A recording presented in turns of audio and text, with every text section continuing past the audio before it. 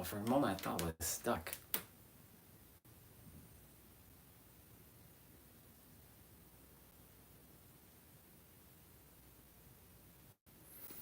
Happy Saturday.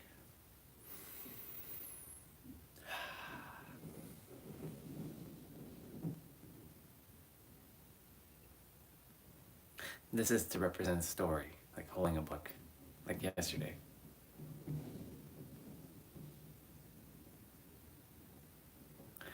Good to see you, brother. I'm gonna start my, my routine in a moment.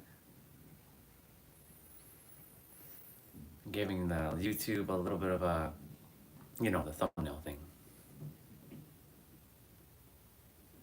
I trust you're doing good, dude. Okay.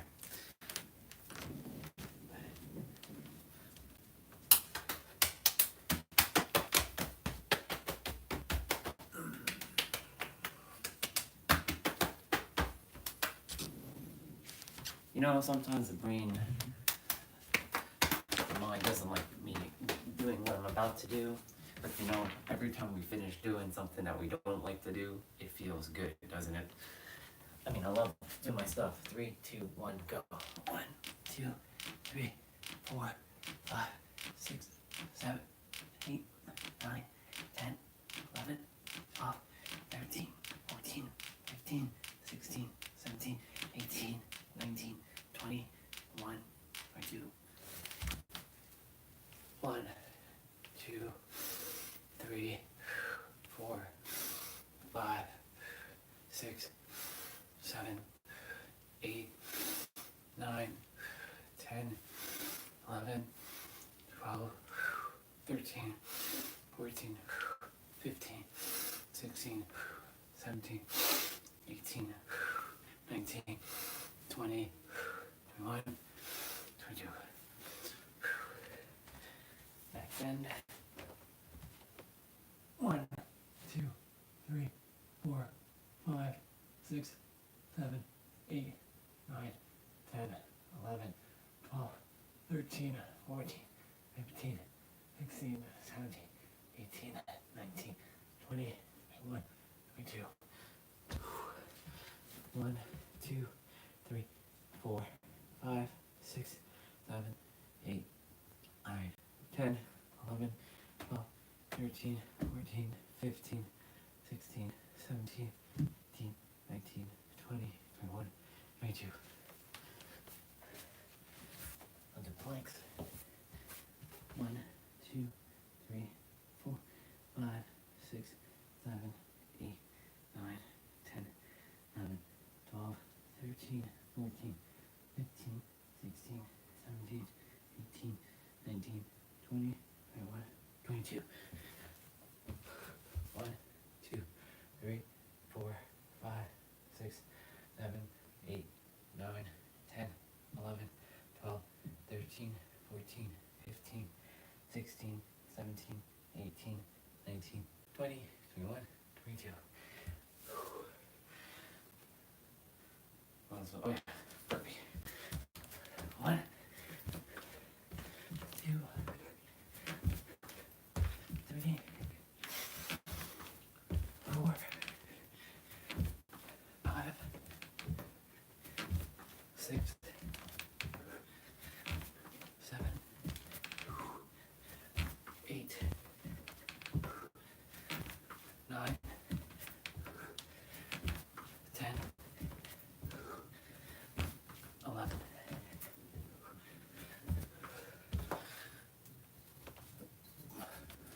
1, 2, 3, 4, 5, 6, 7, 8, 9, 10, 11, 12, 13, 15, 16, 17, 18, 19, 20, 21, 22.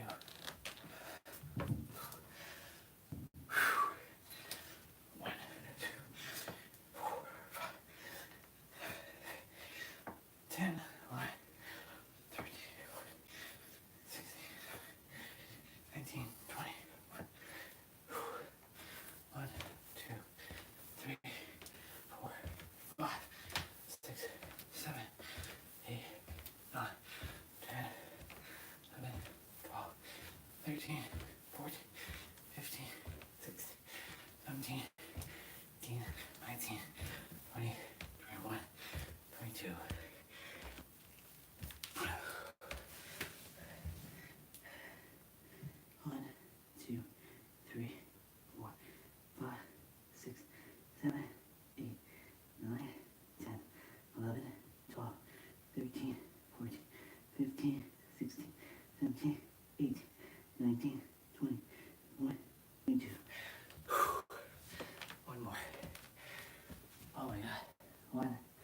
2, 3, 4, 5, 6, 7, 8, 9, 10, 11, 12, 13, 14, 15, 16, 17, 18, 19, 20, 21, 22.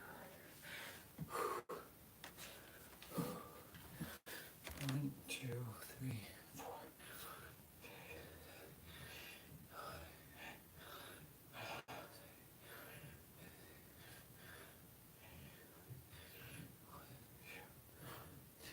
3, 4, 6, 7, 9, 10, 12, 13,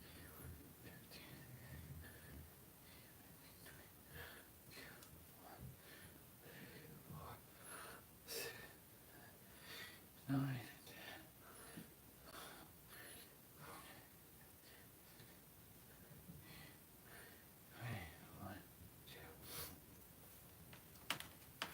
Cool. That was awesome. Great question. I'll share in a moment. It goes hand in hand with what we were talking about yesterday with like your book. It's the story of your life. It's the story of what you choose to write every day. Like for me, I'm writing discipline. I'm writing forming habits. I'm writing that this character, because this is, we are a character in a game. Actually, I'm gonna grab a fresh bottle of water. One sec. We are a character playing a role.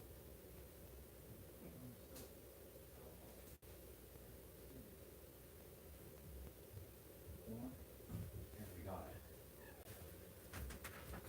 One is the creator. There we go. Every one of us is playing the creator in the story called life. I'll get more to it in a moment. Let's turn off cloudy all day, so at least we get the sun in the morning.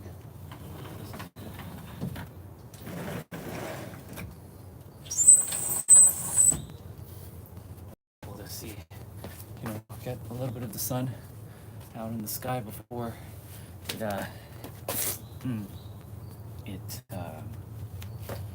gets cloudy today.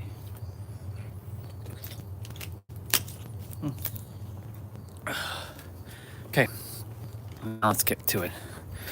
Yeah, that story is being written every second that you're here on the planet, and it comes down to like, well, how and what story are you building every day? Like, what thoughts are you thinking? What actions are you taking or not taking? What words are you speaking? What feelings are you feeling? What ideologies are you entertaining? Hi, Bubba. It's funny. I was listening to Jim Carrey this morning. His reel popped up, 2 of them. He talks about I don't exist. So he was on Jimmy Kimmel, and Jimmy Kimmel's like, "How are you doing, Jim Carrey?" He's like, "I'm doing great." I'm like, being less of Jim Carrey though. He's like, "Oh, so you're like disconnected and separate from the world?" He's like, "No, in fact, the quite opposite. I'm actually more connected to the world than ever."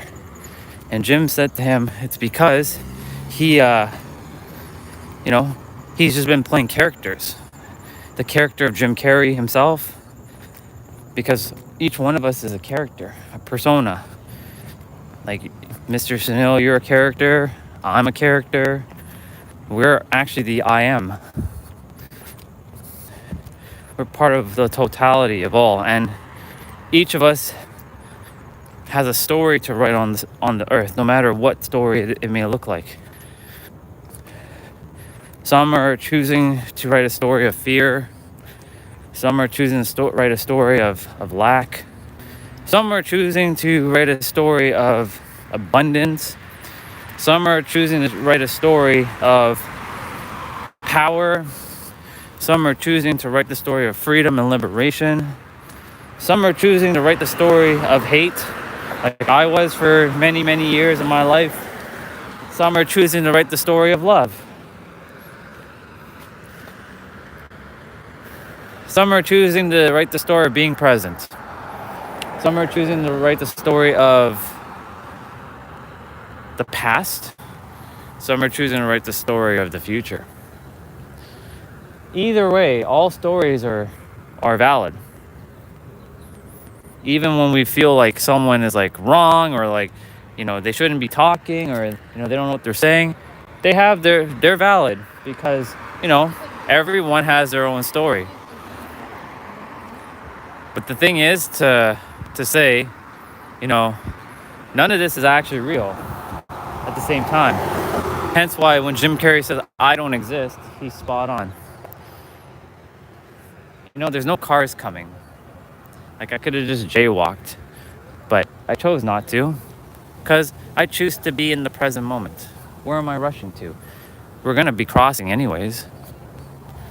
Like, there's cars now coming, and there's no cars on that side. It's very quiet on a Saturday morning. It'll start to get busier though.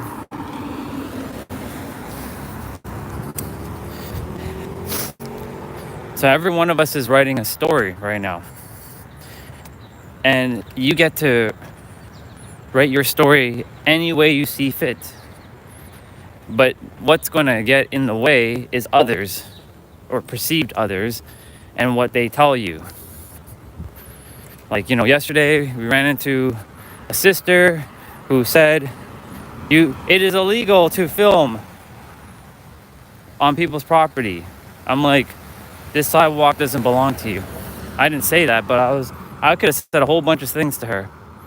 I'm going to go this way. I could have said a whole bunch of things to her. But I was like, I'm not filming you. You're not that important in my reality to be filmed. She's like, I was going to say, it's actually illegal for you to be talking to a 15th dimensional being because you're a third dimensional human. That would have been a great insult. But the thing is, I'm not here to do that. I could do that. I could play the third dimensional character and give people their third dimensional medicine.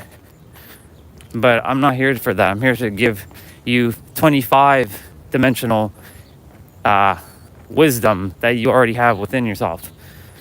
That's the story that I continue to write daily. Let me see what you said. Yeah, exactly.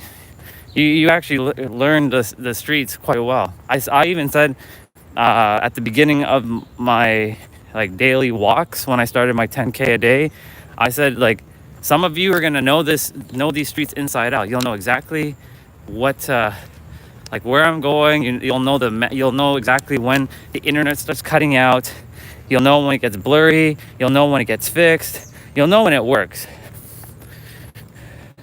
Now, hopefully, I trust that the stream will stay alive and not disconnect like it did yesterday. It only disconnected yesterday because I had to restart YouTube. But unfortunately, then when I got to the trail and I started riding the bike and I got to the big park, the live stream cut out. So I had to create another live stream. But that live stream lasted for 6 hours. So I did 15 hours of streaming yesterday, give or take. But I have three videos called Book 1, Book 2, and Book 3. It's Part 1, Part 2, and Part 3. It's kind of funny how yesterday we named it Book. It's like a book series. So, the thing is, I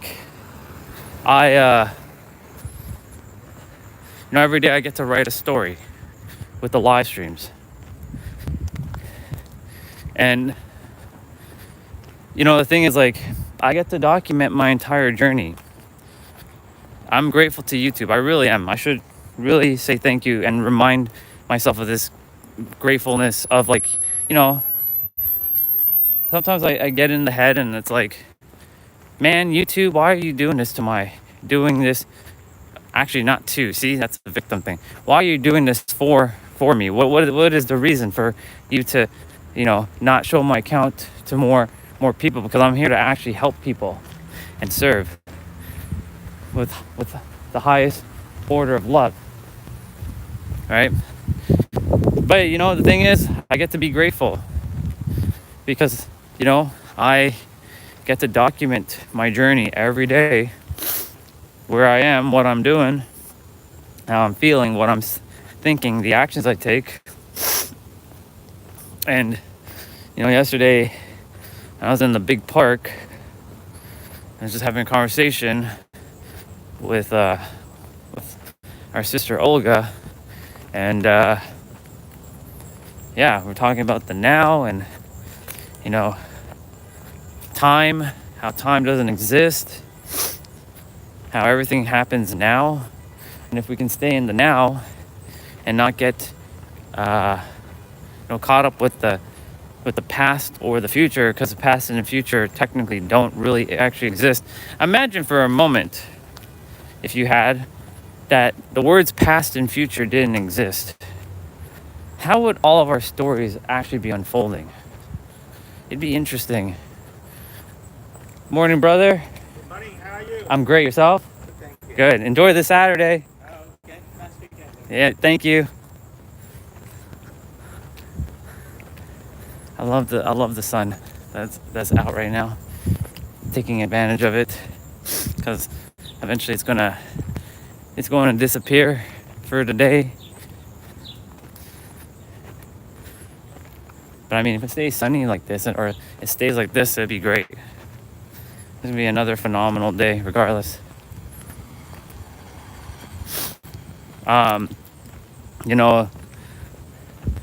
Every day I get to write the story on the live stream.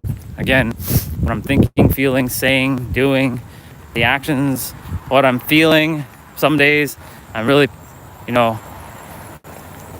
not beating myself up when I'm feeling like low, but also acknowledging how I feel, making it like a real freaking documentation of my life, because that's what this is. It's a documentation.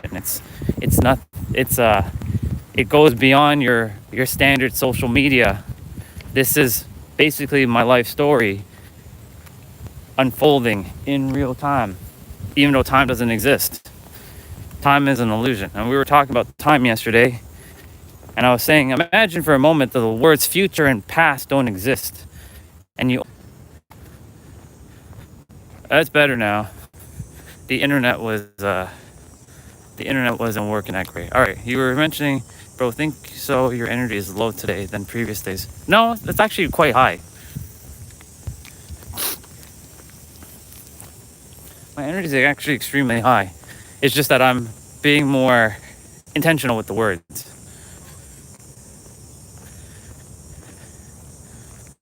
We're gonna go this way. It's good. The stream's good.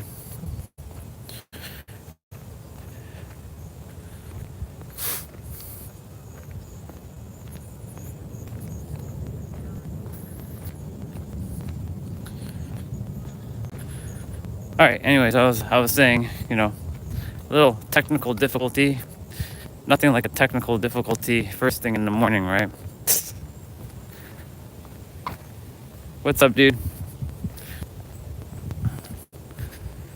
Nothing like a technical difficulty first thing in the morning with the phone. Yeah, and every day, so I was talking with Sunil about the story. Every day I get to write the story on the live stream of, what I think, how I feel, the actions I'm taking, the ideas I'm sharing, or the ideas the universe is sharing through my soul. It's quite It's quite awesome.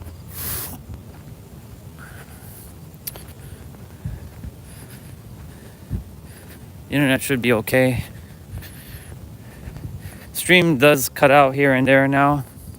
Like the YouTube actually just ends the live stream automatically, which is weird. But you see, you know, my internet cut out, so, and it said reconnect. So I mean, I don't know why YouTube automatically shuts down the live streams. There's no reason for it. And you know, you reach out to YouTube support, and you're talking to an AI bot, even though they'll say, "I'm a real person." No, you're not really real, because I can tell by your automated responses. So like, and they give lame suggestions. Are you serious? You're not trolling me right now. Nah, it's working. You refresh, sir. You refresh. Yeah, see, now it's working. Yeah. Welcome back. Yeah, so, you know, the story every day is, well, what kind of story do you choose to write? Right? There's a story of living your purpose. There's a story of not fearing. There's a story of, like, you know, knowing that the universe has got your back always, even when our minds can't see it. We have to. There's a story of trust there. That's a big one. The story of trust. That's a massive one. There's a story of surrender, which, again, there's a brother who I had a chat with recently, this gentle boy, who was mentioning the word surrender to him meant like giving up and throwing in the towel. And I'm like, yo, dude, I completely feel you on that, because I used to think the same thing. I used to feel that the word surrender was giving up and throwing in the towel, and that's one thing I don't do, is give up. It's not in me to quit. It's in me to pivot if something doesn't feel aligned, but that doesn't mean I'm quitting. Like, I used to make YouTube videos, like long form content. I pivoted to short form, but then after that, making short form content, it wasn't really feeling in my highest alignment anymore. I wasn't enjoying it, so I pivoted. And I started focusing on myself, and then sure enough, you can say it was like a little bit of a rest to get to do the live streams now.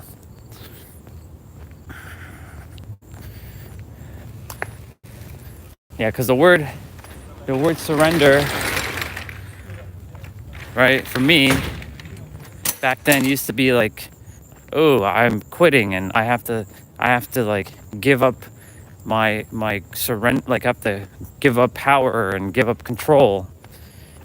Thing is, like, control is an illusion to some degree. It's an illusion, except for when you're driving a car, and of course, handling and managing your emotions. But other things, like outside of you, like, control is an illusion. Ooh, well, that's a great question, dude. I don't know yet, because I've been so, during the winter time, we've always been inside, and I don't like being inside. I hate it. And it's super cold. And the thing is, like, my body freezes very quickly in the winter. I can wear the best winter equipment and I'll still freeze. I don't like feeling cold. I hate it. I don't enjoy it. And I'm asking the universe to provide me the resources that I know I already have, so that I can leave from Toronto before winter hits. Because winter is going to suck. Unless winter isn't cold this year, like there's no snow, like I don't mind it snowing. It's when it gets to like minus, like when it gets to like 0 degrees and like under zero, like -2, that's when I have a big problem, because I don't like wearing jackets. I don't like wearing gloves. I certainly do not like wearing hats. I don't like wearing scarves, and I don't enjoy winter. There's a lot of people who love the cold. I hate it. I love the summer. The summer makes me feel happier. The winter makes me feel like blah. And I have to use more energy just to have the same energy that I have in summer. Or sorry, in summer I don't have to drum up as much energy. In wintertime I have to drum up like 10 times more energy just to get to the same level of summer. I'm gonna go hang on that bar. They're playing pickleball.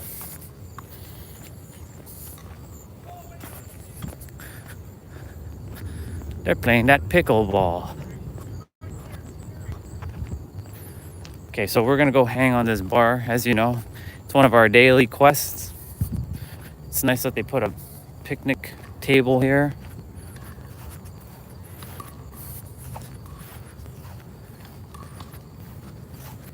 Okay, so we're gonna go hang for a moment.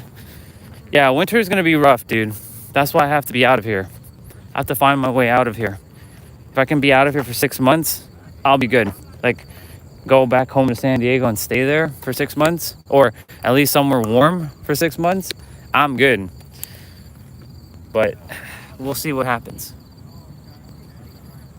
Yeah, because wintertime, like, it's gonna be really difficult leaving all the stuff I'm doing right now, like, hanging on the bar,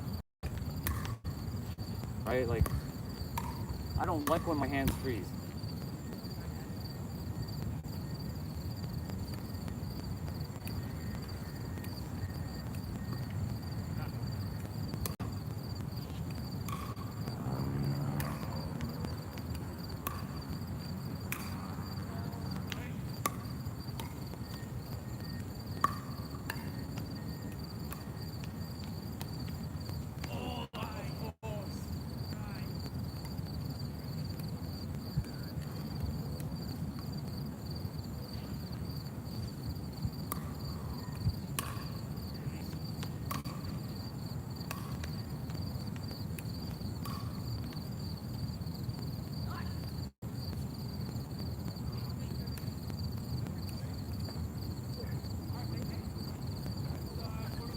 I feel good.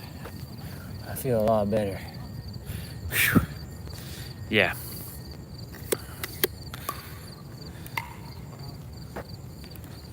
Oops. Hi.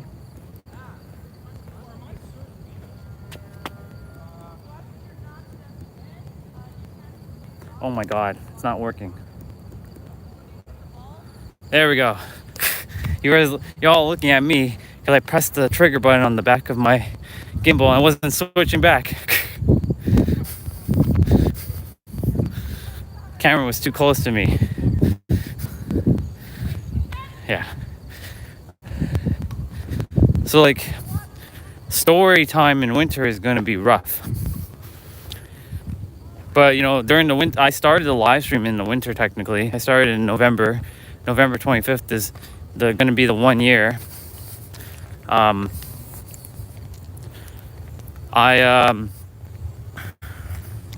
It wasn't easy, especially in January and February when I came back from San Diego. It was rough. It was rough. Those 2 months, absolutely brutal. I had the family, had more people on the live stream, and every day we have a great day. Every day we had great conversations, and the live stream was like really busy back then. Like there was at least like 20 people at a time.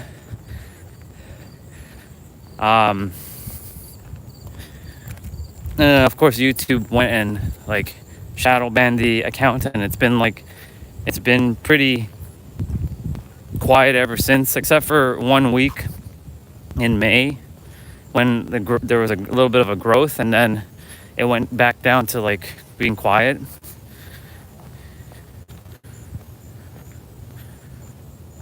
Yeah, I'm gonna have to find a way to get to San Diego and be there. I don't know how, or some way, somehow to get somewhere hot, because I can't do winter. I refuse to do winter. But the thing is, the universe has also been telling me that this is my last year here I don't know if that's true or not. We'll see what actually happens, because I have to get my passport renewed, because if I don't get my passport renewed, I can't fly anywhere. My passport is expiring on April 16th, 2026. So I got to get that done.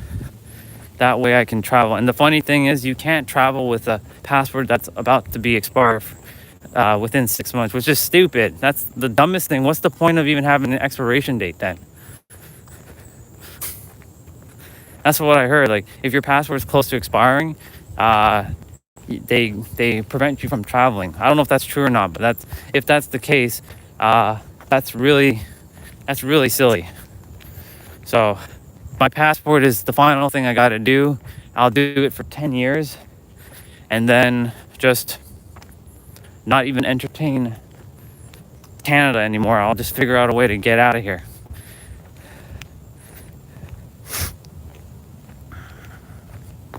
It's basically just earning some income, but not working for a boss.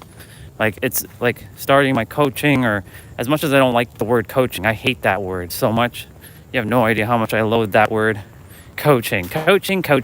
I coach people. No, I don't coach people. I activate people. A coach is like just third dimensional thinking. A coach is like multi-dimensional being. Morning. So I'll have to do something. And the universe is working through me, and I just have to be more present and stay focused in the now and not get frustrated, because, you know, the egregore, the entity of frustration likes to get me, because frustration is one of the things that still it nips at me at times. But it's okay, because I'll eventually nip frustration. In fact, I'll even say right now, I've already nipped frustration. And I do not entertain being frustrated anymore. Because frustration energy is very detrimental to your growth. To some degree, it can help you. It can actually propel you if you know how to use that energy wisely. But like, for me, things like technology still frustrates me, because I'm like, I don't see why this shouldn't be working. It's not like I'm pressing things and like smashing things and throwing things on the ground for it to not to work. I'm literally just holding something and it just turns off, or it cuts out. Like, why does it do that? It shouldn't be doing that. Voice is cracking. Okay, one sec. My phone battery's at 70%. What the hell? 75%. Jesus. What about now? It might be better, it might be worse. Remember, internet in this area is not that great. So anytime you see this area, this is where the area the internet's gonna suck. It's good? Okay. Remember, we're gonna lose some internet as I walk. Like, it makes no sense why internet doesn't work in certain areas. Like, you're seeing all these power lines and all these things. Like, there should be no reason why the internet doesn't work properly in certain spots. But here we are. Anyways, the energy of frustration, if you can use it wisely, it can help you propel yourself. But, you know, when you're frustrated, your brain has hijacked you. Like the primal brain, the amygdala and the basal ganglia, they will hijack you, and then you'll feel guilty for, you know, feeling like shit, because that's what happens. And then you run into a vicious cycle and becomes a loop, and then it's just all kinds of stuff happens.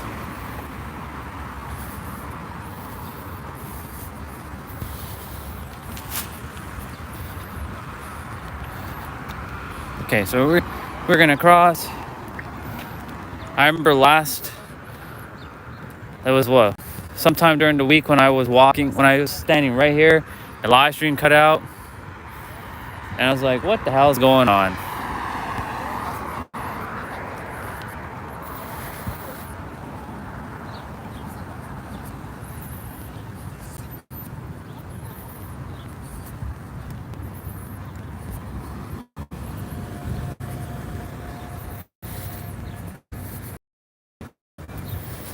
Cool beans. All right. So,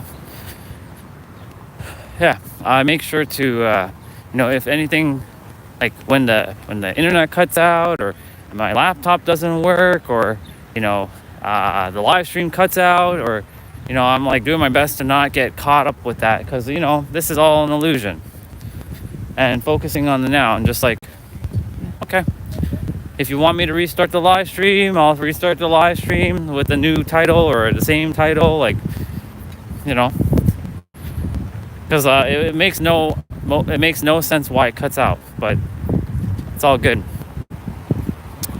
All right, back to the story now. So, every day, not even every day, every second, really, even while you're sleeping, you're actually telling a story.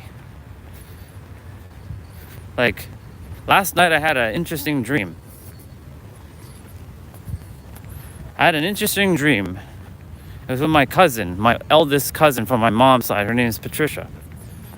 She was like requiring guidance, help with like a relationship, and I was helping her with like advice, and I shared wisdom with her, and the smile on her face, it beamed.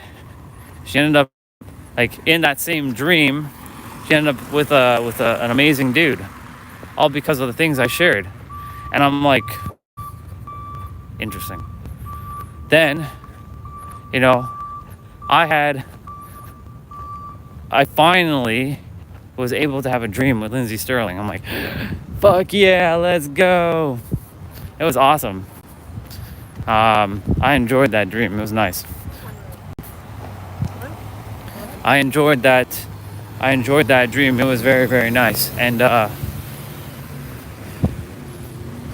yeah, we got married.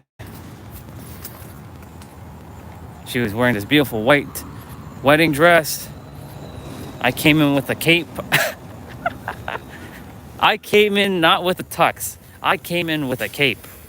I came in dressing like a Power Ranger. And I like walked in like a bad. You know how women get the da, da, da, da, da, da, da, da. You know how women get that? Well, she actually played the violin while she was coming down the aisle. She played her own version of da, da, da, da. And guess what? I came in with my Power Ranger music. I came in looking like a badass. And I walked like super slow, making it like the Undertaker walk. And like, it's pretty badass. I really enjoyed it. And yeah, it was great. And it wasn't like in a church or anything. It was like outside, but it was like a long stretch of field where I got to like do my like epic walk. It's kind of like, a WWE like wrestler's like intro. It's kind of like that. I had that kind of experience. And yeah, it was fun. I enjoyed it. And then I woke up, and that was like $55,000 US. And I was like using $55,000 US to like rent an Airbnb space, rent a car, and I bought me a GoPro, and I invested. I should not say bought. Let me rephrase it. I invested in a GoPro, and I invested in a gaming laptop, like a really powerful 5090 laptop. Very powerful, like extremely powerful laptop. Like it blows my Mac out of the water, even though my Mac is uber powerful in itself. Yeah.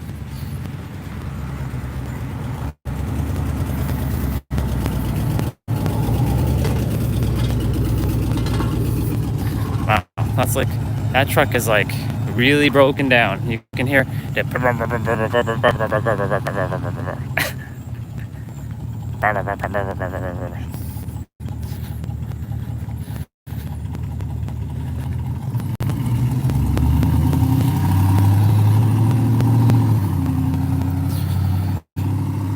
anyways, back to the story. So when you're sleeping, you're also creating a story. Now, most times my dreams, or my nightmares, I should say, or my night terrors, aren't really dreams, they're night terrors. I don't get happy ones. I get more like chaotic ones, like, you know, me arguing with my mom, or, you know, something with my dad, or, you know, it's been something.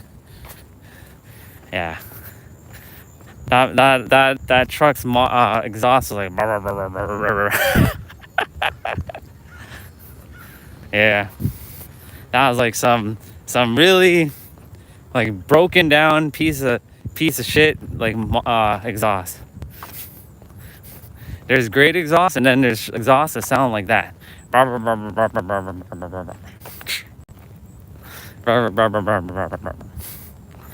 Internet's not going to be great in this area, but it'll fix itself. It's going to get blurry. You already know. Since you've started to memorize the area, you already know. This is a school over here, so when you see I'm by this school, it gets some days it's like absolutely crappy internet, other days it's blurry, some days it's okay. It varies.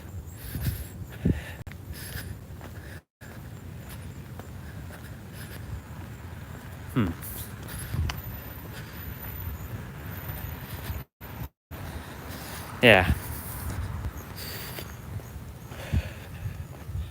You know, right now I'm writing the story of the now, of like really like mastering being present and harnessing energy in the now and not squandering energy. Yeah, exactly. It's blurry. Yeah, I know. It'll fix itself, you know.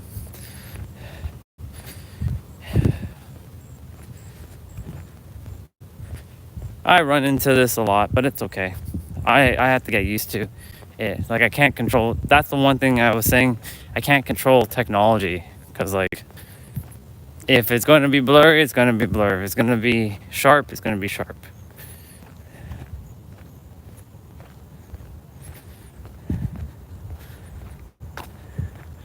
I'm going to head to the right here.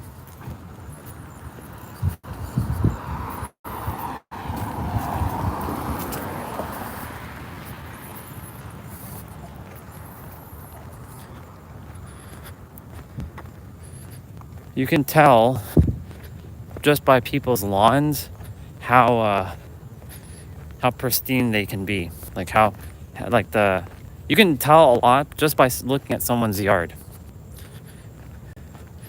Like when you look at someone's yard, you can tell if they have a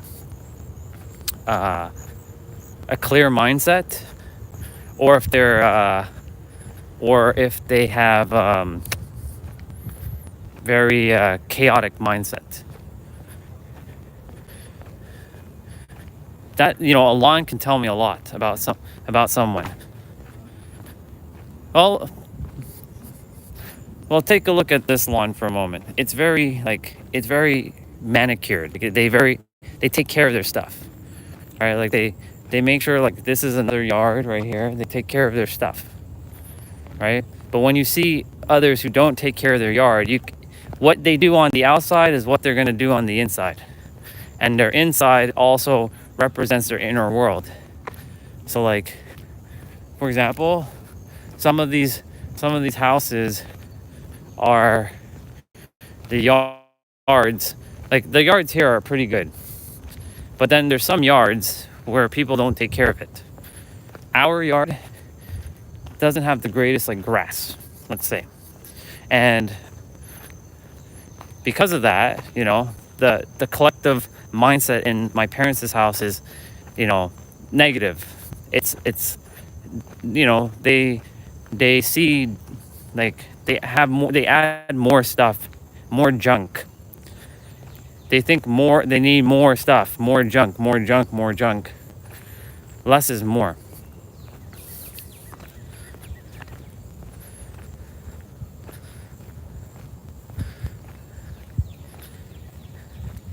But that doesn't mean that's necessarily true. Some people can value their indoor and they don't value their outdoor because they don't care, or they're just straight up lazy to not take care of their grass, right?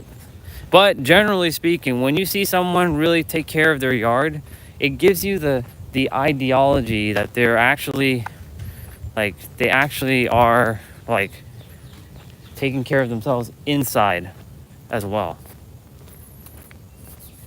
just by looking at yards. Mr. Squirrel, can you please get off the road? Come on. I'm gonna chase you off the road. Come on, go. Go. Stay. Good. I have to chase it off the road because I don't like seeing them on the road eating and then getting smacked.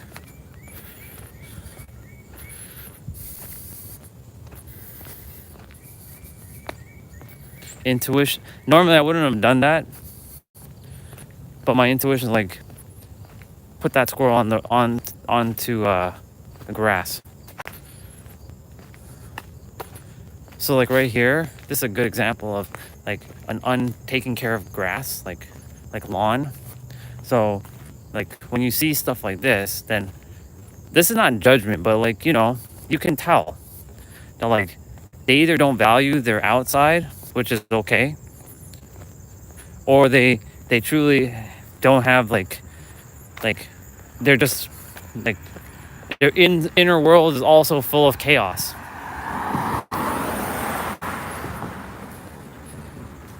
That's how you can tell, because how you do one thing is how you do everything.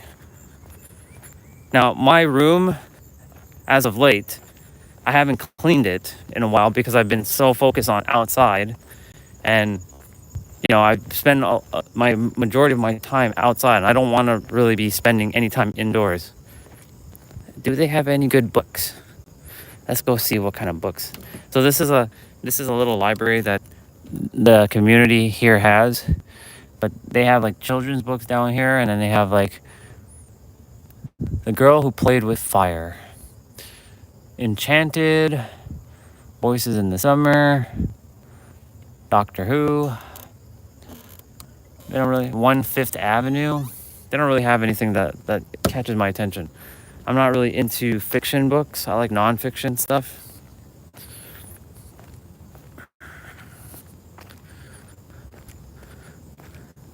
Like a great example of a great yard is where this red truck is.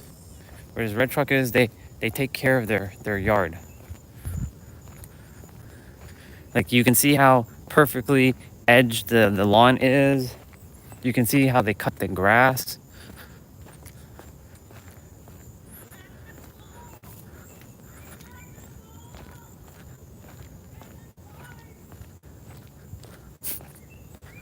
Playing with the baby dogs.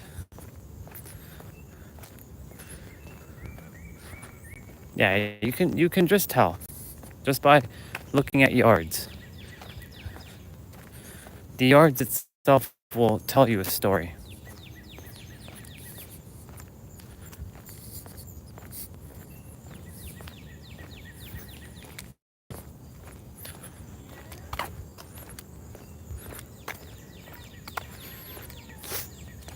Doesn't mean, again, that doesn't mean it's 100% true, but you know, when you look at, like, when you go to mansions, right? 99% of mansions always have the perfect yard. Like the lawns are like cut in a certain way with the perfect lines, and you know, they hire like people to come and manicure their yard. Depending on how they are on the inside, it will be reflective on the outside. Hence why I said, like, it's not just a physical thing, it's also like a mental thing. So like as within, as without. That's why, the story that you write in your inner world will be a byproduct of your story on the outer world.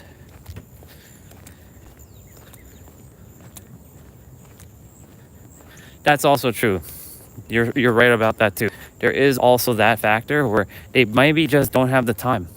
So it could be that too, right? So it's also having discernment with that, right? So it's like, this is why I said like it's potentially not necessarily true, right? They just, like you said, they may not have time to clean because a lot of people work and they have no time. Like it takes a lot of energy just to like cut grass and mow the yard. Maybe they work 12 hours a day, right? Who knows? Who really knows, right? But you're right about that too, and it's a great perspective.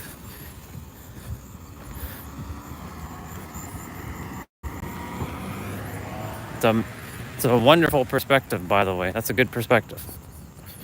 And thank you for sharing that perspective. Okay, we're almost by the trail. It's gonna get blurry. I'm surprised my phone battery is super low already. Like, what the hell? It's only at 61. It's at 61%. I'm not even at the water yet. That means I won't be able to spend that much time at the water today. That, or I have to lower the screen down. Bring down the brightness a bit. Maybe that might help, but yeah, this phone battery has taken a massive beating. And I have to get a new phone. I didn't want to get the iPhone 17, or I don't desire to get the 17. I desire to get the 18. But,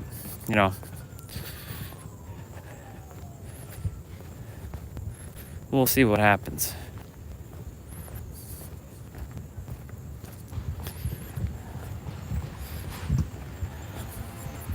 I'll definitely keep this phone as a backup, as a spare.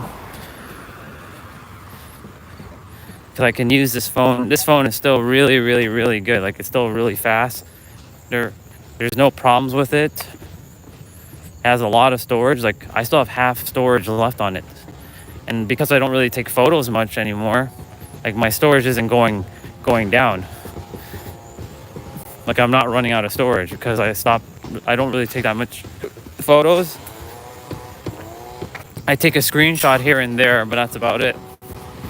And thank God, for YouTube, for when I'm live streaming, it uses their hard drive.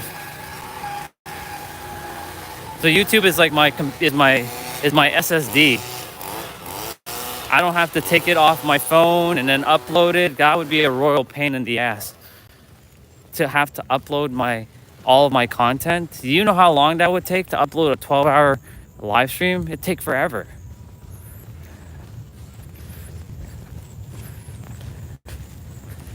It would take absolutely forever to upload a 12-hour live stream. That's why I'm grateful to YouTube. I have to remind myself that even though YouTube's been a pain in the ass lately, I'm also grateful for YouTube for being my storage, my hard drive, because I don't have to use my storage on my phone, and I'm using their servers.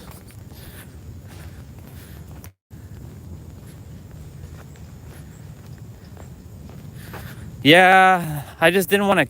The problem was carrying the power bank with me is annoying. I don't want to be carrying more stuff while I'm streaming, right? But the thing is, like putting that in my pocket is not a problem, but then walking with it and having the power plugged in, that's annoying.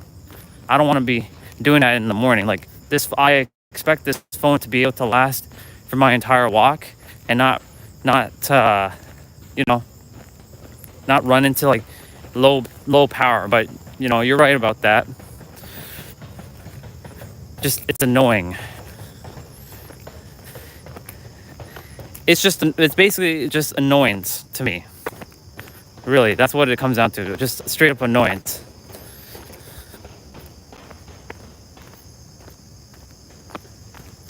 Oh yeah, their servers are vast. I don't know if there's anybody else who live streams for the entire day like I do,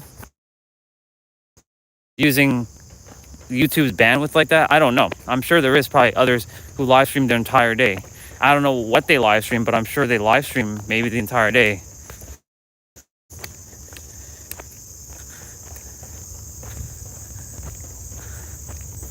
You know, when I first started live streaming, I was only live streaming for like an hour or two. And then the rest of the day, I'd just be, you know, chilling. But it was sometime in January, I started live streaming all day. Actually, I know exactly when. It was January 18th when I came back. Maybe 16th, actually. Actually, it's January 16th. January 16th, I believe, was the first live stream where I did over like long periods. Because like San Diego was the first time I did more than like 3 hours. I went and did it like for like 7-8 hours. I'm like, holy shit. I can live stream for this long, huh? Yeah, you can live stream up to 12 hours. Well, 11 hours and 55 minutes, to be exact. Good morning. Good morning. How are you? I'm great. Yourself? I'm good. Good. Have an amazing day. Thank you.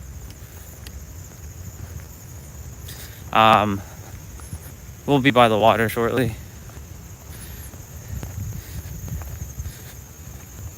There might be a sister at the water today because she was there last weekend, so she might be here as well.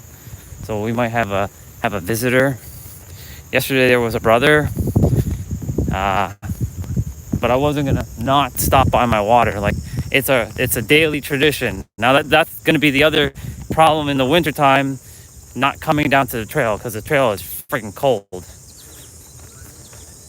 Like the trail gets colder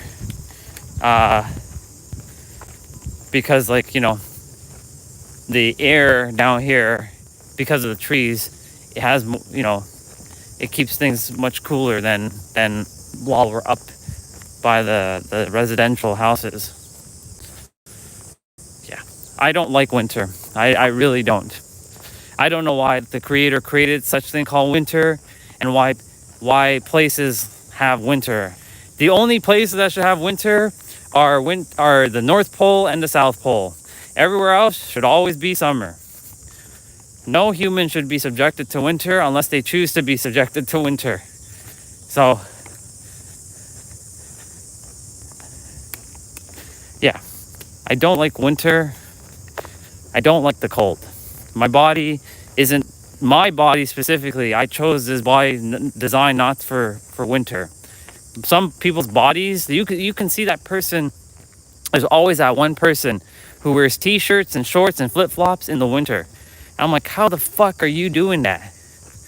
And they don't feel cold because they chose a body that has hot blood. I chose a body that has cold blood.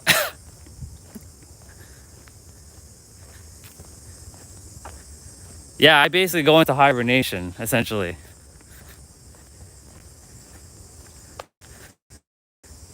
Yeah, that's basically what I do. I'm in hibernation. But then we have another problem with that. When I'm inside, I like to speak loud. And my parents are like, can you keep it down? Can you keep it down? I fucking hate when they tell me that. They've been telling me all that all my life. That's why for a long time I had to quiet my voice down. That's why I have to live on my own. I have to find resources, bring it out, stay in that vibrational alignment to bring forth the resources that are inside of me and find the creative idea to generate some income and leave. I love my parents, but I don't like living with them. I hate it.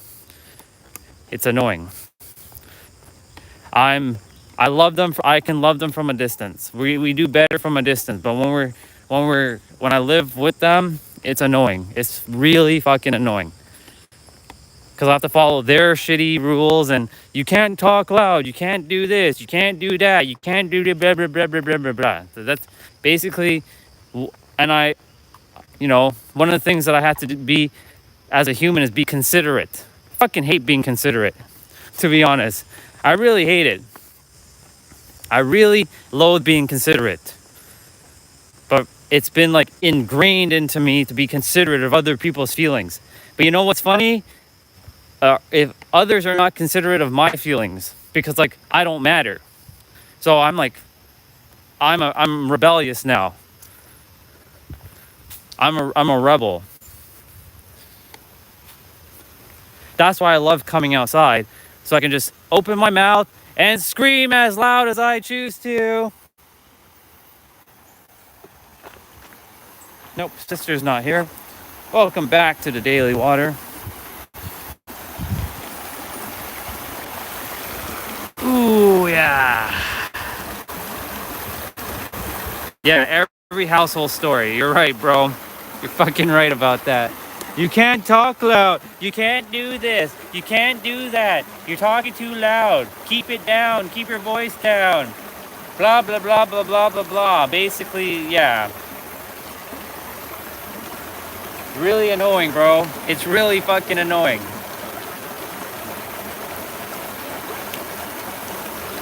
And here's the thing, like, with my penthouse, I'm making damn sure that my music, like, I'm not gonna be playing like loud ass music at like 3 a.m. Like, I have common sense, right? It's about common sense. But you know, I would like to be able to listen to a movie maybe at like 9:30, 10 in the evening time with surround sound, you know, like having like full surround sound, like, and like feeling like I'm a part of the action. Like, I don't want to be hearing you're making too much noise. You know what I'm saying? All right, let me do my backwards bend. I'm gonna quickly do my elephant balancing quickly.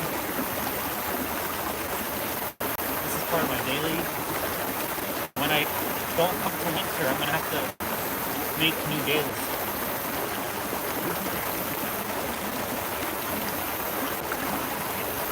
I'm basically stretching my spine.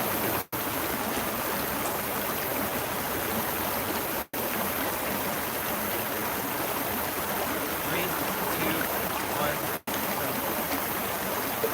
Whoa! Almost fell in the water there.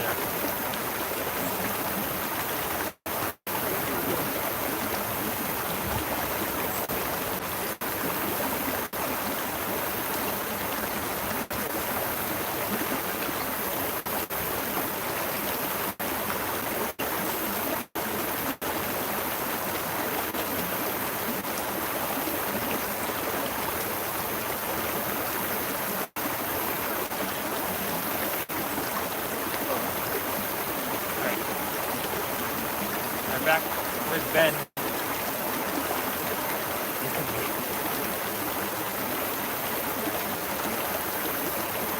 It doesn't get any easier every day. It gets more challenging to do that every day. Ugh. Yeah. Let me just raise the brightness.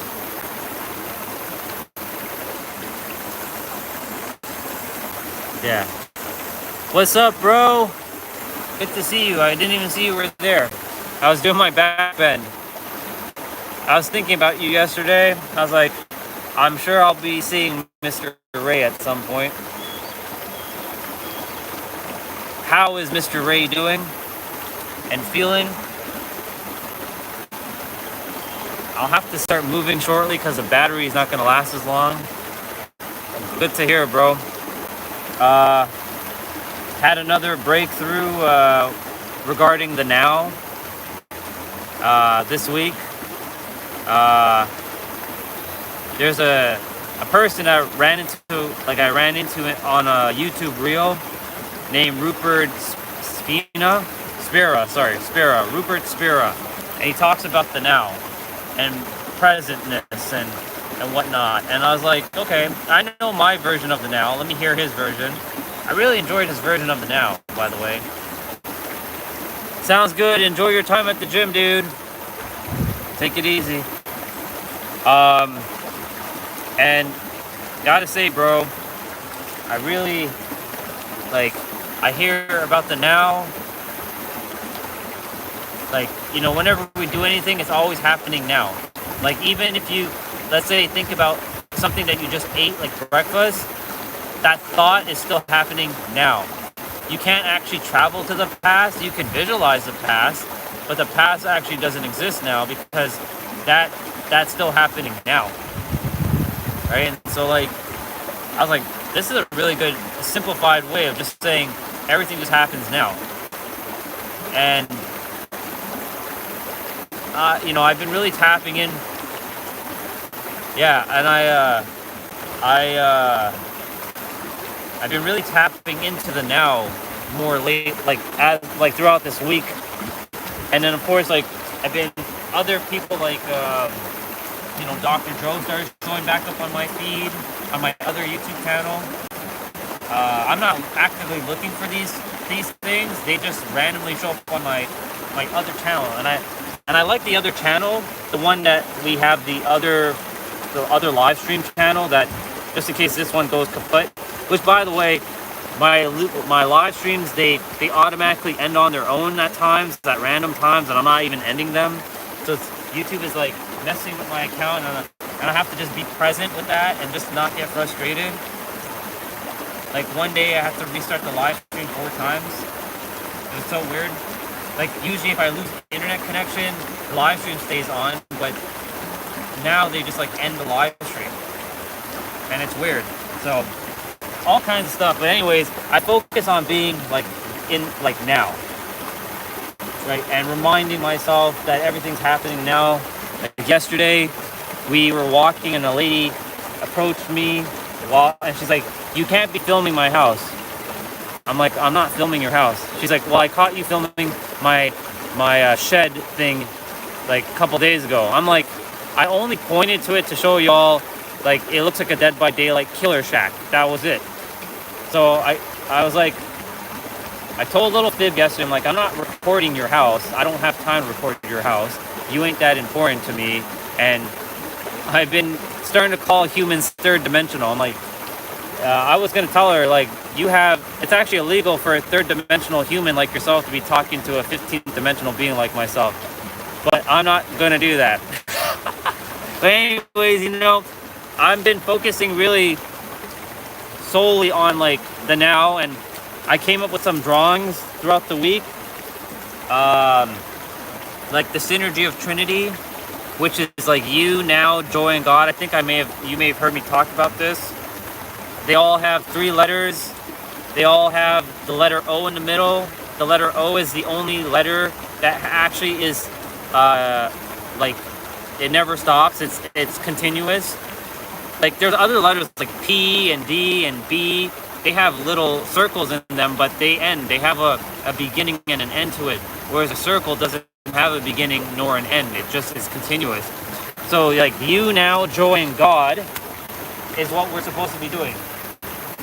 And joy is a word that has many meanings, like serenity, peace, relaxation.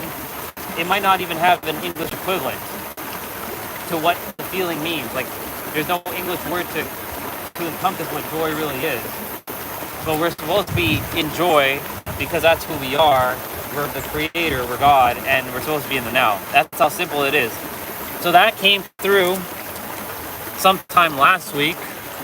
And yeah, it's called the synergy of Trinity. And I have many synergies now. Synergy of divinity, synergy of infinity, synergy of singularity, synergy of authenticity. Pretty fascinating. Let me see what you said. Then I think, if I only think about the now, how will I get stuff done? I have to use the past and future as guides. Right.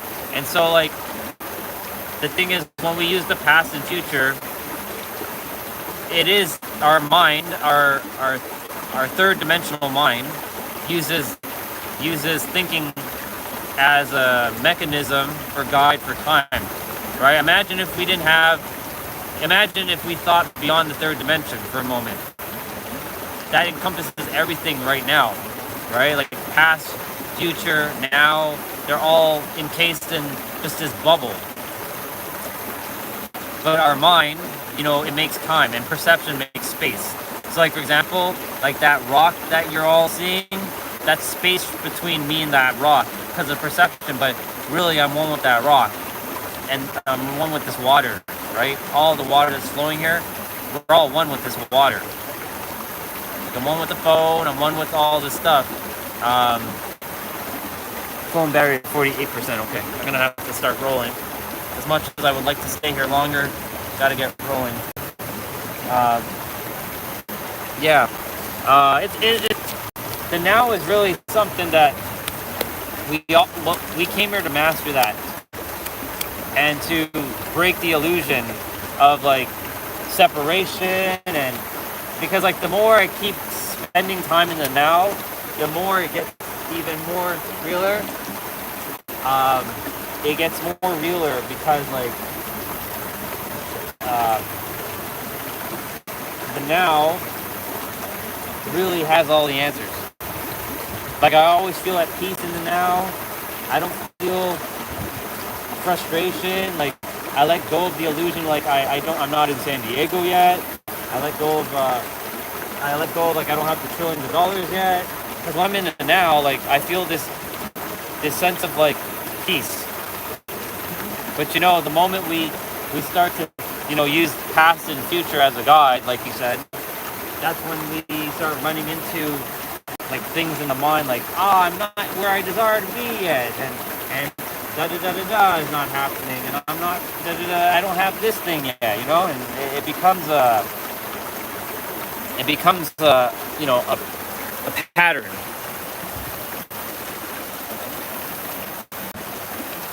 I still do go in and out. I haven't quite mastered being fully present, like all the time, you know. That's not quite, I'm not quite there yet. So I do go in and out. I still get caught up with the third dimension and whatnot, and the third dimensional thinking, and a lot of humans who are operating from third dimensional thinking. You know, I say that as not some, I say it and it feels disrespectful, but it's not being disrespectful. It's just what we are. We're third dimensional beings having a third dimensional experience, right?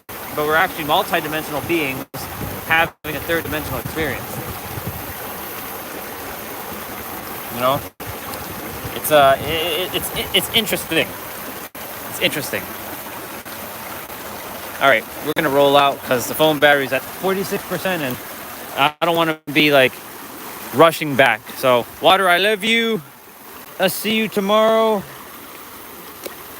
We're gonna roll out. I did my stretches here as well. Peace out, Water. Love you. All right, we're gonna wait till. There we go. Yeah, the now is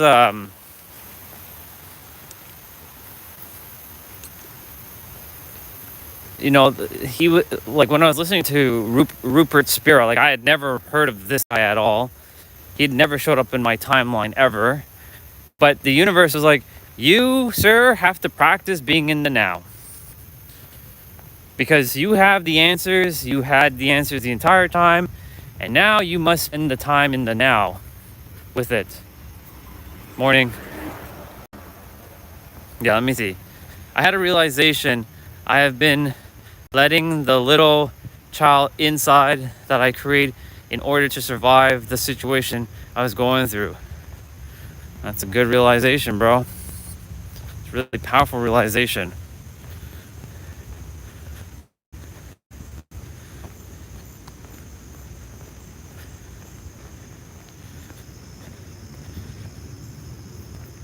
And what has shifted for you since you came to that realization?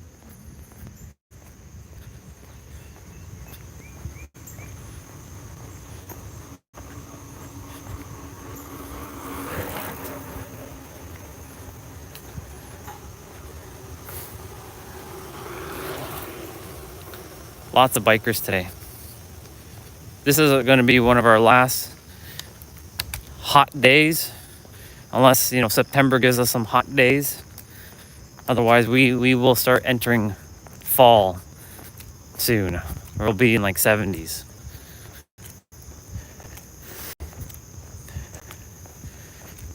Yeah, you know, while I wait for you. Okay, perfect. Let me see what you said.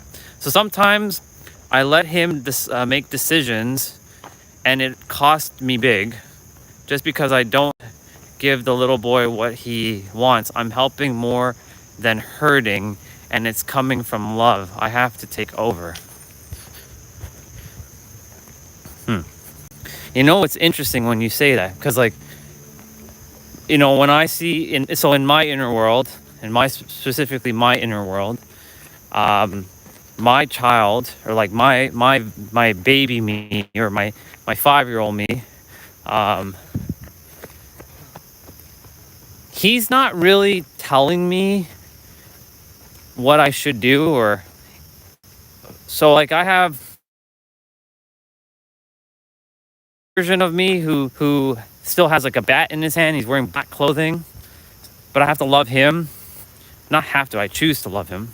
Let me choose my words wisely there. I choose to love him, not have to love him. I choose to. There's the 5-year-old version who's sucking his thumb and he has a pink balloon in his hand. Then there's the 22-year-old who's like dressed like Sephiroth. Morning. He was like, here comes another brother behind me. Give me a sec. Morning. Have a great day. Thank you. But it's fascinating because what tells me what I should do is what I call the egregore, or as Nero would call it, the egregore, the entity of like you must not do this thing, because if you do, you're gonna self-sabotage, or you're gonna fail, or like. So for me, I see it as like a shadowy figure now, kind of like if you ever watched the anime Death Note. It's called a shinigami. They kind of like linger behind you. They are like attached to you. So I'm like always catching my egregore, like saying, you can't do that. I'm like, who are you to tell me I can't do that? I can do whatever the fuck I want. Of course, like it's a version of each of us, which resides in the spiritual plane, that is our exact doppelganger, but knows us better than we think we know ourselves. And that's why like I have to outsmart it. So that's basically what my version of my inner world currently is now.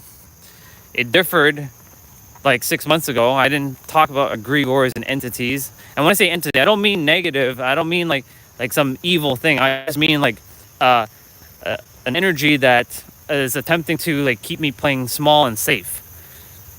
Because it's afraid that if I stretch too big, it can't live with me anymore. I'm like, you can still live with me. You just can't be telling me what to do. We came here to do something epic, and you're gonna have to get your big boy pants on, egregore. You have no choice but to take on this thing called life and big moments. Let me see what you said here. Feeling bad for the little boy, and allow things that is acceptable from a child. However, it's not the best decision to make for whichever situation. That's true. Morning.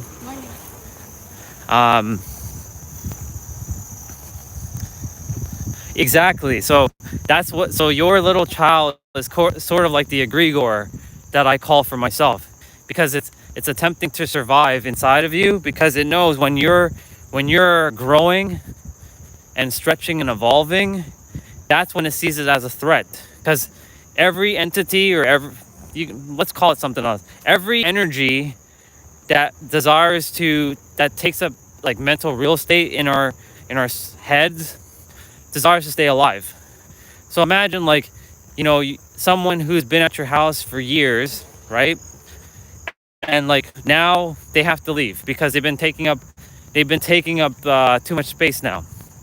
But you don't mean it in a disrespectful way that they have to leave. Like, you're not like killing them or anything. You're like, hey, I know like you spent maybe like 5 years here, and I appreciate all the things that you've helped me to realize. However, like, it's time for us to part ways, and you have to go with love, right? That's a way of seeing it. That's what I've been doing with my egregore, is like, look, I understand that you don't want me to go out in the world. I know you don't want me to live stream. I know you don't want me to speak up.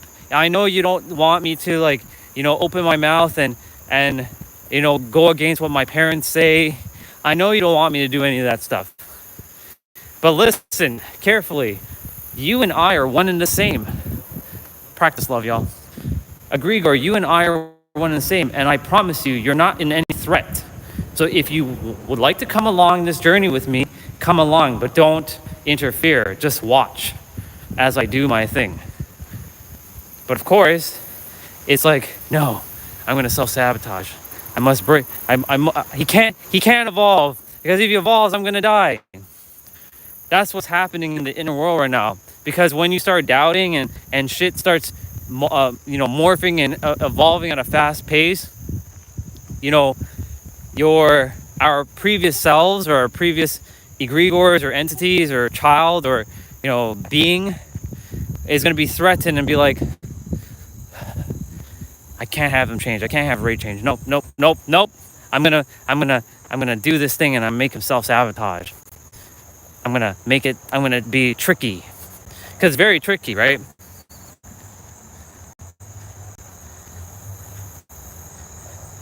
Exactly, you're spot on. It's understanding why is the egregore doing this? Why? And it's, what the root cause is? It's always going to be one thing: to keep you safe. Because it doesn't know that let's say, for example, you go out and you start speaking on stage, right? Let's say hypothetically you go to speak on stage to 100,000 people about this. Do you think your egregore is going to enjoy it? No. In fact, it's going to be like, no, Ray, you can't do it. No, you're not capable of talking to 100,000 people and sharing this thing with people. And no. And then of course it's going to create feelings inside of you, which is going to create it in your nervous system to make you not feel safe. And then it's going to be like, what's going to make you feel safe? Not doing it. That's what's going to make you feel safe.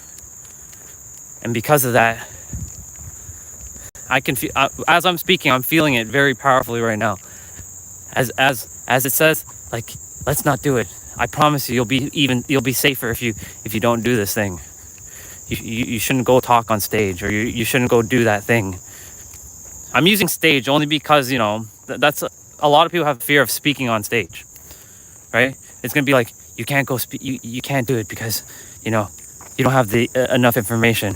So it's better to not do it. And I promise you'll be safer. That's what it's gonna do. Let me see what you said. What do you think is happening when you're allowing the egregore to take over? So a couple things. It feels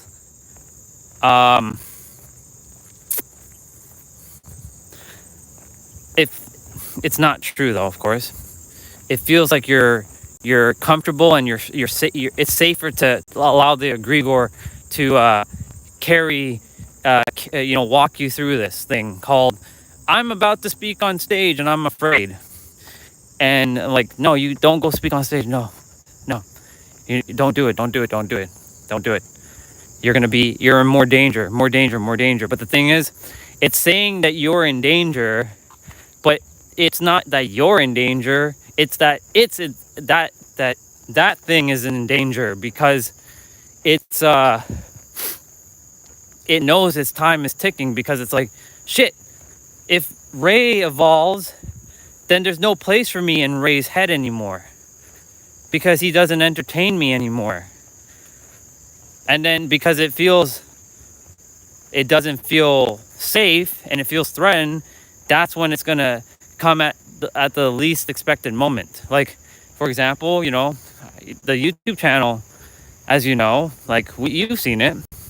It was busy as fuck at one point, and now it's like, I enjoy the pace now, because it's been allowing me to be more present for sure.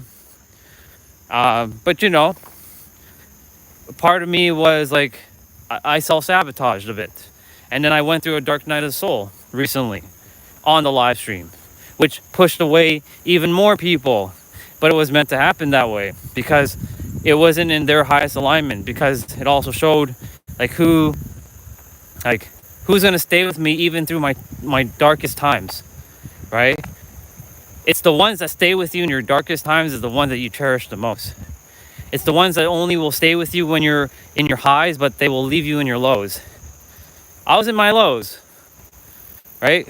But of course, I also asked, it would be cool to have a dark night of soul on the live stream. Sure enough, careful what you wish for. You're gonna get it. One way or another, it's gonna happen.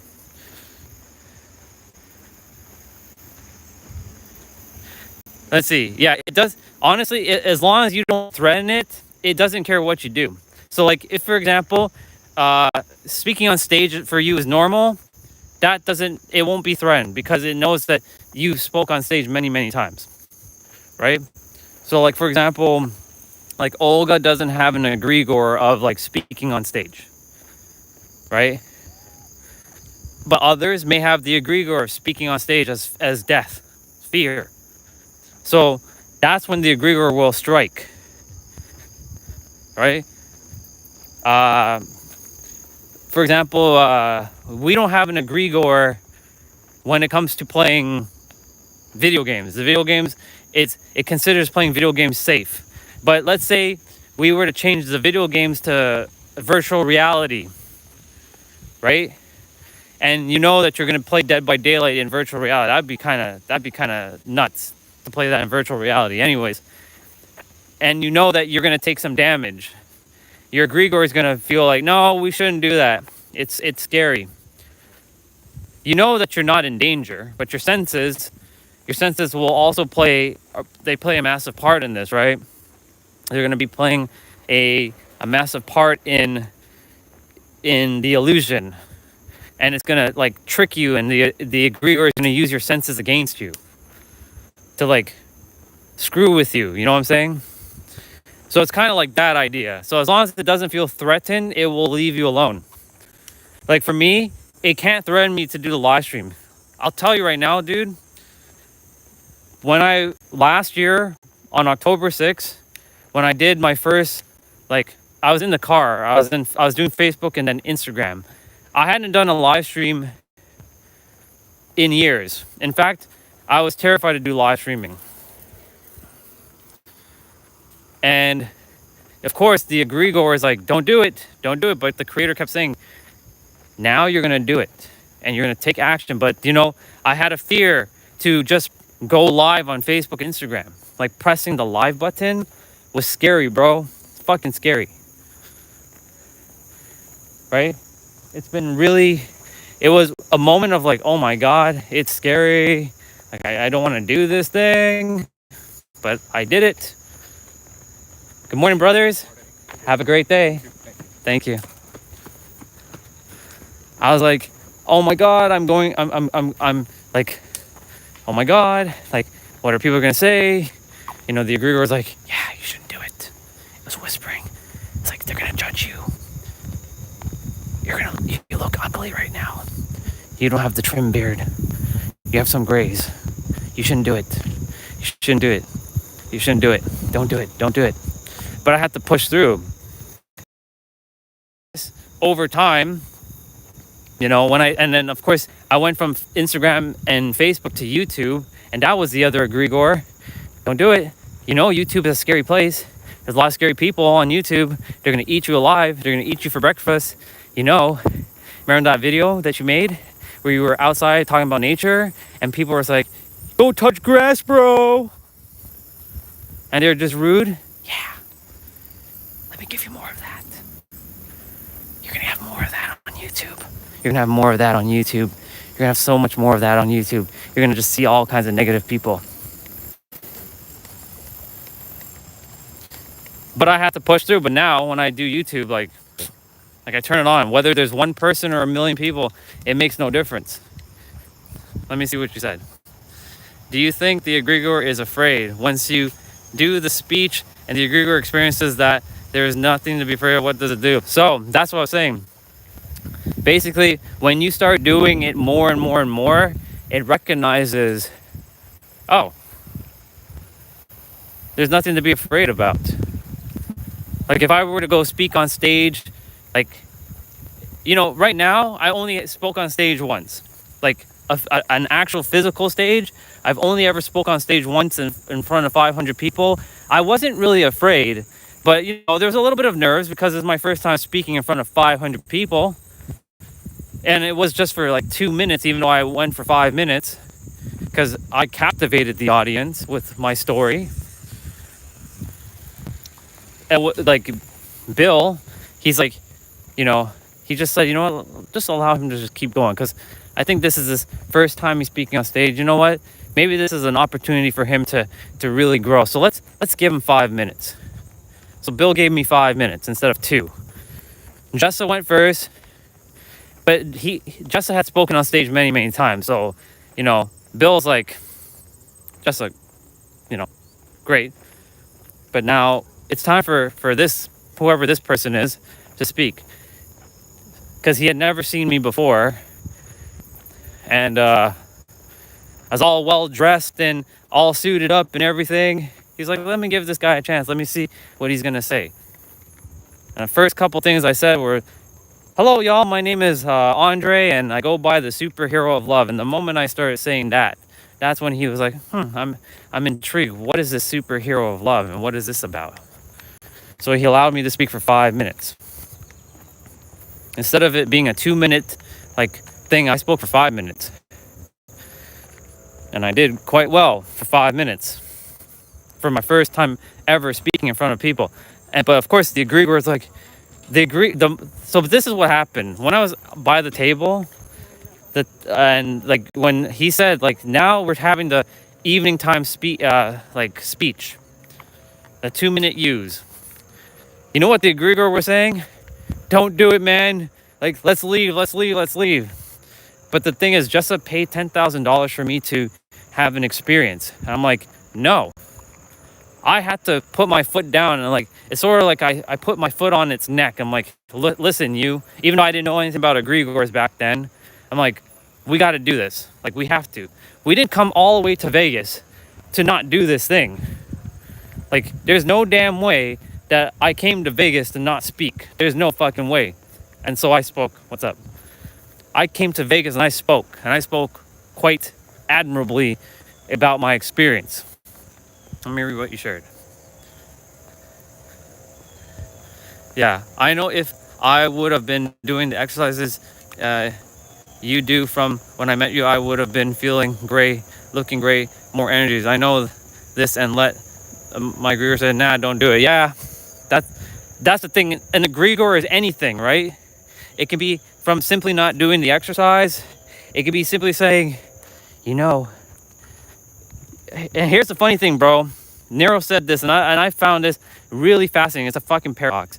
He's like, people feel guilty about eating things. Like eating a cookie, or eating meat, or eating ice cream.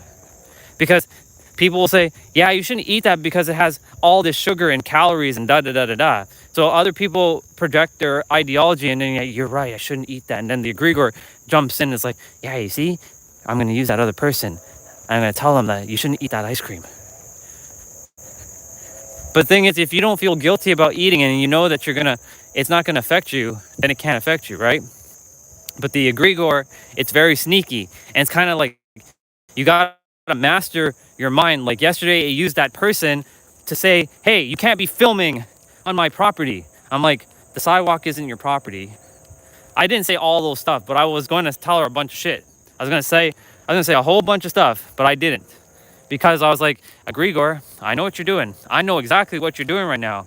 I know that you want to use this person to bring yourself out and tear them to shreds. I know what you want to do. I'm going to hang her for a moment.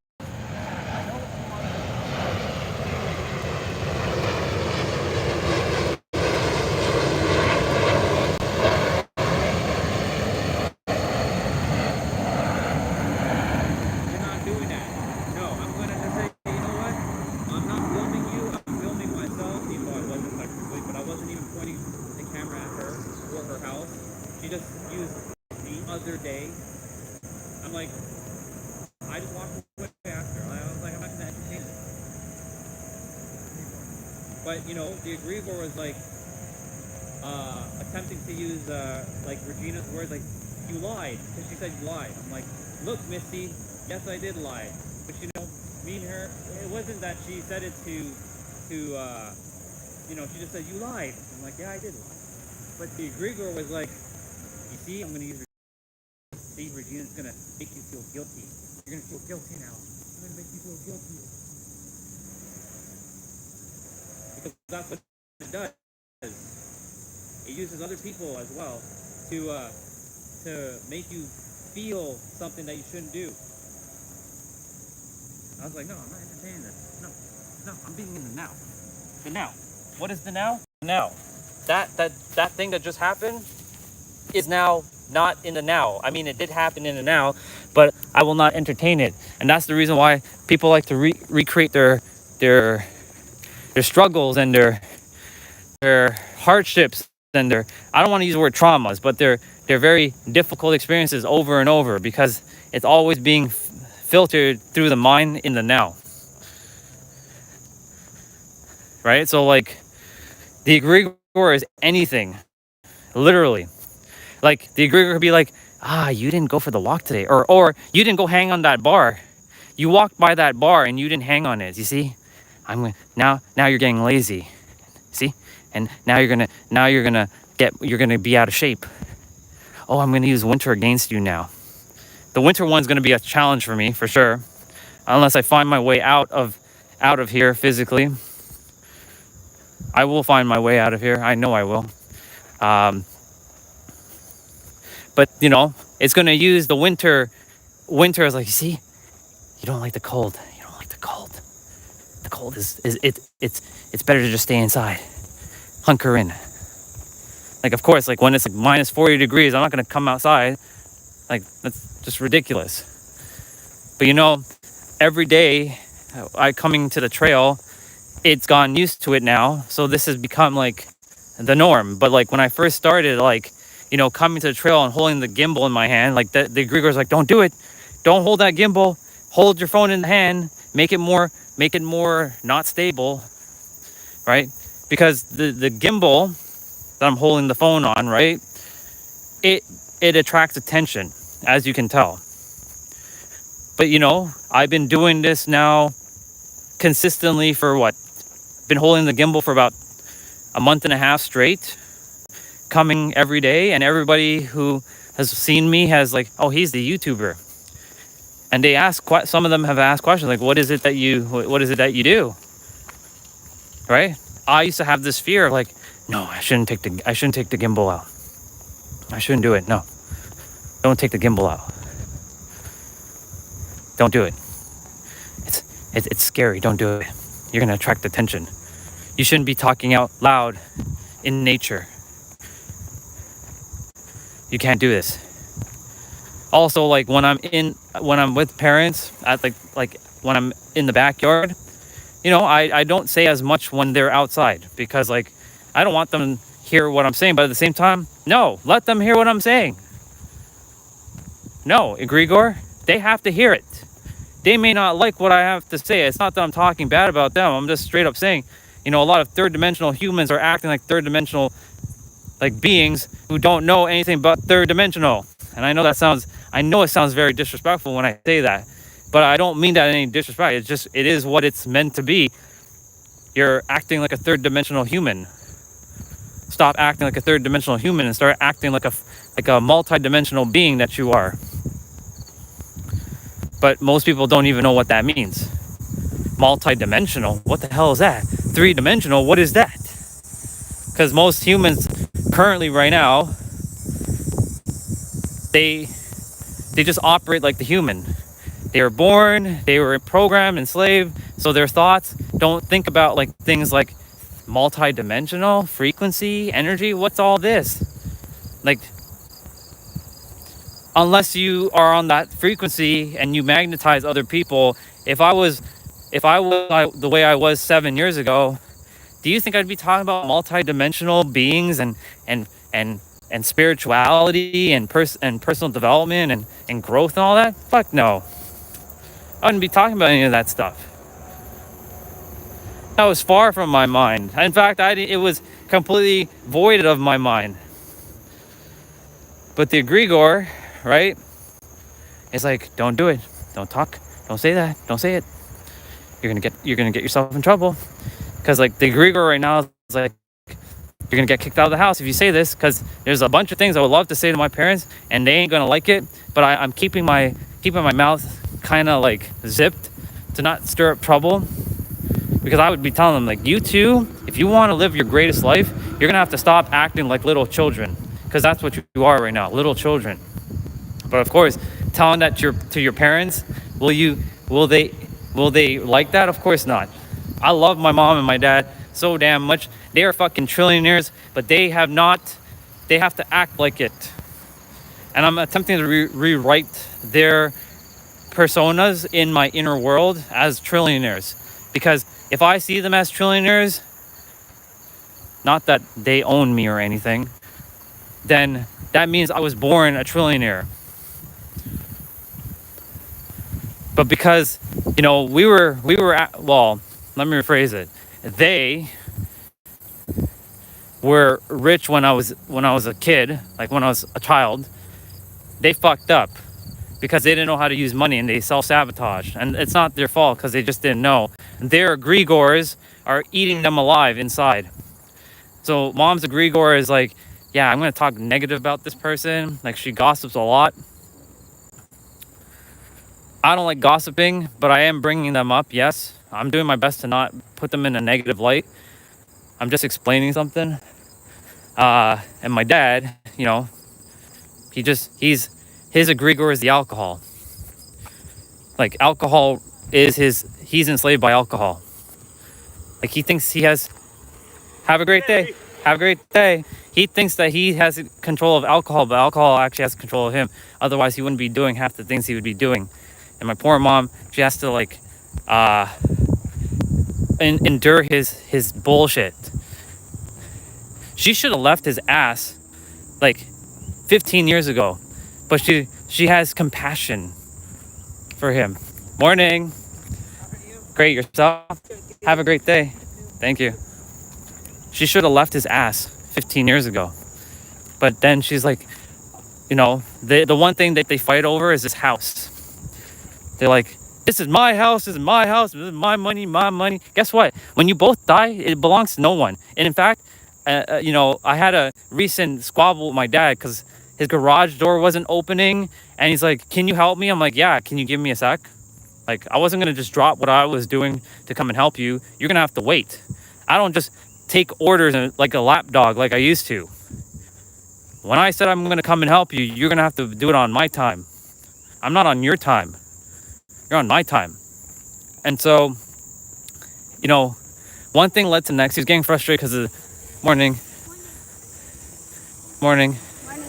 He was getting frustrated that the thing wasn't opening. And it was simple. It was a simple thing, like a little hook that was hooked on, and it was causing the garage door to open.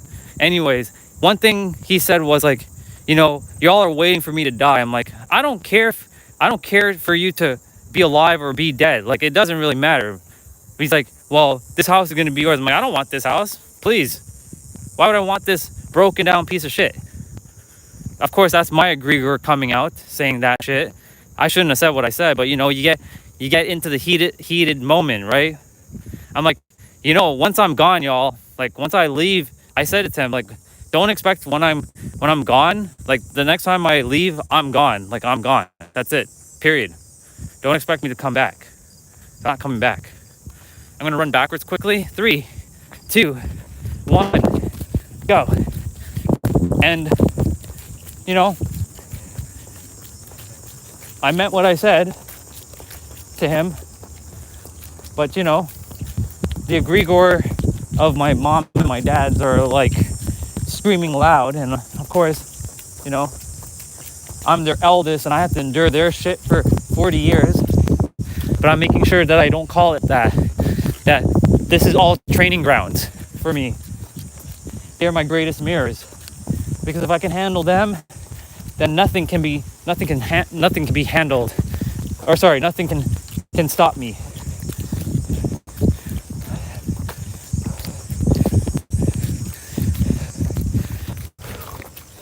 See, this is morning. See, this is doing that backwards run is another egregore saying don't do that backwards run. You're gonna be tired, you're gonna be exhausted, you're gonna be out of breath like I currently am. You see, you shouldn't do that. You shouldn't do that run.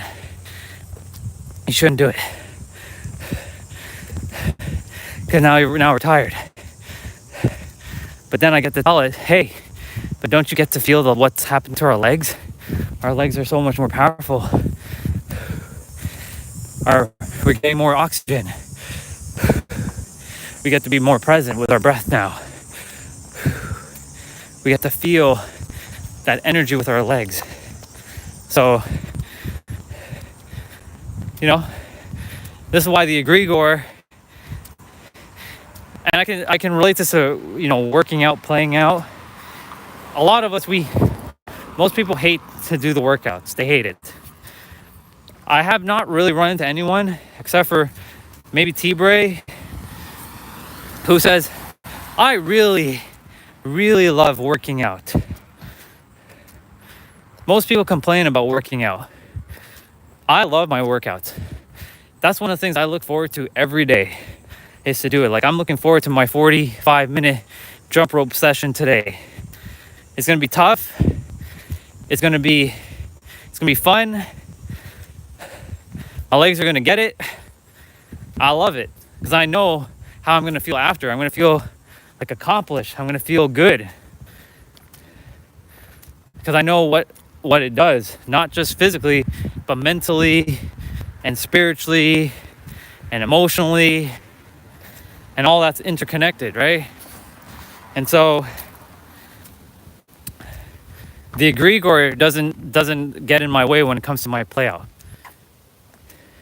But others, like for yourself, like you mentioned, you know, if you followed the routines and stuff, yeah, you would be feeling great.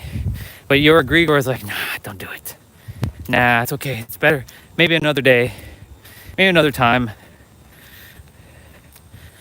That's why, like, you know, whether I'm speaking to one person or 1 million people on the live stream, I still act as if I'm speaking to 100,000 or 1 million people while I'm speaking, like while I'm doing my exercises. Like, I can just like do it and not say a word. Like, but I'm practicing explaining because I'm really good at doing that. And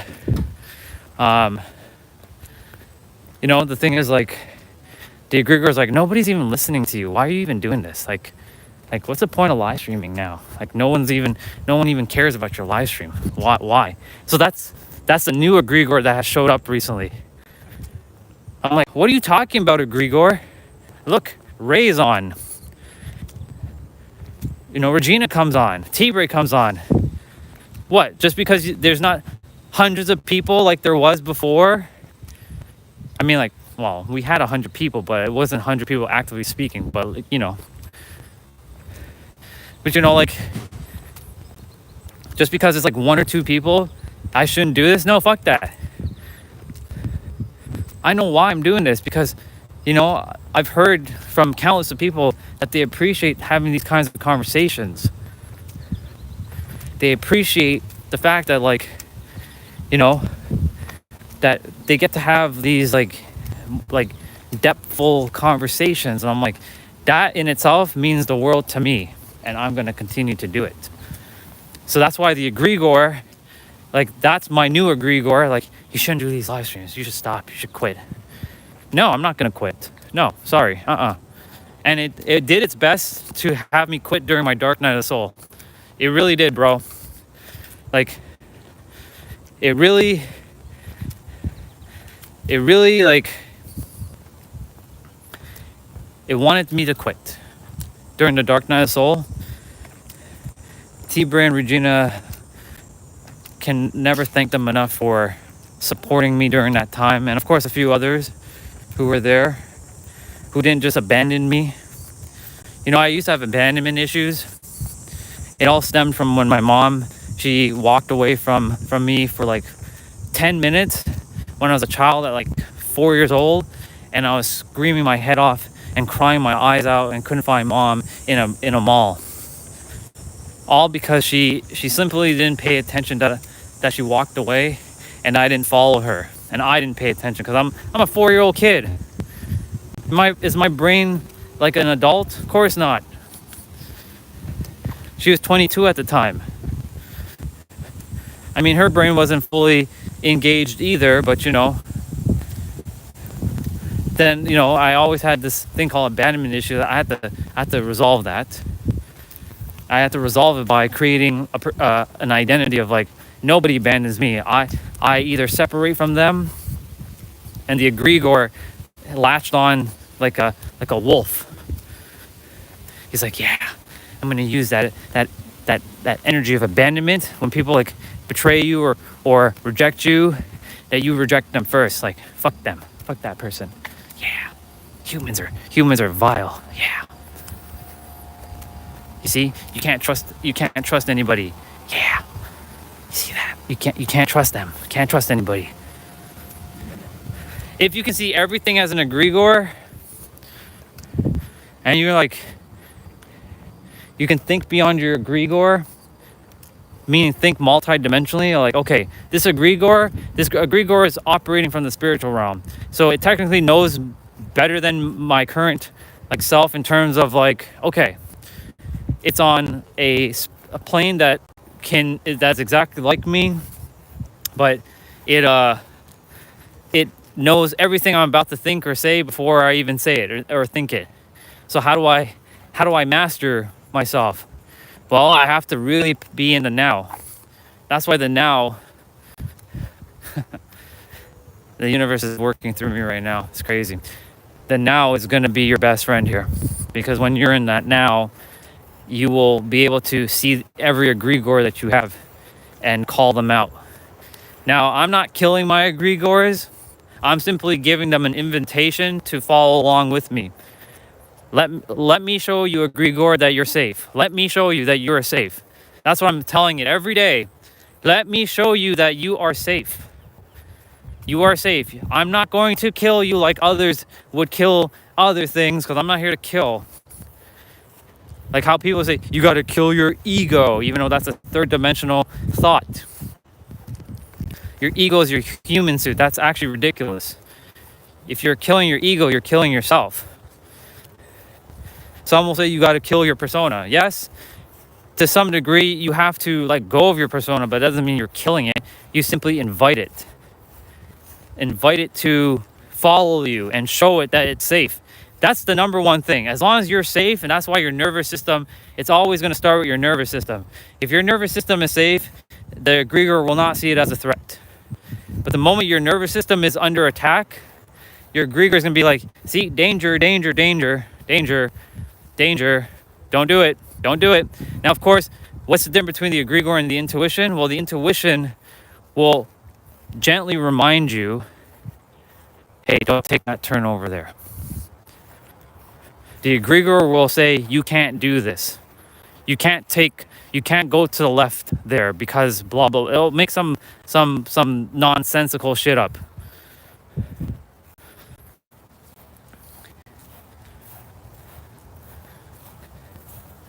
Yeah, exactly.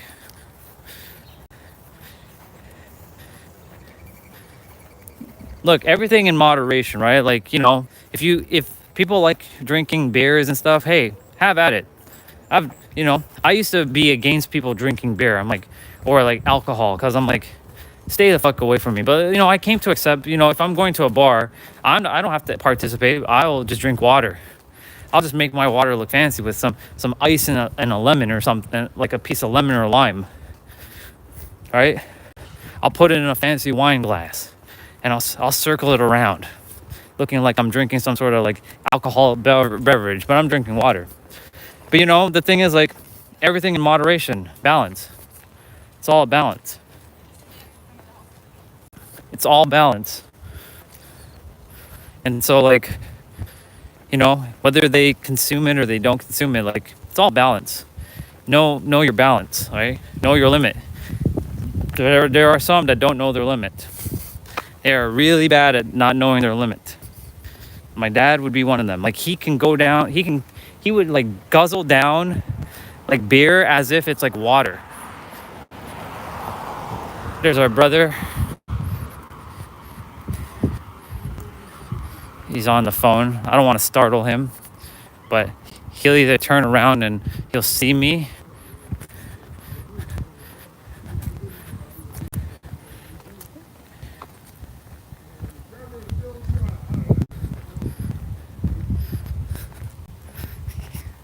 You know, my parents, honestly, I'm going to be real. I used to judge him before like I got to know him. Like, I'm like, he's like crazy. But like, I really got to understand brother, and you know.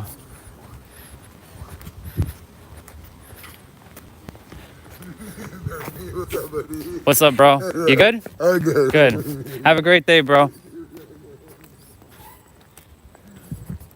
So like, I know his story. I know what he's been through. He's lost a kid. His kid got murdered. He went through some like cancerous things. He's 52 years old. He's in really great shape. But people judge him because he makes like weird noises at times, and but I know he's really tapped in. Like right now, I know he's tapped in. He's probably seeing like colors, right? And he's probably like, he probably can see things that our eyes can't see right now. That's why people take a lot of hallucinogens, like just to like experience like what they think God is. They'll take like, plant medicine, like ayahuasca, psilocybin. Psilocybin is not a plant, but psilocybin. They'll take DMT 5 or whatever. That's like poison from a frog. See, I don't have to entertain any of that stuff because I already know the answer. I don't have to go see that this is all an illusion. I already know that. Others have to take that stuff to realize that this is an illusion. But the thing is, like, there's limits to everything. But again, a Grigor will come in like, yeah, you shouldn't do that. Yeah, you should go do that thing. And then I'm going to show you that that life is actually not what you think. Or it's going to say that life, you see all that spiritual stuff you're studying, and all that stuff that you're the creator. Yeah, you're not the creator. Look at your bank account. You only have $54 in your bank account. How can you be the creator and you're broke ass, right? That's what the egregor is attempting to say. You see, you're broke. You're broke. You're broke. You're broke. $54 in your account. $28,000 in debt, even though don't see it as debt, see it as money well invested, because that's what I'm doing. So it's like a bunch of egregors, right? It's not just one, it's many. There's many egregors having to like undo their nonsense.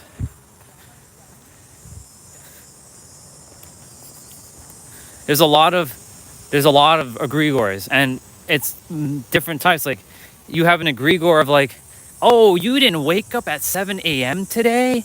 You see? You're not keeping to your word. So then it tears you down that you don't have self-trust and self-confidence and discipline. Because discipline is the starting point to start building self-trust. And self-trust will then start building confidence, and confidence will then feed into conviction. You see, you didn't go and take that walk today. Oh, you didn't do your exercise today. Oh, you said you were going to start at 1 p.m., but you started at 1:30. Right. It's stuff like that you have to make sure. Like, for me, when I say I'm going to do my play out, I'm going to do my play out. If I start in an hour, I start in an hour. If I start in 10 hours from now, I start 10 hours from now. But one way or another is going to get done. So it knows that it can't make me feel guilty about not doing it, because I'm going to do it. Right? But it'll say, oh, you shouldn't eat that. You shouldn't eat that ice cream. You're going to get fat. Yeah, you're right. I shouldn't eat it. I'm going to get fat. And then it's going to make me feel guilty for even thinking that thought.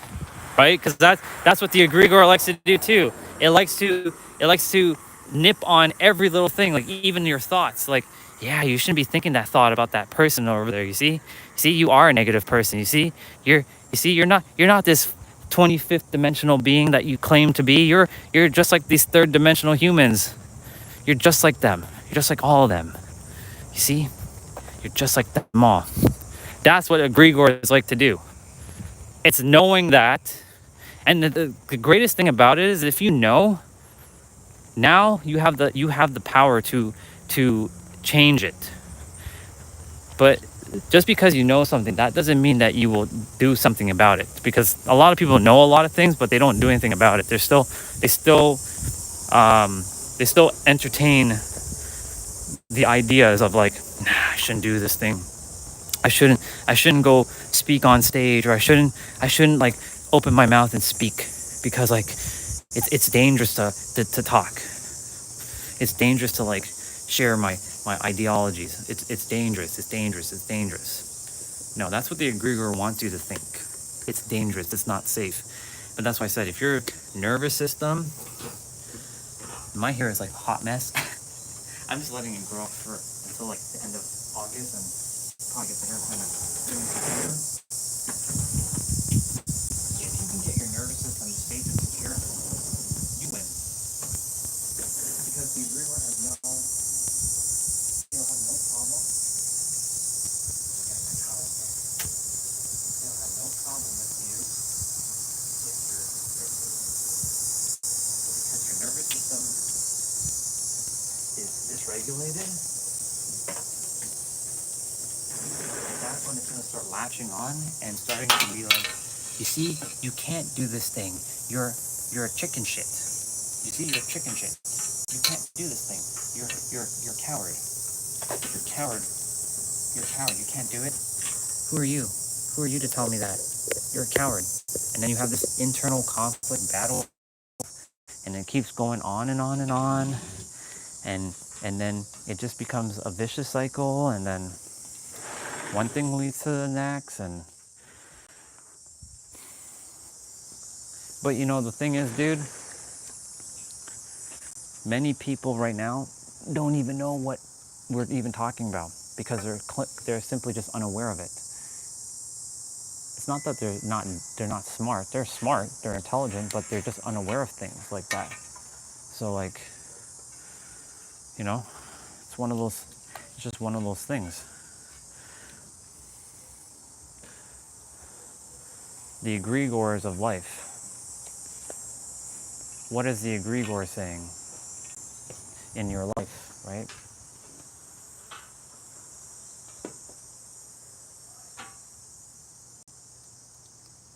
Let's turn on that. Morning, Mom. Morning. Right? What is the egregores saying in your life? What are they saying? Are they saying you can't do that? Are they saying that you shouldn't talk on stage? Are they saying that you shouldn't do that workout? Are they saying, yeah, you shouldn't eat that ice cream? Are they saying that you shouldn't eat that pizza? Right? Exactly. When you have the awareness on something, you can make efforts to shift it. But when you're, so the $1 million question is, well, how do you become aware, right, of something that you're not aware of, right? Because there's the three paradigms. There's what you know, what you don't know, and what you don't know, what you don't know. And that what you don't know, what you don't know is the scary one, because there's a lot of things that you don't know. Like 5 years ago, I didn't know about egregores. I had never even heard that term. I never heard of that term. Even the word entity wasn't even a term for me. Right? So basically, there's what you know, what you don't know, and what you don't know, what you don't know. Now, of course, we as a soul have all the answers. But our mind, like I've mentioned this many times, and I know you heard me say this before, our mind was given to us so that we can come to Earth to forget everything, to remember everything from a new perspective. But in that process of undoing your veil, because that's what we're doing. We're undoing, your mind is the veil, essentially. When you're undoing your mind, oh, this is perfect, actually. Your mind is like, you're gonna like this one. Your mind is like a prism, like a crystal, and it takes this light source that is infinite and whole, and when you put a prism in front of a light source, what does it do? It refracts it into multiple things and creates separation. So our mind does that. So how do you become aware now? Well, there's a couple of things. Number one, either someone mirrors this back to you and they mirror back more of who you are, and then you are like, why is this person saying this to me? Or why are they doing this for me? Because most people say, why are they doing this to me? Or the other way is like, for you come to some sort of realization, like you take a moment to like be present. But then the $1 million question is, well, how do you be present if you don't know what presence is? Or how do you become aware to be present? Because like most people have been conditioned to live future, past, future, monkey mind. To go between the past and the future. Worry about the future, ruminate on the past. Ruminate on the past and worry about the future. Worry about the past and ruminate on the future. It goes both ways.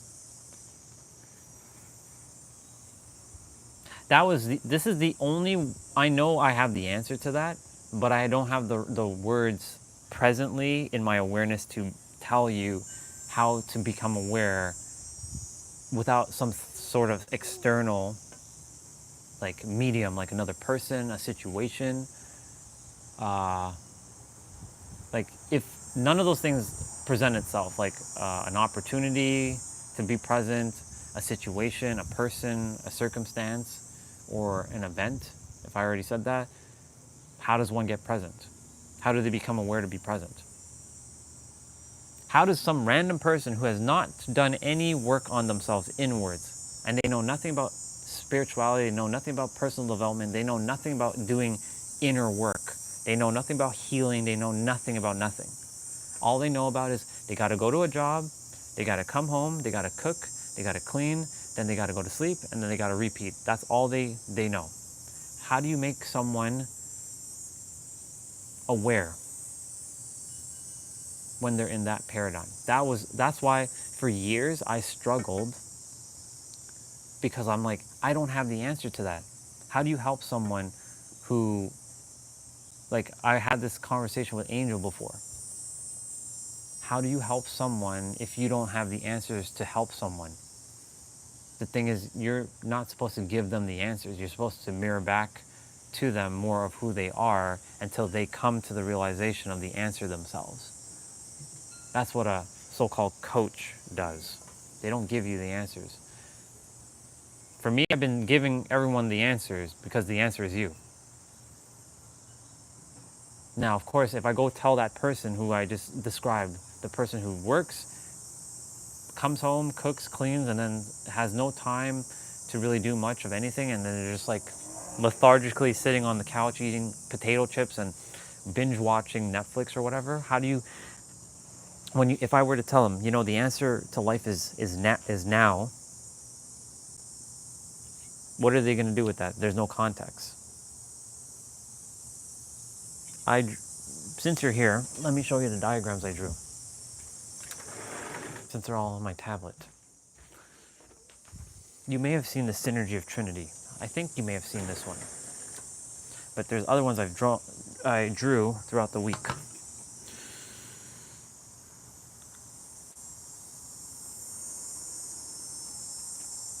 I mentioned the heart. I think I showed you the heart one. Yeah, I did show you the heart one. I think you saw this one. You saw this, I believe. So this one you saw. If I remember correctly, I think you saw this heart one. The convergence of journeys back to oneness. Our heart is like 2 points. Beginning, we go that line is basically considered as separating from others. Like this is others and God. But I'll show you the other diagrams. This is the answer to life right here. This right here. Simple and very powerful. But again, if you were to go tell someone who is that person I just described, what are they going to do with this? To them, this is just words. There's no context. Because humans require context. Who are still in the third dimension. In fact, there are some humans that are actually operating in 2 dimension. They're not even operating in third dimension.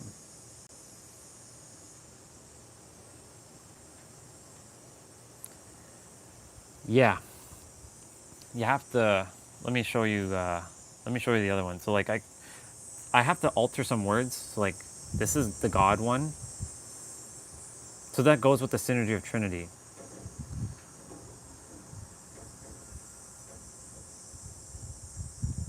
Then there's the joy one. So joy, I should have put the word,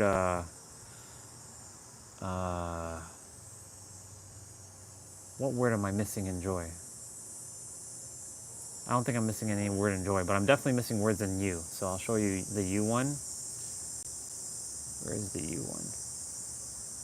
So I added some words at the top. Simplicity, authenticity, and gratitude. So this is the you one. I'll answer your question in a moment.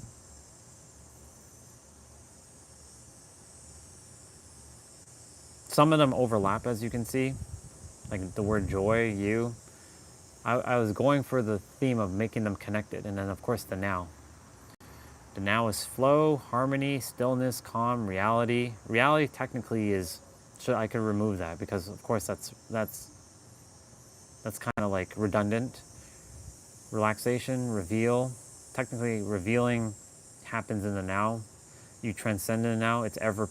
It's always... It's presence. I mean, presence and now is technically the same. So I'm going to be switching words out here and there.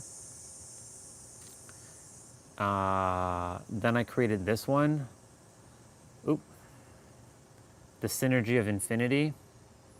6 words inside, 6 words there, 6 words there, 6 words there. 6, the innocent, the 6 I's, the 6 P's.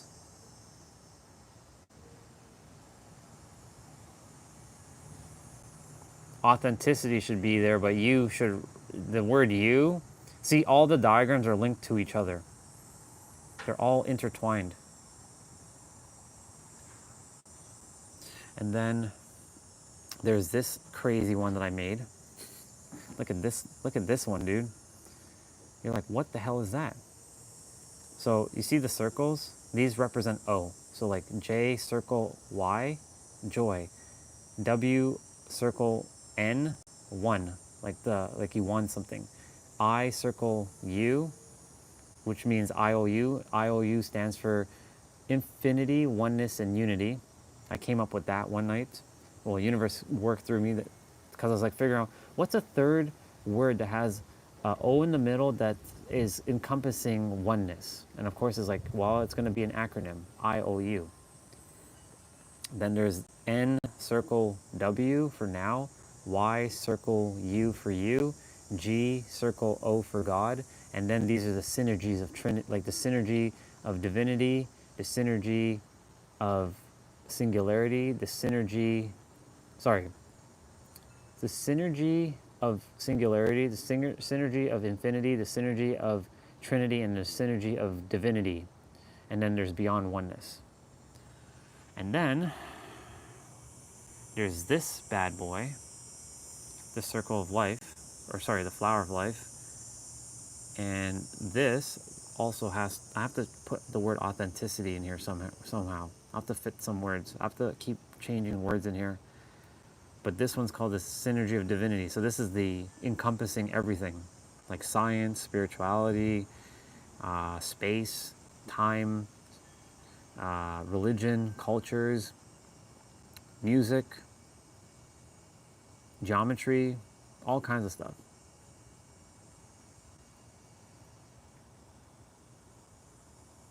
And then, of course, the synergy of singularity is this. I didn't quite make it proper, but, I did my best.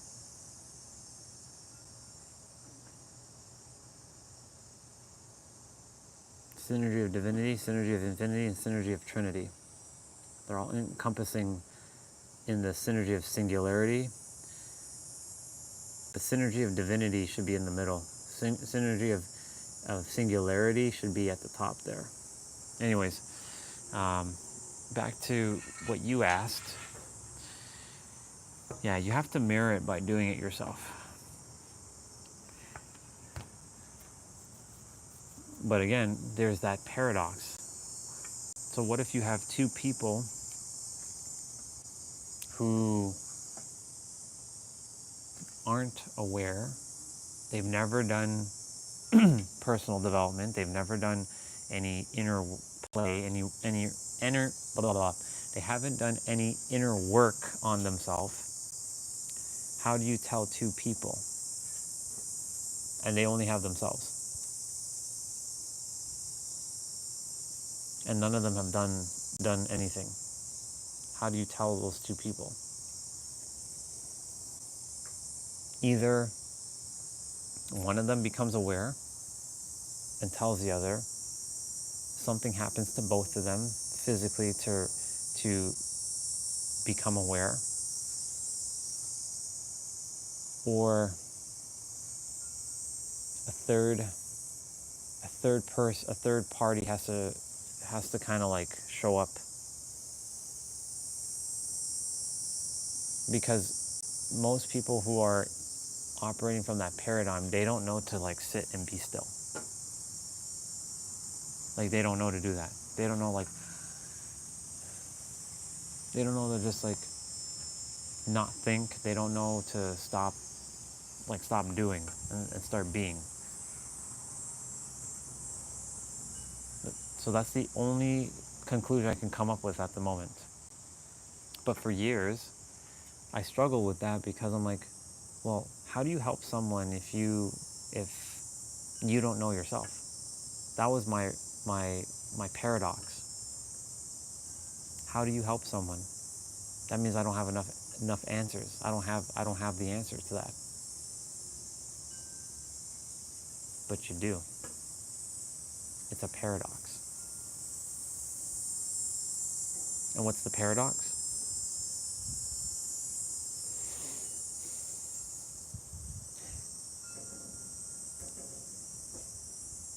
The paradox is that you have to just know. You just have to know that it all starts with you. But then there's the paradox. Well, what if that person doesn't know it starts with them and starts outside of them? So you see, it can end up being an infinite thing. So the way I see a lot of people becoming aware of things is through another person, because we're a repeated pattern. We share information, or something happens for their highest good. Like they end up in a car accident. They end up getting a disease. They end up losing a job. They end up getting their heart crushed. They end up, so something painful generally has to happen for someone to become aware.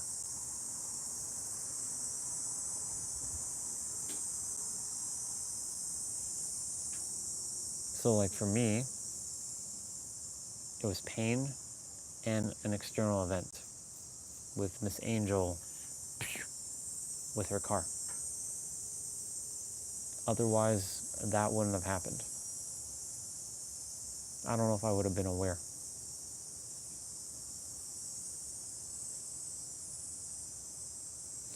There was a quote that I said this, I've been saying this not every day, but somebody mentioned something and I share this with them. I'm like, sometimes I miss the way I used to look at the world before I became aware of everything. You take that in for a moment. I miss the way I looked at the world before I became aware of everything. Because when you're not aware, how do you know?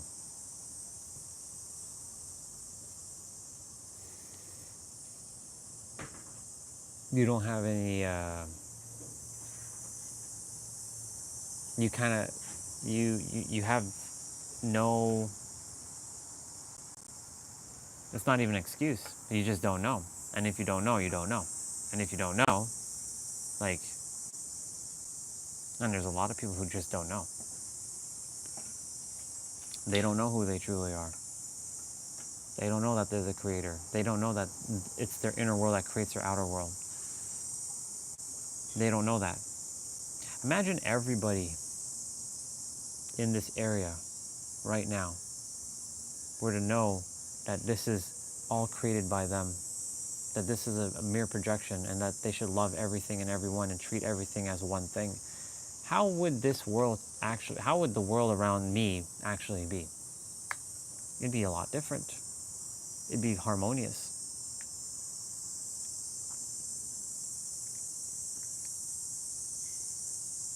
And if people start recognizing everything's one thing, they, you know, it's a ripple. Like yesterday with the lady, she doesn't know that we're one thing. I can tell you that. I can tell by who knows that we're more connected, like we're like this. We're the internet. Not the internet, but the internet. That's a new term. Internet. We're the internet. It sounds like the internet, but internet. We are all interconnected. We are a net that's connected with our inner world. We are quantumly entangled.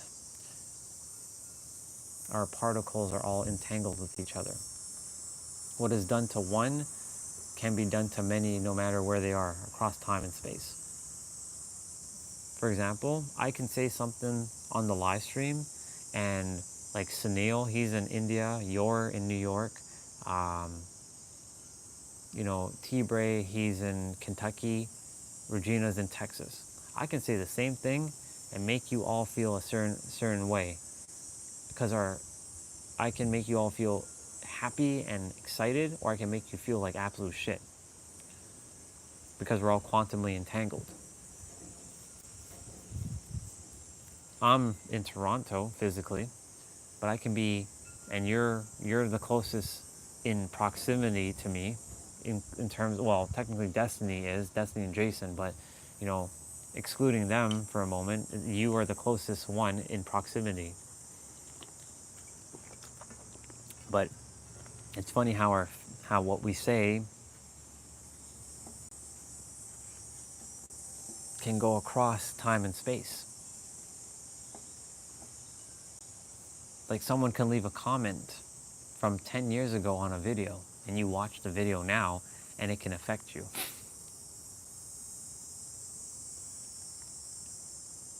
You can leave a comment on a video, and maybe 10 years from now, someone reads your comment like, ooh, I like that comment, and you made them feel a certain way.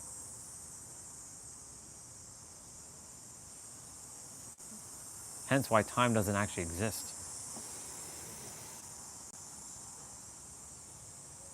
It's interesting. I've been having those thoughts lately. Like whenever I see videos from 10 years ago, like Rupert Spira, he has a lot of videos from 11 years ago.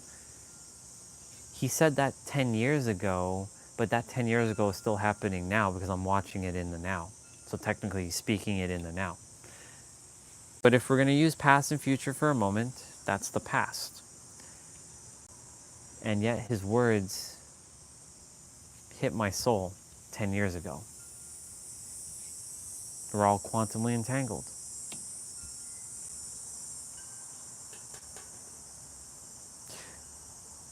So back to this awareness stuff with the egregores. If there are two people, like a couple, who don't know, the only thing that's gonna shift them is, if they don't know, is an external event, a circumstance, a situation, an opportunity, or a person. That's how you're going to become aware.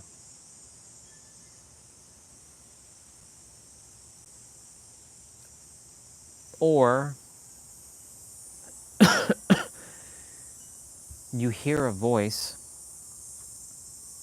and you like, hey honey, I don't know, but like just now it was weird. I just had this idea that I have to be more in the now. And the other person will look at you like you probably strange or something. Like, what do you mean, the now? Yeah, like I have to, like, it just said I have to be in the now.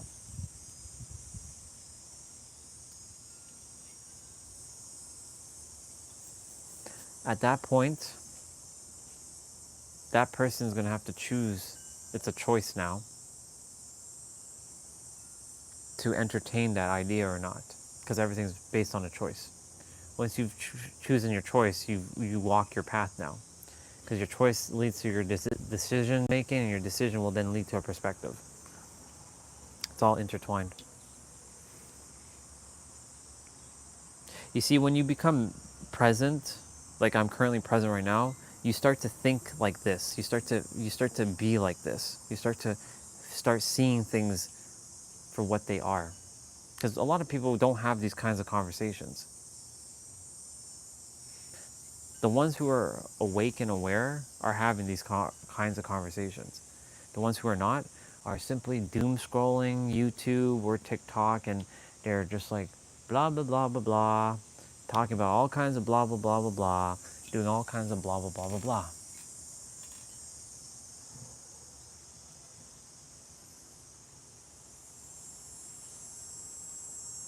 Some came here not knowing, and sorry, let me rephrase it. Some came here to just be, I don't want to say this, it's not a disrespect to anybody, but an NPC. They came here to be an NPC for the person in their life to evolve. Some chose that path. They have their path though.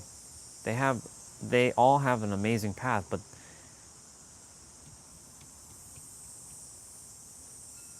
they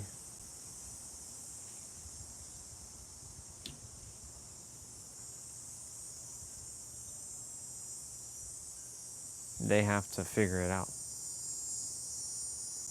Like I had a vision of my mom. She started a live stream where she was cooking. She was teaching people how to cook, or mirroring back to people how to cook a delicious food.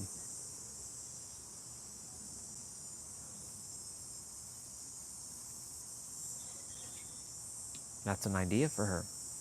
She doesn't have to go work in a factory.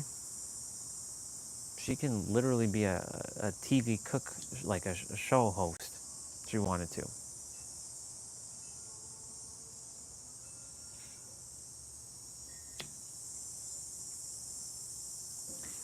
My dad can show people how to be an auto body painter, how to like spray the cars properly. That's his masterful skill. He's really good at that. He cannot be, even though his eyes have gone bad, he's not contested in that realm. Of course, the new technology, like like someone doing like a gradient thing, different story.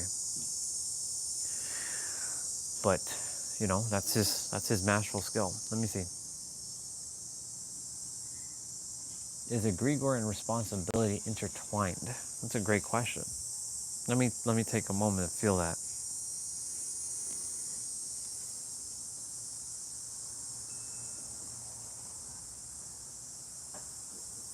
It can be. So here's a paradox. It can be if you allow it to be. Because remember, you can tell yourself anything, and you can say anything. So like you can say, I am gonna be able to one day. Not sorry. Let me give a bet. I'm finding an example. That's not a good example.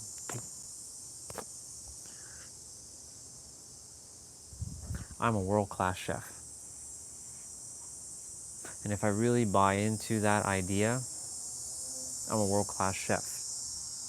Now, I know I'll get to the responsibility piece in a moment. But I haven't cooked many things, so how can you be a world-class chef? That doesn't make sense. You, a world-class chef? Please. No, I'm a world-class chef. I'm a trillionaire.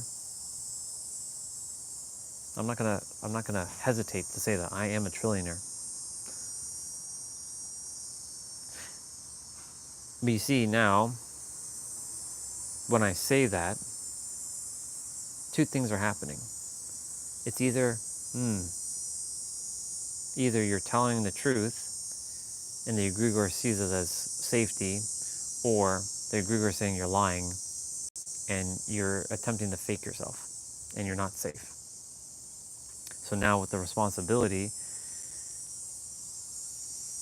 regarding what kind of responsibility it is, because there's many types of responsibility. Like there's a responsibility of sharing the wisdom with others and making them aware. There's responsibility of like taking care of kids. There's responsibility of like taking care of a home. There's responsibility of taking care of yourself. So it comes down to what type of responsibility. So to simplify the answer, they can be intertwined, yes, if you allow it to intertwine. Because what you tell yourself is what you're going to get. So this is what I was getting at. What you tell yourself is what you're going to get, and what you get is what you expect. And if you normalize that, it'll be expected. So, like if you say, I can do 100 push-ups. Can I do 100 push-ups in one go? Well, no, but I can do 100 push-ups. I can definitely do 100 push-ups in a day. That's easy. That's child's play. Right? What I tell myself is what I'm going to get. But if I tell myself, yeah, I can't do 100 push-ups, then that's what I'm going to get. So if you say to yourself, hypothetically, that the egregore and I know this is just a question, but let's just hypothetically you said that the egregore is intertwined with responsibility, then that's what you're going to get. It'll be intertwined. But if you say no, the egregore is separate and responsibility is separate, then they're separate. They have no interaction with each other, because it's ultimately what you choose to entertain as your so-called like truth, or your belief, or your ideology, or your perspective, or your perspective, ideology, belief, thought. So they could technically be intertwined. That's only if you allow it to be intertwined, though. Does that make sense? Like it's what you tell yourself. Like it's how do I explain? Let me do my best to explain it. It's in the last little while, I've had a lot of time to kind of not think but feel. Right? I've had a lot of time to kind of like see things for what they are. And every time I do that, then I see Nero or Pete or someone else talking about the same thing I just felt. So I know I'm on the aligned track. And Nero made a video talking about, what you tell yourself, what you get is what you expect. And the funny thing is, I was saying that way before he even said that. I was saying that, what you say is what you gonna get, and what you gonna get is what you expect, and what you expect is what you gonna get. It's like a loop. He just added the word normalized to sort of throw that into my way of seeing things.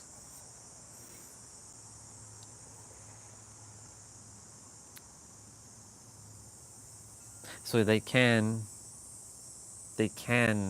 be intertwined. So like, let's throw another thing out there for a moment. Can I'm just coming up with some random example.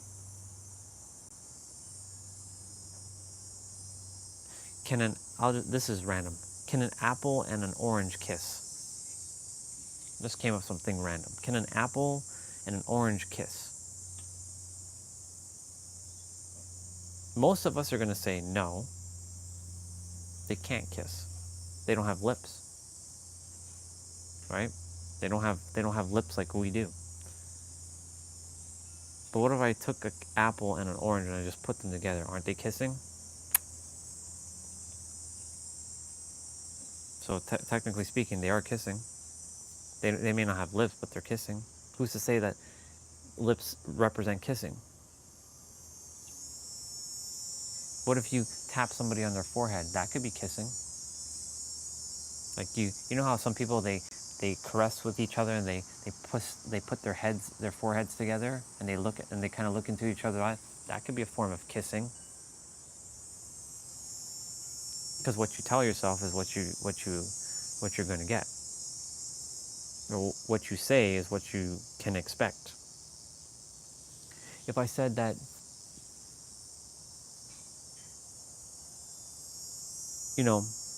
there's certain things that are out of our control, right? Like weather.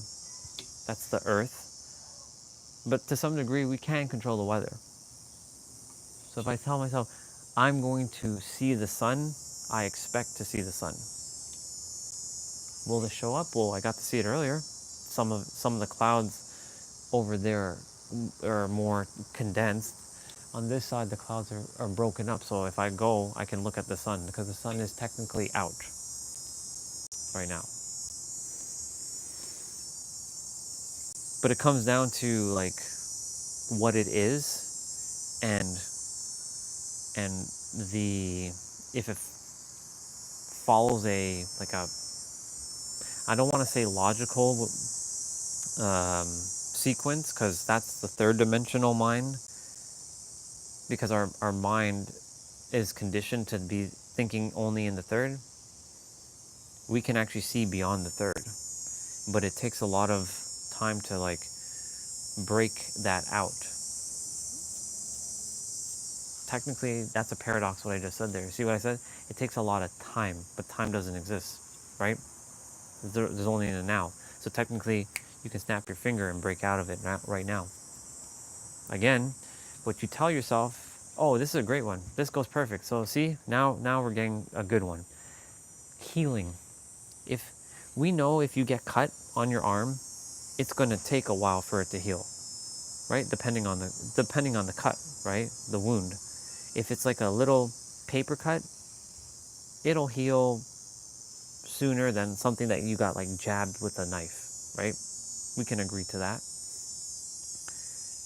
But one can say that wound is healing right now. It's healing right now. It's not going to take 20 years to heal. It's healing right now because every now is happening now. So what you tell yourself, that's what you're going to get. So another one is, I have all this traumatic experience as a child. You went through a traumatic experience as a child. We all have. Last year I mentioned to you, I mentioned to you that I saw a reel last year where a guy said, it was on Facebook, that you can heal like this. I didn't believe him. That doesn't make any sense because I wasn't playing the creator role back then. I was still thinking as the human. And I judged it right away. I'm like, what the fuck is this guy talking about? You can't heal right away. That's stupid. If you get cut, you don't heal right away. Because, I always question things. I'm like, that doesn't make any sense. So if you went through something traumatic, it's going to take you years. Here's the paradox of that. If you tell yourself it's going to take you years to heal from your childhood wounds, then guess what it's going to take? Take you years. Because that's the belief that has been instilled, that healing takes forever. That's why they say time heals all wounds. When people say that, do they know what they're saying? Are they aware of what they're saying? Time heals all wounds. There's a lot of people who are still walking around with pain that they've had for 50 years. So how is time healing all wounds if they live 50 years and they still haven't healed that wound? So when I heard that guy, I haven't seen that reel since. I would love to find it. I would love to find. I know exactly. He was sitting in like a room that had black walls, and he had a white chair, and he was wearing a black sweater, and he was saying, and he was like in an interview talking with someone else, and I forget who it was. It wasn't somebody that I knew. Well, the soul knows, but the mind doesn't know. The mind is just remembering. I'm gonna find it. I will find that reel eventually. It will pop up at some point. I know it will. I'm even calling it right now. It will pop up. I'm gonna find that reel from last year and play it. Because I judged it right away. I didn't take the time to really listen. Because I was still operating from a third dimensional perspective. Most of us, when we're living on Earth, we live as if we're in the maze. So we're looking for the exit because we don't know that we can go above the maze. So the multidimensional thinking and being is you're actually above the maze, so you can already see the exit. The exit's right there. You're healed. So that exit represents healing, let's say.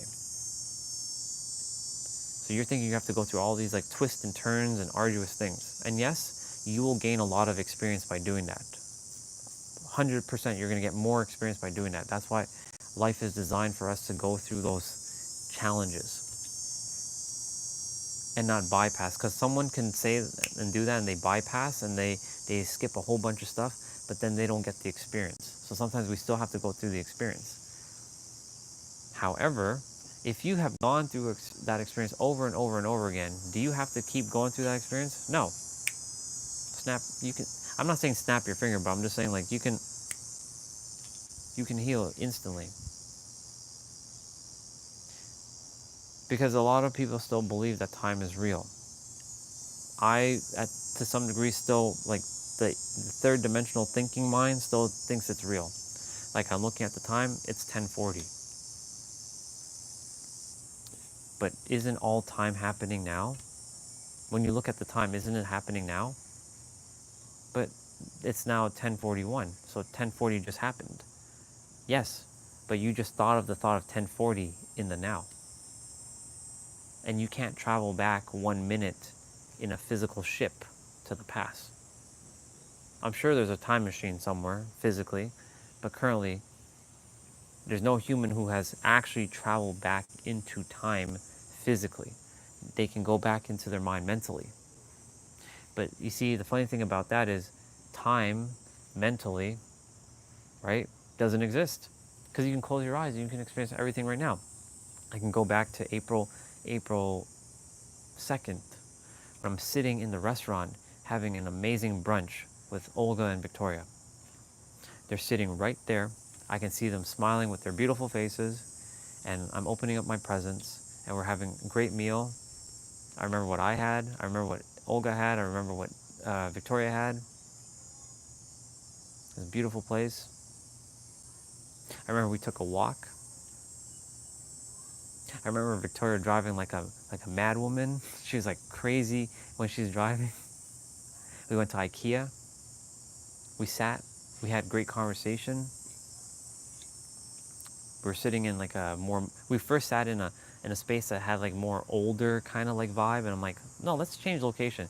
And we were sitting in like what I felt like my penthouse. And we sat there for about an hour and a half. And then Victoria dropped me back to my rental car, the BMW. Then me and Olga had lunch.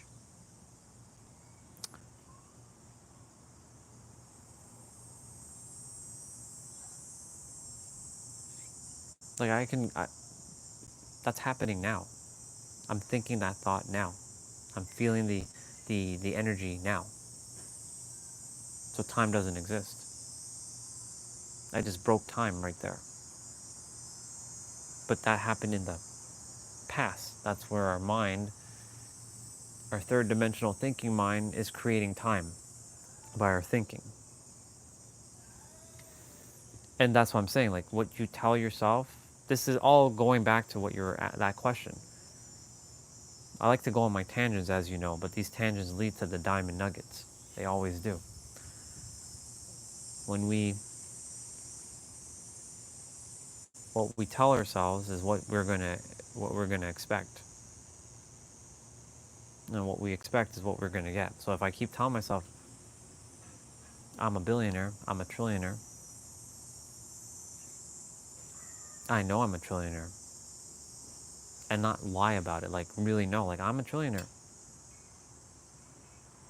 I may not physically have the trillions in my hand, but I can experience what trillions of dollars feels like. It's definitely going to require new responsibilities.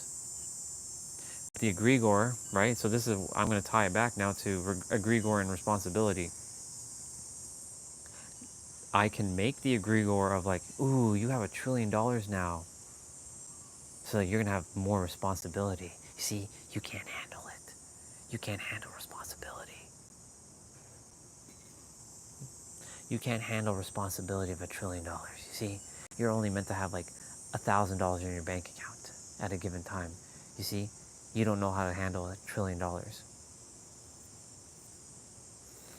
And if I tell myself that, then yes, I link the egregore with responsibility.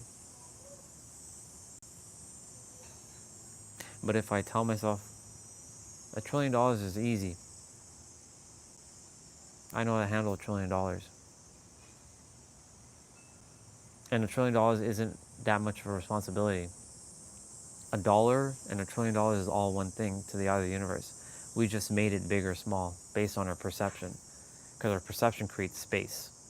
And our thinking creates time.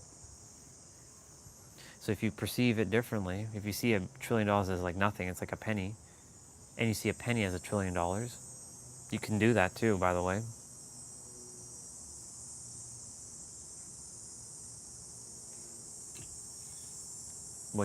What you expect is what you're going to get.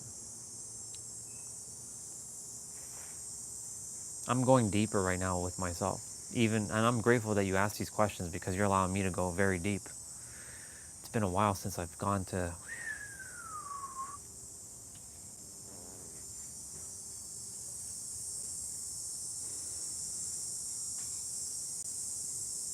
You're actually helping me flush out something out of me and bring it into my awareness so I can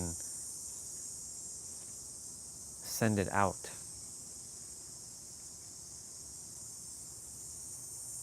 But I'm not good enough to have $1 trillion. Out.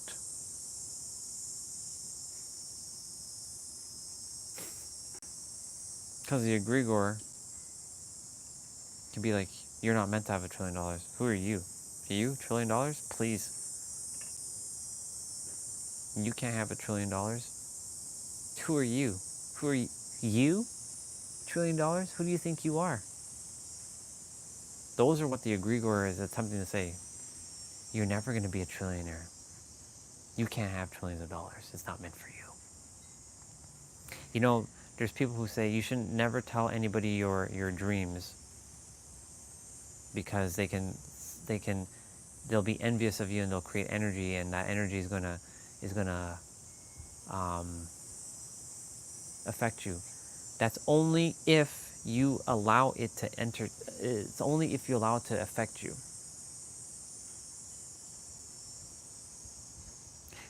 Nero said this in a video. He said, people who wear evil eye bracelets, what are they doing? Is the evil eye bracelet protecting them? No, it's their belief that it's protecting them. So if your belief is like someone's going to cast evil eye on you, then that's what you're going to get. So look, there are some people who are currently facing psychic attacks and entity attacks. Like Alexandra, her experience, she's right now currently going through attack from the cabal. In her mind, the cabal is attacking her, and she's almost like like death. I'm not, there are dark forces, yes. But again, if her mind was strong enough, nothing can affect it. Because the whole point is to master your mind. Imagine you see 10,000 people screaming, and then there's one person just whisper quiet. You have a choice to entertain which one, that one or that one. Most people are gonna end up going that way because we're magnetically attached to negative stuff. So I use the 10,000 as 10,000 screaming voices. Like I said, I'm not bypassing Alexandra's experience. I know it's very real to her because what you entertain in the mind is always going to be real. Like my dark night of soul I had was very real. When I was going through all my shit, that was very real. If somebody told me like that is not real, I would have slapped them silly. But there will come a point where she has to, for her specifically, she's going to have to put her foot down and not let things like that entertain her mind anymore. Because if you keep feeding it energy, you will keep growing it. Pete said this yesterday. You know you can have an abundance in lack. Listen to that carefully. You can have an abundance in lack. Those two words are contradicting. They're paradoxical words. Lack and abundance are the polar opposite. But you can have an abundance of lack. That means you can have lots of lack. It's because you can entertain that, like, that for me, $28,000 is debt. Ooh, but no, I circulated that resource and I used it wisely. And I invested it. It's money well spent, money well invested, energy well invested. I invested in some coaching.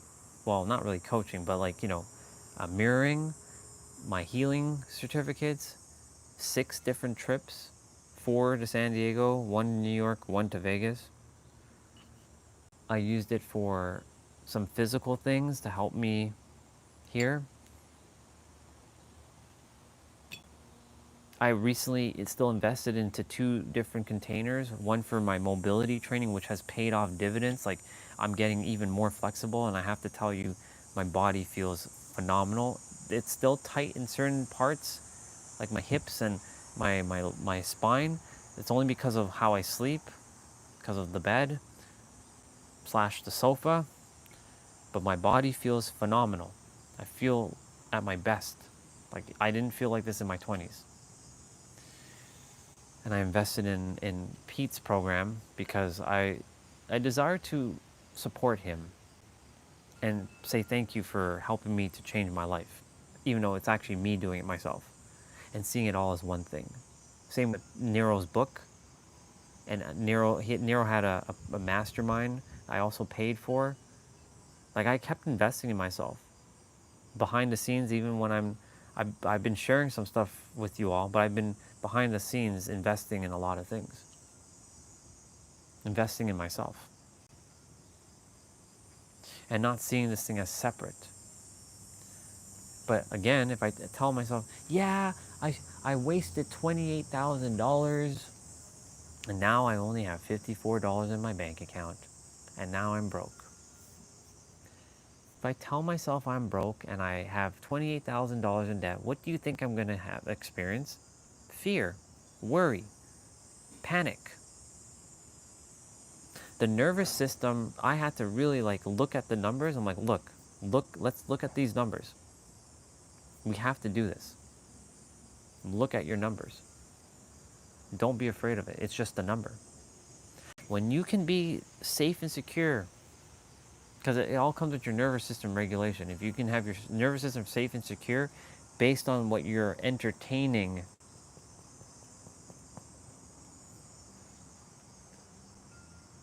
You're good. Because when you start to feel good and you think good, ideas start to pop through. Oh, this is an idea. Like those drawings came out of nowhere. Well, let me rephrase it. They came because I was in alignment. And the universe simply desired me to tap in. Now, of course, that's a simple drawing to explain the simplicity of life. I didn't make it complicated and convoluted. The universe didn't desire me to make it convoluted and complicated. That big circle one, it's more complicated. So the synergy of Trinity is the most simplified version of reality. You live in the now, you do things with joy, and you be in joy. You are the creator. And everything's one thing. You are God. And all of those words have the letter O in the middle. Because it's all one thing.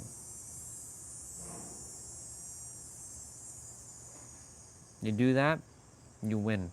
So if I were to show that diagram to the world, I have to give context, like I just did, but not obfuscated. Explain it as if they're a third grader or a 9-year-old. This triangle here is the foundation to life. You now joy in God. You are basically God who lives in the now and is meant to radiate joy in every present moment. Now, life is going to throw you some curveballs. Life is designed to do that. But it's how you're going to handle your curveballs. Will you handle it with love and joy, or will you handle it with fear? Most of us end up doing it with fear.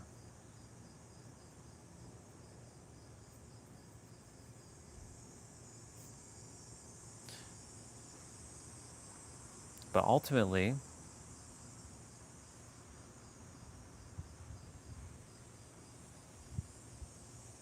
when you get back to the now, like what I'm doing right now, and seeing everything in the now, time doesn't exist. And I can feel this radiating joy bubbling through my soul right now, and it feels wonderful. That I get to do this live stream. I get to see the leaves blowing. I get to feel the wind on my skin right now. I get to be in flow. Like right now, I'm in flow. I was supposed to go get breakfast. I chose not to get breakfast. First meal. Because I'm in flow right now. I will go get my food in a moment. Don't get me. I'm going to go do that. I'm going to go get my probably bacon and sauce, or it's sausage and egg, or it's bacon and egg and English muffin, and I'm gonna eat it, and I'm enjoying it.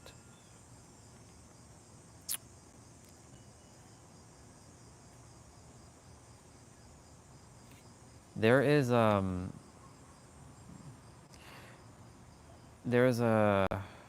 culture on the planet, or a language on the planet. I forget the name.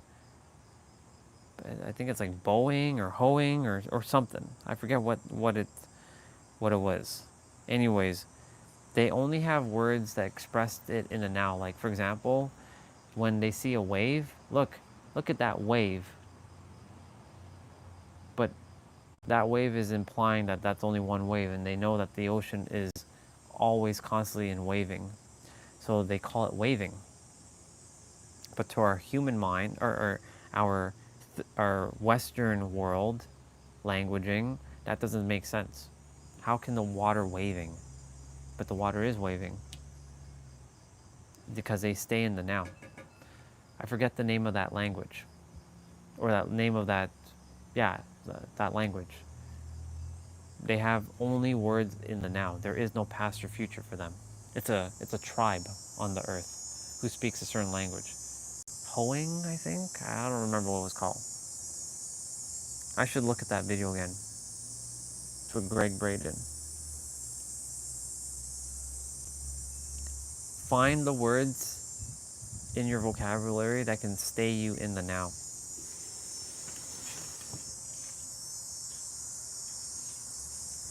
And watch as your life transforms because you stay present.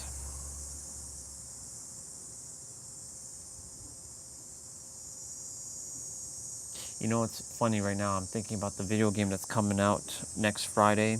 It's called Lost Soul Aside. I showed some of the trailers on the live stream. But you know what's funny about that? I'm thinking about the trailer or the game in the now. Next Friday is happening now because I'm thinking about next Friday. And that thought is happening in the now. It's not happening next Friday, it's happening now. You see? You see the paradox? You not even see, do you feel the paradox of that? It's all a paradox. Like I'm looking at the water, but that look, which I was just looking, is still a thought that I'm looking at the water. It's still happening now. Now I'm holding the bottle. Now I put down the bottle. But I'm thinking of the thought I just put down the bottle, but that thought is happening now. Our brain, our third dimensional brain, does not like to see things in the now. It doesn't. That's what I've come to the conclusion. It likes to see that I just put this down, so now that's in the past. And me picking this up and then putting it on this side is putting it into the future. And now it's in the past because I just put it down. It likes to think like that. It doesn't like to think that, oh, I put it down, but that's still happening now. Because that thought of me putting it down just now is still in the now. Me picking it up is a thought now that it doesn't like to think that it's in the past, or it doesn't like to think it's in the now, but this thought is happening in the now of me picking up this bottle. In the now. I'm still holding this thing in the now.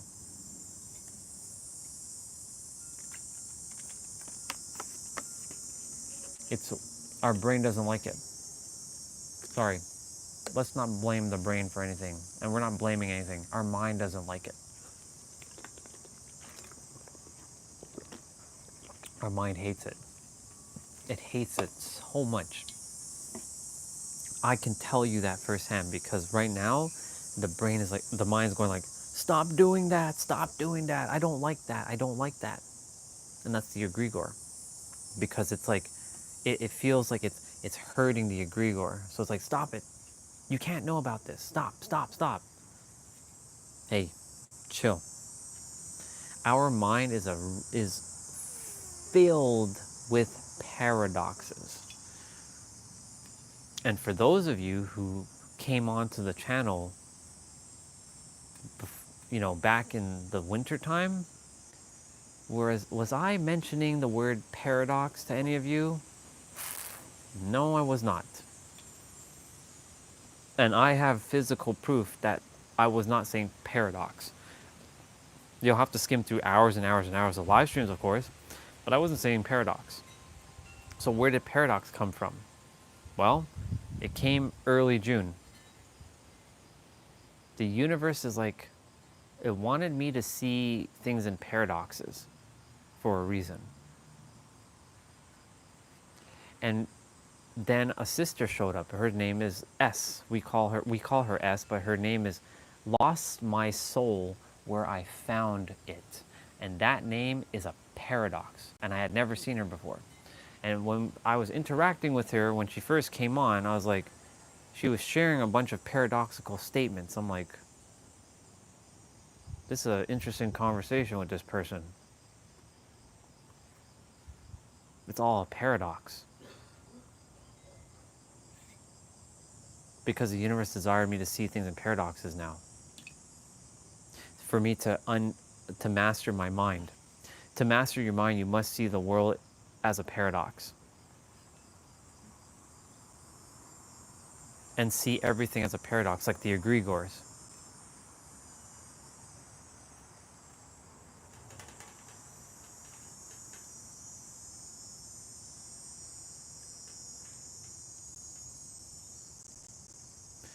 You can see the world as a paradox and everything in your mind as a paradox. You will start to feel a shift inside of you. It's a feeling. It's not a thought. It's a feeling that you're going to start to feel something changing. I can't explain it with English words because there's no English word to explain it with, but it's a feeling. all I can say, it's a good feeling of like empowerment. It's a feeling of empowerment that you're starting to like you're starting to do this.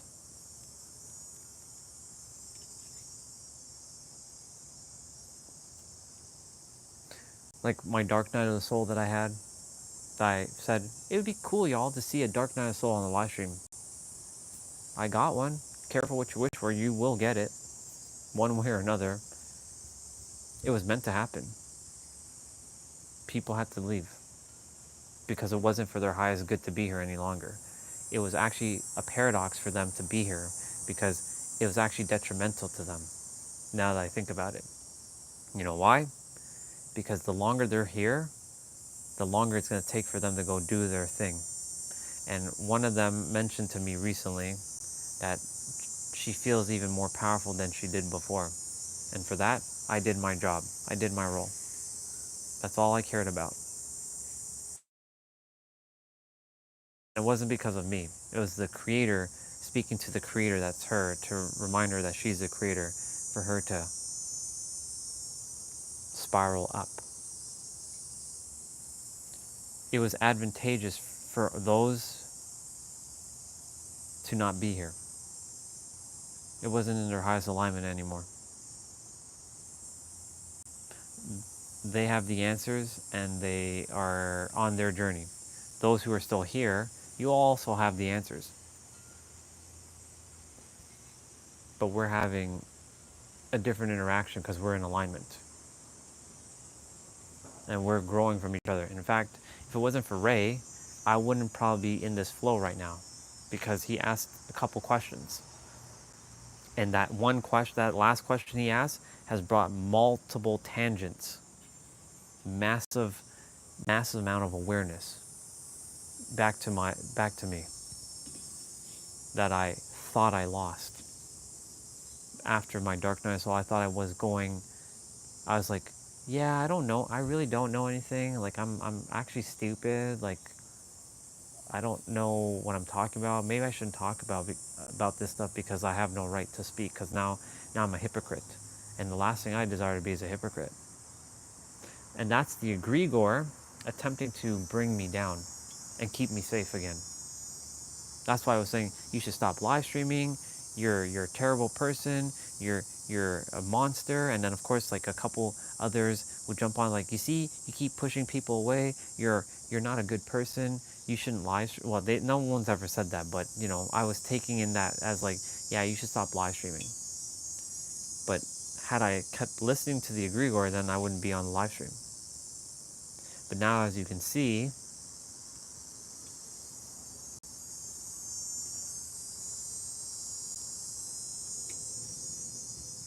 as long as I master this and be in the now, I've already won.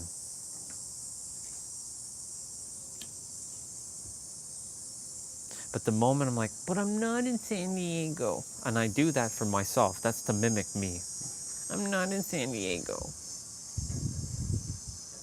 I don't have that Supra. I don't have the trillions of dollars. The moment I do that, that's when the egregore is going to come and do its thing to. And that's why I'm so grateful to Mr. Rupert Spira to give me another way, let me rephrase that, to mirror back to me that I already knew, another way to explain the now. Because every thought happens now. Everything you do, now. Reality does not require time and space to be fundamental. Space and time has to be reliant on reality, but reality does not have to be tied to space and time. Paradox. Our mind, again, creates time, and our perception creates space. So if you perceive something as separate from you, then you're perceiving incorrectly. Because $1 trillion, every one of you is a trillionaire. In fact, you're beyond a trillionaire. You're actually infinitely abundant. There is no number that can be put to who you are. You can have anything. You can be anything. because you are everything. But the problem is, our perception has created space to think that this chair, this sweater or shirt, this mic, that water bottle, this tablet in front of me, that phone that I'm using is separate. Because we perceive things, but in reality, God, the creator, is in everything. God's in the grass, God's in this chair. Because how did all this come to be? If you break it down to the most fundamental thing, it all starts with particles and waveforms. Then they get turned into protons, neutrons, and electrons. Then it forms a nucleus, and then it becomes an atom. Everything is energy, basically.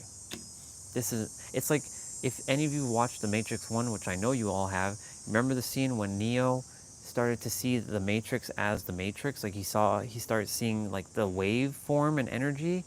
That was a bar for me. And then he started like fighting Mr. Smith, and he was able to like block him without even trying. He wasn't even doing anything, and and then he was able to like stop him and like send him flying. That is who we are. That's why the universe had me watch that movie again with different eyes. Not with these per se, but with this eye. And I don't mean the third eye. I mean, you can call this God's eye. There's eyesight, mind sight, and God sight. There's a trinity. Now, I know Nero talks about mind sight over eyesight. It's actually God sight over mind sight. Because when you know you're the creator, you can actually tap beyond your mind, because your mind, you can have a mind sight and still see things as like an illusion, or see things as real. But God's sight will see things as an illusion. Sorry, I meant to say that like that. I fixed it. Your mind sight could still see things incorrectly or perceive it misaligned. But your God sight can't, because it sees everything as one thing. And yesterday, with that woman, my eyesight and my perceptions made it seem like we were separate. But she and I are one. You see everything as one thing. You love your so-called worst enemy. By the way, 11:11. You see your so-called worst enemy as one with you, or someone you despise. I know a lot of people are like, I don't like Donald Trump. I don't like Logan Paul. I don't like this person. You don't have to particularly like what they do, but you have to love them for who they are as a person before their personality. Before their personality and the actions they take, if you love someone before all of that, like their soul, you love their soul because their soul is one. They're just taking humanistic third-dimensional actions that you either will say, I don't like that, or you'll like it. It's either or you're neutral to it. If you can stay neutral,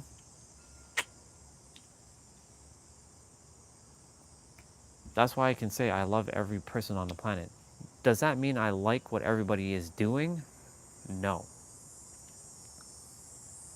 Do I like the fact that someone's hurting other people? Of course not. I hate that idea. I hate it. But I know because their mind has simply forgotten who they are, because they wouldn't be doing it. So their soul is attempting to help them, but unfortunately, they're not listening to their heart, they're listening to the mind, and their mind is creating separation. Because if everybody saw everything as one thing, there would be no more violence. There would be no need for police, there would be no need for weapons, there would be nothing. There would be no guns, there would be nothing. Because nobody would be shooting anybody, nobody would take a knife and stab somebody. There would be knives to cut things, but like we wouldn't be cutting and stabbing each other. There would be no need for that. Because there's a lot of humans who have created separation. But when they were a baby, were they thinking like that? Of course not. That's why that heart symbol is another powerful drawing. It's the simplest. It's probably even simpler than the synergy of Trinity. That's truly the answer, by the way. The heart doesn't look like that in our body, of course. We know that. The heart doesn't look like that. It has a bunch of valves and stuff. But whoever drew the first heart into existence, that shape, kudos to you for doing that. Because I see what you did. The beginning and that middle and that ending point is all one thing. That one line represents your journey back to oneness, and then the other line represents God's journey, that you're attempting to think that God's separate from you or others are separate from you until you get to that one point back to convergence. Or you can do it the reverse. You can say that this is the bottom, this is starting, because most people, they draw their heart starting from up here. So that's why I use this as a starting. But you can technically start a drawing from the bottom here too. It doesn't matter which point. Either way, one is going to be the beginning and one will be the converging back to oneness.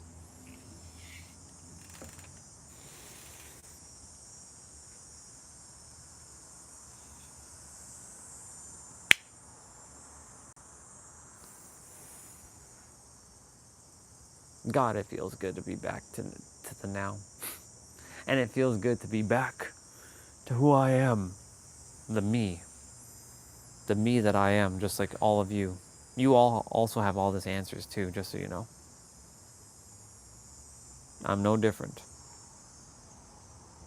Even though I tell myself I'm a 25-dimensional being, but you know, gotta keep it like that. I'm gonna go grab something to eat, so I'm gonna be right back.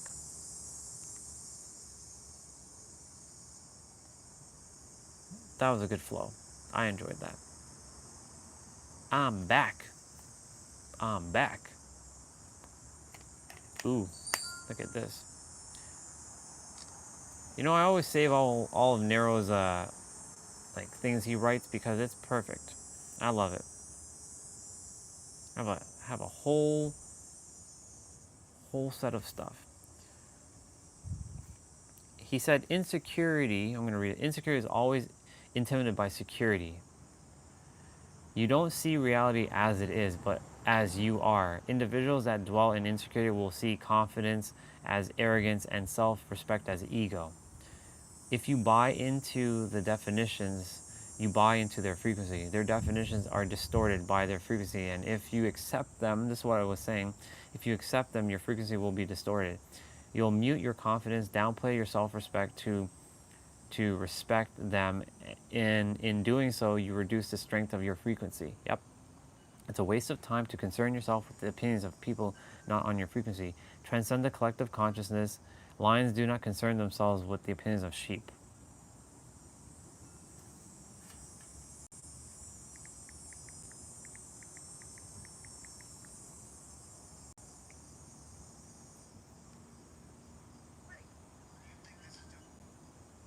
Bar.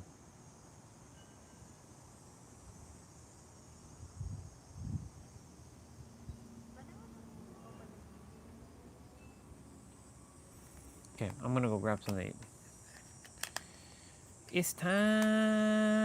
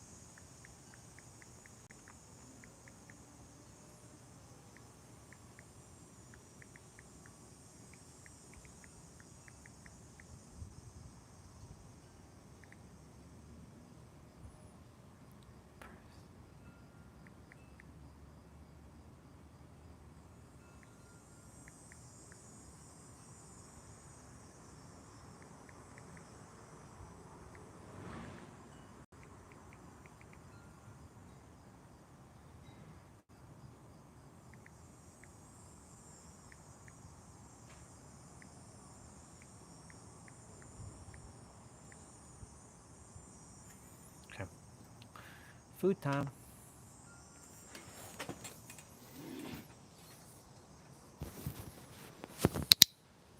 That was a great flow. I really enjoyed that flow. That flow was awesome. I'll play the piano music for y'all.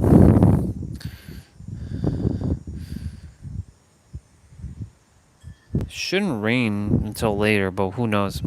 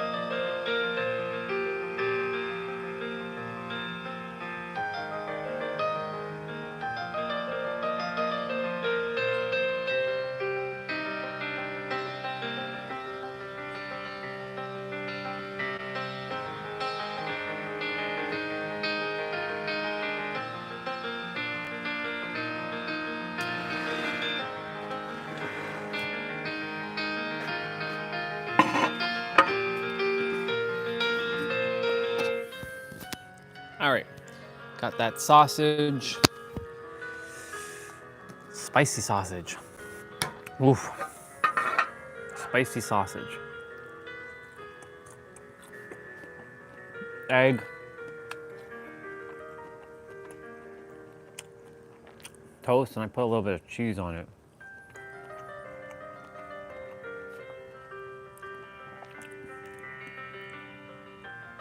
Let's see what's new on the YouTubes.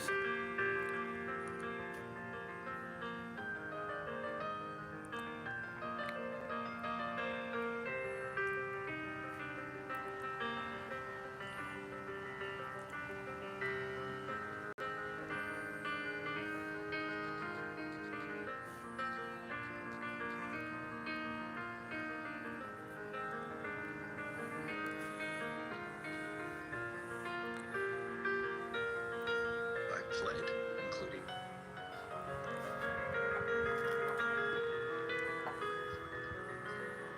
Let's give myself a like.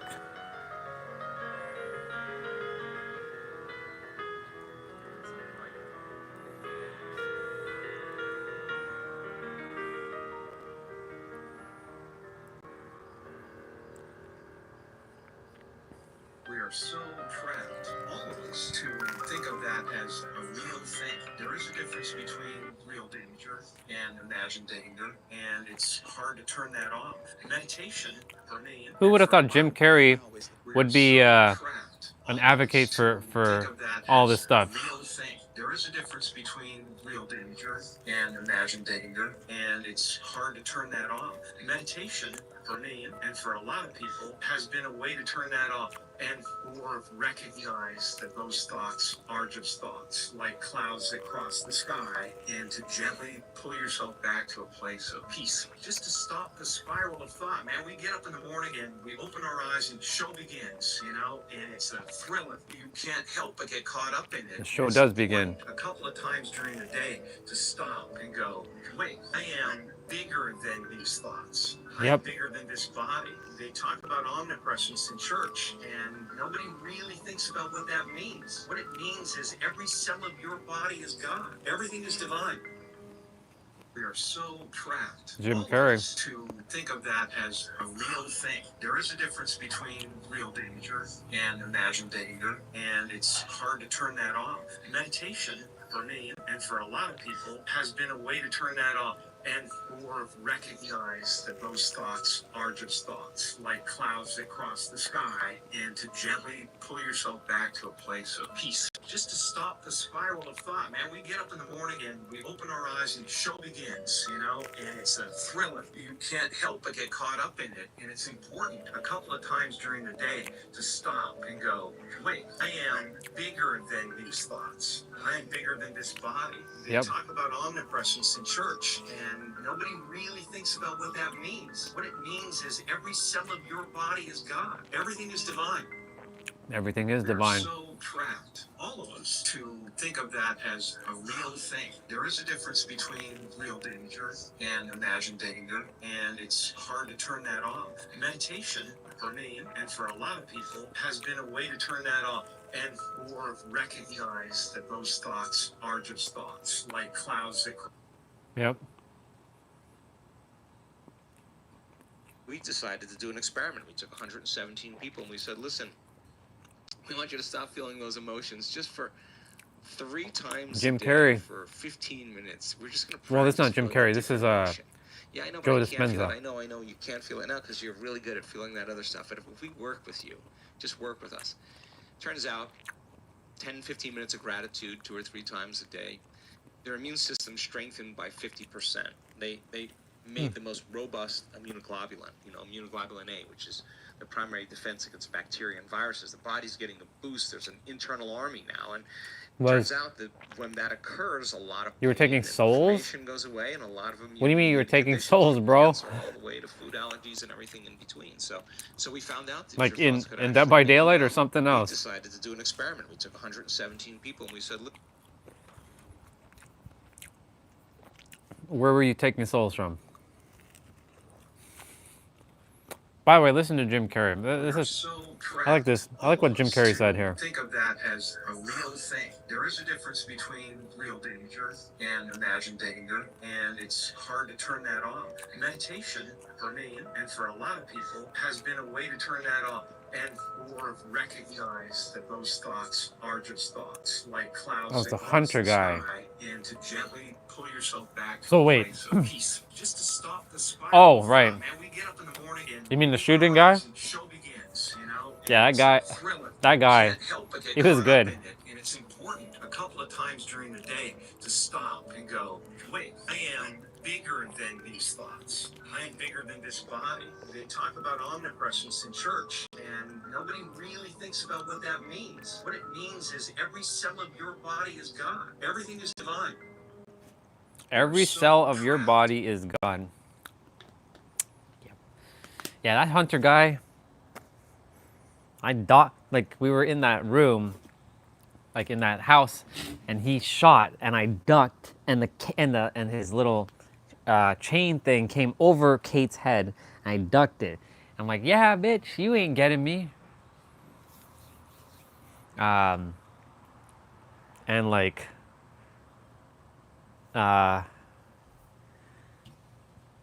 then he aims through the window where I'm thinking he's not gonna get me.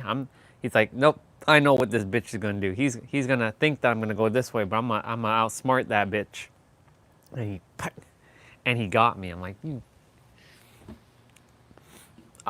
I know the moment I saw him did what he did to that person in the shack. He didn't have an open window. He shot him through the little cracks in the shack window, the ones where it has like the grill, and he shot him through and he got him. I'm like, the moment I saw him, like, this guy knows what he's doing. Don't mess with this Undertaker dude. This guy knows. Yeah. Yeah. That guy, he made that killer look fun. Specifically that killer. I'm gonna go grab my vitamins and something else. He made that killer look extremely like fun. Because he's playing first-person shooter, basically.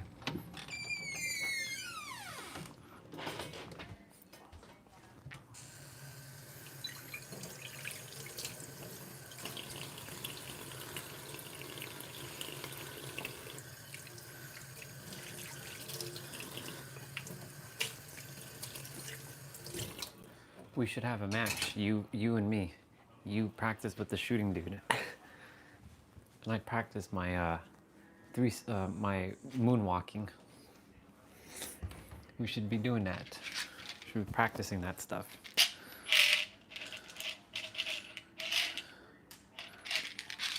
We could do that later if you like.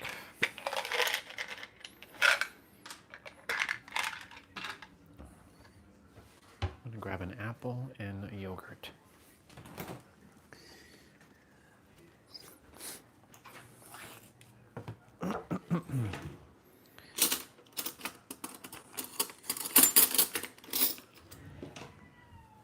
I feel on fire right now, and the universe is like, good job for that flow you were on earlier. I was on a flow just before I ate. It was so good.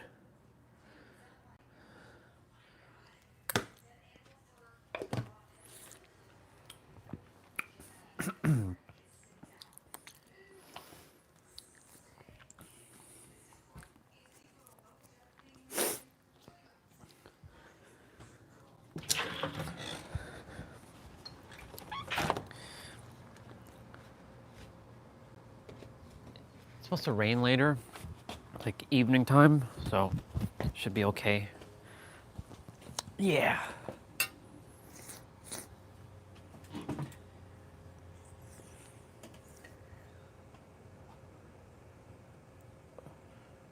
Who's that? Excuse me. Who's that? I don't know who that is. Who's that?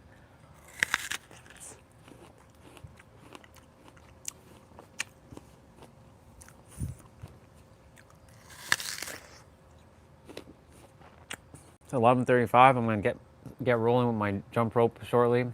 The sun isn't out. Well, I mean the sun's hiding right now. So it's perfect, so I can get the 45 minutes in. I'll let food digest for a moment. I'll like, yeah. Yeah, we definitely should practice because like,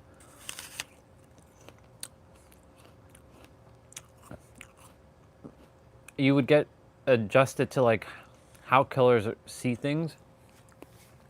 And, you know, like, for example, when you're like running, when you're running from them and you like run into a room, you can actually duck, and then they come through the door. They can't see you because you ducked, and then you can run out. But then, of course, they see your scratch mark, so then they'll look, oh, you stopped there, so that means you went that way. But, you know, I've gone away from many killers like that. They're chasing me. I run into like a crevice. I duck down. They can't see because I'm ducked. Because they're keeping their line of sight straight. I'll play in a moment.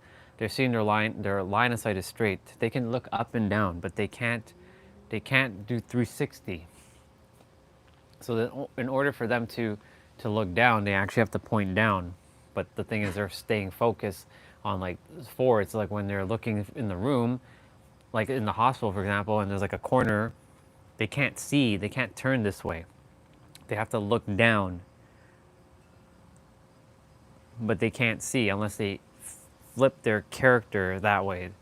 That's why with them, they only go like this. They don't have like that. That would be basically unfair to the survivor.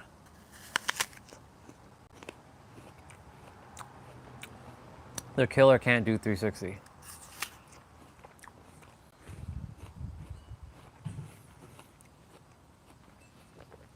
The killer is unable to do 360.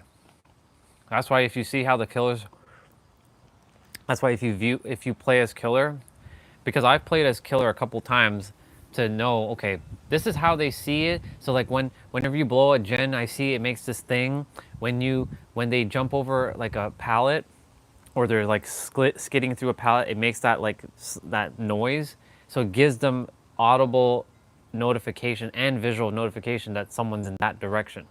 So that's why it's you know, for years I was very reluctant to play killer, but I only play it to see what they would see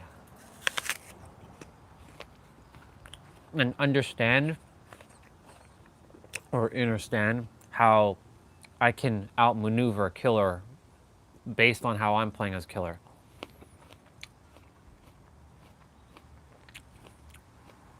You can get good with him for sure. If you played any first-person shooter game, you can get good with him because he requires aiming. And I know a lot of people who are good with controller shooting, like aim, like with aim. I don't know if he was. I felt like that person was on keyboard and mouse last night. However, I could be completely wrong. That guy could have been actually on controller. Yeah, basically. Let me mute that. Let me scroll up, get the link.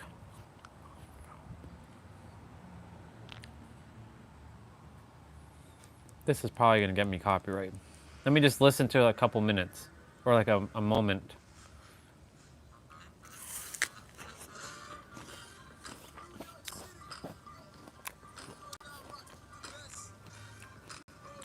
Yeah, I've never heard this song.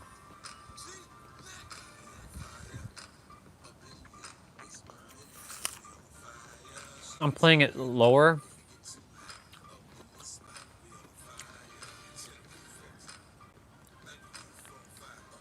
Yeah, I've never heard this song.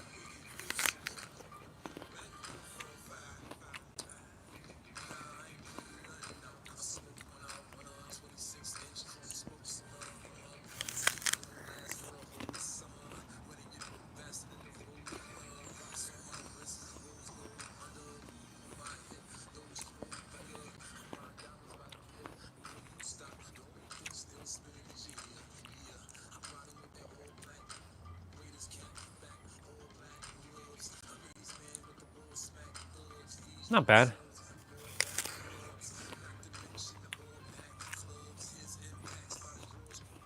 But yeah, I never heard this song. First time hearing it.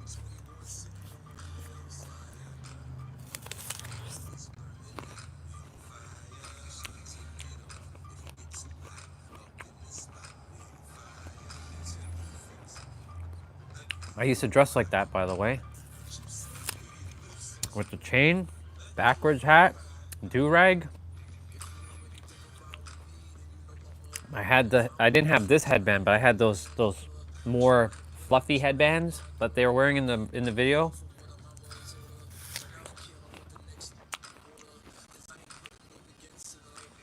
Baggy ass clothes, yep.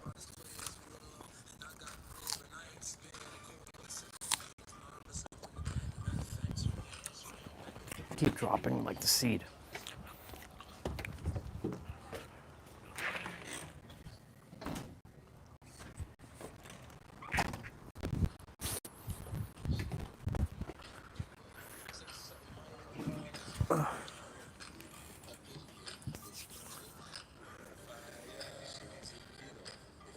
$50 was my dude, or not was, is my dude. And I love 50's philosophies. There's 50.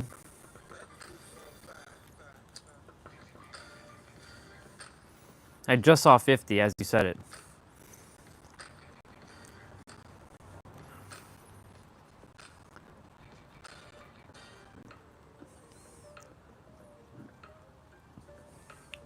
Well, I mean, I dressed like that back then.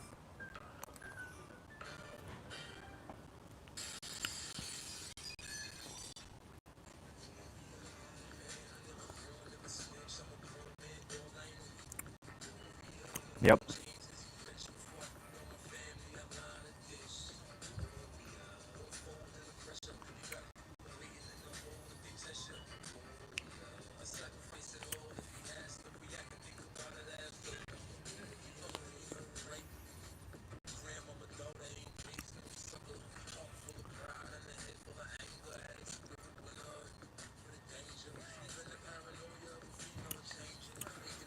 It's funny because I had a chain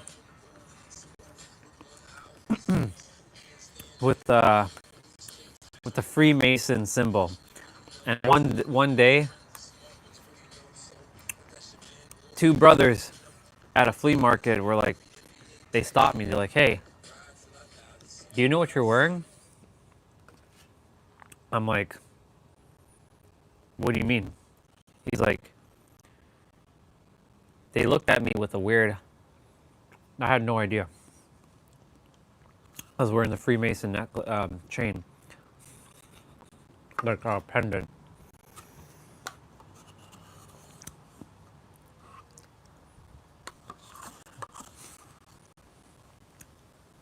The Freemasons.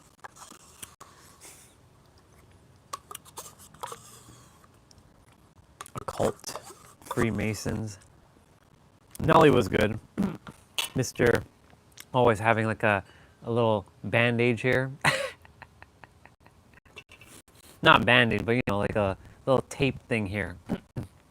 Yeah.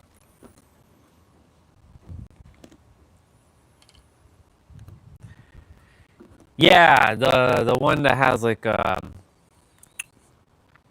has the eye and then has like it looks like an A, and then there's a little bit of like a little hook thing that goes like this as well. Yeah, that one. I didn't know.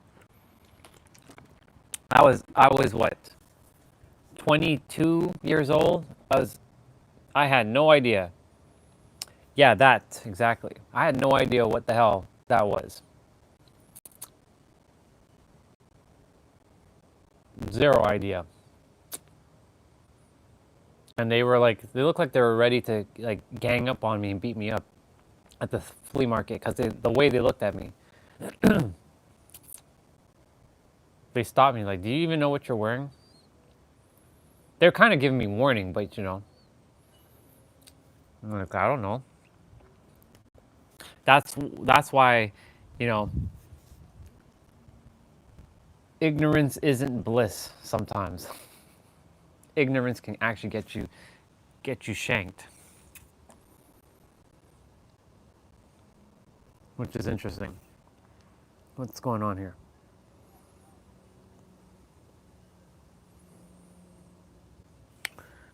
Vanya created a video say why your legs get weaker after 50. Do this before it's too late. Don't you just love those clickbaity titles? That's how they get you.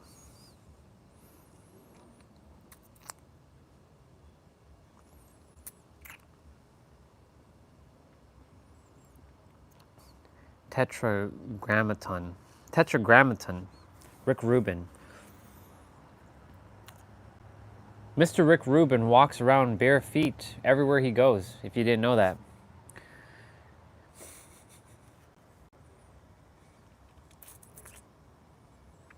Struck by power, touched by light. Yeah, see all these.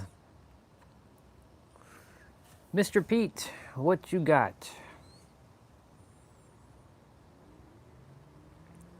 That's actually playing today. Magnetize Ultimate Wealth. I'll watch that later. It's probably the same shit I've already watched over and over.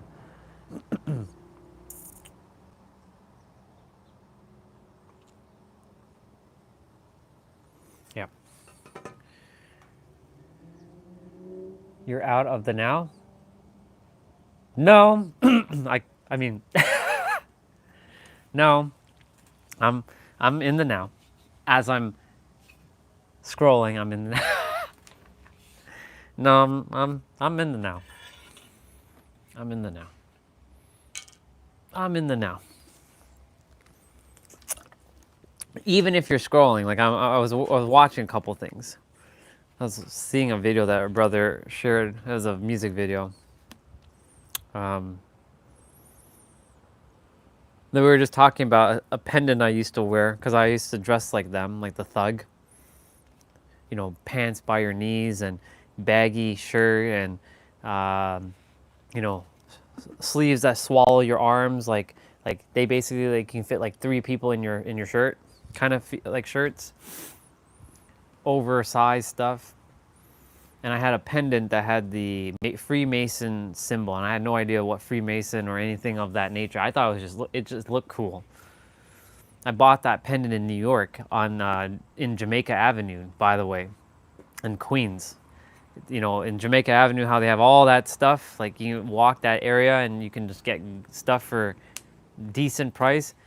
I picked out a pendant out of like the you know, like that cabinet. And I was like, that pendant looks cool. I had no idea what that was, to be honest. Freemason. And this was back in 2009. I had no idea. I was completely unaware of shit back then. And 2 brothers were like, in Toronto, when I brought it back, do you know what you're wearing? I was in a flea market. I'm like, that necklace that you're wearing, do you know what that is?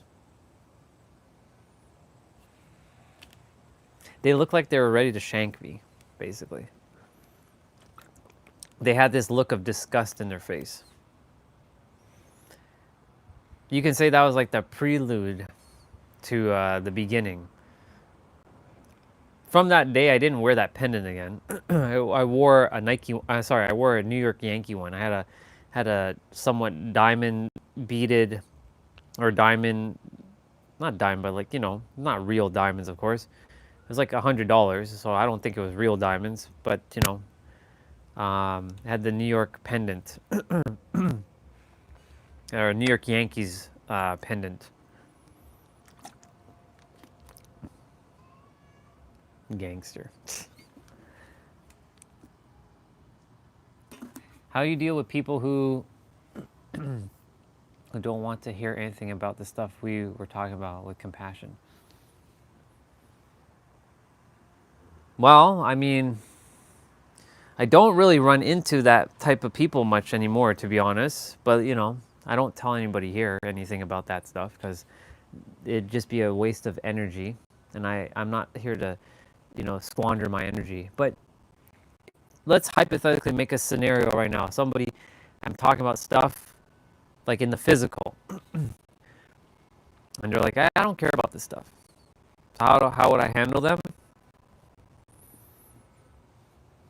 It's okay. It's not for you right now. I just, with compassion, I'd be like, this information is not for your highest good right now. You have it inside of you, but it's not for you to know right now, for you to take action on. So with compassion, I'm not going to share any more about this stuff, and I just talk about whatever it is that they want to talk about. But of course, I also, you know, it kind of goes the opposite way when people are talking about like, yeah, do you like baseball? What do you think about like that sports team, right? I don't care about baseball and sports teams. I really don't. I love playing the sports. I don't care about teams. I don't care about sports. Or sorry, I don't care about teams specifically. I don't care about Ronaldo or Messi. I don't care about, LeBron James is better than Jordan. I don't care about, hey, sister, good to see you. I don't care about that stuff, right? That's like what kills my neurons. I'll have a conversation until a point where like, yeah, it's kind of like, I'll know like after a point like, yeah, I don't really want to have that kind of conversation. It's kind of like, yeah. If they're a part of your daily life, well, if they're a part of my daily life, but that's the thing. I'm going to create a scenario right now. So I'm hypothetically saying some random person who's a part of my daily life, I'll use a partner. I'll use a partner. I'll use just a random like imaginary partner. And this person doesn't care about all this personal development, spirituality, esoteric, none of this stuff. They don't care about it. How would I handle them? With compassion? Well, I'm going to just entertain that we're already in a relationship and, because personally I would have not been in a relationship with anyone who's not into that sort of stuff. I would not entertain that if they're not into growth. But I'm imagining that I'm in with someone who I've grown and they choose to not grow and they choose to stay, stagnant, and they don't care about the stuff that I'm sharing. And how do I give it with self-compassion? It's kind of like thinking of it like a hobby, maybe. I'd probably see it as like, I'd tell them like, look, I know you probably don't like the stuff that I'm doing or saying, and maybe you don't find this interesting, but this is like a hobby of mine to some degree. They'll get on board with at least that it's a hobby. And, we all won't get along with like, I want to go fishing and this person wants to go play basketball. Personally, for me, I don't care to fish. I don't see for me personally, I don't see the enjoyment of sending out a rod into the water and then reeling shit in and then picking a fish up with my hand and seeing it die. I don't care about that, personally. I'm glad you had your experience. Big smile on my face. I'm so glad you had that experience. So yeah, I don't care about fishing. I care to play basketball, but maybe the other person doesn't care to play basketball, right? So if I had to deal, if I had to deal with them on a daily basis, how would I handle it? Well, I'd simply just be like, look, you go do what you desire to do. I'm gonna go do what I desire to do, and we'll come back together when something's in alignment. But you go do you, and I'm gonna go do me. I think that's how simple I'd make things as simple as possible. And that is in a form of compassion, because like I'm not saying, hey, you must like what I do. What do you mean I don't? Oh, okay, that's for you too. Never mind. Don't worry about the I don't. That's for you, for Misha and you. I didn't read what was going on in chat. That's why. Oh, there's 4 of you, and that's not me. So there's actually four souls here right now. It's good. So with compassion, I'd be like, look, you go do you. I'm gonna do me. When I'm done doing me, and you're done doing you, then we can come back together and do us. That's a bar, by the way. Yeah. Because I know, the thing is, like, there's going to be things that a future partner of mine may be doing that I don't care to do. I really don't care. What's your next manifestation, sister? Share in the chat. Like, so when it comes to like that question that you asked, Ramon, yeah, with compassion, I'd be like, you go do you. Like, go do you. I'm gonna go do me.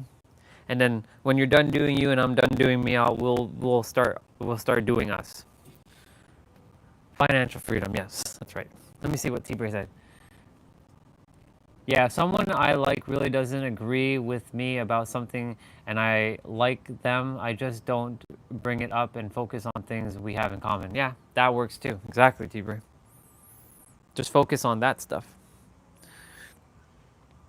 Because there's a reason why you end up liking each other, because there's things in common. So I'd probably focus on that. So like, you know, if for whatever reason, like personal development or spirituality isn't a thing for them, I wouldn't bring it up. I'd be like, okay, this person, don't waste your time talking about metaphysics, right? Like, for example, there's when you guys are on, I can talk about this stuff with you all. But when there's certain other individuals, like Faith, for example, when he comes on and he likes to be a troll bag, I don't talk about stuff like that because all he's designed to do is be a distraction. So I give him back a little bit of his medicine because he likes that kind of game. He doesn't care about my waffle, as he calls it. He calls the stuff I talk about waffle, fluff.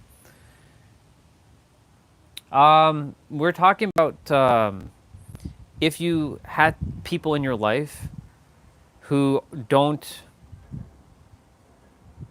they don't not really necessarily agree, but they don't really care about what you like, the things you say or the things you do. How do you handle them with compassion? That's what Ramon was asking. So I was basically giving my thoughts, and T-Bray left his thoughts there, which is powerful. I'm going to read what Ray said there. Ray, you said you drain yourself, attempting to give yourself to others. If you had more humans who can reciprocate it, wouldn't lead you to get emotionally drained and manifest in different ways. Yes. It also has to come down to equal reciprocations.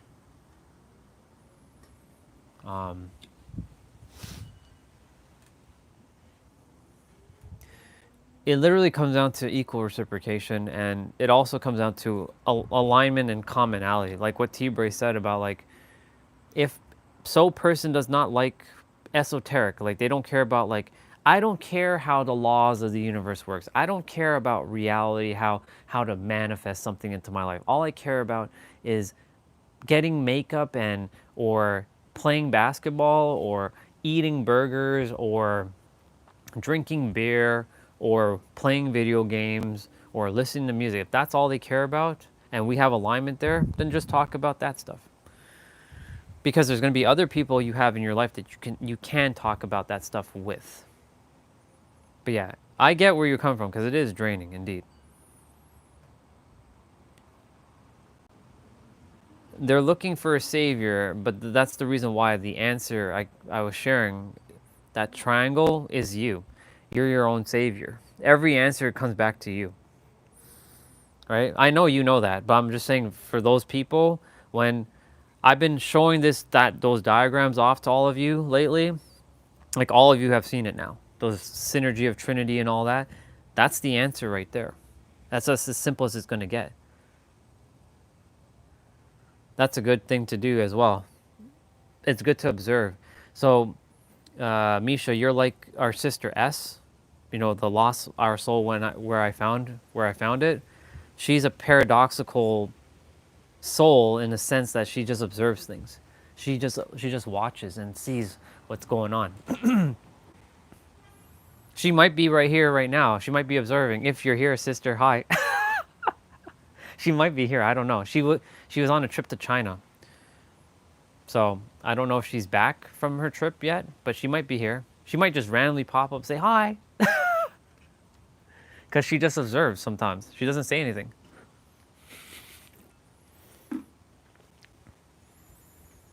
She could be here, but I don't think she is. Because there's 4 of you, and if I count, it's you, T-Bray, and Ramon. So there's someone else here lingering in the shadows, and it's not me, because I don't have my Mac on. So there's someone else here. So whoever you are, hi. Anyways, yeah. I like what T-Bray said. Yeah, it comes down to knowing the person. So like, for example, I no longer have that draining feeling. I just stopped caring and did what I wanted to do. Exactly. That's a good way of doing it, bro. Because in the in the end, you came here to live your life. You didn't come here to live someone else's life. So you do what you choose to do. Why do you think I'm doing what I choose to do? I didn't come here to live someone else's life. I came here to live my life with doing what I came here to do. Just like each of you are doing what you came here to do.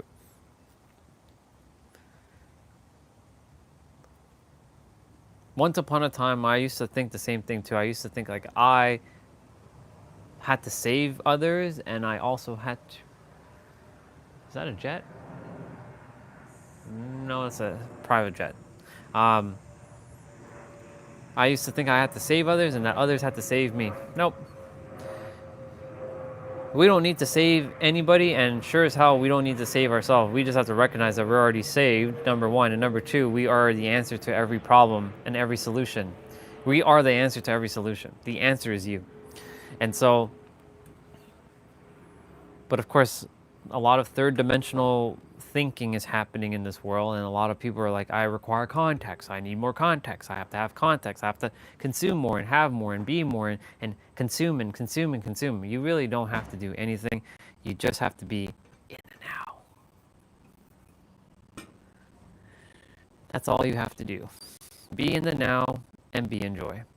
And Misha can tell you firsthand because she manifested a couple things recently, and her excitement shows it. I can feel it. Just she's in a state of joy.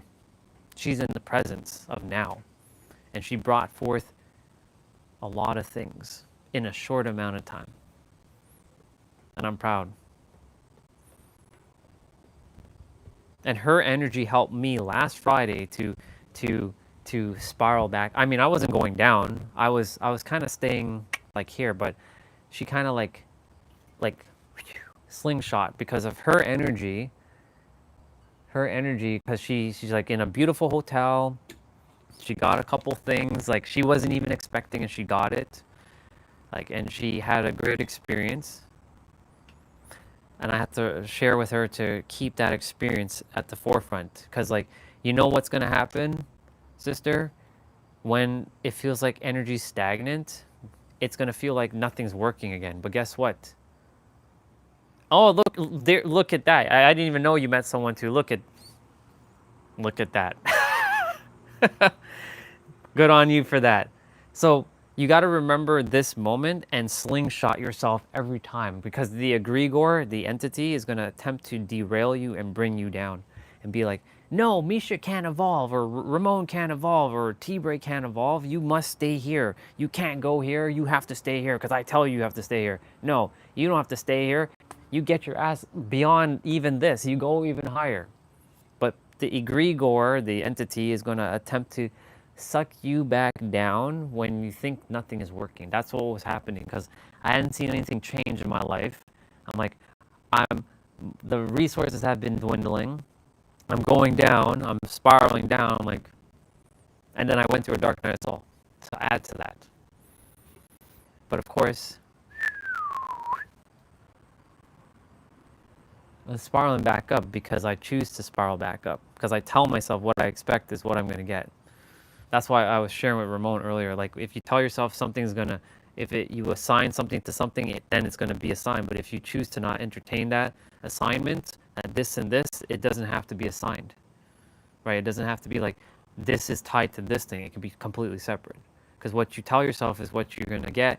What you get is what you expect, and what you expect is what you're going to get. It's just basically a loop. Let me see what you all said. I'm glad you had a great conversation with him. Amazing. That makes me happy. Let me see what Tibor said. Yes, Ramon. We require to operate at our highest and not let people steal our power. Not just people, but anything that desires to take our energy. Exactly. I'm grateful that you're grateful, sister. I'm happy. I really am. I really am happy for you. Because that's what it's supposed to be like. We didn't come here to struggle and suffer and survive. What's the 4 S words? Struggle, suffer, survive, and have scarcity. We didn't come here for these. We came here to see these for what they are, the illusion of the paradox, but we came here to thrive, to radiate, to be abundant, and to be in joy. Now, I wish these had the same letters, but you get the picture. Those 4 S's have to be removed completely. Suffering and struggling, there's it creates character, it builds resistance of who you are, and you'll know how to handle things. It builds you up for the tougher moments in life. But over time, I'm going to read what Ramon said. But over time, that's not going to be beneficial. Like, it's good for a certain point, but after that, like, you can't be staying there for the rest of your life. It's advantageous that you slingshot yourself up. I'm going to read what you shared. And yes, acceptance is key.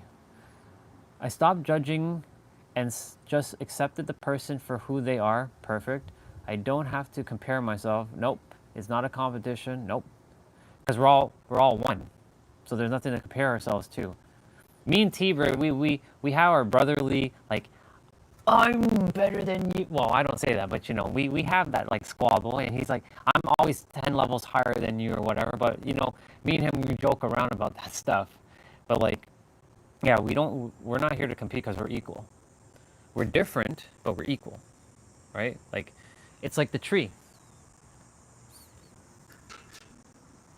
Misha, you're on one branch. T-Bray's on this branch. Ramon, you're on this branch. This is perfect. There's 4 of us. And then I'm on that branch. We all have our own like path, but we're still part of that same tree, right? There's technically 4 branches, like the 4 main branches. Then it goes to the trunk, and then they spread off to multiple different branches. We're like that tree, all of us. T-Bray's on one. Ramon's on another, Misha, you're on one, and I'm on one, but we're all connected to that one trunk. So let me continue to read what you said. Is the key to take control over your decision making, taking time to make decisions? So is the key to take control over your decisions, taking time to make decisions?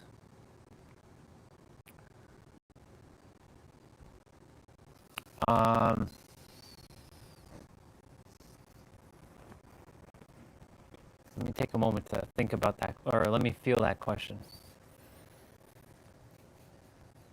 I'm going to scroll back up. And let me read what Tibor said, and I'm going to get back to that question. What the hell did he just say there?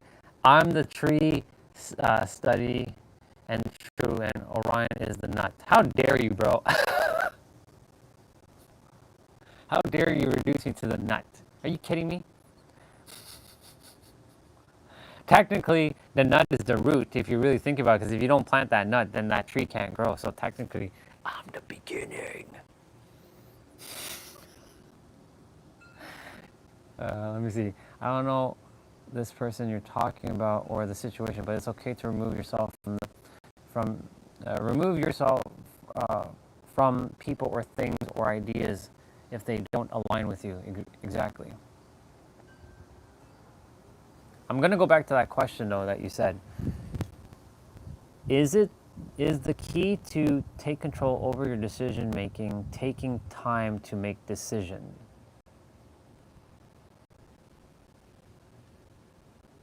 That feels like a paradox in itself. Is the key to take control over your decision making taking time to make decisions? Yeah, that's a paradox.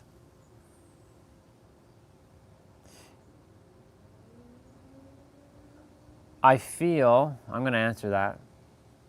I'll scroll back down to anything you all said, but I'm at that question. I scrolled up, so I can't see anything new. It does take time, but the thing is, remember what I said about what you tell yourself and what you can expect? Because, like, again, time, it's a man-made thing. We know this.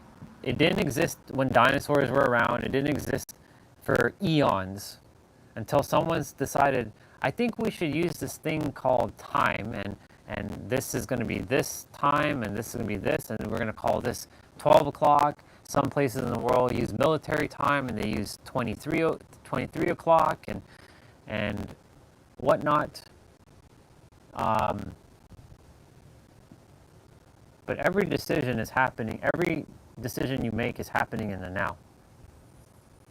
So it technically doesn't take time to make a decision. It takes energy, for sure. It takes effort to make a decision.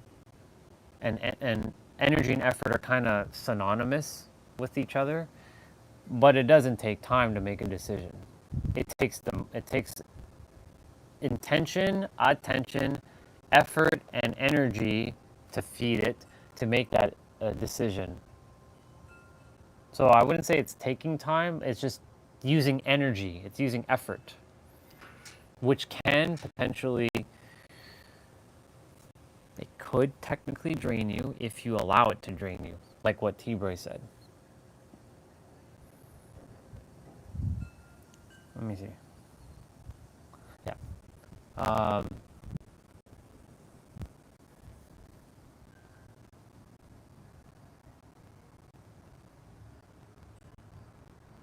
Like right now, the universe is challenging. This is not me. So there's no thinking here. But it's purposely allowing me to stop and not, so I can feel what it's attempting to bring out from me so I can bring it out to you. And you can say that this is taking time to bring forth, but really it's actually just taking attention, intention, effort, and energy to bring this out. But what it's desiring to say is, if you allow it to take time and make it seem heavy and arduous and difficult, then that's what it's going to be. But if you allow it to be easy, making the decision on, like, let's say, I'll just make up a random scenario. You got to make a decision on, like, I got to go to New Hampshire. I don't know why I said New Hampshire, but whatever. I know you're in New York. I was about to say New York, but I'm like, why would you go to New York when you're already in New York? Let me change the place. Maybe I have to take a decision on going to Florida, Miami. Make it fun. Well, the universe likes speed. I'll tell you that. The universe, if let's say you're feeling something that, like, you're meant to, like, take action onto something, right? The universe likes when you act on it immediately. Even if you don't know the how, it still desires for you to still take the action, and the how will present itself. I'll give you a great example. When we went to San Diego for my birthday, I hesitated to buy the ticket because I'm like, but I don't have the resources. I did because I had to be resourceful. But I'm like, man, like, I'm gonna wait. I'm gonna hesitate. I'm gonna wait because I know the ticket prices are gonna go down. We had no idea about tariffs and all that stuff, and then sure enough, one day the price shot up by $1,200. The ticket price was at the lowest when I saw it, and I could have bought it, and I didn't. So, but it had to happen this way, and I'll tell you why. So I didn't take the action right away. So the price shot up. I'm like, I'm not paying $1,400 to go to San Diego. Like, that's stupid. I've paid $300 to go to San Diego. Why am I paying $1,400? That's dumb. So I'm like, all right, universe, I need an answer. Like, are we going or are we not going? Like, what the fuck? What are we doing? Are we going or are we not going? Oh, no, you're going. So because I didn't take action the first time, the universe is like, I have to get you to San Diego. So I'm going to give you another opportunity. So it's like, you're going to go look at 2 different flights. You're going to still buy the Air Canada flight to go. But when you're coming back, you're going to take another airline to come back. Porter. And I'm like, Porter? Why the fuck am I going to fly with Porter? Like, what the fuck is this? Like, that's some like low tier like airline. Never judge anything before you experience it. I went on that Porter airline coming back. The staff was the greatest staff I've ever experienced on the plane. I was able to live stream on the plane for the first time, like in the sky. Now, of course, the internet wasn't the greatest to stream, but it was great to like watch content. The staff gave us like all extra snacks and stuff, and they were just chatting with us. Like just checking in, like, and like one of the dudes like, I really like your necklace, and like we chatted for like a good 10 minutes, like, and then of course at the end of the flight, I got to go into the cockpit to have that experience. So like the universe loves for you to take action and make quick decisions, but also to not to hesitate, but also to make smart decisions. And what's the difference between smart and snap? Well, this is where it comes down to like, okay, am I gonna, so there's a car over there and I have to get a car like right now. And I see that car, but that car is a broken down piece of shit. But you don't know it's a broken down piece of shit. So this is where you're gonna have to make a smart decision. But then there's a car next to it that may cost a little bit more, but it's kind of like, you would say, out of your budget. Hi, sister, good to see you. It's out of your budget, but it wants you to take that car, not that broken down piece of shit, even though that broken down piece of shit is actually cheaper, more cost effective. So it wants you to make quick decisions, but it also desires you to use. This is where you still have to think a bit. The thinking is still going to have to happen. This is why you still were given the thinking mind for a reason. You weren't devoid of thinking. You're going to have to think to some degree. But majority of the time, you're going to be feeling shit out through your intuition. But you'll know that you'll be taking that car. Even if though it costs a little bit more, in the long run, it's going to save you more than that broken down piece of shit. And I can tell you that from experience because, you know, Jason, our brother, I've seen the dude get screwed over car after car after car. And he ended up getting into financial difficulties because of his first car, which then set him back into his second car and into his third car. Now he's good, and he's got an amazing car. 4 or 5 cars later, now he has an amazing Kia Solstice, and it runs. But he had to become aware of his lessons, because he did make snap decisions, but he also didn't use, it wasn't a smart choice at the time. But, you know, one was kind of like, uncle gave him a car which was broken down, and then ended up being like in like lots in debt, when he could have just got a new car, and he would have just been without problems, let's say. For me, when I bought that red car, oh, of course, your nails are beautiful, by the way. They're absolutely beautiful. When When I bought that car, I bought it off the truck. You know that car, you know the thing where the cars are just like on the truck? It was the only red car in the lot that was coming in. I'm like, I want that car.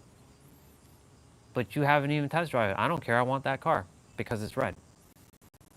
And it's brand new. It had all the wrapping and everything. Like, it's brand new. Like, nobody has sat in the car yet. Like, I want that car. Okay, give us an hour. We'll do the paperwork and stuff.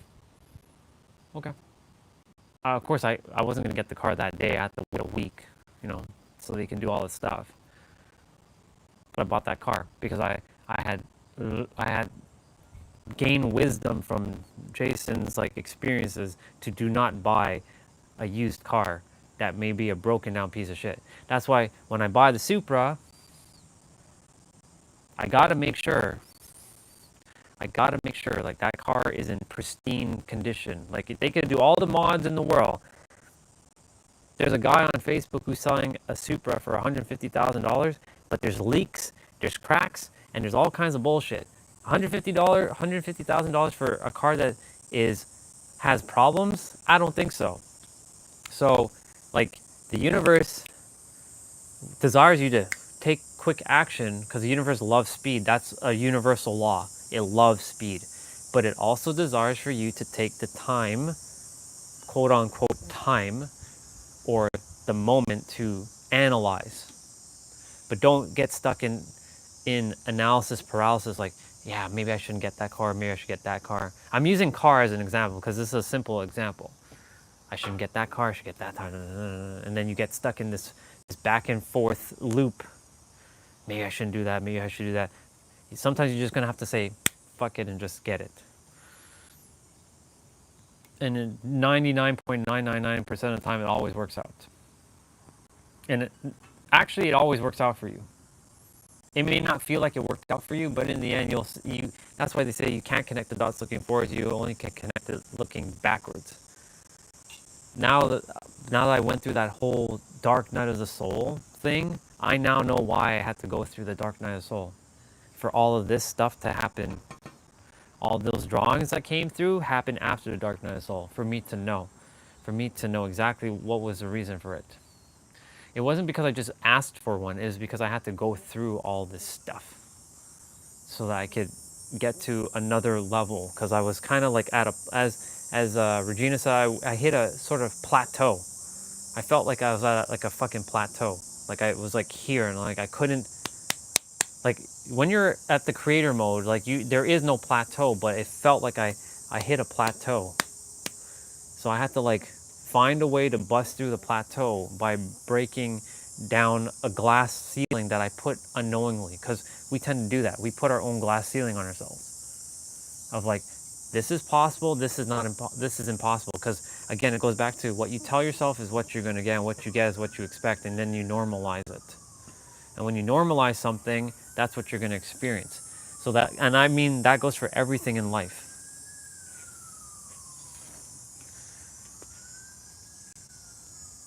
So again, back to your last question with the snap decisions.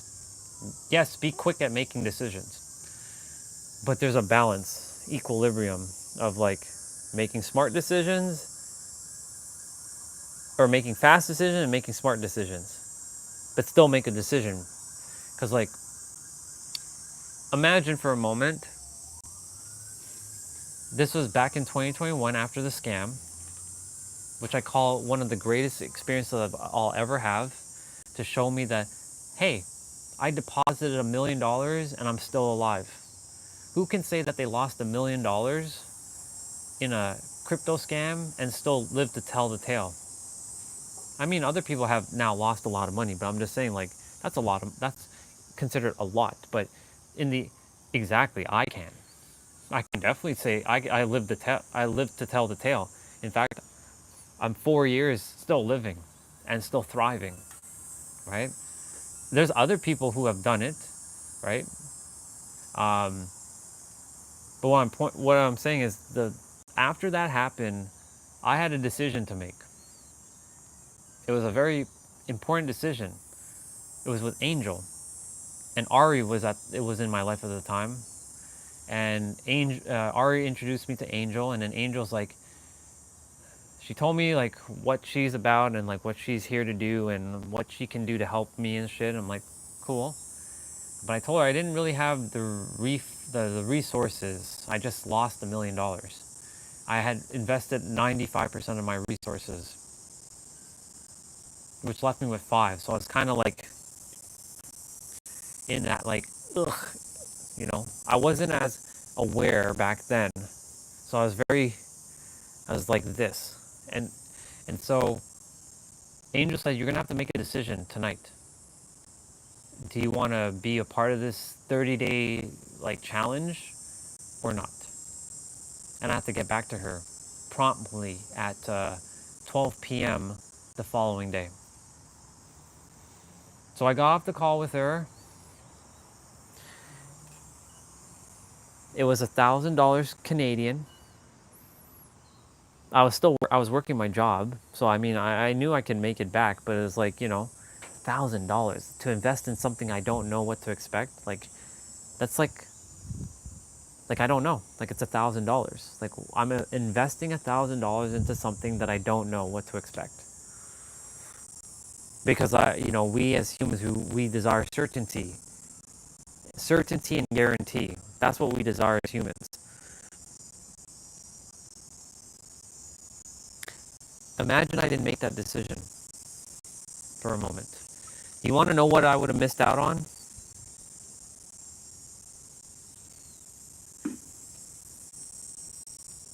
You want to know exactly what would have happened if I didn't take that action? I wouldn't have met Huang, which ultimately I may have not met Jessa, because I would have also not taken action on meeting Craig and investing in his stuff too. Because if I didn't invest on Angel, then I wouldn't have invested on Craig. So I would have missed out on Huang and Jessa, which then, if I didn't invest in Angel, I wouldn't have got to know Ari to tell me that San Diego's home, because I didn't know anything about San Diego back then. I wouldn't have met Victoria. I wouldn't have met Matt. And if I didn't meet Jessa, I wouldn't have went to Vegas to meet my speaking mirror, which then I met one of our other soul sisters, Agape, who lives in San Diego. Victoria, if I didn't meet Victoria, I wouldn't have met Chuck. With Olga specifically, if I didn't meet a brother named Robert, which was through Craig, I wouldn't have met Olga.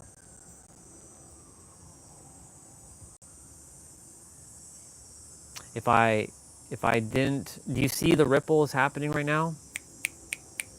All the decisions. If I didn't take one decision, and that one decision changed my life.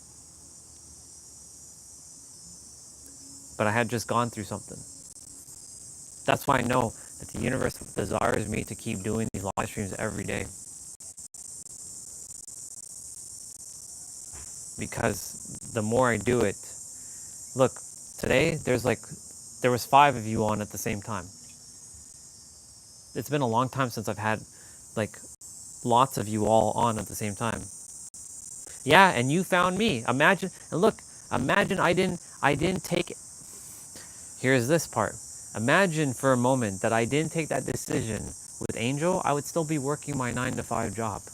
I would have never been this YouTuber. I would have never live streamed. You wouldn't have found me. Ramon wouldn't have found me. T-Ray wouldn't have found me. I wouldn't have found any of you.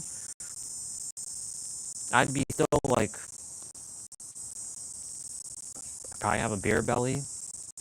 I probably have even more grays. I'd probably be like more bald-headed. I probably have like type 2 diabetes. I'd probably be stressed to the max. I probably still have scarcity mindset. Sure, I was still growing and evolving at that time, but I had only done personal development. I wasn't into spirituality. And Angel brought, ideas like the sphincter. I had no idea what the sphincter is. Your sphincter is tight. It's your butthole, basically. It's tight. You have to loosen up. your sphincter is tight. I'm like, sphincter? What the fuck is that? I've never even heard that word. She brought all these new ideas that I never even entertained before. They never crossed my mind. So she gave me another way to start seeing things. And then I took it to my next level. Without Angel, Huang doesn't show up. And without Angel, Victoria doesn't show up, or Matt doesn't show up. And you know what's funny? How I met Ari was through Lewis House, through a Lewis House podcast. He had a challenge coming up, and I paid $100. After I lost, I deposited $1 million to the universe. I still paid $100 to be on Lewis House's live stream, or not live stream, but his Zoom call, and that's where I met Ari and Craig. So if I didn't take that action, I wouldn't have met Ari. So really, it actually starts there. It starts with me taking action by me having this intuitive hit to go on Instagram. First of all, I had never used Instagram up until that point at all. I had never used Instagram ever. I didn't have an Instagram account. I had a Facebook account, but I didn't know Facebook and Instagram were linked, and I made my Facebook into my Instagram using my Facebook account. And I saw Lewis House had like this challenge for 5 days, and you can be live with him and ask him questions and stuff.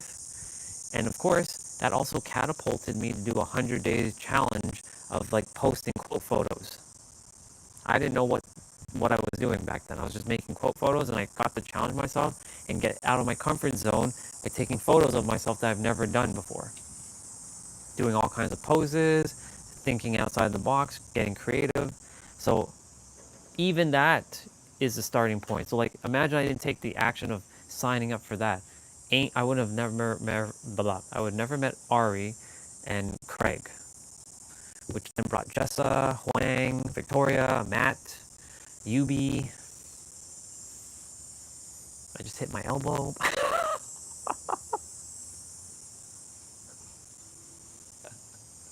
I'm good. Yeah, I wouldn't have met any of them, which then ultimately would have never met any of you, because ultimately you all came afterwards because of all that. Because imagine if I stayed with Huang and Jessa, do you think I'd be live streaming? No. Ambulance, yeah.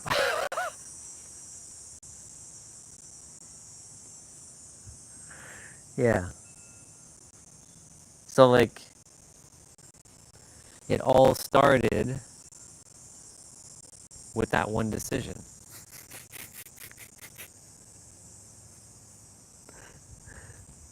It's not, when you bang your elbow in a weird way, like this thing here, like it stung basically.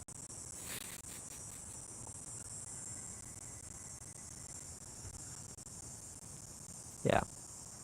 It's good. I'm good. It's just, temporary pain for a moment. Which is funny because that's an illusion, right? Yeah, funny bone, exactly. It's this is temporary, and this is an illusion. But yet our senses make this real, right? If I were ooh, right? Like that, ooh, like that is real to our senses, but in reality, it's all an illusion, right? It's just holographic projection. That's why I'm busting through even more now and seeing what else is really I know everything's an illusion, but what is my mind still thinking is real, and letting go of it being real, because it's not real. Our senses make it real, but our senses also aren't real. We were given the senses to operate in this third dimensional reality so we don't float away and whatnot, but reality is these senses are not real. But to our humanness, it's very real, It's fascinating. Anyways, if I didn't make that decision, bro, I wouldn't be here. where I am right now. One thing led to the next, and that's why I would love if I had live stream back in the day, because I would have been able to showcase the entirety of everything. But that's why now I'm live streaming now, because I'm technically kind of growing through the same so-called financial pain that I went through that 4 years ago. But I'm still making decisions every day to still keep going and not stopping. Let me see.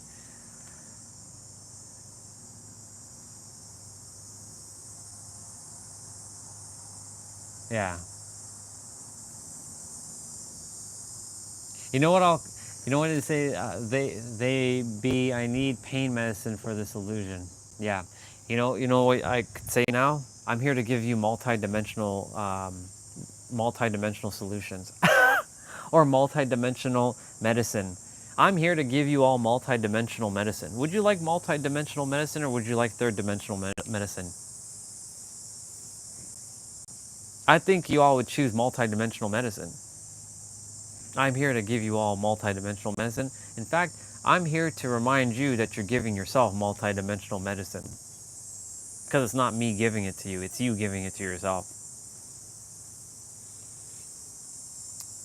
Yeah. You've been here just as long as Regina, and T-Bray came a little bit after, but he's been here long enough. But you all have seen, for me specifically, my words and my stuff has gone this now. Some of the newer people haven't seen, even Misha, she's seen it too. It's because the word paradox and now have taken, and obfuscate. These three words are at the forefront of my mind. Obfuscate, paradox, and now. These three words alone, and look, it's a trinity.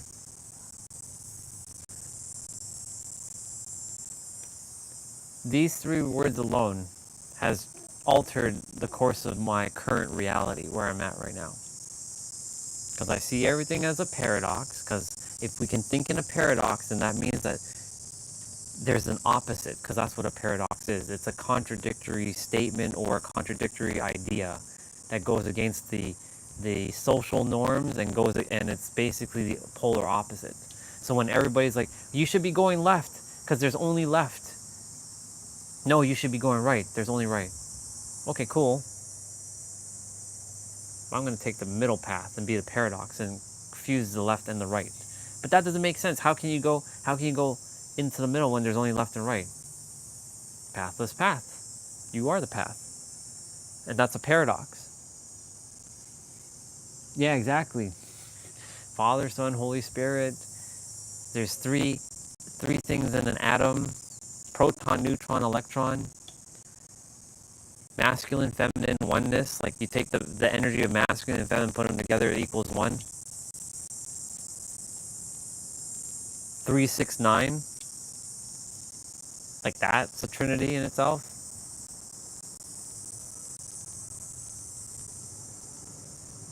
You got black, you got white, and then you got technically gray, because gray is the middle zone. Actually, no. You got black and you got white, and you have all the colors in between.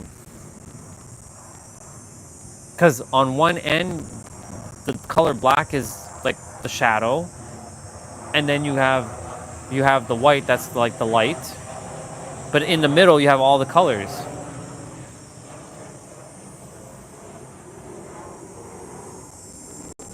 Exactly. So this is why the synergy of Trinity is you, now, joy, and God. You, slapped in the middle, because that's who you are using the power of the Creator, being in the now, and emanating joy. And you use the joy in now to be the Creator, and the Creator, being you, is staying in now and joy. And you're using the power of the Creator, being the Creator and joy, to stay in the now. And they basically all coincide to then form you in the middle. That's why the synergy of Trinity, it didn't come 2 months ago. I had to go through what I had to grow through for all this to come to pass. And I'm sharing it more and more and more. Because another thing, I want to share this with you, dude. 2 days ago, I was listening to Greg Braden. I'm sure you know who Greg Braden is. He was talking, and I shared this yesterday on the live stream. He had a friend who is a pianist, so piano player, and he created a piece of music. And when Greg listened to his piece of music, he's like, "Oh my God, dude, this music is so beautiful. It's like it touched his soul." But guess what his friend did? So this is where that universe loves speed thing comes into play. So his friend's like, "It's not quite ready. It's not ready." And because of that, he, as an artist, he had to work a job tirelessly, and then he used all his resources to then pour into that song to refine it. Okay? So Greg went to Los Angeles where his friend lives, and his friend picked him up from LAX. And they were driving in the car as his friend picked him up, and guess what? The song that his friend created was playing on the radio. And he turned to Greg, he's like, "Yo, dude, it's my song." And Greg's like, "It was your song. It was his song." You know why I said it was his song? Because his friend thought that it wasn't perfect. He thought it had to be refined more. And the universe desired that piece of music to be channeled through him to bring it out to the world.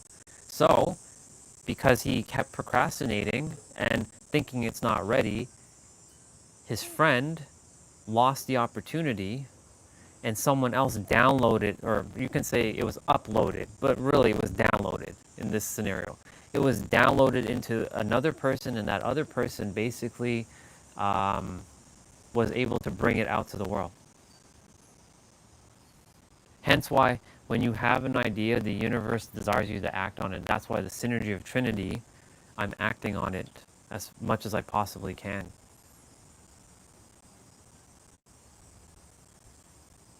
It has to be shared with the world, and I'm sharing it with the world, little by little.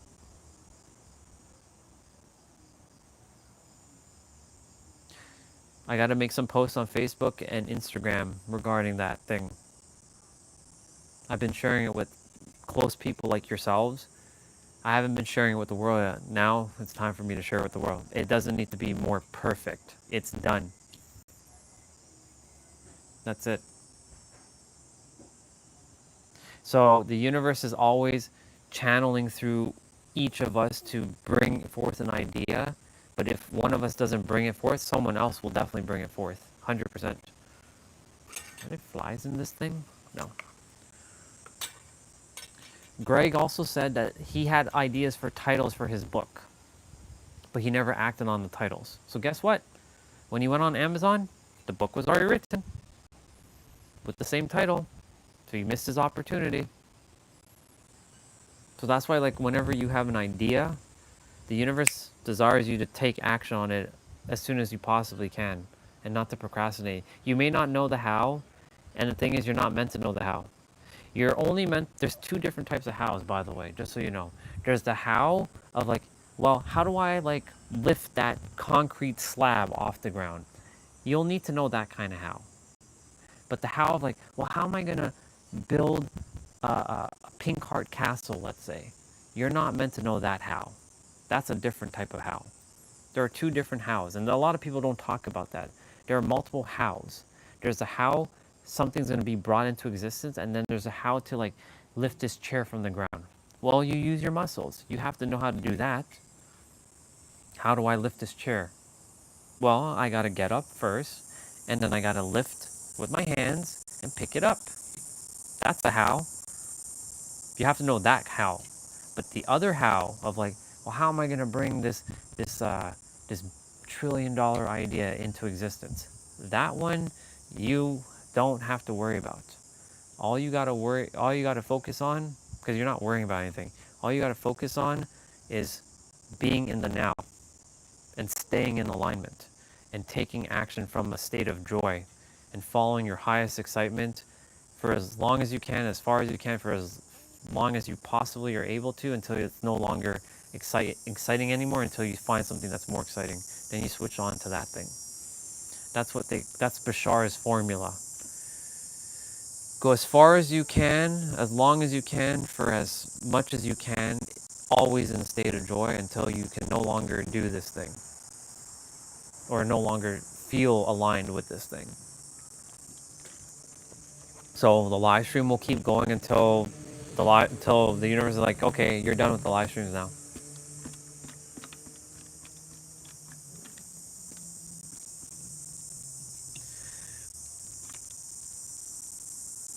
A year ago, I wasn't planning, hey, I'm gonna live stream. What is it, August 23rd? August 23rd right now, I'm only getting connected to Pete.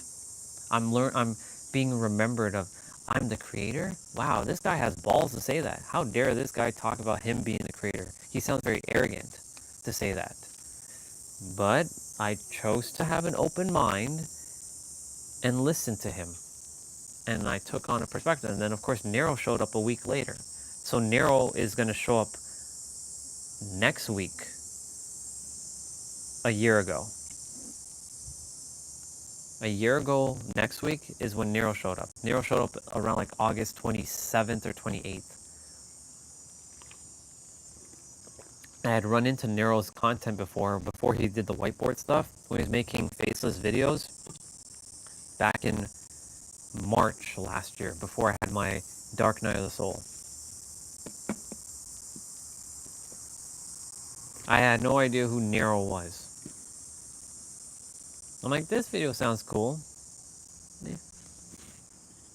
I already know this stuff. But then I went through a Dark Night of the Soul for 6 months. Pete helped bust me out of it, but it's really I helped myself bust out of it. And then Nero showed up, and he basically, he was reinforcing basically what Pete was saying, just from different words. And then, but yeah, I wasn't planning on live streaming. Do you think I was ever gonna do live streaming? Yeah, okay. That wasn't in my cards. None of this was in my cards. None of this. But the universe, like, you are going to start live streaming, and you're going to show it to the world how this is done by showing what it really looks like to be successful. It's not going to be this thing where people are filters this and cutting this and like only showing the good stuff. You're going to show how life really is. The crying, the struggle, the pain, the suffering, the work ethic that you have, the discipline, the focus, what you're feeling on your inside, the words you're saying, the actions you take, the thoughts you think, the beliefs you believe in, or in, the evolution of your words. Like right now, the latest evolution for me is my body. My physical body has been evolving. I'm doing things that I wasn't able to do 6-7 months ago. Like I'm stretching in certain ways, I'm bending in certain ways, I'm able to contort my body in a particular way. Last night, T-Bray had me put my feet against the wall and like bend, and I'm like, okay, so there's my limit. Now I know I have to go further. But yesterday I was in the grass, and I was able to put my head on the forehead, my forehead on the grass, while bending my spine into my legs. I've never been able to put my head into my legs, just so you know. When I was doing it maybe 2 years ago, I was able to bring my head towards my legs, but I couldn't put it in my legs. And yesterday, I was able to put my head into the ground, my forehead into the ground with my leg between the legs. So something's happening to my body. So I'm seeing physical proof that something's changing. Not to mention, I got rid of my body shame. Because, imagine I never showed my skin. I'd still be wearing this all the time. And there's been some summer days that's been really friggin' hot. And I've been sweating like a madman. I'm proud of myself for overcoming my body shame, and that happened on the live stream.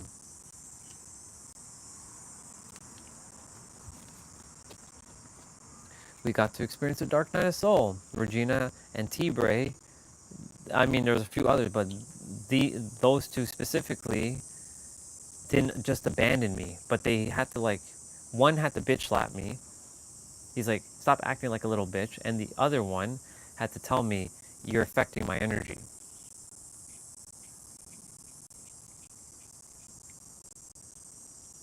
And I'm not doing that to anybody. I've done that all my life. I'm not doing that. So, I had to be snapped out of it. But I had to go through it. For me to experience a dark night of soul, to now be in the now.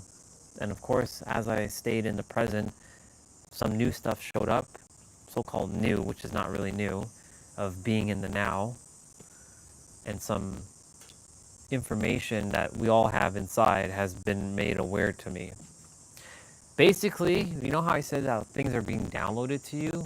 Well, it also works like this. Things are being uploaded into your core consciousness because it already exists inside of you. So when someone's like, I got a nice download today that I'm meant to be aware of something. You didn't get the download. You were actually uploaded. Because it's as within, as without.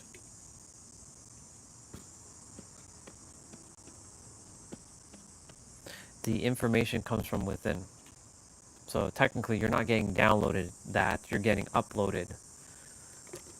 Or like when a creative idea comes through, you can say that's a download. But technically, you can say that could be an upload. That's a paradox.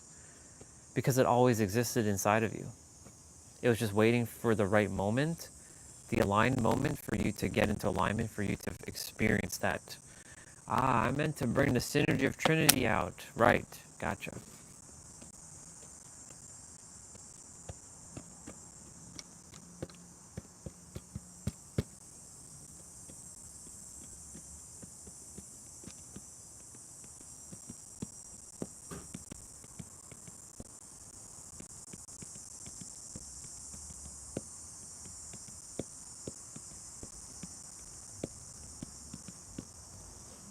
I was just thinking about something.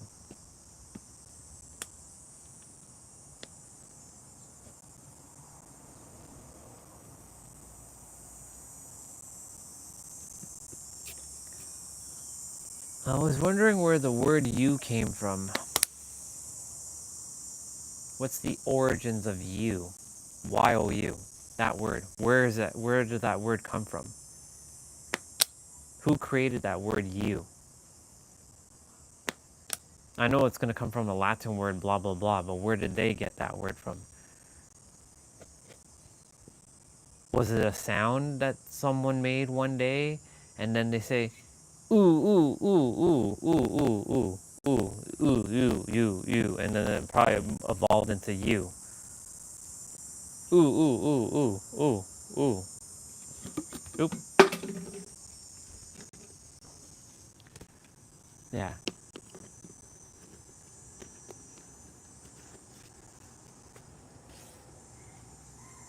I agree with that. It's spot on. That's spot on with that. Yeah, I know. That's the reason. Yeah. The thing is, like, for me, because I'm a speaker, you know, I have to. I myself still am. I've told myself that I've overcame words, because if I tell myself I'm still overcoming words, that means I'm going to be overcoming words. So now I've overcame words, and when I say words like want, need, try, and all those low vibrational versions of words, I'm really meaning desire, require, and attempt, and things like that. But when I'm speaking to audience, I'm gonna have to use those words. But I have to. It's like I'm separating myself to tell myself, okay, when you use that word, that doesn't mean you're like low vibration. So like that's what's happening with me right now in my inner world. I'm creating a space where like, okay, you can use these low vibrational words or these lower words, but you know that when you're using the lower words, me specifically, that you're actually meaning higher words.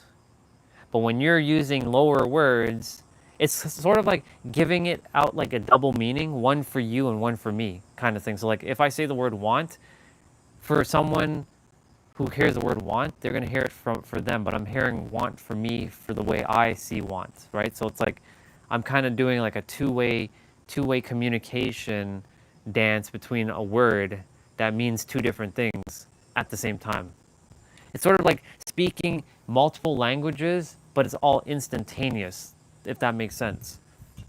Like I'm speaking every language in the world right now, but only you will hear your most native tongue. So like if you speak like 10 languages, you'll hear your most prevalent language. But if someone can perceive, if all those 10 languages that someone hypothetically hears and they're all equal, then they're gonna hear, wow, he's like, what the fuck? He's speaking all the languages at once? That's kind of weird. It's kind of like that for me right now. Like I'm basically saying words. It has like a meaning for myself and a meaning for you simultaneously. It's like when I say the word want for me doesn't mean lack. Or sorry, want for me means the word lack, but for you, I have to use the word want, let's say. Not you specifically, but like the audience. Because if I use desire, they'll be like, what the fuck is desire? I don't use that word. That's not a common word to use. Desire? I use, I want this, I want this, I want. I need. But for me, I want and I need, for me, comes from lack, because that means you don't have. So I have to either tell the audience, like we talked about before, I've said this before, I have to tell in advance, these are my vocabulary of words beforehand. I'm like, all right, y'all, hello, welcome to this conversation. Just to give you a little heads up, this is how this is going to work. I say certain words, and these are what these words mean. So if you hear me say want, it means desire. If you hear me say need, it means require. If you hear me say try, it means attempt. Capiche? Cool. Now I'm going to use those words. Right? But yes, it's easier if I could just not speak words anymore and just like telepathically send information and master that so I don't ever have to use this again. But this is a very powerful instrument. Yeah, as long as the energy is there, the message will be received. Exactly. It's all about the intention of the message. Placing your attention on the energy of when you're saying and the intention of what you're saying. Yeah, they will receive it.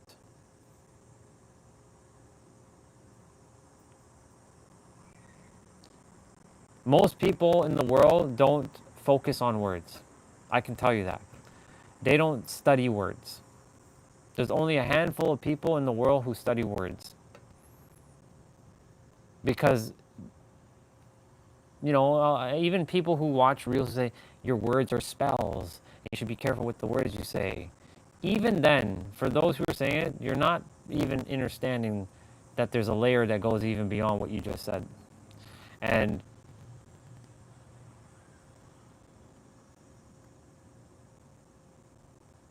like if you really, like, it's all energy.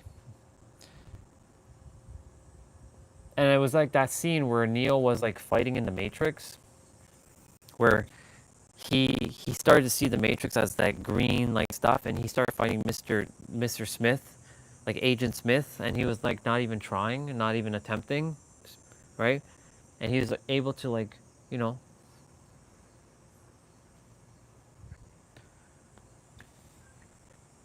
that's basically where I'm at. But majority of society are not there yet. They're not even close. They use words unconsciously.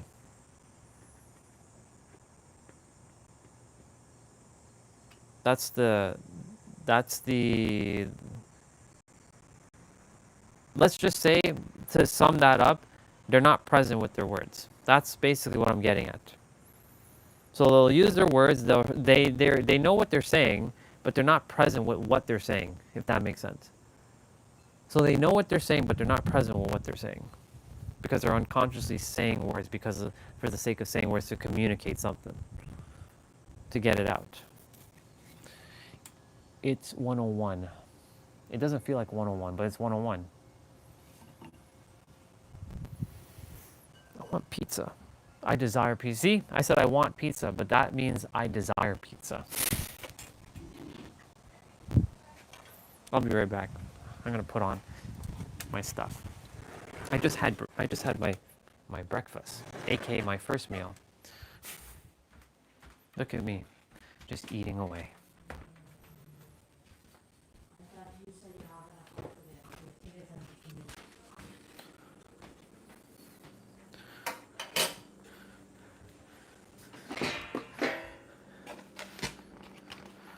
I'll be back outside in a moment.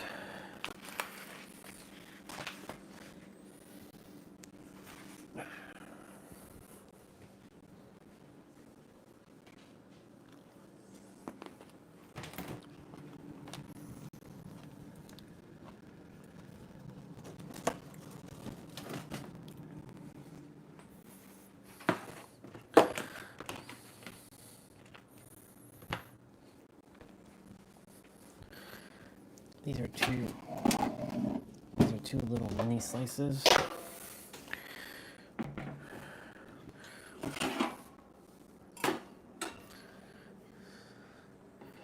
Do do do do do do do do do do do do do do do do do do.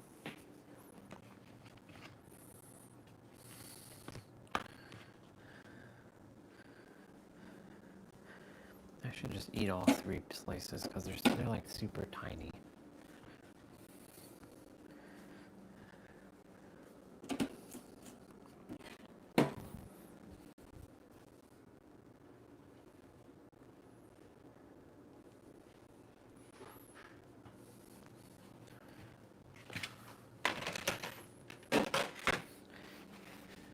That's funny.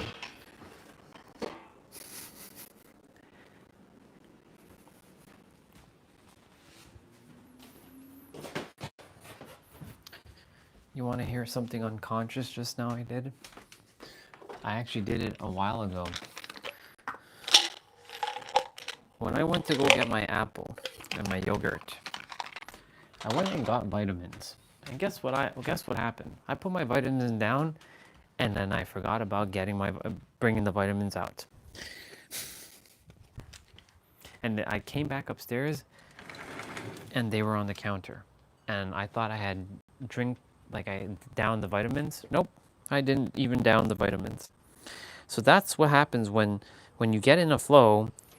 A lot of things kind of just slip my reality like that, literally. So now I have my vitamins.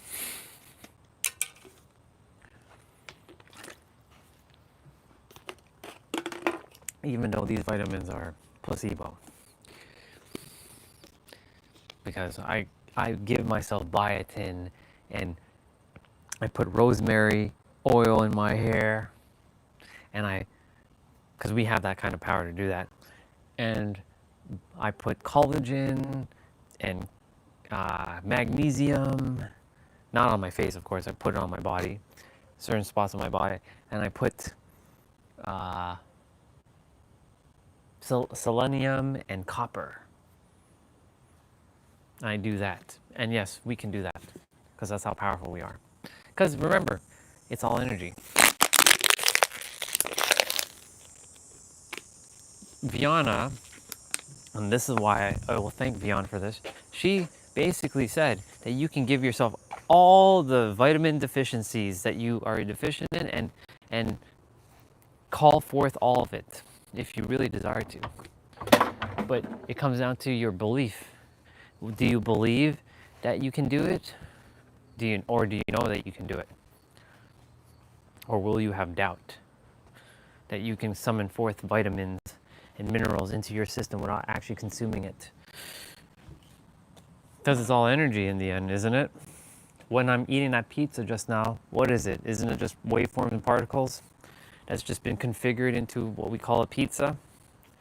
This water is also just particles and waveforms that's configured into hydrogen and oxygen molecules that allows it to be formed into water.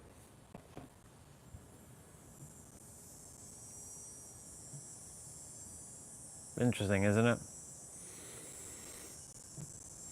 Technically, I can breathe in the air, but I can really breathe in. That's why they say you can breathe in abundance and breathe out gratitude. If you buy into it, of course, because what you tell yourself is what you expect, and what you expect is what you gonna get, and what you gonna get is what you expect, and it becomes that infinite loop again, and it becomes normalized. I know it sounds ridiculous, right? You can summon vitamins into your body and minerals. I know it sounds absolutely ridiculous, but it's possible if you truly know that you can do that, if you have no doubt.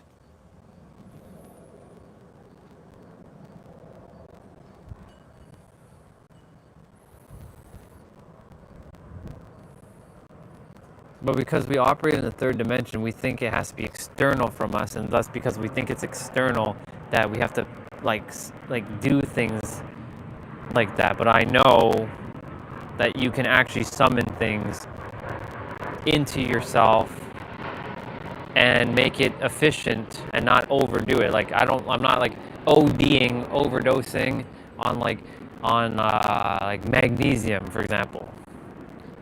Right? I remember when Regina said like don't put magnesium on certain parts of your body. Put it on like other parts of your body.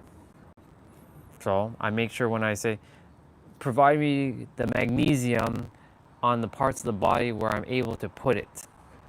So it will put it exactly where I commanded to be put. So I'm seeing if it's working or not. I'll see if I grow more here as I put more rosemary oil and all that kind of stuff, and biotin and collagen and all that, and see if it's actually going to grow me more hair. Same with my beard. I know the grays that are currently here, they're here. They're going to be here until I either click or I make it in a way where like I go back to all black and I truly see the colors go back into the hair follicles and make it black again. Is it possible? I don't know. I'm sure it is. I'm sure it is. But who really knows, right? Well, hello there, Mr. Pete.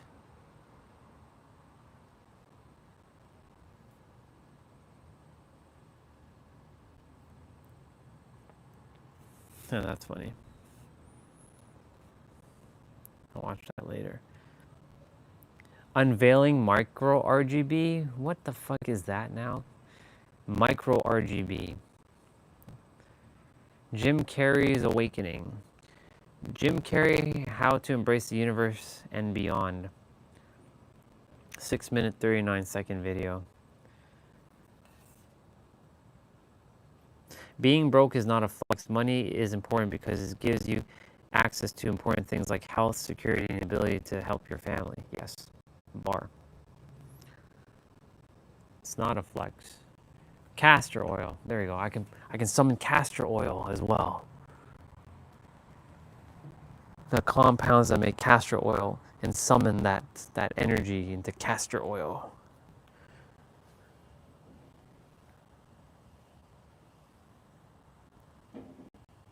It's also like it's basically like using Reiki, literally.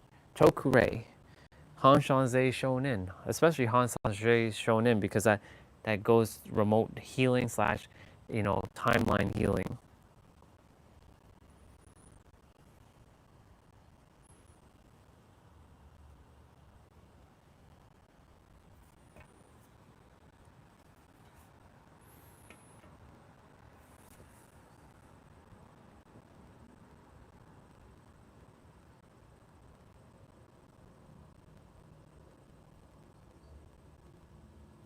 Yep, castor oil. It's 111 right now. It's 111.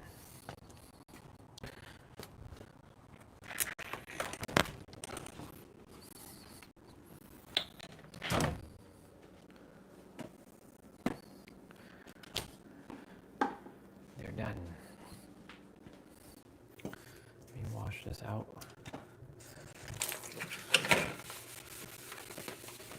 I figure I eat now, and then I do my jump rope around like 2:30. Since we're not going anywhere.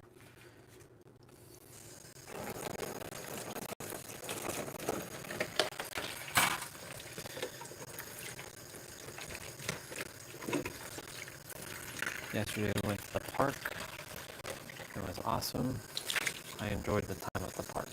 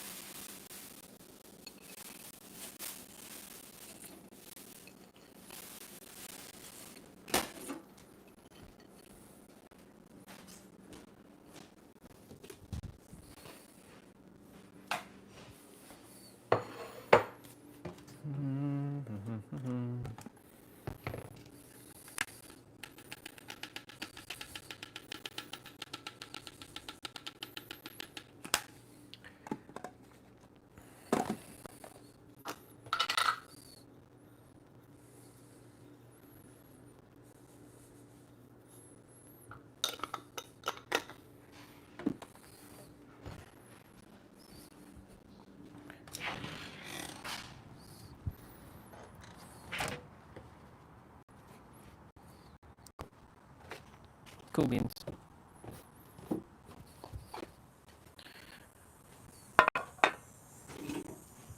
See, they're tiny. It looks like one piece, but it's actually 3 little tiny pieces. I want to listen to Jim Carrey's Awakening and how to embrace the universe beyond the universe. I want to hear what he has to say. It's only 6 minutes and 39 seconds. Let's hear what Mr. Jim Carrey has to say. There's no thing that isn't divine. Everything is divine, and I'm that. I'm not the body. I'm you guys, and I'm this thing, and I'm this thing. It's an ancient thing. There's still ego there, but I'm finding that ultimately the freedom from it is something people are kind of hungry for. Someone says psychedelics are not required for awakening. He's taken like a severe Nothing against them. Just the truth is way beyond the need for material substance to be realized. He must have had like some psychedelic experiences too. No, not yet. He's just I'll be talking doing it about what matters and what probably like doesn't 2 matter. o'clock. He's not talking like Jim Carrey, the world famous A-list actor. Good to see you, sister. Who's had gigantic smash movies. He's not talking. I'm like gonna that. basically He's eat this and talking burn it about off. some guy who's just trying to. Because the weather is sort of understand his place in the universe. cooler. I'm not going anywhere, so Sometimes I think that's I figure I'd do it later. It's important, really. So no, You know? no It's just play out yet, letting but each other it'll be know jump we're rope, 45 minutes. Reminding each other that we're part of a larger self. I used to think Yeah. Jim Carrey is all that I was. I just want to hear what he has to say. Just a flickering I'm light, curious. a dancing shadow. The great nothing masquerading as something you can name. I used to believe that who I was ended at the edge of my skin. That I had been given this little vehicle called a body from which to experience creation. Yep, I And agree. I learned that everything outside the vehicle was part of me too. Yep.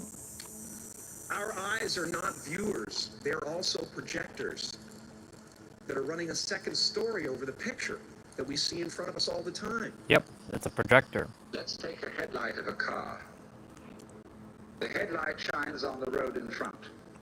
The headlight does not shine on the wire which connects it with its own Bill battery. Murray has spoken about the same topic. So in a way, Live in the present without headlight is judgment, unaware being at peace of with how it oneself. shines. See, And the in answer is same present way, moment. we are unaware of the sources of our consciousness. You are something the whole universe is doing in the same way that a wave is something that the whole ocean is doing. Our real body is not just what's inside the skin, but our whole total external environment. That's true. And if you become aware of that unknown self, But it's not the more really you become truly aware our of it, external the environment more you either. realize that it is inseparably connected with everything else that there is. And that vast thing that you see far off, far off, far off. Let me see what you said. telescopes, look, He look, look, he said once that one day you're one gonna wake must up gain and all say, the riches they want in life to realize that they me. don't need anything. I remember that. I remember him And saying in that. knowing that, know, you see, that you never die. He said that Ultimately, to let people know that we're it's not all about the avatars we riches. create. He'll realize that We're not the pictures answer on a is film stock. We are the light that shines through. the answer is like All right else here. is just smoke and mirrors, distracting, but not truly compelling. I've often said that I wished people could realize all their dreams and wealth and fame, and Here, so that they could see that it's not where you're going to find your sense of completion. your sense of completion comes from Imagination within. is always manufacturing scenarios, both good He and just bad. basically The said ego what tries to keep you trapped in the multiplex of the mind. you just And said. if you listen to it, there will always be someone who's doing better than you. No matter what you gain, ego will not let you rest. It will tell you that you cannot stop until you've left an indelible mark on the earth, until you've achieved immortality. It's been part of the evolution of ego. That's the third dimensional is to, thinking mind he's referring to. spend your first half of your life acquiring and adding, thinking you can add to yourself, and it looks great. I mean, it looks great when you got a cool car and you got good, nice clothes, and you've done something that people admire. It can never fulfill you. You can never be happy. It's not where happiness comes from. Nope. And that there's no real you involved in the first place. Like many of you, I was concerned about going out into the world and doing something bigger than myself.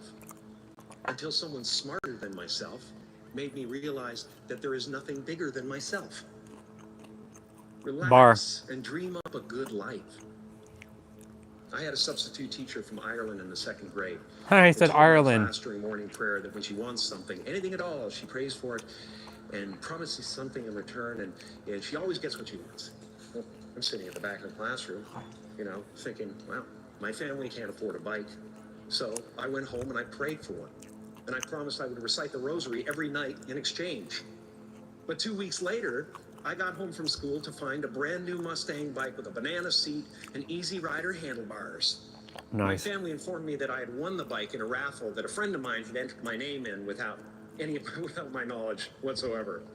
So that type of thing has been happening to me ever since. As far as I can tell, it's just about Synchronicities letting and magic. the universe know what you want and working toward it while letting go of how it comes to pass. Letting go of how it comes Your to pass. job is not to figure out how it's going to happen for you, but to This was to Ramon earlier. Your job is not to figure out how it's gonna come to pass. open the door in your head. And when the door opens in real life, just walk through It's to realize the door is gonna be opening in your head and just walk through it in real life. And don't worry about the how. it. And when I say life doesn't happen to you, it happens for you, I really don't know if that's true. It's actually I'm just happening making as a you. conscious choice to perceive challenges as something beneficial so that I can deal with them in the most productive way. Yeah, there's a Come up with your own comment. style. There's a comment that just popped up saying, I think as humans, we overcomplicate our existence to the point that we can't see how simple it really is. Yeah, it's called obfuscating.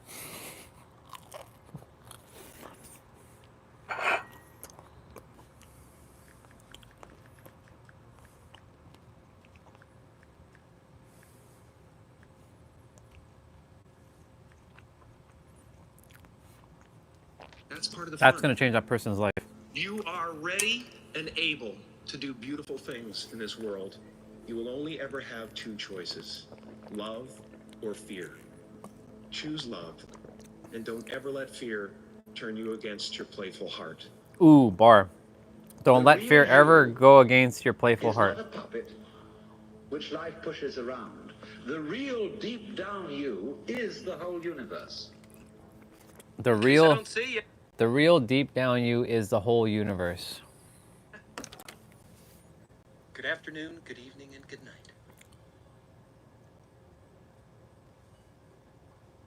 Thank you for bringing laughter. Yeah.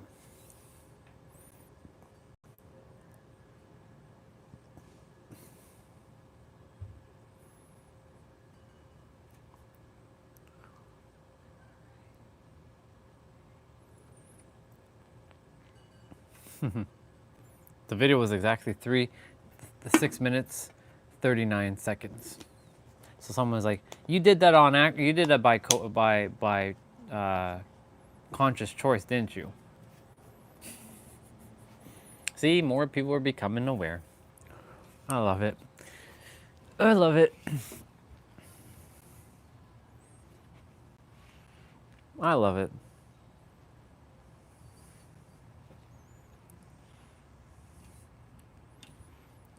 I love the fact that that person realized it seems as humans, notice how they said humans.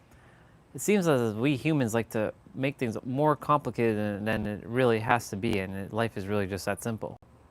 Yeah. And there's a word, it's called obfuscate.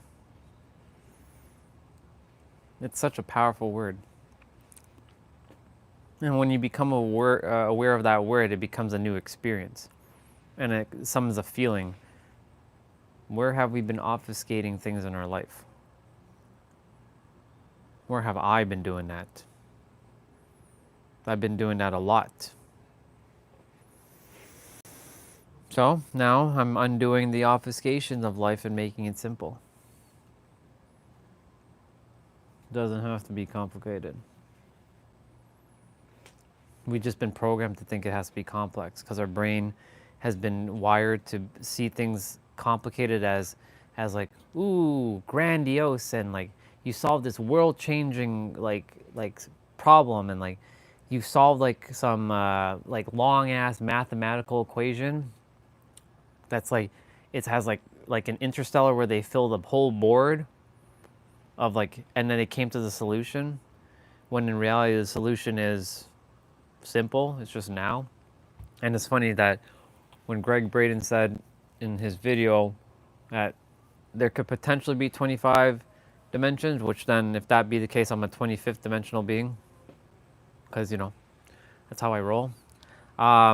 He said the closer you get to, you know, the higher dimensions, the simpler the equations become, because all the other dimensions, you know, that aren't at the higher realms, I don't want to use higher lower, but you know, they're not the 25th, 24th, like the third, you have to go through a bunch of layers because it's so much more complicated on the third. But when you get closer to the source, then the answer is like 1 + 1 instead of like 3 times like 3, for example.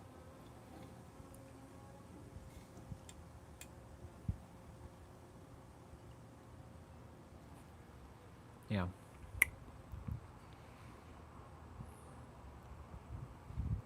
There's a bumblebee flying around, and that one's okay, because I know bumblebees don't like to bother me. But them other bees, them other bubbas, I know I'm sweet, but come on. You gotta like stay, like just go. Yeah.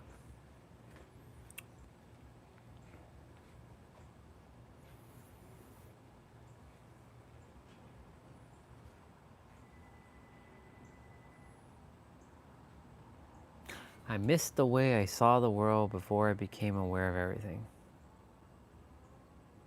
Before I came aware of everything, or after I came? That's after. I missed the way I saw the world before.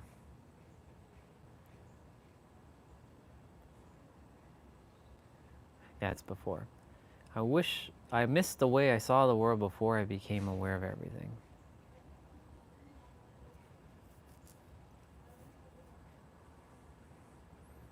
Our third dimensional senses make this real. Like that airplane that's coming, there's a bunch of other third dimensional beings on there. But the funny thing about that is it's me projecting it in my universe. I'm making that plane fly.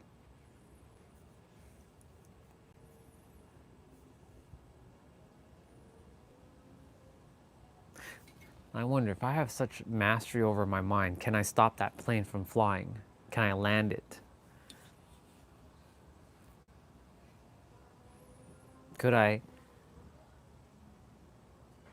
change the weather fully from like being like absolute, like in wintertime, like December, like when it's going to be like minus 20 degrees Celsius, and change it to like plus 30 degrees Celsius and be summer in the middle of December, January, with sun.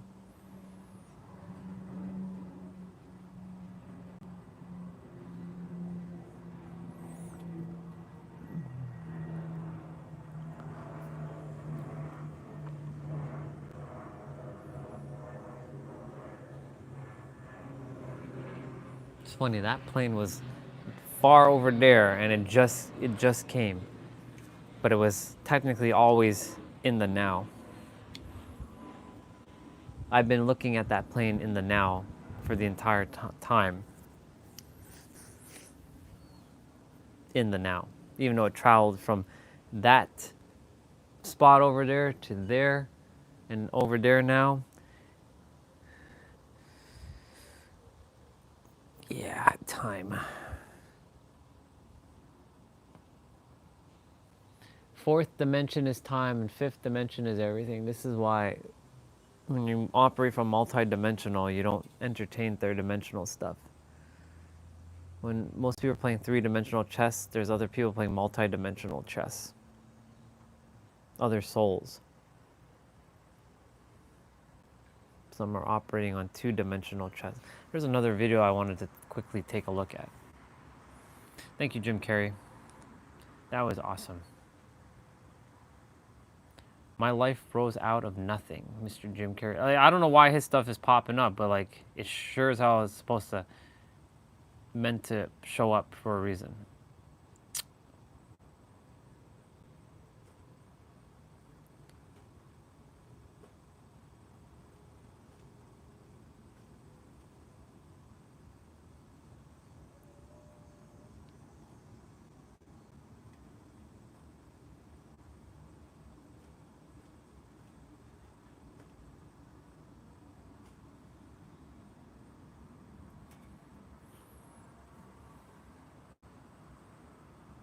Thank you. I will.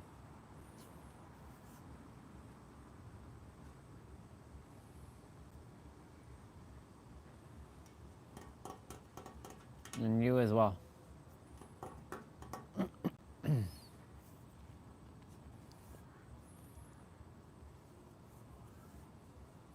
Live stream is going to be at 333 minutes soon.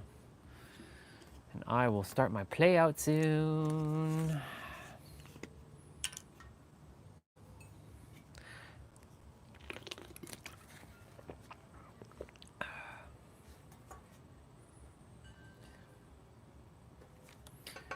What is on the agenda for Miss Regina?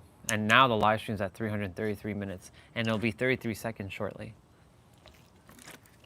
So I get to see 33333. I'm gonna stare at the time because it looks cool.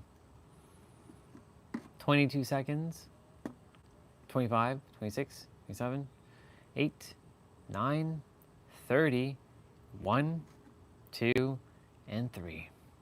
So that was 33333. I was meant to look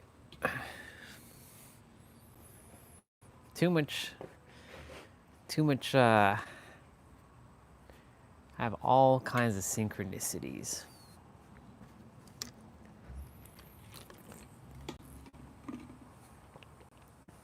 and it's 1:30.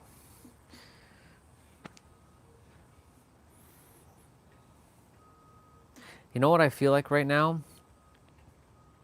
I feel like Matthew McConaughey in Interstellar, where he's like sitting back drinking a cold one. I'm not drinking beer because I never will, but you know, I'm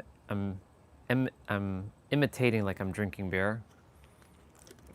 And he's like back after his adventure in space, and like they're on a new planet where everything is like all contorted, and he's like, Tars was like, is this how it was back on Earth? He's like, I was never this clean, Slick. And he just kind of like looked, and he was just present. I don't care where we are, I care where we go. That's what he said. I don't care where we are. It's interesting. He wasn't focusing on where he was now. He's desiring to go somewhere else. So, I mean, I wish in that part of that scene, he's like, you know, I don't care where we go. All I care about is where we are now. That would have really been like the creme de la creme. But he said that. And I'm like, okay. But, you know, I can change the scene right now. I don't care where we go. I care where we are right now.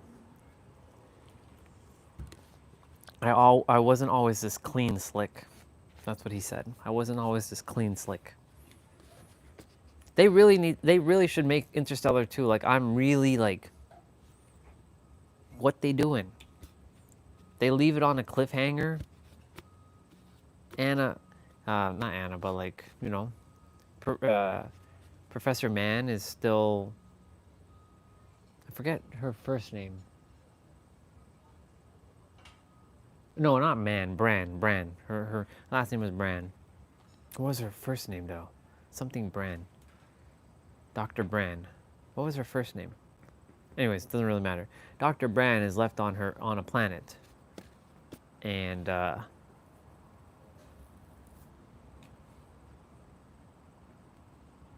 yeah. She has to be rescued.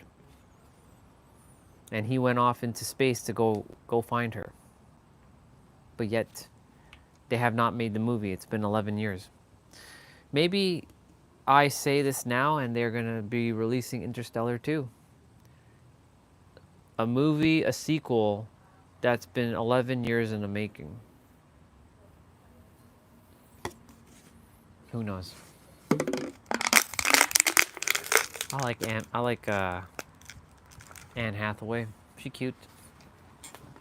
I like girls with long hair though. Wasn't digging her with short hair, but she cute. She made a joke on one of the late night shows recently. Well, not recently, a long time ago. She's like, "What ruins the number 6 and 9? You put a period in between."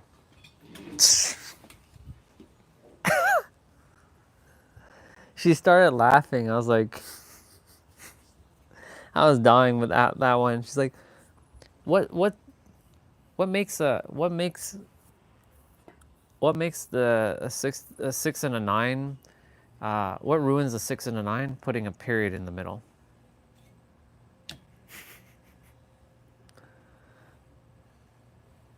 A 6 and a 9 is a good thing until you put a period in the middle or something. She said it like that.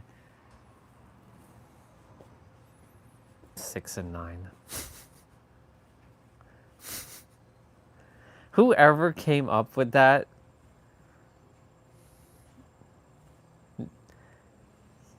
I don't know why they use the 6 and the 9 as a sexual like innuendo. Is it because the 6, like the tail of the 6 is that way, and then the circle is the head, and then the 9 has the head there and then the tail's at the bottom?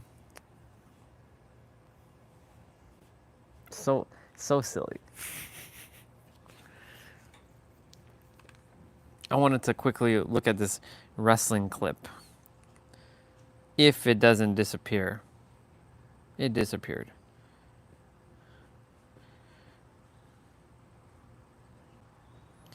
They erased your memories. You're not a human, you're God pretending to be you. That's one of them AI videos. I actually enjoy listening to it. It's pretty decent.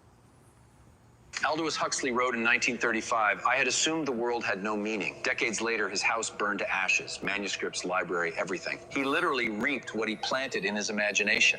Your imagination is not a mental faculty. It is God himself operating through you. Christ is not a historical figure. Christ is the creative power you exercise now. Every mental scene sustained with conviction must materialize. Close your eyes to the obvious. Mentally construct the scene of fulfilled desire. Give it sensory vividness. Persist as if it were true. The outer world must reorganize itself. People appear, opportunities arise, coincidences multiply. But here's the terrible secret. You're already doing this unconsciously. Every worry sustained, every fear fed sight, you're actively creating your prison. You are God the Father who forgot who you were. You are God the Father who forgot who you were. It's a 36-minute video.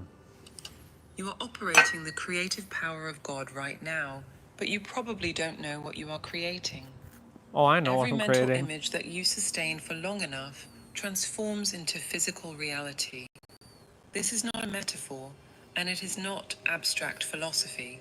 It is the fundamental mechanics of how reality works, and you are using it unconsciously every day. Paul of Tarsus knew this secret. In his first letter to the Corinthians, he speaks of a different wisdom, one that does not belong to the rulers of this world. He calls it the secret and hidden wisdom of God, decreed before the ages for our glorification. Then he adds something crucial. Only the Spirit of God can comprehend the thoughts of God.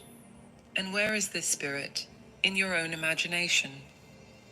The human imagination is not what we have been taught. It is not fantasy, it is not daydreaming, and it is not an escape from reality. The imagination is the very creative power that built the universe, operating through every human being. Well, yeah, the imagination is what stemmed forth everything that is what we see in our physical reality. Because without the imagination, this chair wouldn't exist, this tablet wouldn't exist, that plate in front of you or in front of me wouldn't exist, the gimbal wouldn't exist, nothing would have existed. Because it all stemmed from our imagination. And always will. When you imagine something with conviction and sustain that mental image, With conviction. you are literally planting a seed that must germinate in the physical world. That's a Paul bar. was categorical about this. Whatever a man sows, that he will also reap. Yep. You plant There that is no idea. exception to this law. Every Conviction, sustained thought, every trillions, assumption accepted as true, every reap it. mental image fed with feeling, all of these are seeds, and they always produce corresponding fruits, even if it takes years for the harvest to appear. Herbert Hoover, the former American president, partially understood this principle when he said that all of human history can be written in terms of ideas implanted in the minds of men. Wars, revolutions, and the rise and fall of nations. Everything began as an idea sustained in someone's imagination. Bar. If you could control what people imagine, you would control the entire world. This is exactly what modern propaganda does. Every piece of news that you consume, every social narrative that you accept without questioning, every fear that the media amplifies, all of this is designed to direct your imagination, to make it create specific realities. Yep. You wake up, turn on the television or open your phone, and immediately your imagination is hijacked to serve the purposes of others. Yep. But there is a fact that the manipulators prefer you to ignore. No one can really control your imagination if you know how to use it consciously. You always remain free to imagine whatever you want. And when you persist in a specific mental image, when you sustain it... Hold on. I'm gonna be right back again.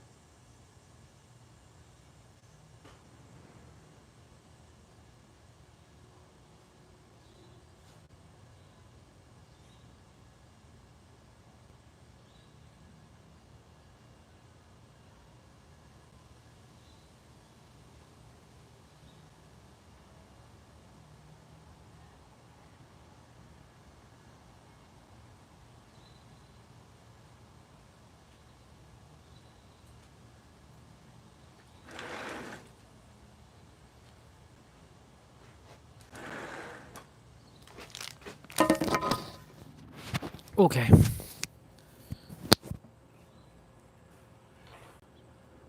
With conviction, even though all external facts contradict it, the entire universe reorganizes itself to make it a reality. Yep. The problem is that we have been educated to despise the imagination. They say it is a childish thing, that adults should be realistic and accept circumstances as they are. While we believe this, we continue using this divine power to create exactly what we don't want: poverty, disease, conflict, and limitation. Yep. We are literally gods using our creative power against ourselves because we don't know what we are doing.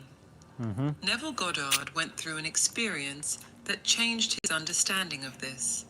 He experienced what the scriptures call power from on high, the Holy Spirit that brings the remembrance of all things. And he discovered something shocking about the figure of Judas. Judas was not a traitor in the common sense. He was the very Spirit of God, because only the Spirit of God could reveal the secrets of God. Think about this. As Paul himself said, no one knows the thoughts of a man except the spirit of that man. In the same way, no one can know or reveal the thoughts of God except the Spirit of God. Judas received the sop of honor at the Last Supper because he was the closest one, the very spirit that would reveal the secret. Every time someone teaches how the imagination really works, they are playing the role of Judas, revealing the divine secret that was hidden. Conventional religion wants you to look for God outside of yourself, in temples, in rituals, and in intermediaries. Yep. But the secret being revealed is different. The power of God operates through your imagination right now. Sure does. Every image that you sustain is creating your future. The urgent question is not whether you have this power. You have it, and you are using it. The question is, what kind of future are you building without realizing it? The secret of the imagination is literally the secret of God, because God is man and exists in us, and we exist in him. This is not religious poetry or comforting symbolism. The eternal body of man is the imagination itself, and that is God himself. When we talk about the secret of the imagination, we are talking about the secret of the power that created and sustains the entire universe. Paul described Christ as three specific things: the supreme power of God, the supreme wisdom of God, and the supreme delight of God. Not three separate aspects, but a single reality operating through human consciousness. The synergy of Trinity. The discovery of this mystery represents the greatest problem that any person should aspire to solve, because its solution changes absolutely everything. History provides constant evidence of this principle, although few have eyes to see. Every empire that arose began as an idea in someone's imagination. Every revolution, every war, every social transformation, everything was born first in the invisible realm of the imagination, It sure before was. materializing in the physical world. Herbert Hoover realized this when he observed that all of human history can be written in terms of the rise and fall of ideas implanted in the minds of men. But Hoover saw only the surface. What he didn't fully understand is that these ideas are not just abstract Play some thoughts soccer. floating in the mental ether. They are literal creative acts, divine seeds planted in the soil of consciousness that must inevitably produce corresponding fruits in the external world. Whoever controls what men imagine controls the world, not metaphorically, but literally. This is why modern propaganda is so sophisticated and omnipresent. It is not just about selling products or ideologies. It is about capturing and directing the divine creative power that operates through every human being. You wake up, pick up your phone, and immediately dozens of images are implanted in your consciousness. You don't even realize that you are imagining the scenarios that these images suggest: war, scarcity, disease, and conflict. And by imagining, you are creating. The morning newspaper, the television news, and social media. all function as machines of imaginal direction. They know that if they can make you imagine something with enough emotional intensity, you will become an unconscious co-creator of that reality. You think you are just staying informed, but you are participating in a ritual of collective creation. Now, Yep. consider this. Even this video is If you could technically take part of that conscious too. control of your imagination, if you could direct it deliberately instead of allowing others to direct it for you, you would become truly free. Not free in the political or social sense, but free in the most fundamental sense possible, free to create your own reality. Neville Goddard discovered this through direct experience, not through philosophical speculation. When the power of the Holy Spirit came upon him, that supernatural wind mentioned in the scriptures, he didn't receive just an intellectual revelation. He experienced the living truth that the human imagination is God himself operating in man. The story of Judas, as Neville discovered, hides the deepest secret. Religious tradition has painted Judas as the supreme traitor, the villain of the story. But Neville saw something completely different. A friend of his had a vision where he saw Neville dead, dressed in radiant white, with his entrails exposed, exactly as one of the traditions describes the death of Judas in the book of Acts. This was not a coincidence. It was a profound symbolic revelation. Judas represents the very Spirit of God that reveals the divine secret. As Paul explained, no one can know the thoughts of God except the Spirit of God. Therefore, only the Spirit of God could betray, that is, reveal, the secret of God. Judas had to be the closest to Jesus, the guest of honor who received the sacred sop, because he was the revealing Spirit itself. Every time this secret is taught, the role of Judas is being played again. The messianic The secret is synergy of being Trinity just came up betrayed, with something else. revealed to the world. Whether people And believe what is the themselves as secret? God That you or don't they need to wait believe for an in external God, savior. The saving power, the Christ, that is synergy of already Trinity is still operating going to be within you. you as your own imagination. The word Judas comes from Judah, which means the hand of God, the creative and directive power of God. It is the force that shapes reality according to what is imagined. When you understand this, you realize that the entire biblical story is about internal psychological processes, not external historical events. But here is the danger. This power operates whether you know it or not. Your ignorance does not protect you from the consequences of what you imagine. If you spend your days imagining failure, disease, and conflict, even if it is just being realistic, you are using the power of God to create these experiences. Discriminate. It manifests what you sustain in your imagination, whether consciously or not. The vision of Jeremiah reveals the exact mechanics of how reality is created and recreated. The prophet, whose name means Jehovah will rise, received a specific instruction from the Lord. Arise, go down to the potter's house, and there I will let you hear my words. What he saw in that house was not just a craft demonstration. It was the revelation of the fundamental process through which all human experience is formed. Jeremiah observed the potter working at his wheel, shaping a vessel of clay. The vessel was spoiled in his hands. It didn't turn out as he intended. But the potter didn't throw the clay away. He didn't discard it as useless. Instead, he completely reshaped it, transforming it into another vessel, as it seemed good for him to make. This specific detail contains the entire secret. The Hebrew word translated as potter in the biblical concordance has a much deeper meaning.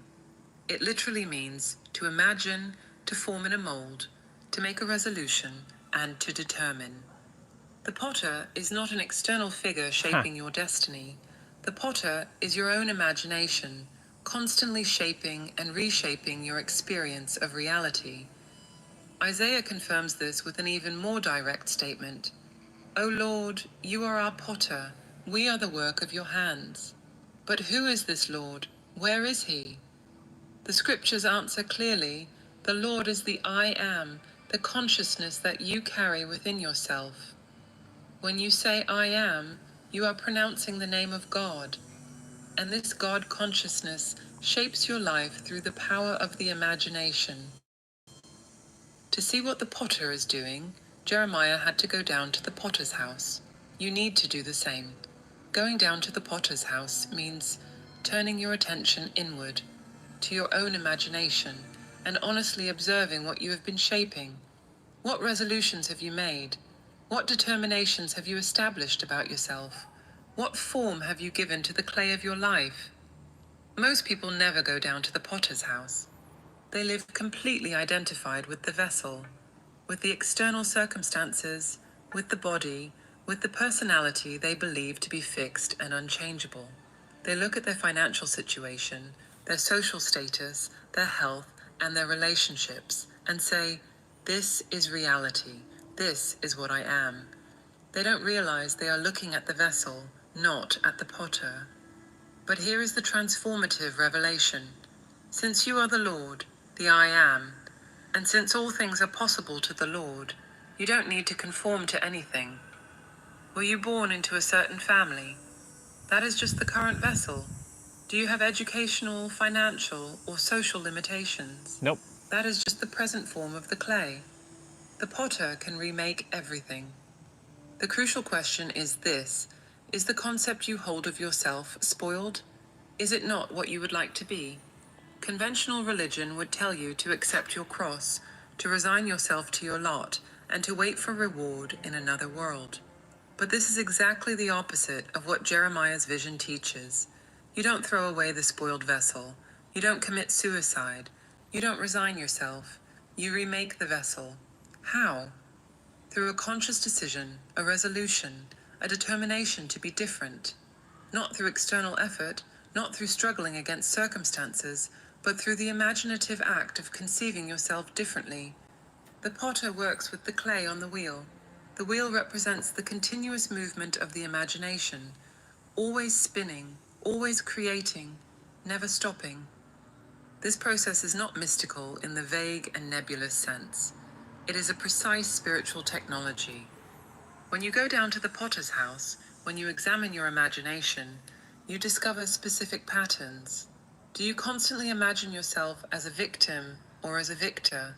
Do you see yourself as limited or as unlimited? Do you imagine scarcity or abundance? These imaginative patterns are literally the mold in which your life is being formed. The spoiled vessel in the potter's hand represents all the limiting concepts you have accepted about yourself. Every time you said, "I am poor," "I am sick," or "I am incapable," you were shaping the clay, but the divine potter in you never loses the power to reshape. The clay always remains malleable in the hands of the imagination. Neville Goddard experienced this directly when he understood that the entire external world is yourself pushed out. Not symbolically, not philosophically, but literally. What you see as the objective world is the clay that has taken the form of your sustained imaginative convictions. Change the internal mold, and the external vessel must change correspondingly. The law of harvest operates with mathematical precision without considering whether you know or ignore its existence. Aldous Huxley discovered this in the most dramatic way possible. In the 1930s, he wrote in his book, Ends and Means, a confession that seemed philosophical at the time. I had motives for not wanting the world to have meaning. Consequently, I assumed that it had none and was able to find satisfactory reasons for this assumption. He thought he was making an intellectual statement about the nature of reality. Decades later, in a single night, 40 houses burned in the Hollywood Hills. Among them was Huxley's house. The fire consumed unpublished manuscripts of D.H. Lawrence that had been personally entrusted to him. It destroyed his own manuscripts, the works of a lifetime, a library built through generations, containing rare first editions, unique art pieces inherited from his illustrious family. Everything turned to ashes. Nothing was saved except the clothes he was wearing. The harvest was literal and exact. He had planted the idea that the world had no meaning, and the universe responded by taking all material meaning from his life. All the things he valued most, that gave tangible meaning to his existence, were reduced to ashes, exactly as he had decreed decades before. The imaginative seed had germinated and produced its inevitable fruit. Paul was not using metaphor when he said, "Do not be deceived, whatever a man sows, that he will also reap." The word sow in the original text refers specifically to sustained mental activity. Every image you maintain in your imagination is being sown in the field of consciousness, and this field is absolutely fertile. It will produce exactly what was planted, no more and no less. Huxley's case demonstrates another crucial aspect. The germination time varies, but the harvest is certain. You can plant an imaginative seed today and reap it 30 years from now. The time interval creates the illusion that there is no connection between what was imagined and what was experienced, but the connection is absolute. Every experience in your life is the harvest of some imaginative seed that you planted, consciously or not. The biblical story of Jacob and Esau reveals the precise mechanics of how one reality replaces another. Esau, the firstborn, represents the external world you experience now, your current situation, your present circumstances, what your senses confirm as real. Jacob represents the internal imaginative state, the reality you desire to experience, but which has not yet manifested. When Jacob approaches his father Isaac to receive the blessing, he is disguised as Esau. Isaac, almost blind, suspects. Your voice sounds like Jacob's. The voice, the internal desire, the imagination, still sounds like fantasy, like something unreal. But then Isaac says, "Come close so that I may feel you." Jacob comes close, and Isaac touches the goat hair that Jacob has placed on his arms, smells the scent of Esau's clothes that Jacob is wearing. This is the exact method. You close your eyes to the obvious, to the Esau of your current experience. Then you mentally construct a scene that would imply that you already possess what you desire. You bring it to the mind's eye with such sensory vividness that you can touch it, smell it, and feel it. You literally wear the clothes of the desired state in your imagination. Indeed, you do. Isaac blesses Jacob thinking he is Esau. Once given, Indeed, the you blessing do. cannot be withdrawn. When the real Esau arrives and discovers what has happened, Isaac declares something fundamental. I have blessed him, and he will remain blessed, even though he came through deception. The deception here is not moral lying. It is the spiritual technique of replacing one reality with another through the imaginative act. Neville Goddard emphasized this point repeatedly. When you open your eyes after the imaginative act, the present world, Esau, returns. But you have given the birthright to the invisible state, Sure Jacob. did. Now it is only a matter of time until the imagined state supplants the current state. The present it will. external world must disappear, and the state that seemed invisible and unreal will take its place as the new objective reality. This is not positive thinking. It is not hopeful visualization. It is the literal mechanics of how consciousness creates experience. Jacob had to physically wear the skins, use the clothes, and present himself completely as if he were Esau. In the same way, you must mentally wear the desired state with such completeness that all your internal senses confirm. Yes, this is real now. The most revealing thing in this story is that God does not punish Jacob for the deception. On the contrary, Jacob becomes Israel, the chosen one. Why? Because he understood and used the divine law. He knew that reality is not fixed, that the birthright can be transferred from the present state to the imagined state. He acted with the knowledge that the imagination, when clothed with the sensory details of reality, has the power to supplant any external condition. The practical method is straightforward. but its simplicity hides a depth that the rational mind resists accepting. In your imagination, you simply assume that you already are the person you desire to be. Not that you will be, not that you are becoming, but that you already are. This temporal distinction is absolutely crucial and is where most fail in the application. When you assume to be something that the senses deny, when you sustain this assumption despite all contrary evidence, something extraordinary happens. The assumption, completely false at the moment it is made, begins to gain substance. It gradually hardens, crystallizes, until one day you wake up and discover that it has become objective fact. No one Yep. can explain exactly how this happens, nor do you need to know how. You just need to persist. Persistence is not willpower. It is not mechanical repetition. It is faithfulness. The same faithfulness that a lover has for the beloved, that a mother has for her child. You remain faithful to your assumption as you would remain faithful to someone you love deeply. When doubts arise, when facts scream the opposite, you gently return to the assumption, as you would return to the arms of someone you love after a temporary separation. Neville Goddard discovered something even deeper. You don't need to elaborate the means. In fact, trying to figure out how it will happen is counterproductive. The entire world is yourself pushed out. This is not vague Eastern philosophy, it is the literal structure of experience.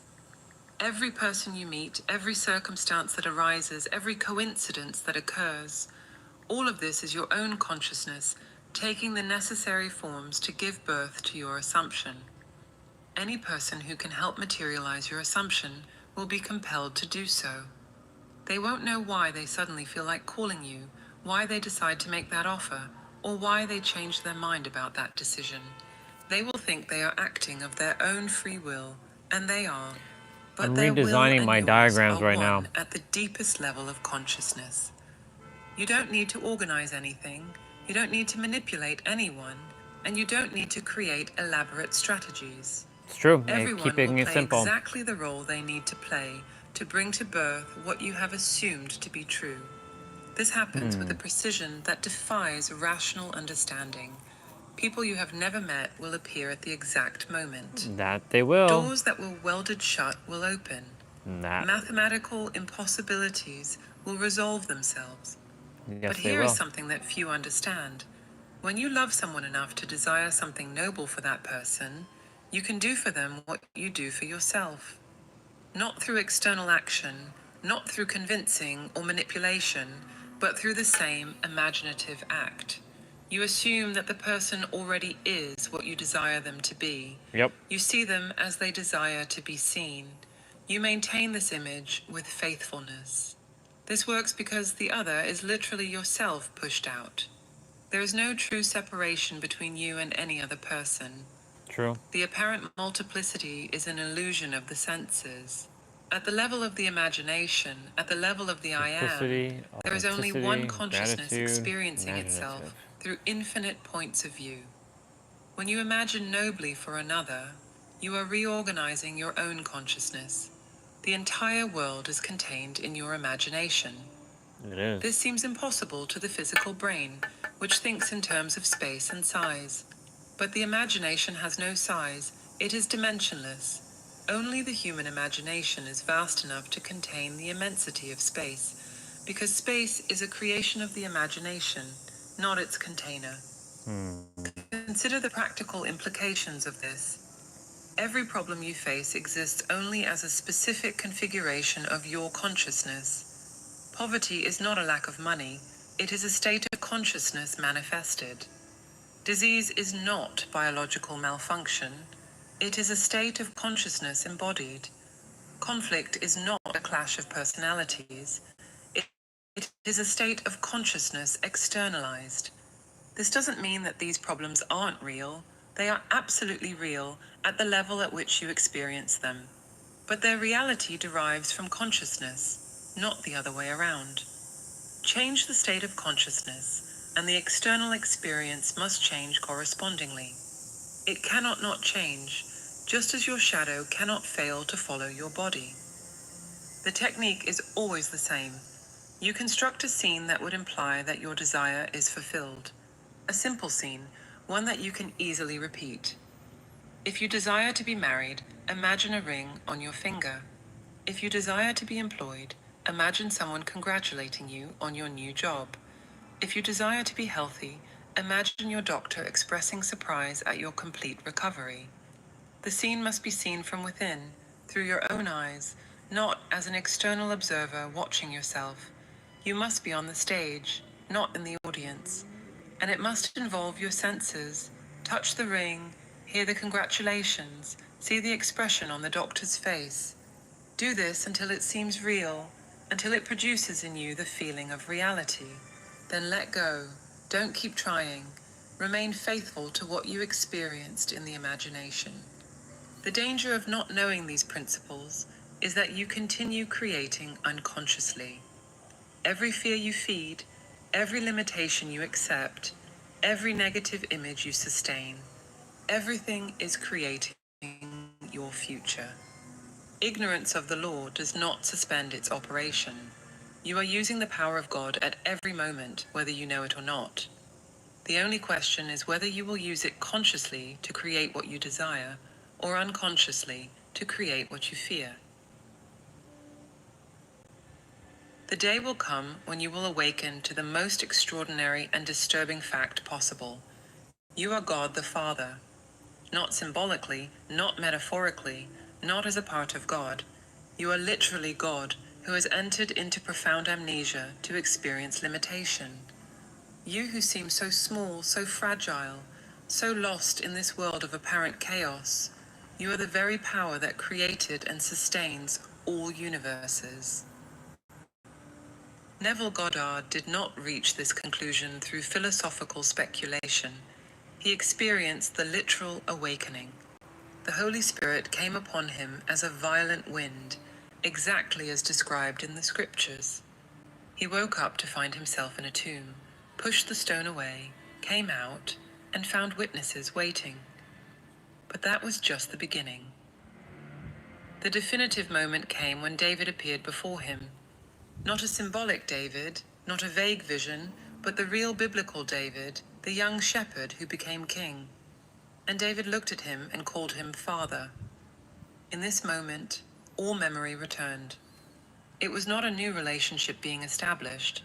It was an eternal relationship being remembered. The feeling, as Neville described, was not of surprise, but of recognition. Of course, you have always been my son. I had just forgotten. This is the destiny of every human being. As God the Father, you must have a son, and that son is David, the Messiah, the anointed Christ. When he appears and calls you Father, you finally understand who you really are. Jesus is not a man who lived 2,000 years ago. Jesus is Jehovah, the Lord God, and his eternal name is I Am. When you say I am, you are pronouncing the name of God in the first person singular. But before this final awakening, God shows himself in other ways. First as El Shaddai, God Almighty, pure power. It is the power that can move mountains, that can transform any situation, and that can create from nothing. You experience this power when your imagination manifests something that seemed impossible. But power alone is not the complete revelation. The complete revelation comes when you discover that this infinite power is also infinite love.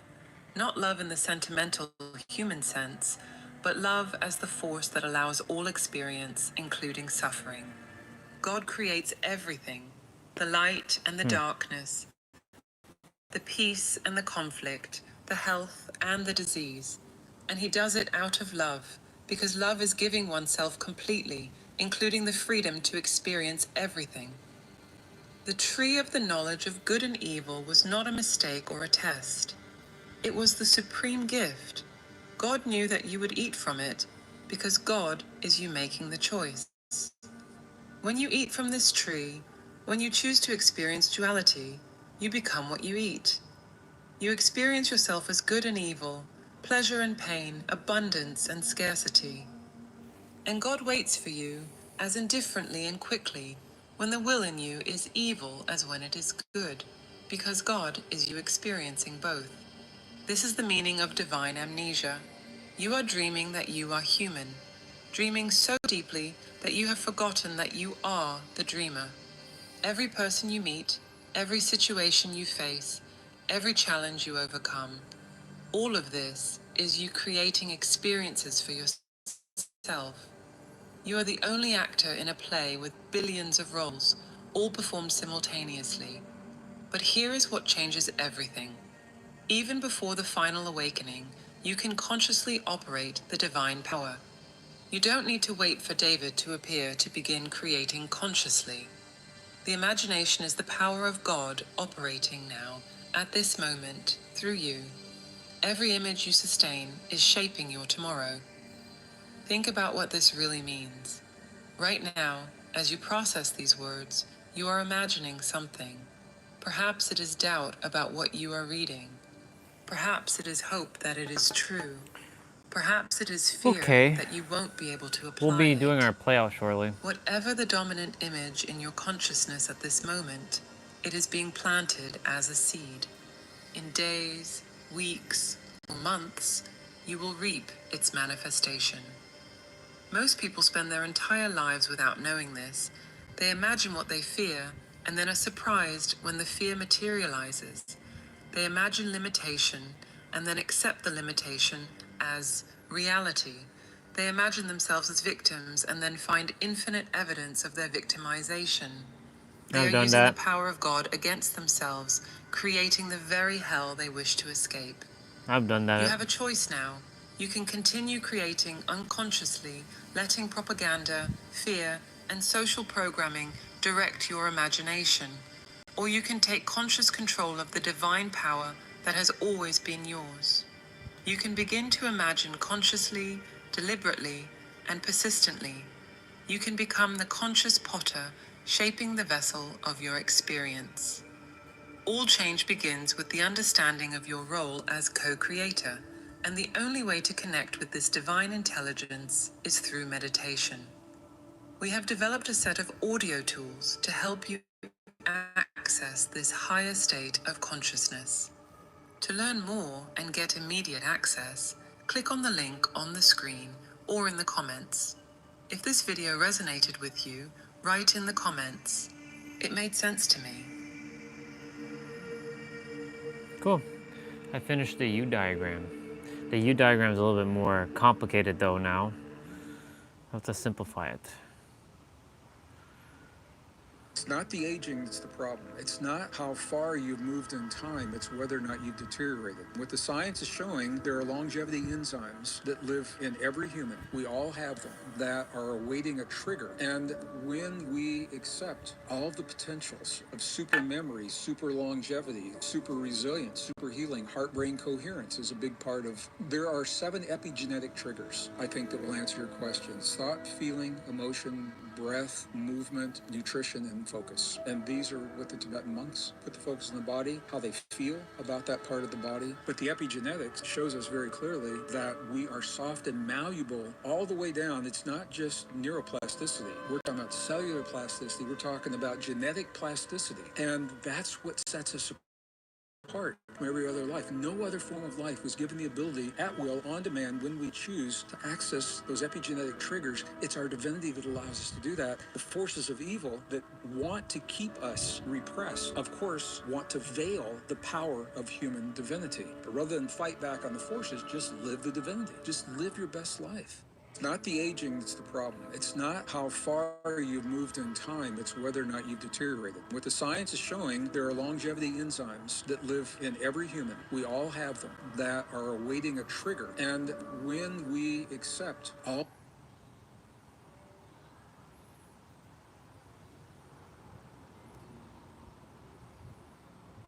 Mr. Pete Sapper.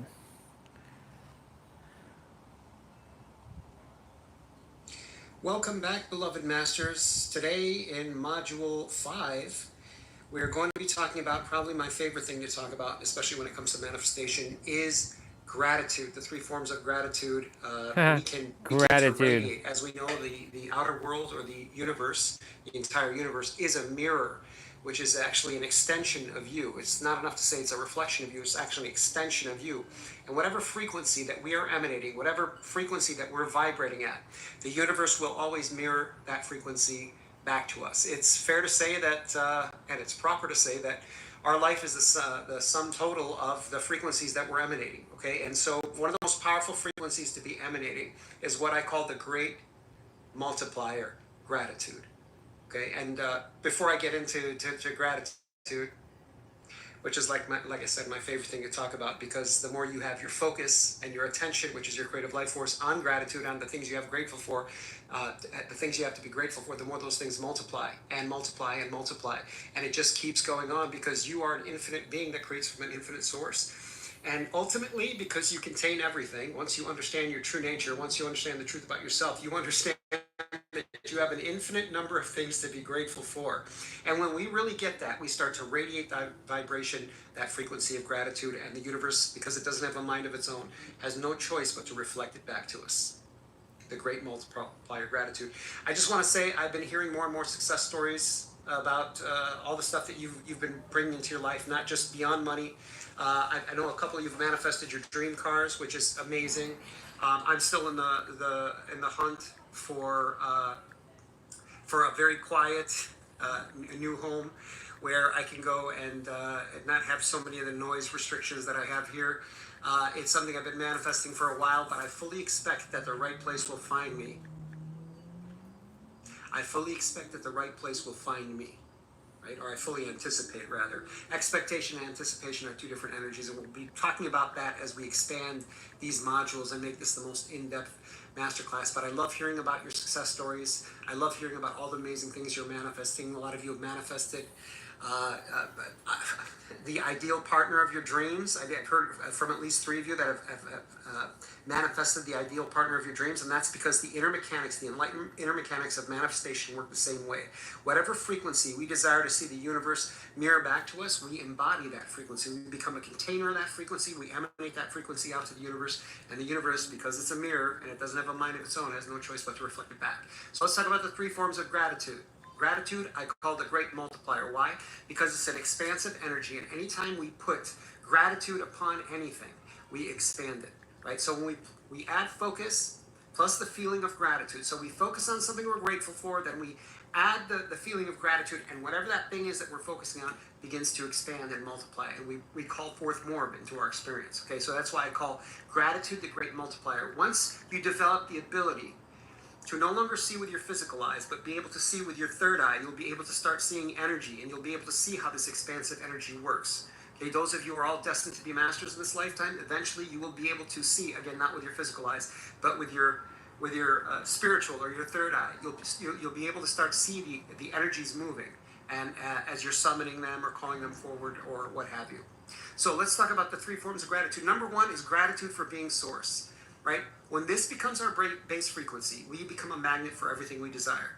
Right? So gratitude for being source, understanding your true nature as the source of all things, that nothing is outside of you, that you are a divine fractal of God, and as a divine fractal of God, as a sliver of the hologram, you contain everything of the entirety of the hologram. So you, as a sliver, fractal of the hologram of the universe, contain everything.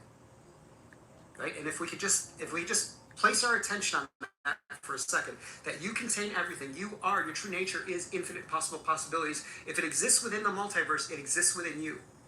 And when you really, really wrap your head around that, and you can start to, and you give yourself permission to feel that deeply, I'm a divine fractal of God that contains everything. All possibilities exist within me now. I need only place my attention, which is my creative life force, on that possibility which I desire to experience, and then be grateful for it. Be grateful for it in advance, right? This is what I call quantum appreciation. So the first type of gratitude is just gratitude for being source, gratitude for the fact that you contain everything, gratitude for the fact that all possibilities exist within you now, and because creation is finished, when you get into tangible communion with that understanding that everything exists within you now, that time's an illusion, right? We created the illusion of time so that we could see ourselves in the act of creating, see ourselves in the act of our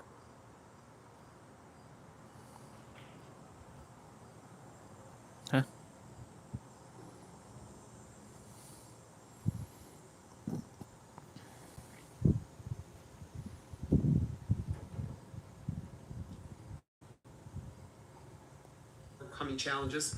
A lot of you were brought to this course because you were having a financial challenge, right? And that financial challenge served as a catalyst to bring you into a greater awareness of who you are as the creator, as everything. Gratitude. Okay, so gratitude for being source. Okay, this is what I call source gratitude.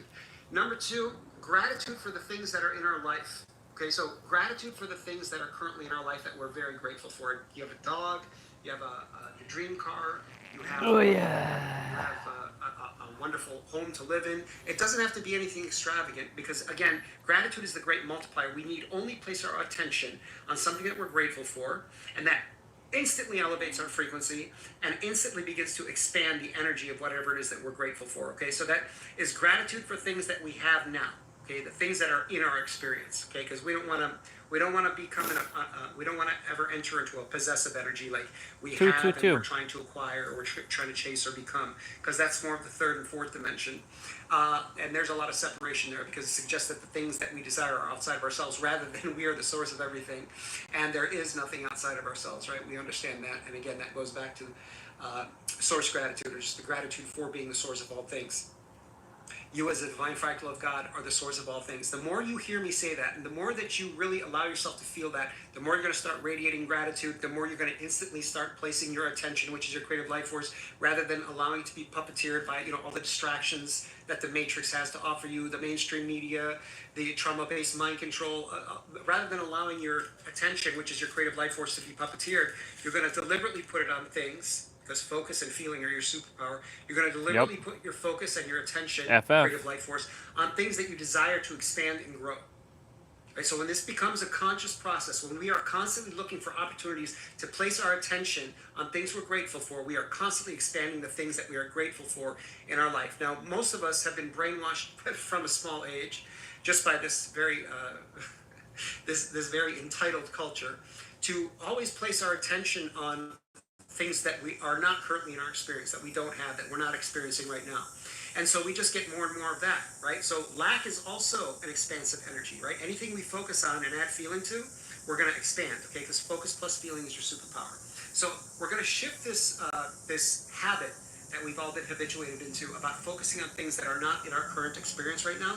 We're going to place our attention, we're going to train our attention, and we're going to do this automatically. Once this becomes a habit, man, you will start seeing things rain on you. You will start seeing abundance rain on you. The things you're grateful for will start raining on you.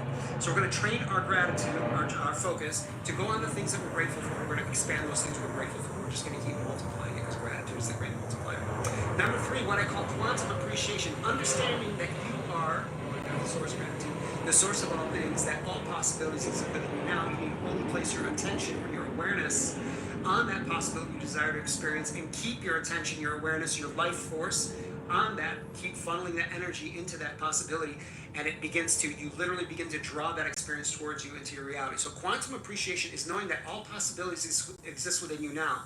So you are grateful in advance for something that you know is inevitable, because whatever you desire is given. But we'll go back to module 3, Mark 11:24. Whatever you ask for in prayer, know that it's already here, because everything is here and now in certain states of visibility or invisibility. That's right. And what makes these things visible to you is your awareness of who you are as the creator, as the source of all things. Your awareness that you contain everything is what makes everything that is relevant for you begin to show up.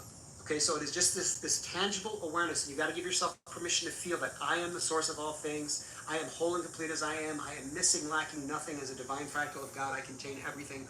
All possibilities exist within me now. The more we come into tangible communion with the fact that we are the source of all things, the more we have the potential and ability to give ourselves permission to be grateful for whatever it is we desire to experience long before it comes into our experience, right? Because we here in the third dimension, we have this time lag between when we can feel a desire, and we can feel it, that it is our birthright, because whatever you desire is given, and the time that it manifests into our physical experience. That time lag is the entire reason we created time, is to be able to see ourselves in the act of creation. If you did not want to see yourself in the act of becoming a masterful creator, or recognizing or remembering yourself as a master creator, you would not have incarnated into the third dimension, right? You would have gone into the fifth dimension or the sixth dimension, where manifestation is instantaneous. Right, but here we get this great gift of being able to see ourselves in the act of creating, and see ourselves in the act of overcoming our catalysts and our challenges.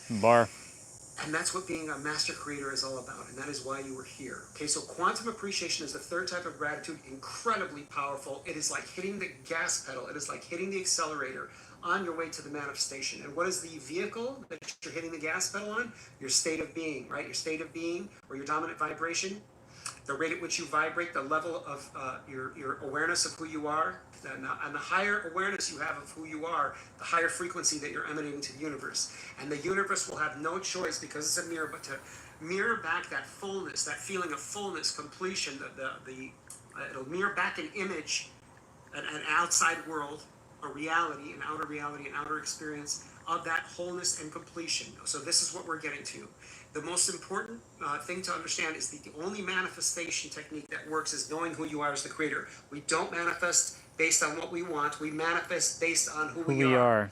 And the more we understand ourselves as the source of all things, the more we are grateful for being the source of all things, the more we can be grateful for the things that we're experiencing in our life now, the more we can expand that gratitude to being grateful in advance, quantum appreciation, the more we can hit that gas pedal, that accelerator to the things that we desire to experience, the more and more and more things that we're grateful for and that are relevant for us will show up in our reality. Now, it's really, really important to understand that this really is powerful when it comes to true soul desires, okay? The things that your soul truly desires to experience,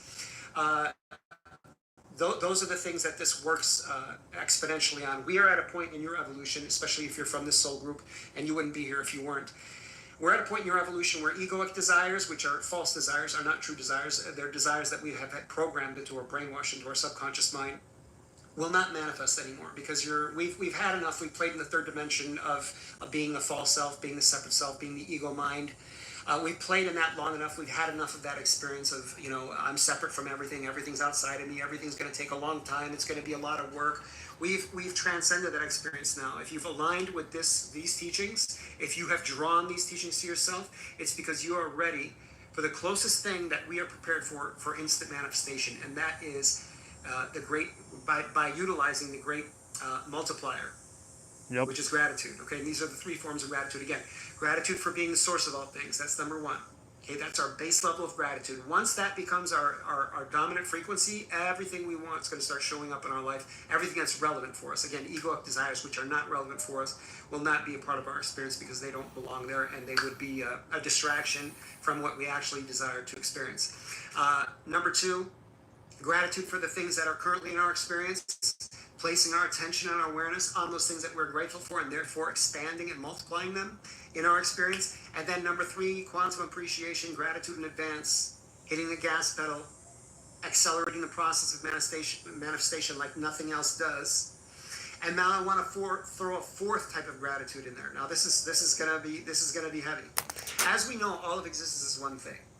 That means everyone in your experience, in your reality, is an aspect of you. Now, when you can start being grateful for and celebrating the success of others, now you've tapped into the greatest manifestation secret that nobody ever talks about and that rarely anybody uses. Right? We're just coming into the awareness that all of creation is the same one being, vibrating at different frequencies, expressing in different forms. And when you can understand that anything that is in your experience is your creation, including everything that exists in the lives of others, when you can start being grateful not only for what's in your experience, not only for being source, not only for the things that you know are on the way, but grateful for the things that you've created in the lives of others, right? Because you've created everything, including everything that exists in the lives of so-called others, which are all other aspects of you, because it's all one thing.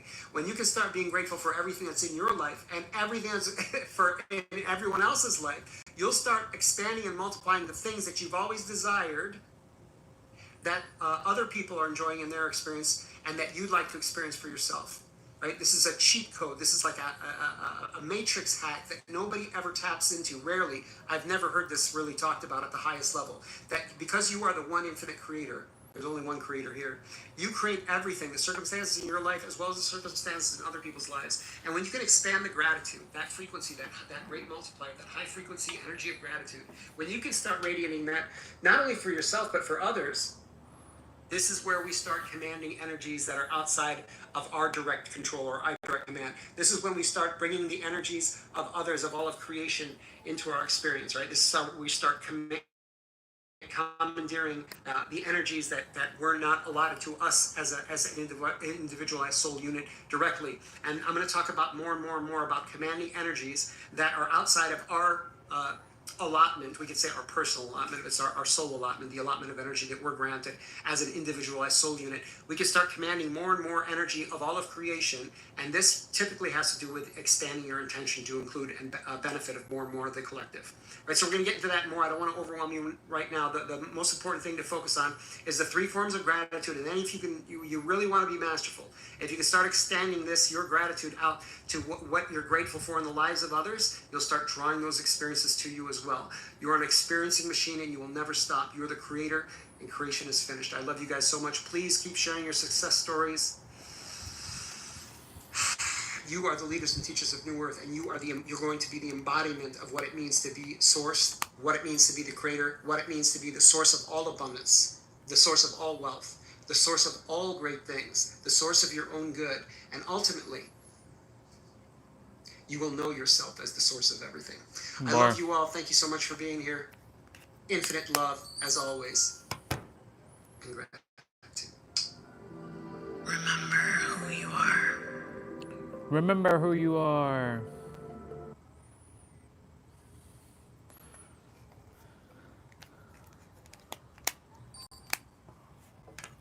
Okay.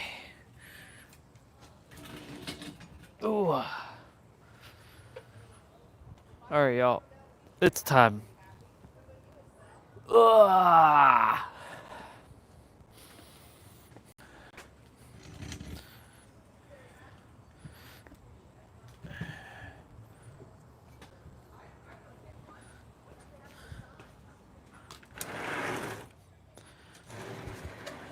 It's time for us to get rolling with this play out.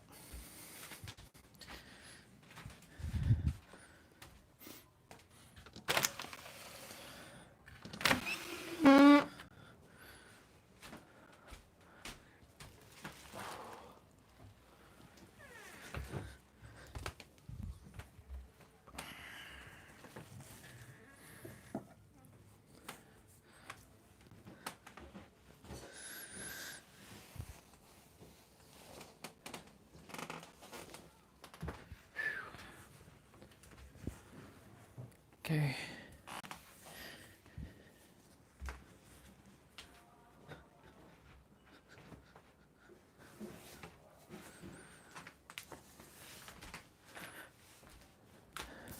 Though there's no sun,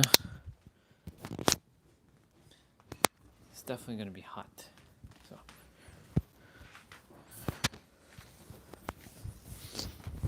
Taking off the shirt.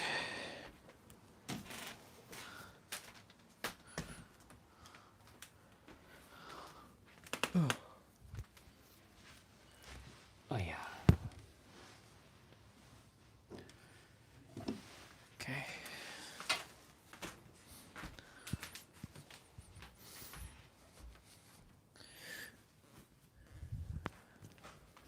Use the bathroom.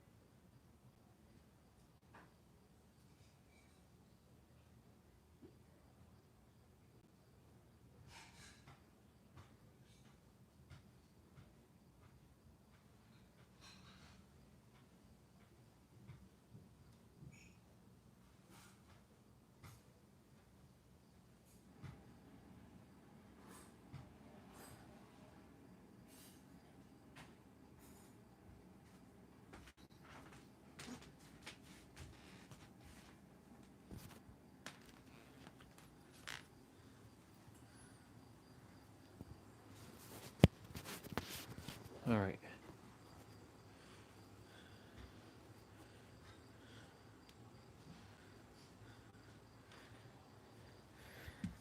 I'm gonna get the jump rope, get the mat.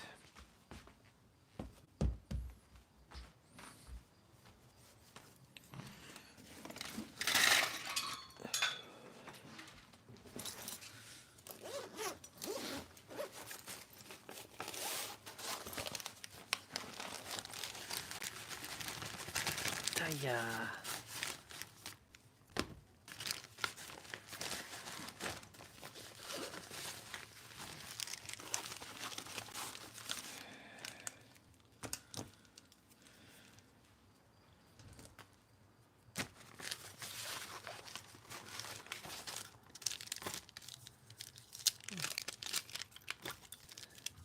We're getting ready for the jump rope.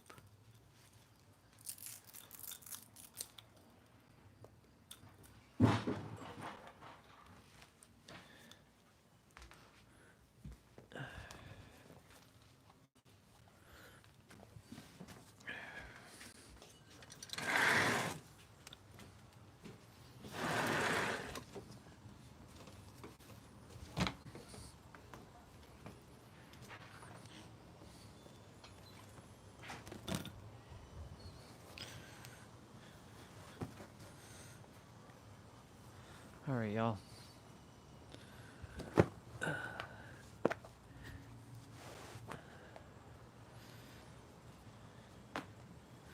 So,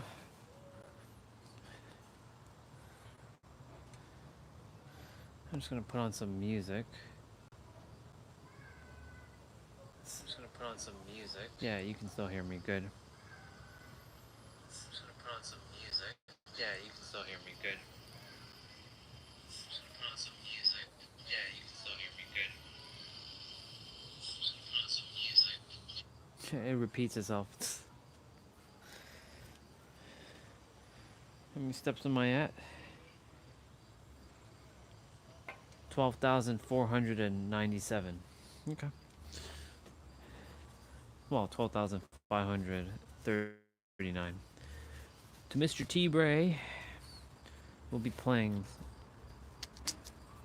later on.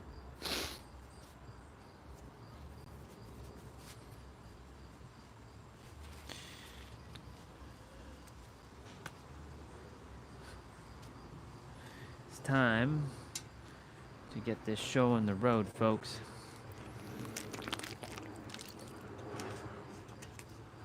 Now,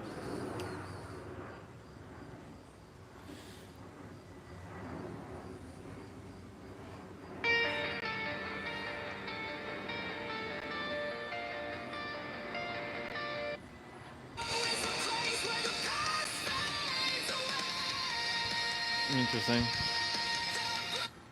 Okay.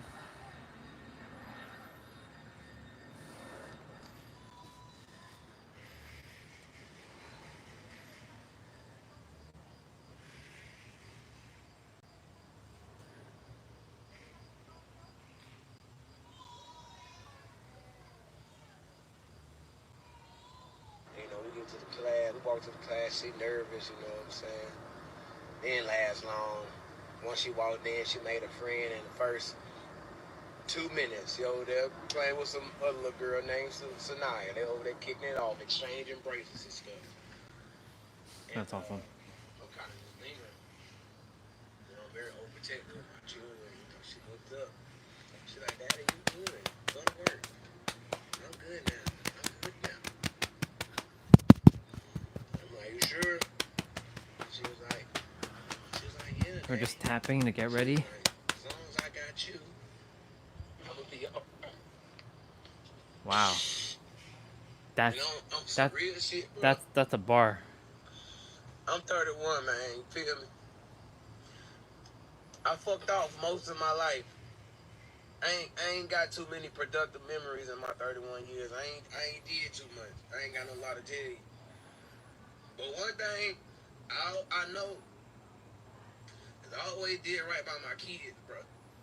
That's good. If I ain't ever do shit else before I leave this earth, I know I did right by my children. And I think that's Good job, why man. I get so emotional, because I feel like I actually did something to make a difference in this world. I actually put some positive light. Your energy alone is enough. Y'all have a good day, man. Today I took my little girl to school. Today I took my... Your energy is enough.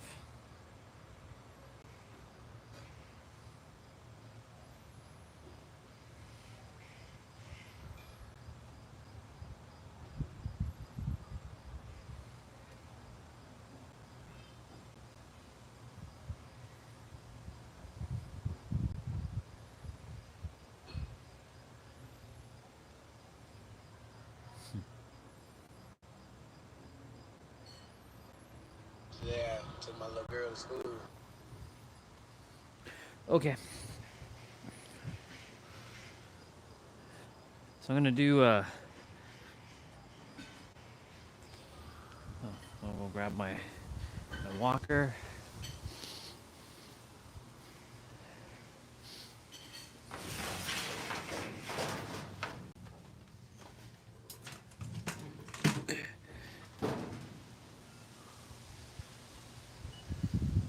All right, universe. You hold off for a moment, okay? Wait until I get this thing done. Then you can do your little rain. Okay, I'm gonna do 55 push-ups. So for those of you, this is a 45-minute jump rope session. This one's the long one. So we gonna get this. We gonna do this thing called the play out, and yeah. So I'm gonna do 55 push-ups, 55 squats, and 3, 2, 1. So I'm gonna do 20 wide, 20 standard, 15 narrow. Let's go. Let's get it. 3, 2, 1, go.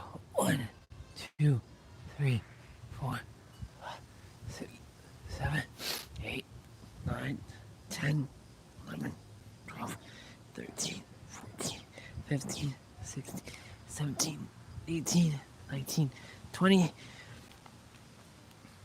1, 2, 3, 4, 5, 6, 7, 8, 9, 30.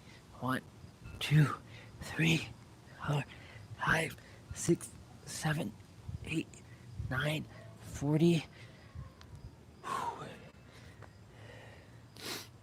1, 2, 3, 4, 5, 6, 7, 8, 9, 50. 1, 2, 3, 4, and 5. All right, 55 of those are done. Then we're gonna do squats. 3, 2, 1, go. 1, 2, 3, 4, 5, 6, 7, 8, 9, 10, 11, 12, 13, 14, 15, 16, 17, 18, 19, 20, 21, 22, 23, 24, 25, 26, 27, 28, 29, 30, 31, 32, 33, 34, 35, 36, 37, 38, 39, 40, 1, 2, 3, 4, 5, 6, 7, 8, 9, 50. 1, 2, 3, 4, and 5. Whew. Okay, y'all. Ooh. 55 of those are done. We're gonna get the 55 of these done now. I was gonna check to see if there's another like jump rope, like a long like jump rope thing. 'Cause I know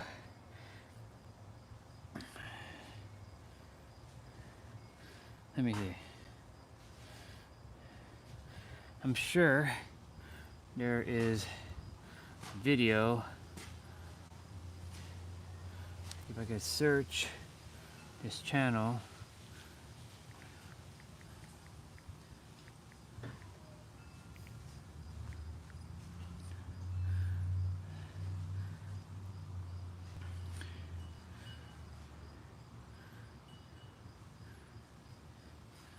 800 calorie. Holy moly.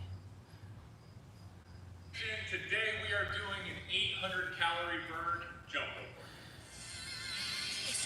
That's a lot of calories. I used to do that. So today is not by any means a fancy workout. We are just here to burn 800 calories with this quarter-pound jump rope. So the only thing you're going to need for this workout is a jump rope, your body. We're not going to be doing any body weight exercises. We've made videos like this in the past. We have 250, 300, 400, 500 calorie burn workout videos. So be sure to check those out on the channel as well. But today we are burning 800 calories. I'm using this rope right here. This is the quarter-pound rope from the Get Lean set. If you need a jump rope and you want the best one in the world, especially for weight loss, that's linked up below. If you enter Do the Thing at checkout, 10% off. We also have linked up the Whoop. Whoop is like a fitness wearable. We've used it in a lot of our videos, but this is how they don't I'm actually exist. going to be tracking burning 800 calories and how long that takes. I do want to say, just like we say at the beginning of these videos, usually, you might burn less calories than I do. You might burn more calories than I do. I want to see what the format is. Burn 800. Don't compare yourself. Everyone's body's different. The biggest reason that we make these types of workouts is just so that you do the thing and you get something out of it and you leave feeling better. If you guys need a jump rope mat, those are also linked up below. And lastly, the way this is going to work is I'm going to be doing 45 seconds of jump rope, resting for 15 seconds, and then 45 seconds, and I'm just repeating that the whole way up until we burn 800 calories. Once I start to get really tired, I might just kind of chill for a little bit and take a minute break or 2 minutes. You can continue jumping if you want, but just to let you know, We'll do this one. Be set up so that we'll be doing increments. We'll start at the beginning of every minute, jump for 45 seconds, and then finish the minute by resting for those 15 seconds. Okay. Ladies and gentlemen, let's do the thing. Okay. I want to attempt this one. This one's an hour long. So this one's actually longer. So we'll see how this one's how we're gonna get on with this one. He says 45 seconds of jump, 15 seconds of rest. So like that's not a lot of rest. So this one's gonna be challenging for me specifically because I'm gonna be using the rope, the heavy rope. I'm not using some light skimpy rope, you know. I'm using a heavy ass rope. So yep. 3, 2, 1, go.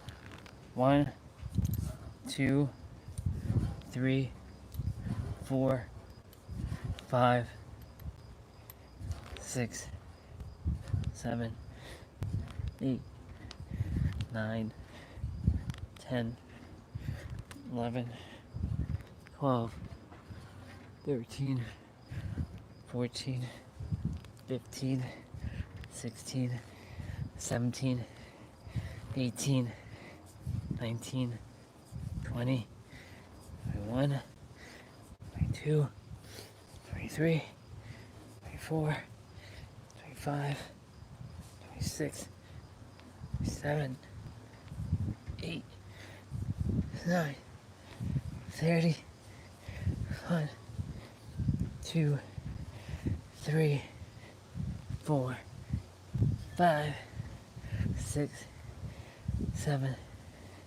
8, 9, 30, 1, 2, 3, 4, 5, 6, 7, 8, 9, 40, 1, 2, 3, 4, 5, 6, 7, 8, 9, 50, 1, 2, 3, 4, and 5. Okay, so these are done. Now I have one more 55 to do. Now that's going to be the leg raises. So I'm going to quickly do that. put these away. So after jump rope and abs, main quest and side quests are done, I'll take a pause, and it's almost 3 o'clock, and then I'll be doing my mobility training, my upper body, because upper body is for jump rope. So Saturdays are upper body, so I'll be doing my shoulder dislocates, and then I'll do my spine tuck, like where I'm gonna tuck my body, my head into my, into there. I'll do thoracic rotations, and then I'll balance on my wrist. So, all right, 3, 2, 1, go. 1. No, I'm gonna do it with my shoes on. Give me a little bit of extra weight,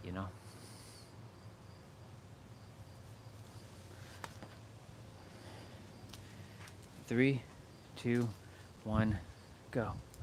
1, 2, 3, 4, 5, 6, 7, 8, 9, 10, 11, 12, 13, 14, 15, 16, 17, 18, 19, 20, 1, 2, 3, 4, 5, 6, 7, 8, 9, 30, 1, 2, 3, 4, 5, 6, 7, 8, 9, 40, 1, 2, 3, 4, 5, 6, 7, 8, 9, 50, 1, 2, 3, 4, and 5. Let's go. Okay, so the walker is done. We can put that away. And now that we've got our warm-up pretty much ready to rock and roll,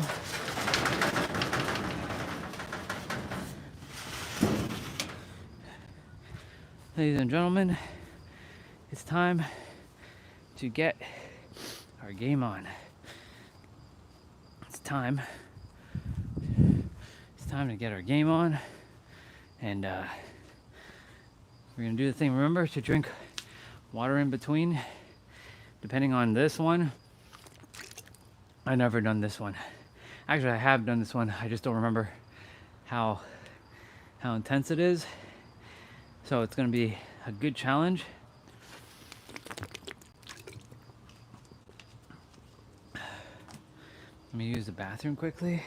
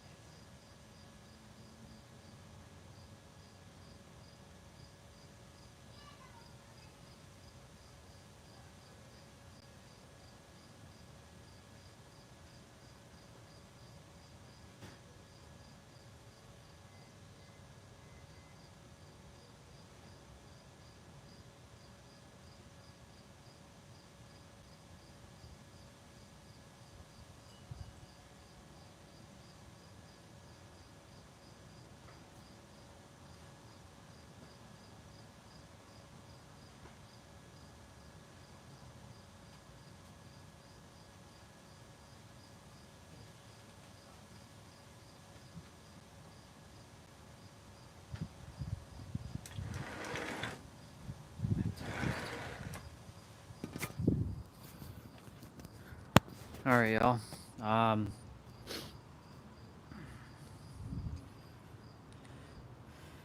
gonna put on some music.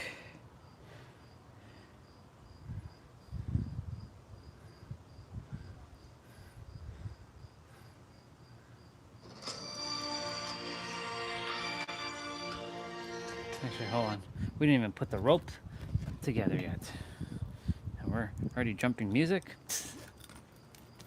Hold on. Okay.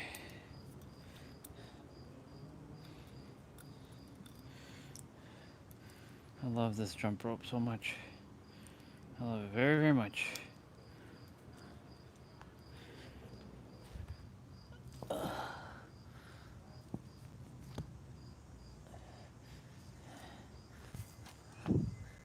Okay. Got the brick here. And the brick is here too.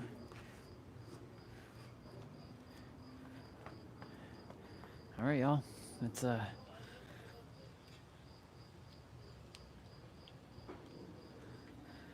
get this show on the road, shall we?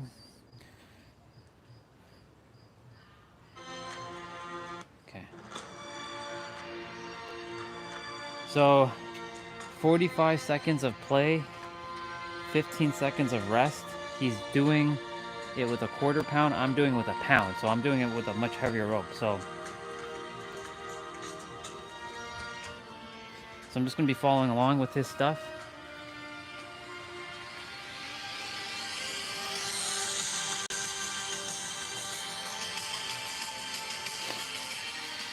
He's starting his stuff too. Remember to breathe through your nose and out through your mouth. So here we go. So this one has a timer. So he's just jumping for 45 seconds with 15 seconds of rest.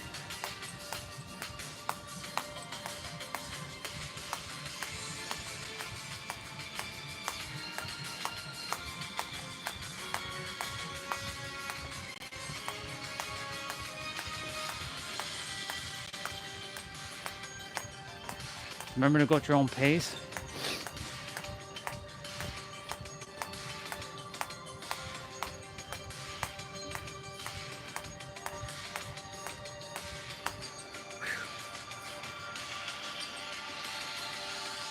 So the rest are only 15 seconds, so we're gonna see how this one, how the format is with this one.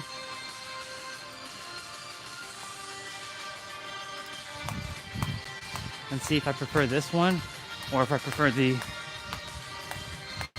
other one that we do normally. Just changing it up.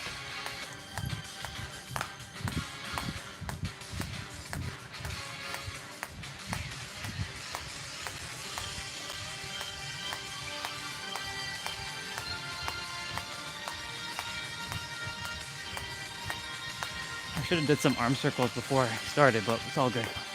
I'll do some arm circles.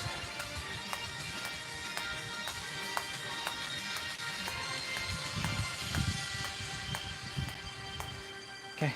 Let me just do some arm circles quickly.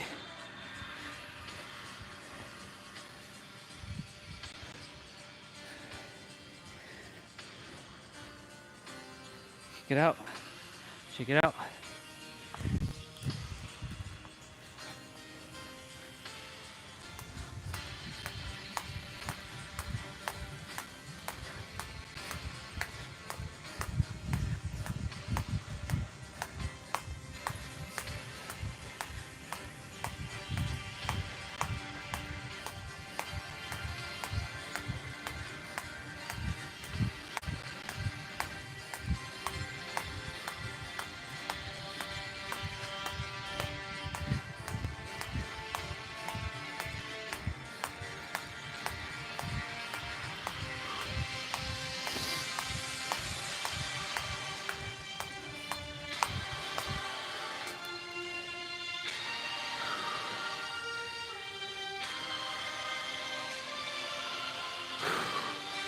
Remember to shake it out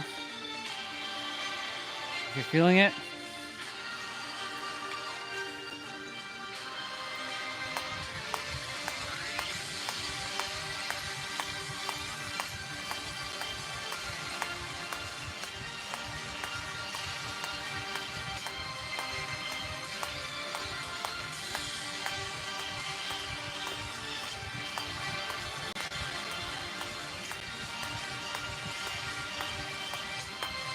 Just keeping it simple. No craziness right now.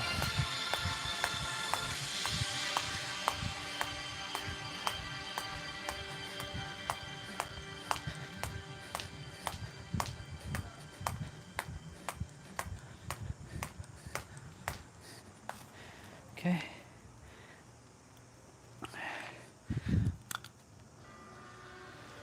Move this back a bit.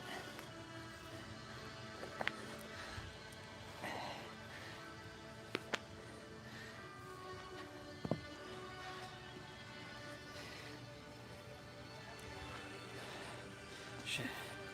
Okay.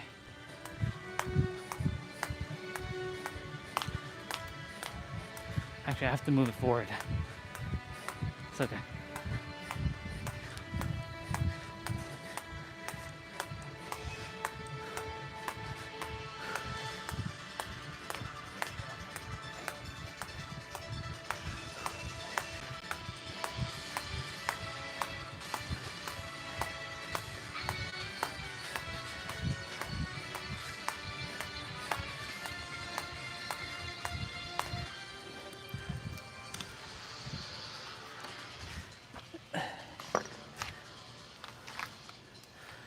I had it properly the first time.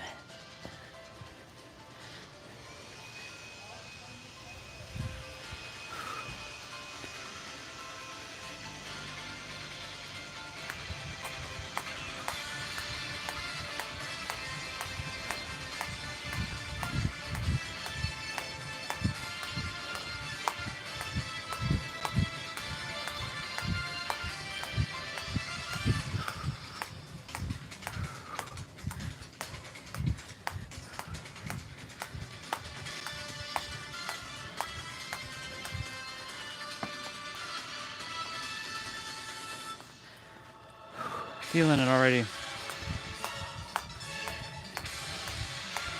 All right, universe. Infinite energy.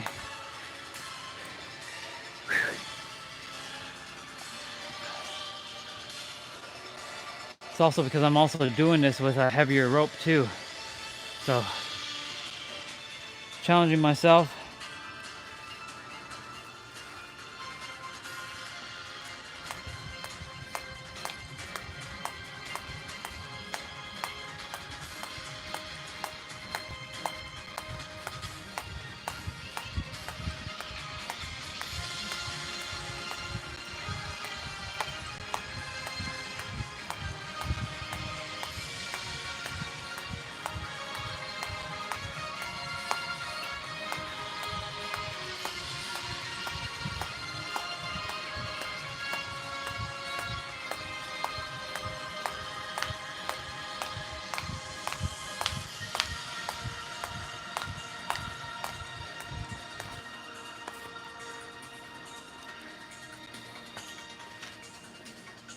It's weird.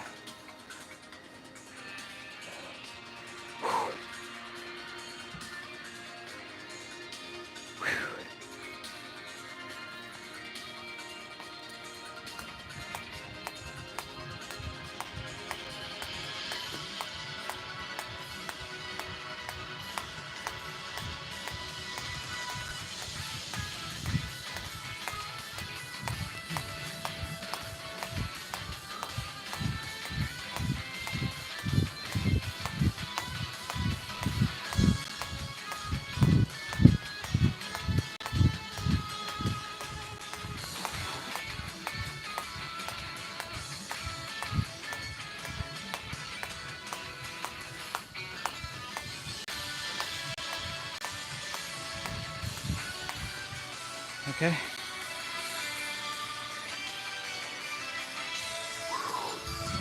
Feeling it. This is actually a little bit more challenging than the other one. The rests are very short.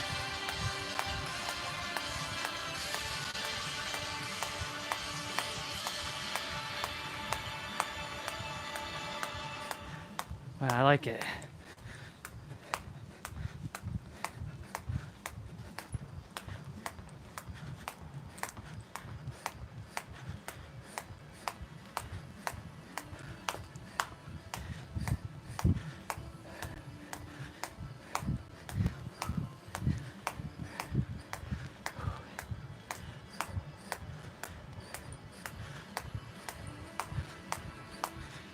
Drink water in between, remember that.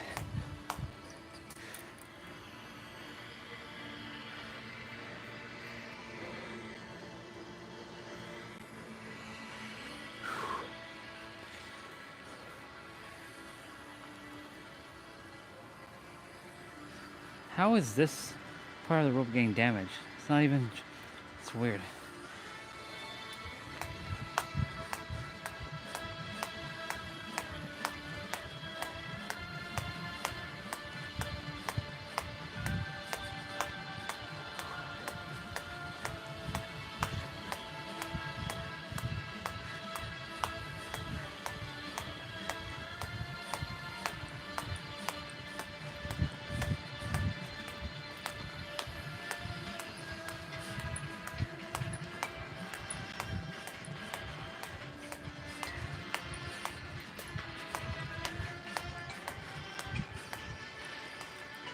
Okay.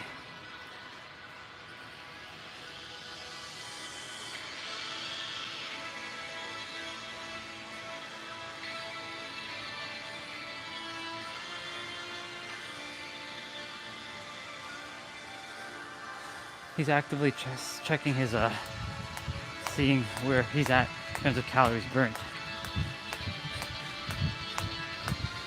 I'm not going to be burning 800 calories, but who knows, I might, depending on, because I'm using a heavier rope. He's using a quarter pound, I'm using a pound.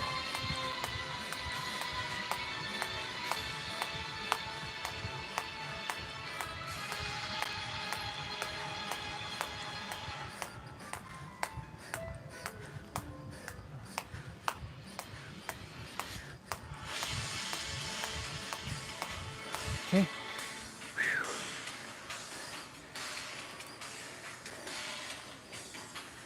Feeling it, feeling it, feeling it. Good. It's good.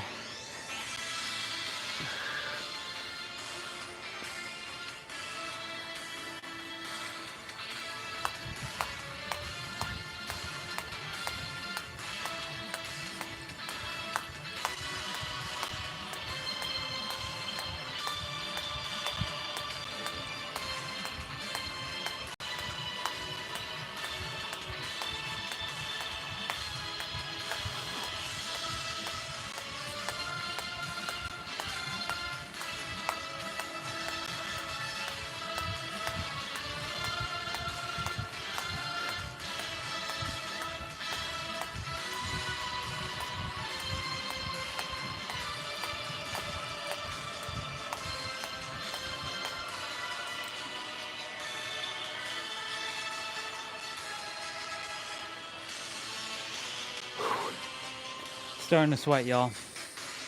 Starting to feel that sweat. If this was the,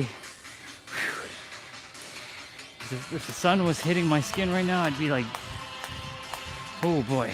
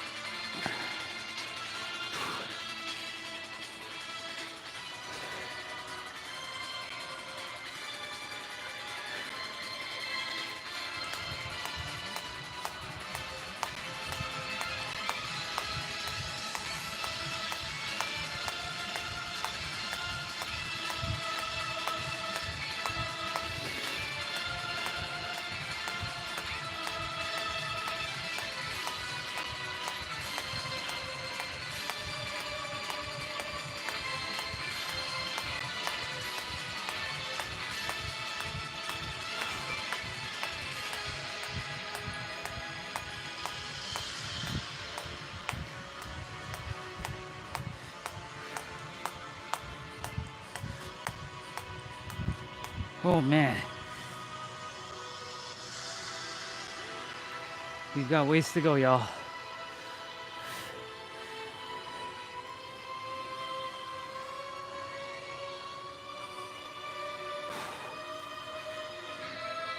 It's gonna be the longest exercise I've done.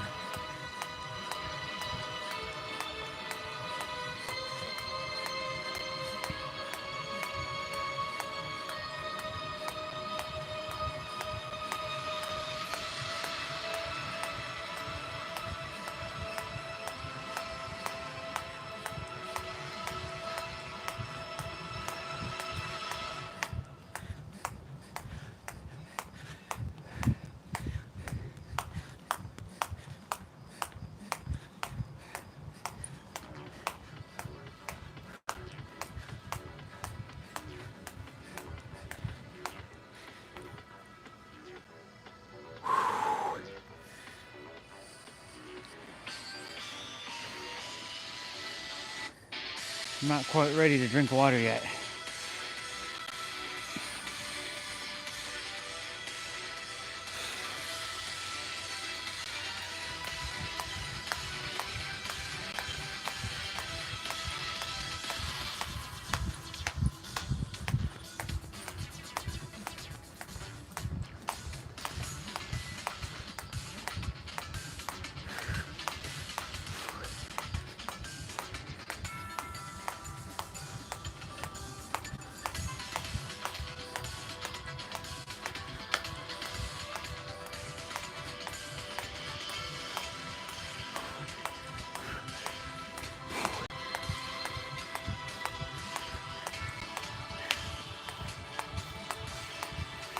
Oh my gosh. Whew.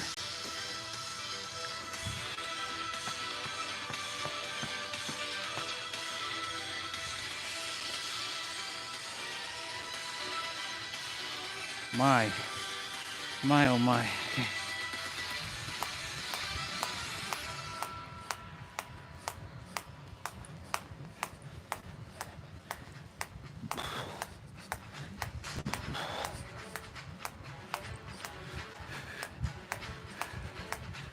I can do it.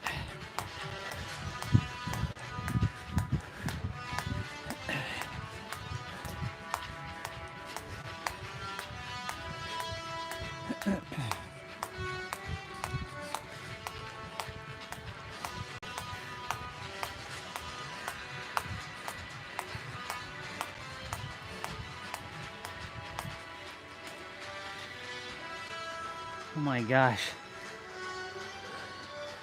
This is nuts, y'all.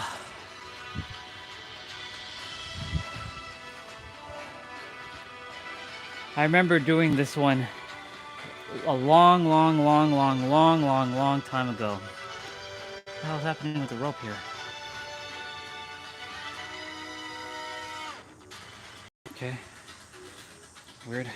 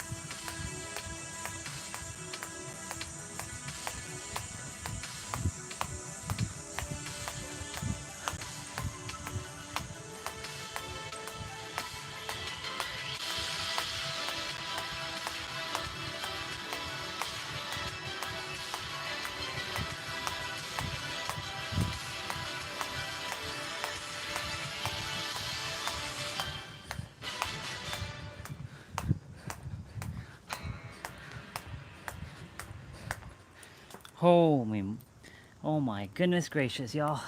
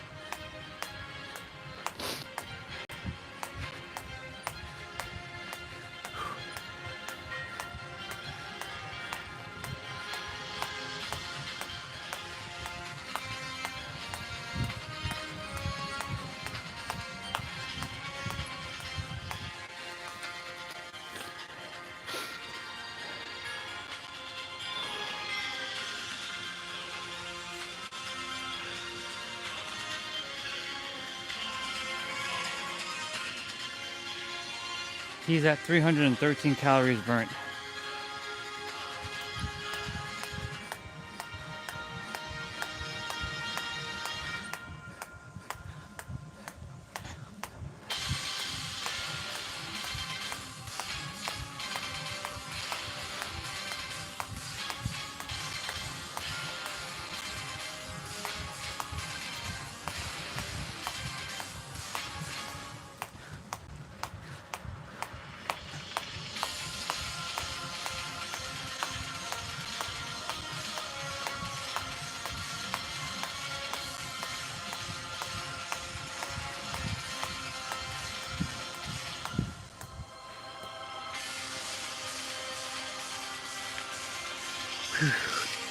Oh my God.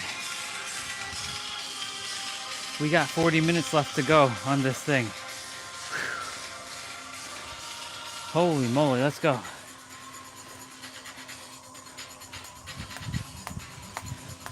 45 seconds of jump, 15 seconds of rest. Just continuous, just go. So it's gonna be an hour long. I'm challenging myself with a different jump rope exercise today.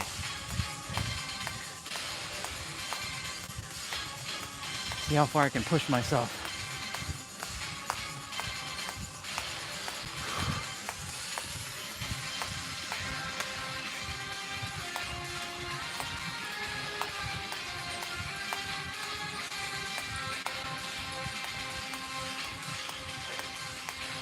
The rests are so short though.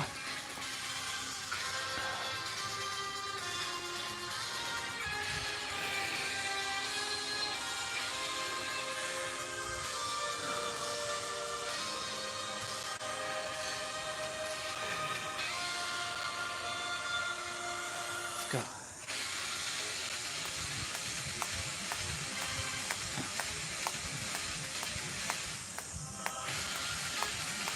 By the time I'm done, my pants are gonna be like soggy, like soaking wet. Like soggy.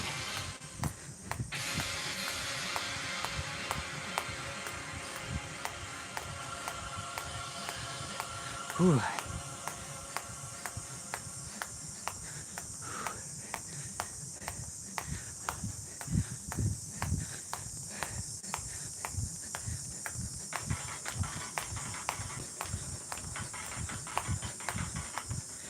Oh my God.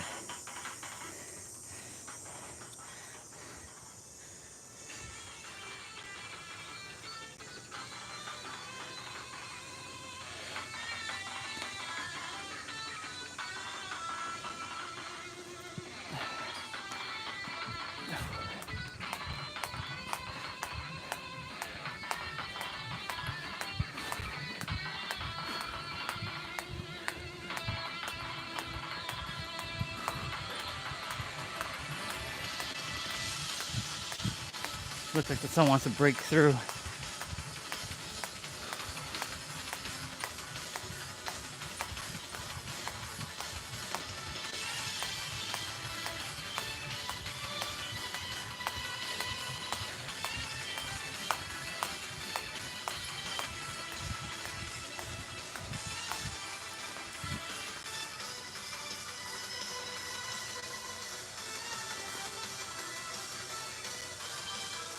Son of a bitch.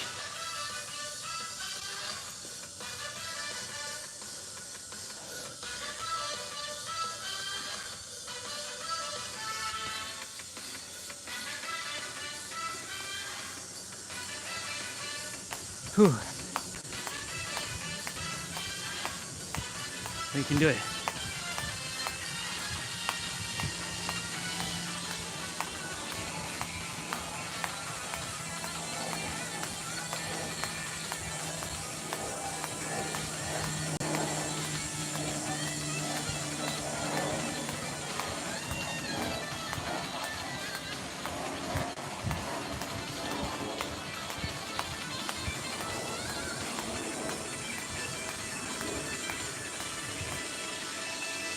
Oh my.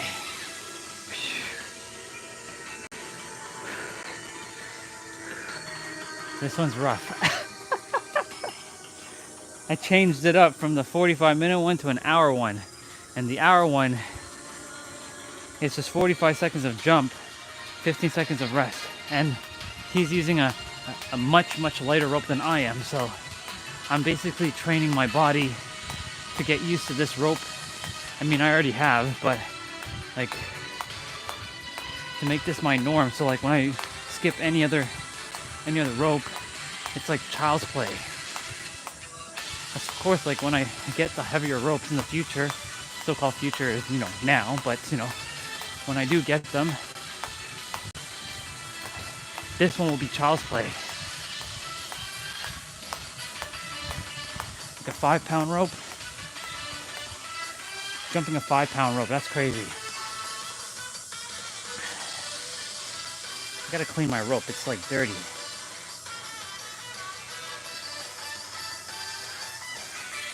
Shit.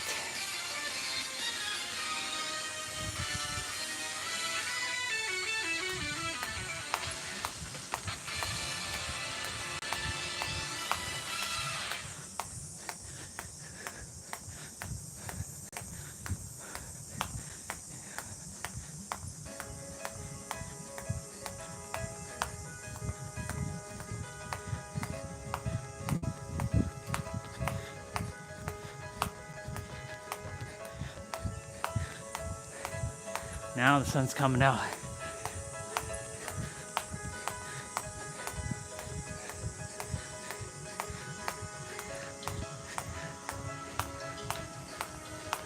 Oh my God.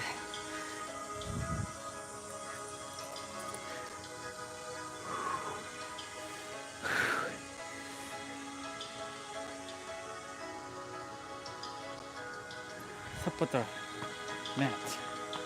Stay flat.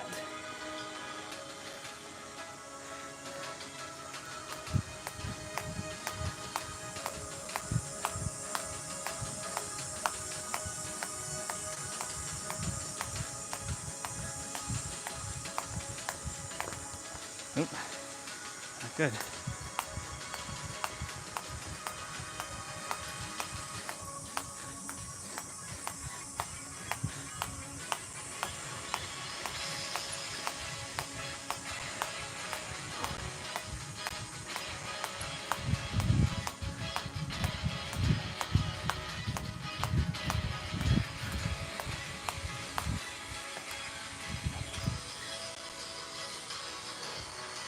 Wow.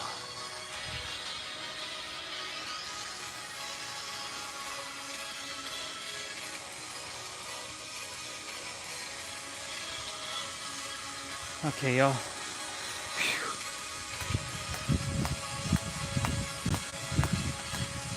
Nice breeze.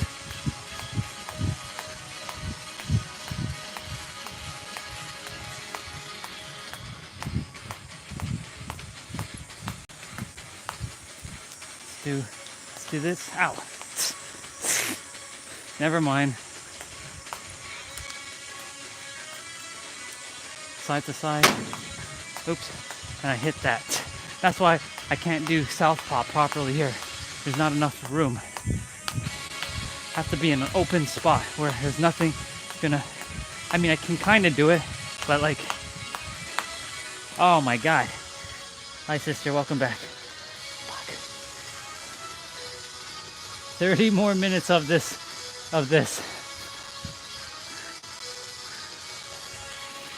Okay. Ugh.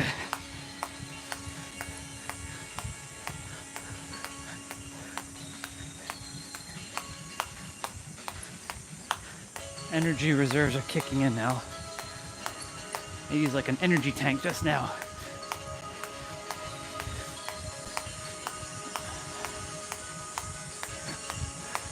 And now the sun is coming out. Now, sun, bring it on. Bring it on.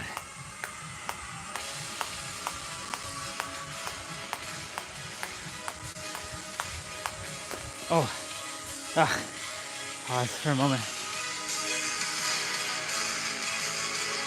Yeah. Oh yeah. Oh, he's giving us a minute break. Oh my God. We're getting a minute break. Okay. I got a minute break.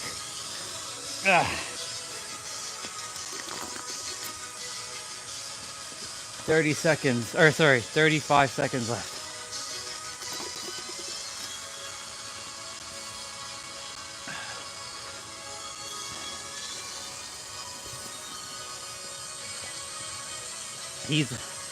He's aiming to burn 800 calories, so I'm following his video. I won't burn 800. I'm not burning calories. Oh, I'm burning calories, but I'm not keeping track of that. I'm just following along, and he's using a lighter jump rope than I am. So I'm challenging myself with my heavier rope.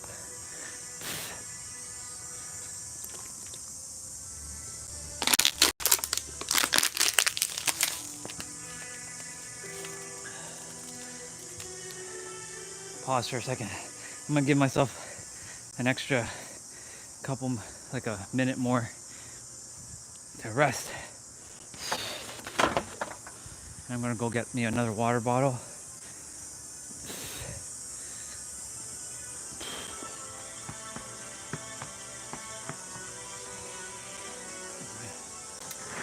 Oh my God.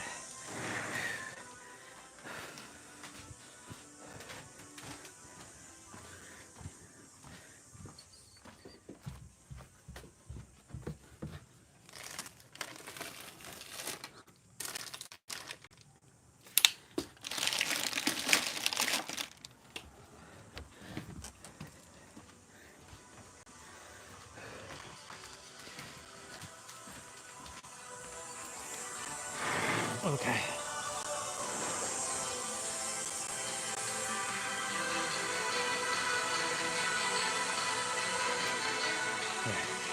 Oh, I needed to get another bottle of water.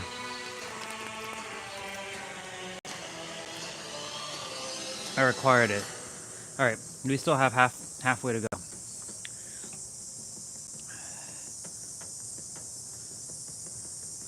Okay.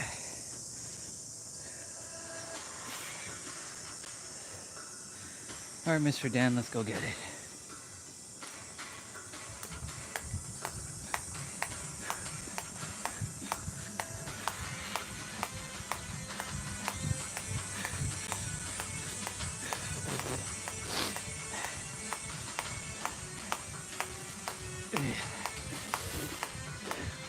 After this is mobility training, upper body mobility, which is shoulders, spine, hips, and wrist.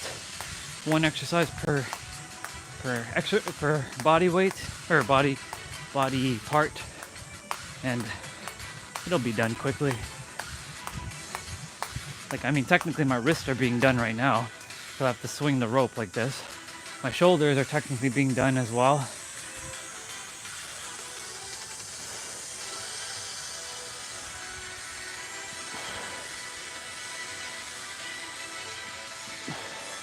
Okay.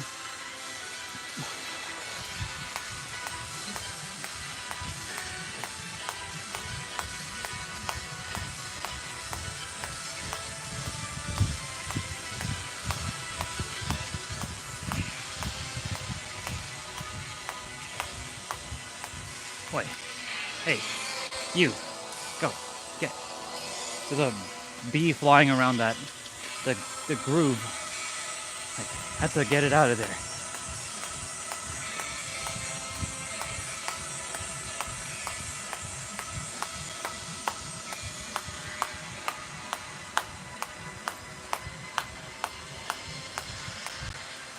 have to make up for that. Dang, Bubbas.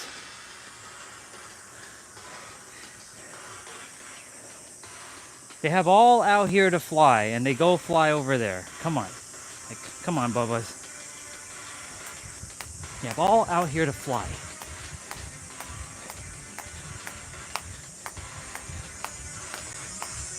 God, what's with the blueprint for those Bubbas, huh?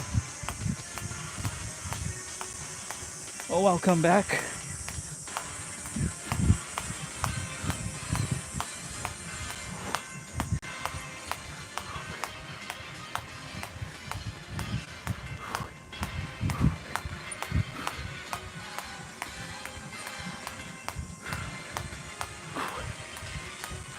We're doing an hour-long jump rope play out. We're already over halfway done. Yeah, we're almost halfway. Well, we're over halfway done, Mr. Bro. 45 seconds of jump, 15 seconds of rest. 15 seconds of rest is not enough, especially I'm using my 1 pound rope. The dude on the Mr. Dan is using 1/4 pound rope, so he's using a lighter rope, so it's easier for him. But I'm challenging myself with a 1 pound rope. I mean, I use my 1 pound rope every week for the last like month and a half to 2 months. But the first time doing this hour-long jump rope exercise. Actually, it's not the first time, but it's the first time doing it with this heavier rope. This is the first time I've done it in 4 years.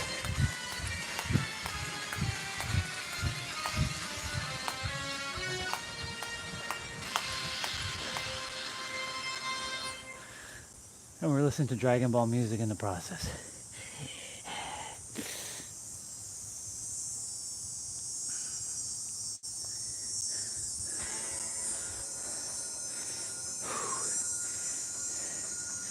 Let's go.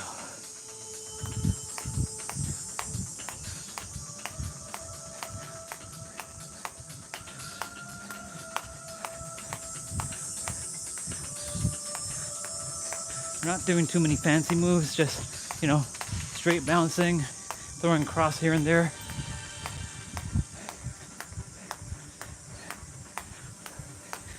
Using a Mega Man energy tank. I already used one. I have 3 more energy tanks. I should be okay. And then I'll be doing mobility training for my arms, for my shoulder, my spine, my wrist, and my hips.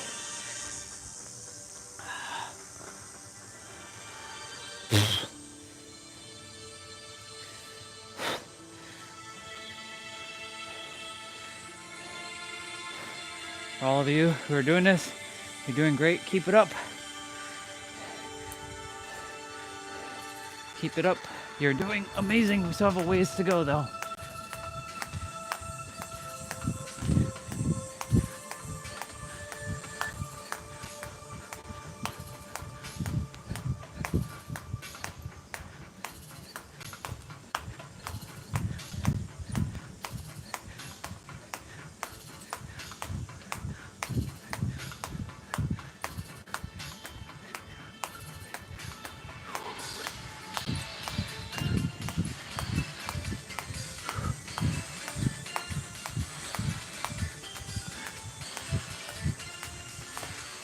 Oh my gosh.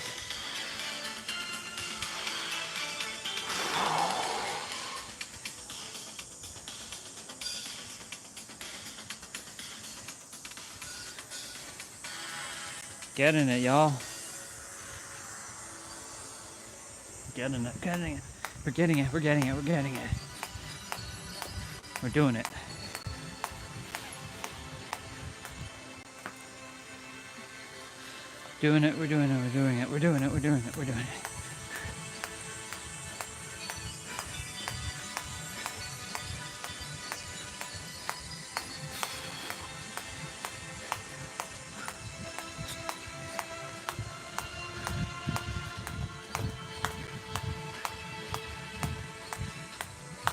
Whew, my God. Whew.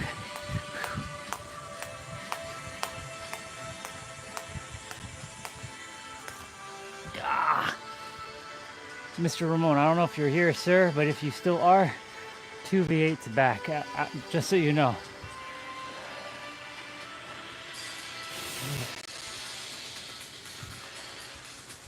Oh my gosh. Let's go.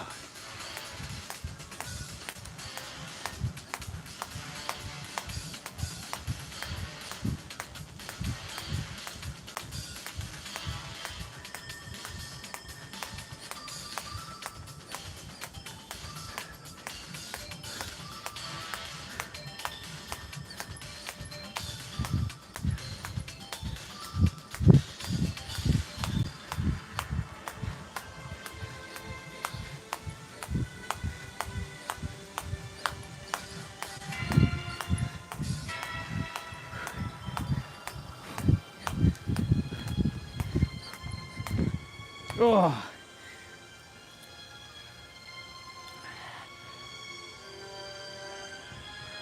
Oh my.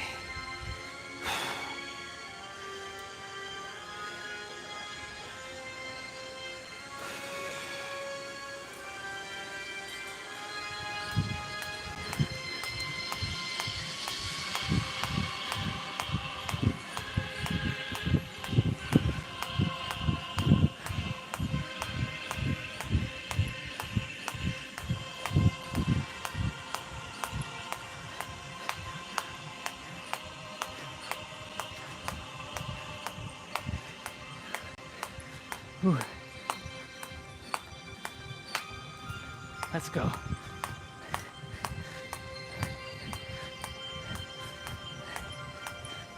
Oh man.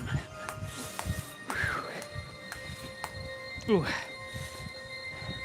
Feeling it. Oh, we get a minute rest. Oh, fuck yeah. Let's go. We get a minute rest here, y'all. Take it in. Take in the minute rest.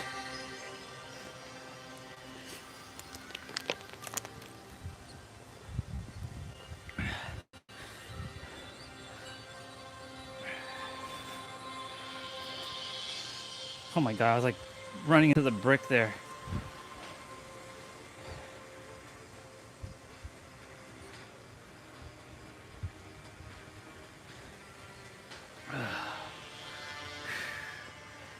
And now the sun is coming out.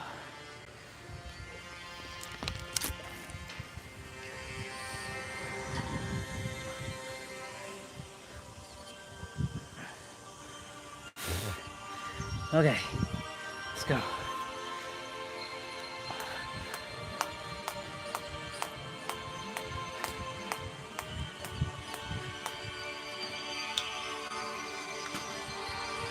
It's like the water bottles in front of y'all.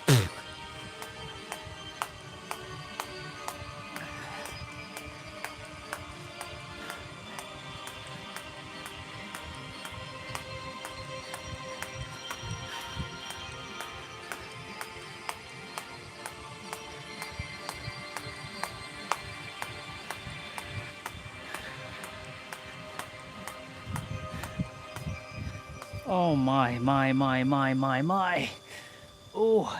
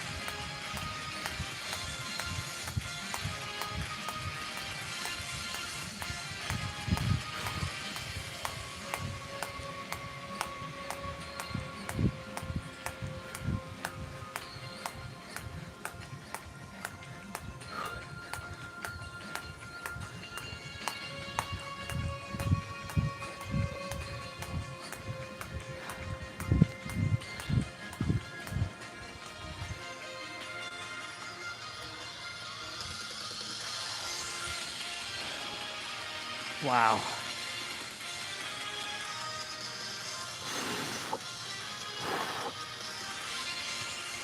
This one's This one's no joke, y'all.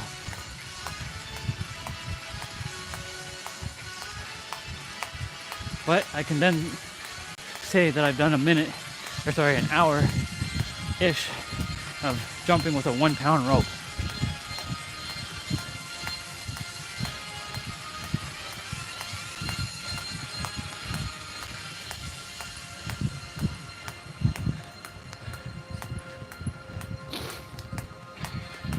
With most wouldn't dare to do this with a 1-pound rope, I've done it. Because I can say that.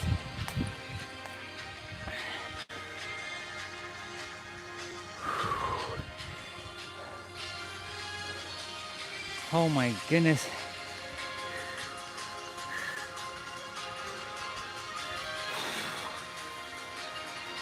Yeah, this is gonna go to probably, close to 4 o'clock. Yeah, we're gonna be done by at least by 4 o'clock in terms of the play out, and then we have the main play out, then we have our side quest to do, 10 minutes of abs, and then that's it.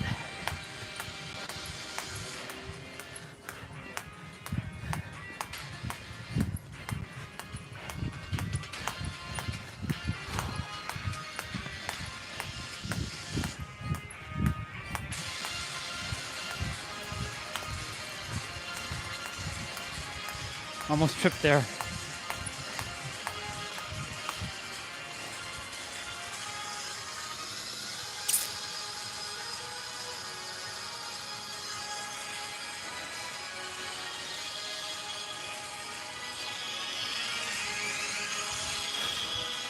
"15 minutes more, give or take, plus minus."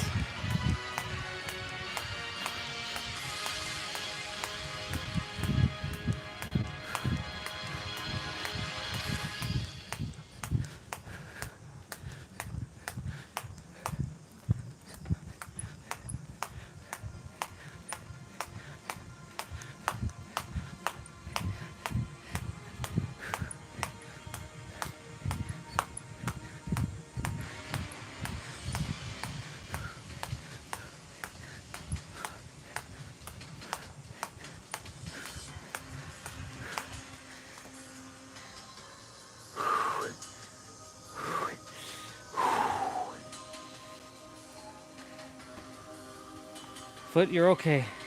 You're all right.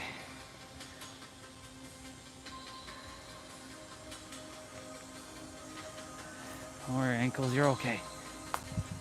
You're just taking a pretty extraordinary beating.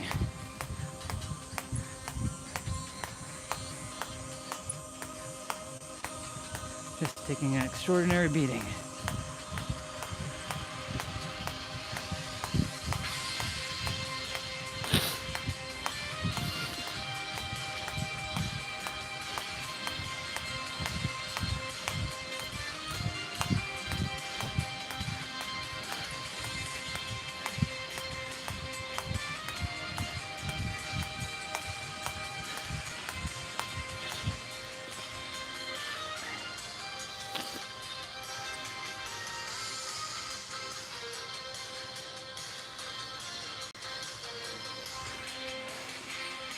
This is where the reserves are going to kick in now.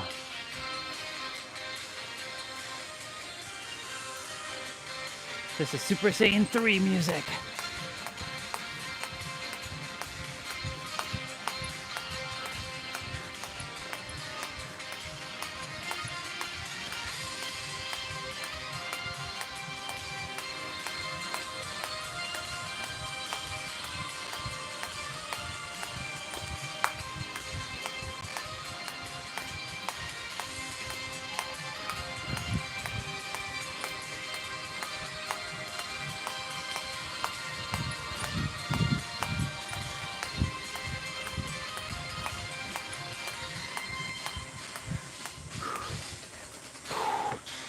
Holy moly, y'all.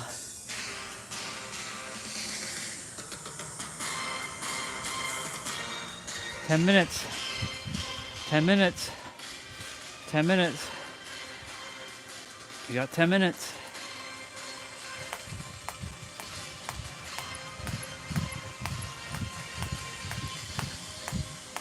That means we gotta do 10 more of these.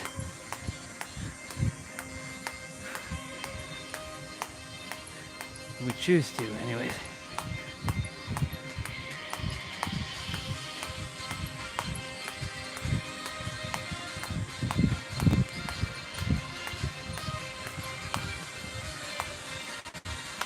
Oh, tripped.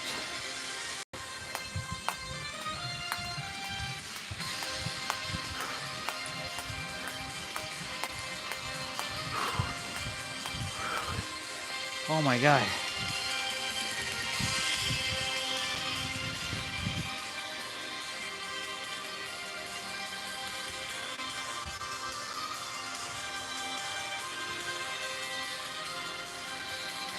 Nuts.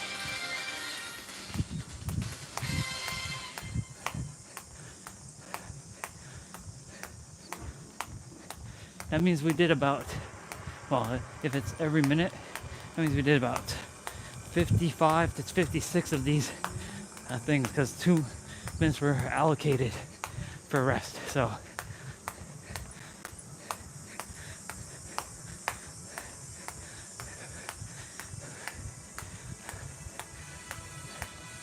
last little bit to go, y'all.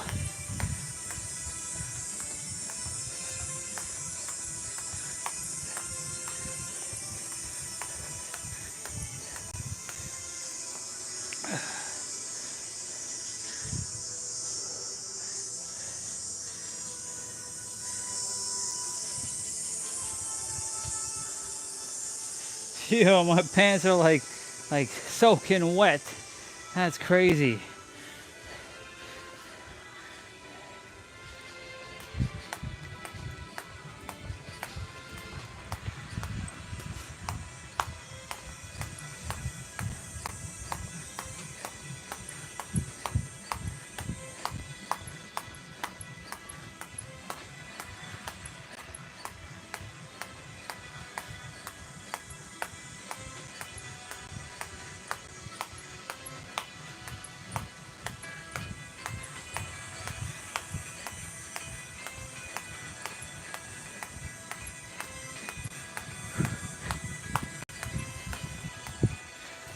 Shit, man.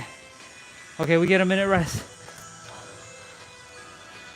We get a minute rest. Take it.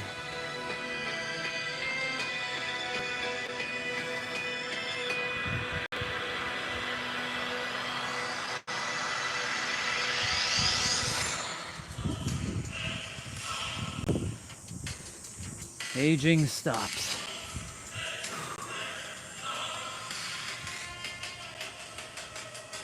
My biological clock has stopped.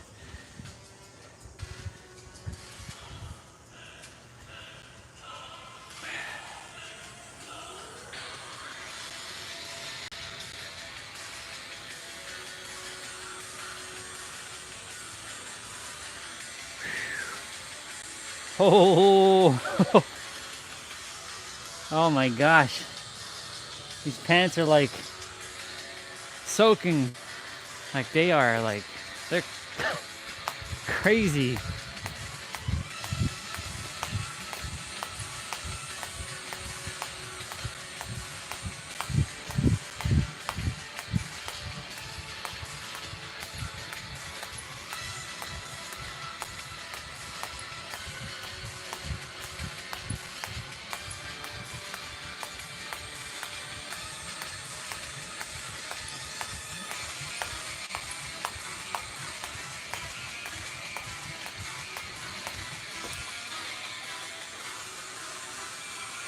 Oh man, didn't want to trip there.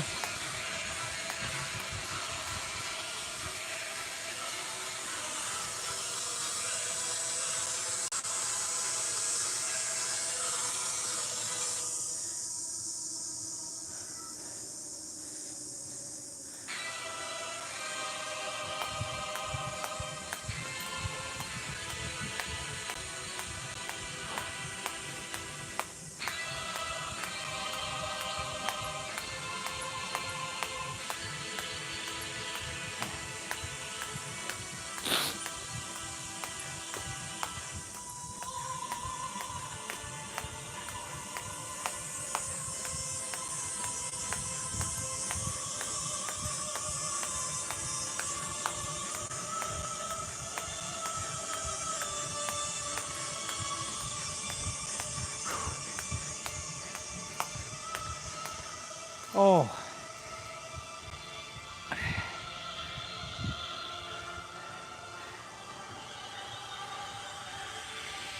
We're getting there, y'all. We're getting there. I don't know how much more we gotta go, but we're almost there.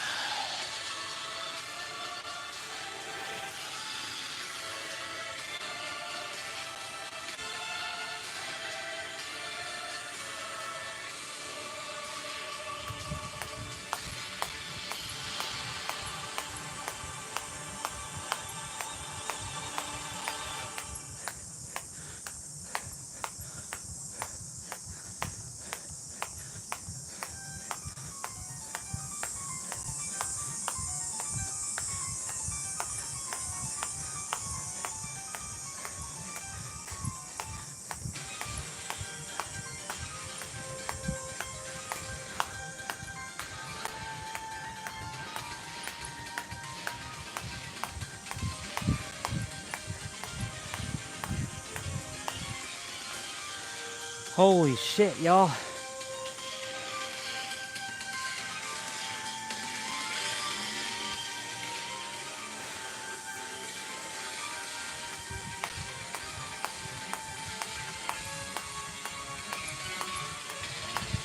This is a short one.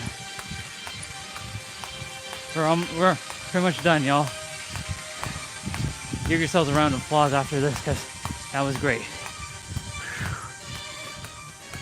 Celebrate yourselves.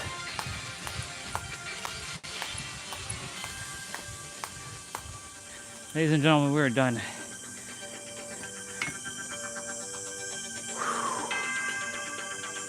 He made it to 801 calories. Okay. The rest of it's talking. Congratulations, y'all. Oh my God, you did great.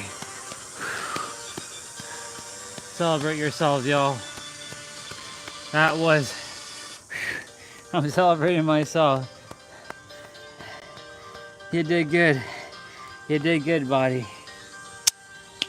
You did good. You did good, shoulders. You did good, knees. You did good, feet. You did good, y'all. Oh, okay, we're gonna stretch in a moment. Just take a moment to just lay on the mat. I'm gonna opt to sit in a squat for a moment.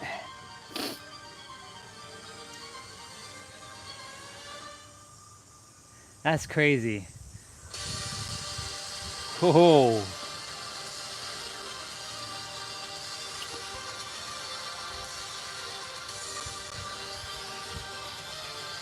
Y'all did great. Proud of you all for that. That was fun.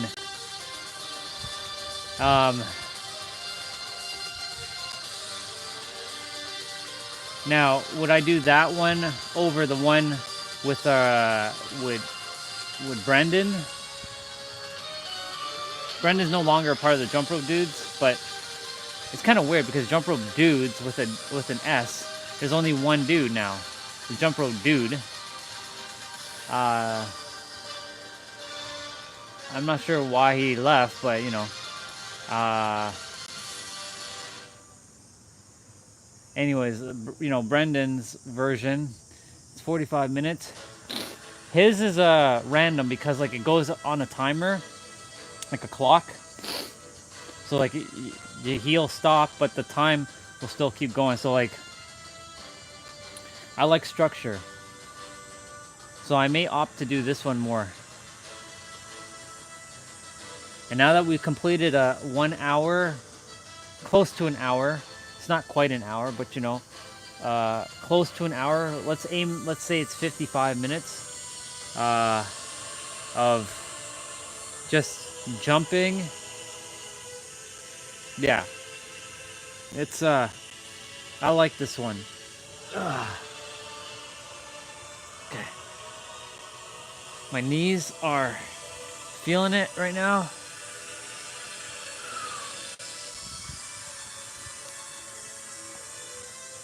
Oh.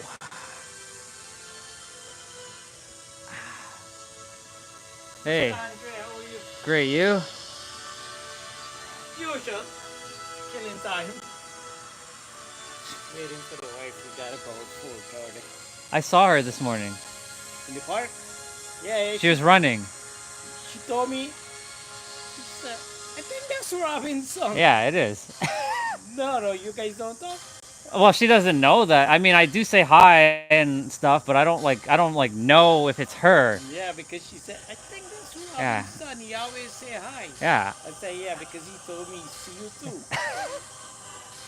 Yeah, introduce yourself. Yeah. Yeah, because I see her, and this morning she was jogging. Oh, is she? I didn't even know she can jog. Yeah, she was jogging. She told me she go walking. Nah, she was jogging. That's good. Yeah. That's what she was doing. I laugh at her. So I don't know what weight you want to lose. She said she getting too fat. I don't know what fat she's talking about. Right.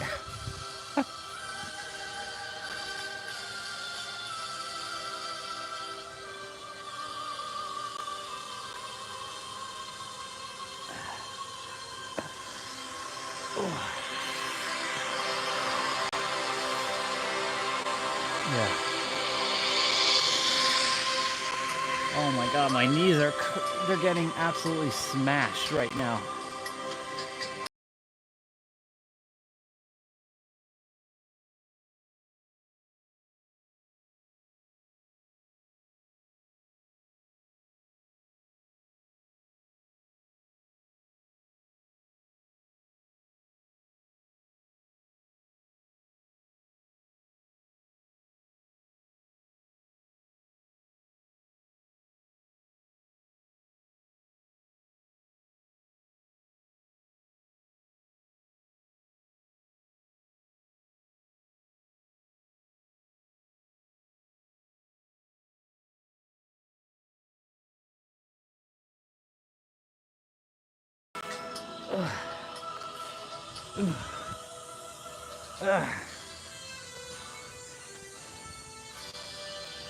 Oh man.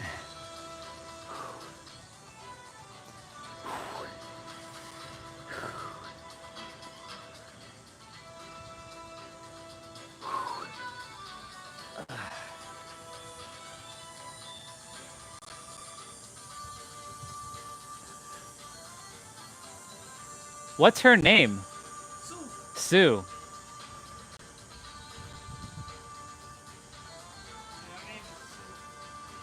Next time I see her, I'll be like, hi, Sue. No, she recognizes you, but she's shy. She's kind of shy. Yeah.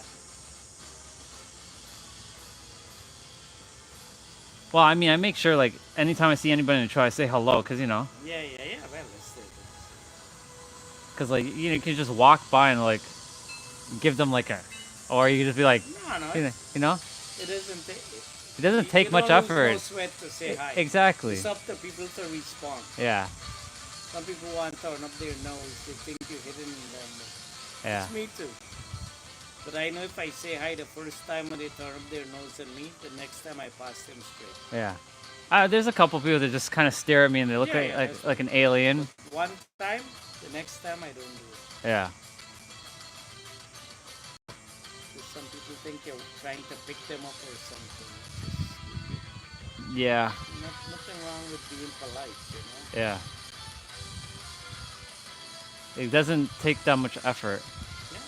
It really doesn't. You start working out with those weights. Yeah, they're actually good. I take some of them and put it on one, so I put all of it on one. Because they're Yeah, different yeah, size. yeah. So that's what I like about it. You start with the small one, then you can go with Yeah. more. Then eventually you'll be able to put 3 on each Yeah. stomach. You start small. Oh yeah. So my son started. Yeah. Now he's a huge triceps Yeah. or biceps. What do you call it? Biceps. Biceps. Biceps is this and triceps is this. Yeah. So now he's got these. Yeah. Because even one time he went to WrestleMania at Skydome. Oh, back in the day. And he was so big. Yeah. They caught him. Camera was caught and he was all over the damn place. Even And his cousins in Guyana recognized him. oh, nice. Yeah. And that made him so happy. I bet. That's awesome. See, true Torontonians don't call the Rogers Center Rogers Center. They call it Skydome still. Fun fact, y'all. That's the baseball stadium. That's the baseball stadium and the football stadium as well. And we have, it's called the Skydome. Well, it's called the Rogers Center now, but people hated the fact when it was changed to the Rogers Center because Rogers bought it out. Like it's the communication company. And but we all, like when I grew up in the 90s, we called that place the Skydome, and we still call it the Skydome to this day. We don't call it the Rogers Center. Yeah, because real people call it the Skydome.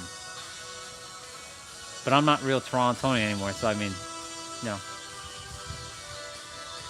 But yeah, fun fact. That's why when he said Skydome and WrestleMania, that's what it was called. It was Skydome at WrestleMania. Oh, WrestleMania was at the Skydome, sorry. WrestleMania X8. Which is funny because I've been there too.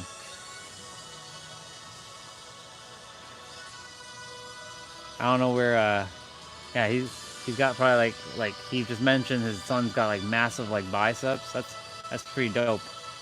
That's good on him, man. I wonder how old he is, or I'm sure he's like probably his 30s or something like that. Okay. My pants are like sticking to my butt. Okay. We had a moment to kind of like take that in.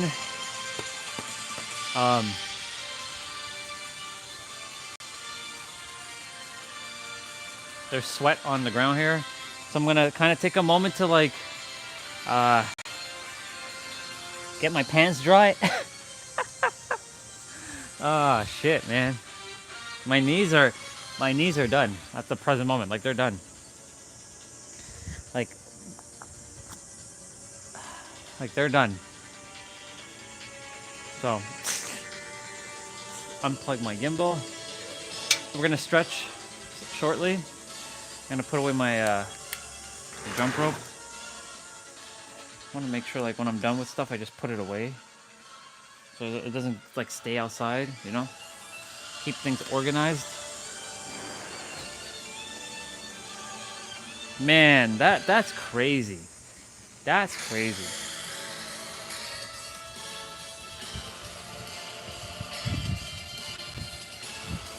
We just finished an almost hour long play out, jumping rope, 1 pound rope.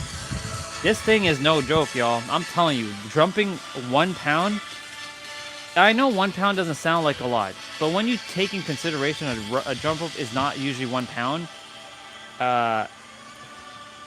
it puts it into perspective because like the ropes that we normally jump with, like those plastic ones that you would jump with, they're like, they don't even weigh anything. Like, this handle alone weighs more than that jump rope that I used to use. just let me put that in perspective. The handle alone that I'm using for this jump rope weighs more than the rope itself that I used to use, the red one. So it's goes to show you that this rope is no joke. And of course I got the final small size. I'm so grateful. Money well invested on this. Man. But yeah, I know I'm gonna have to change the microphone.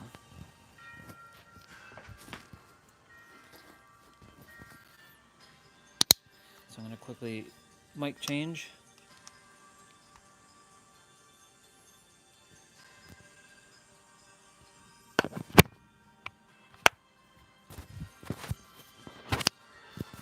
Perfect. Just like that. We're back in business.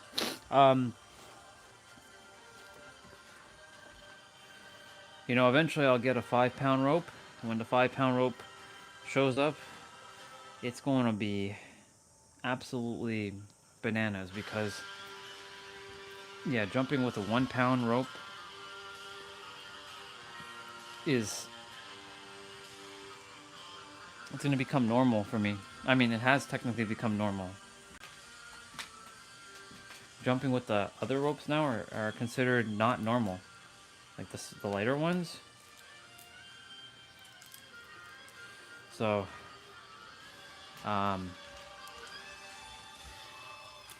yeah, it's definitely something. I'll tell you that. It's not hard. Well, it's challenging in the beginning when you're getting used to the new pound, like your weighted ropes. Like I have a 1/2-pound rope, a 1-pound rope, and I have 2 plastic PVCs. I did have a 1/4-pound rope. It's still there technically speaking, but the handles suck and they broke. Like they lost, like the bearings on it just doesn't move the thing properly, so like it's useless. And then I have these 2 plastic PVCs, one that Victoria bought me for my birthday. Because she's like, what am I going to get, brother? It's his birthday. He's coming. You know, I wasn't expecting anything from her. I don't usually expect gifts from anybody. But I'm like, well, you know what? You want to get me a gift? Because I was going to buy the jump rope myself, but because of, you know, the tariffs and all that stuff started affecting like pricing of shipping and stuff, and I'm like, why does it cost so much to ship? It's like $90 for a plastic jump rope. Like, come on. So I was telling Victoria, sis, I would love to get this rope. Can I you know, get it mailed to your place and pick it up when I come there? She's like, don't worry, I'll take care of it. I'm like, okay.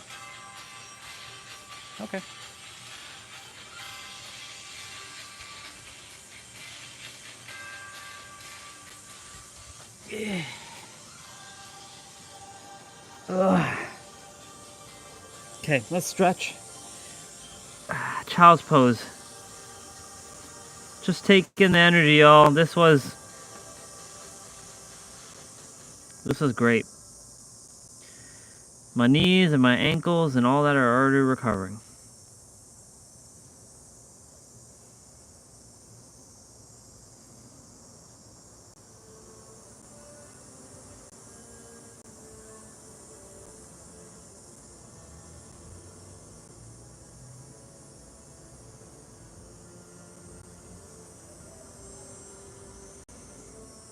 Okay. You can extend the leg out.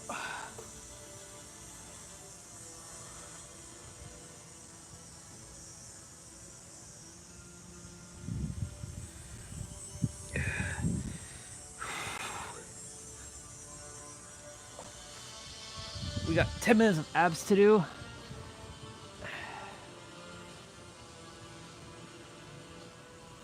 We're gonna do that in a moment. You're gonna bring your right knee to your left side and extend up. It's important to stretch.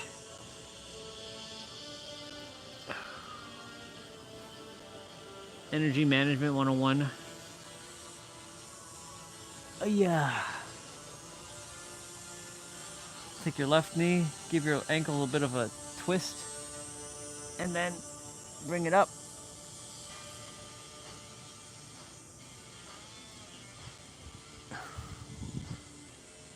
Ah, nice. And then you're gonna bring your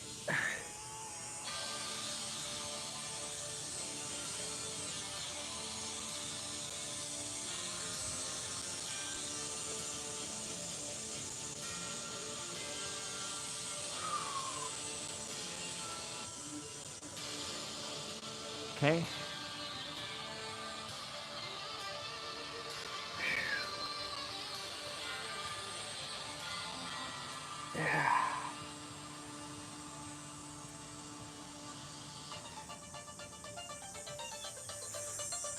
I smell barbecue. Smelling that barbecue. That barbecue, that BBQ, that BBQ, that tasty, delicious BBQ. Ah.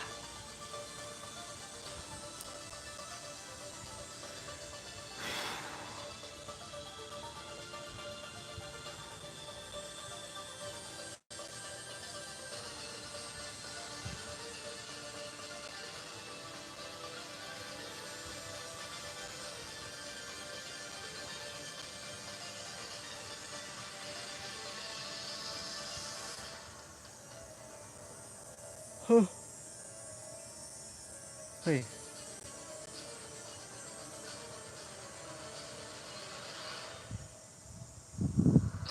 Okay.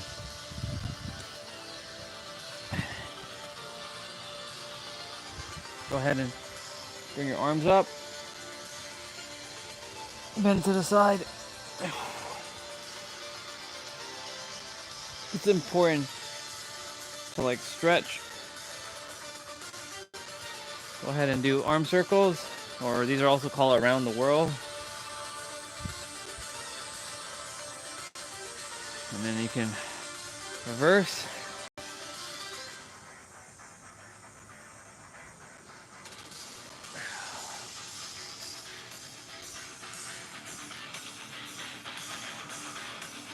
Cool.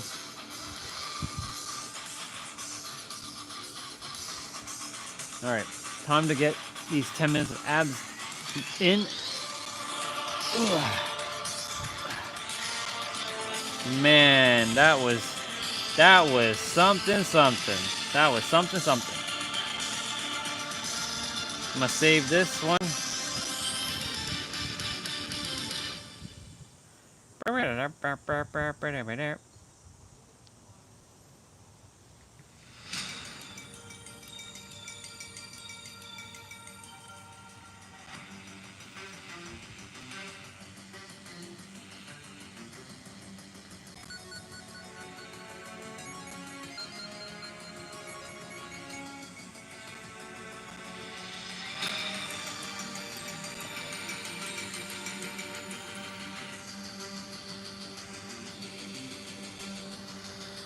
Okay.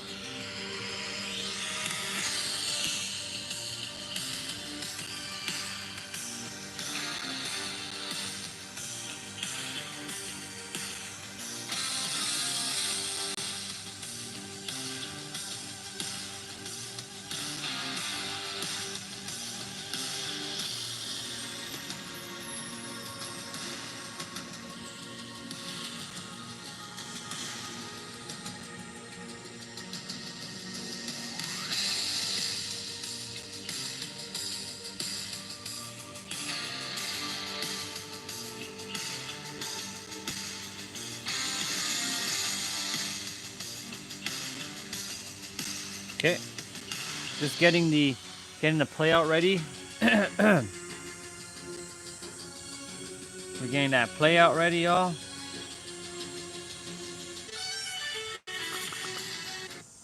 You are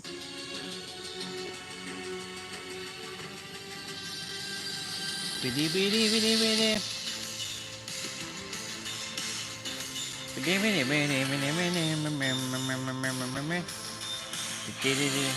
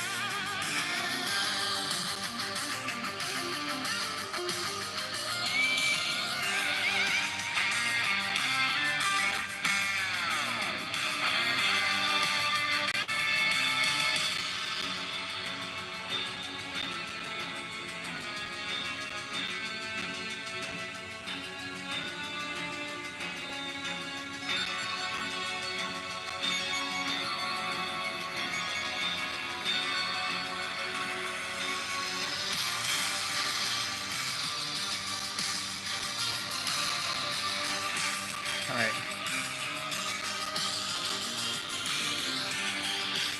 Time to get it done, y'all.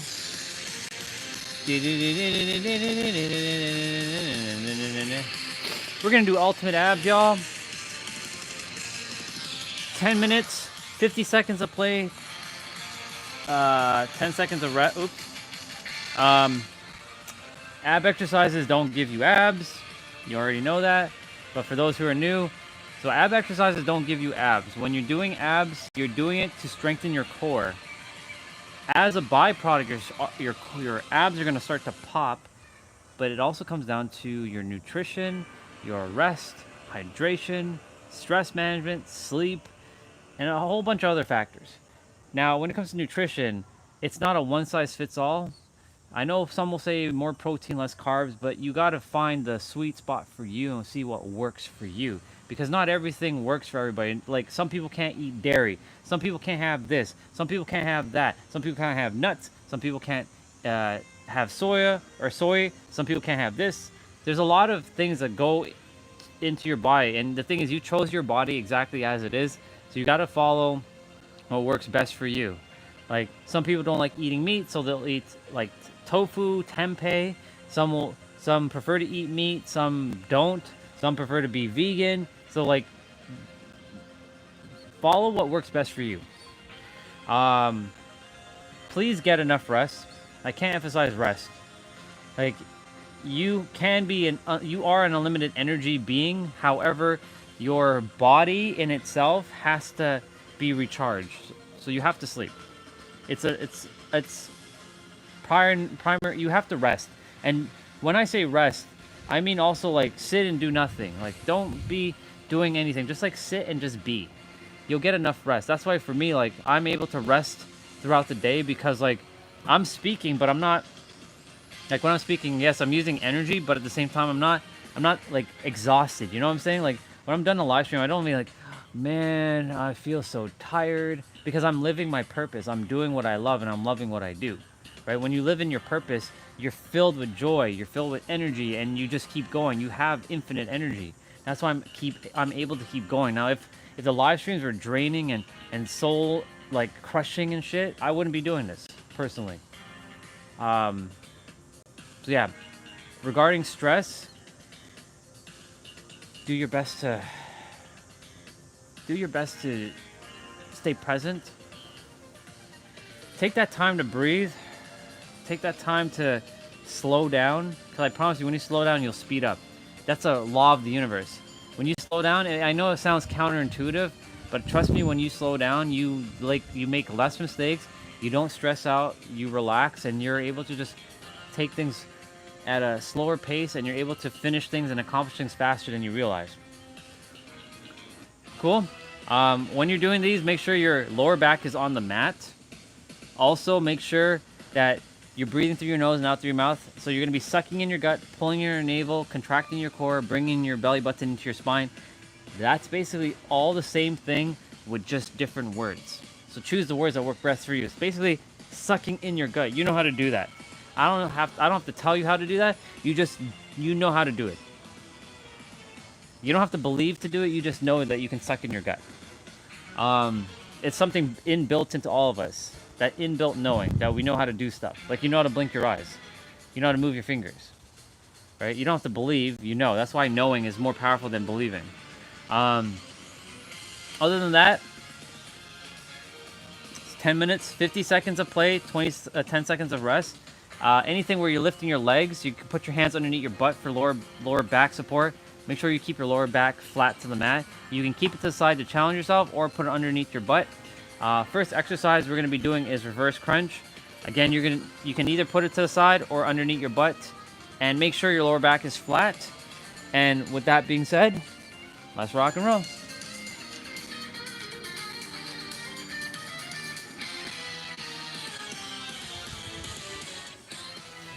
Ooh. I feel like I created a new bone in my spine or something. Because, like, every time now I put my back flat on the mat, like, my pants creates, like, a new, like, pain, like a new, it's, like, weird. So I feel like I created a new bone in my lower spine. It's hard to explain. It doesn't hurt, but I mean, it's uncomfortable. So I'm gonna keep my hands to the side here.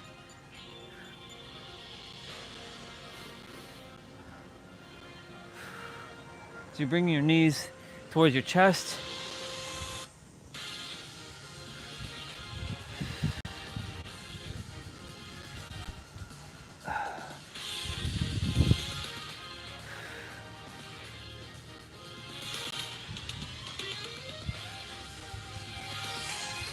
Perfect. I feel called to redo my my joy, now, you, and God diagram. Since I added to it, I feel like I desire to redo them.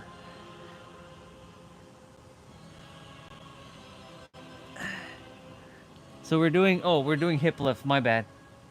So you're lifting your hips. So I'm putting my hands underneath my butt for this one.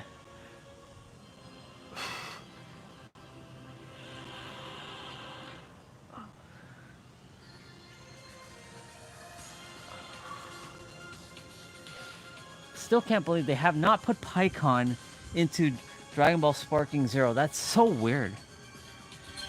The dude is like a freaking main character. How the hell do you not put PyCon into... You put all these other weird-ass characters, but you don't put PyCon? Like, that's so stupid. He's not a DLC. He should be a part of the original main roster. So we're doing a...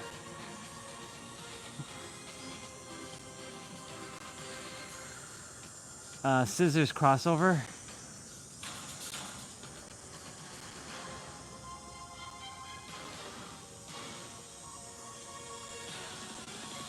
You can bend your knees and do it, or you can keep your legs straight.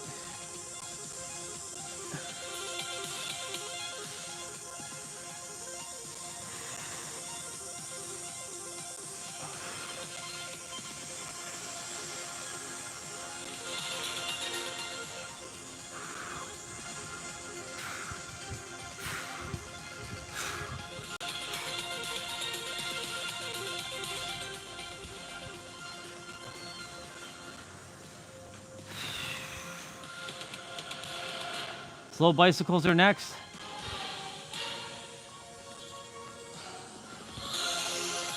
So you bring your left elbow to your right knee and your your left elbow to your right knee and your right elbow to your left knee. So right to left, left to right.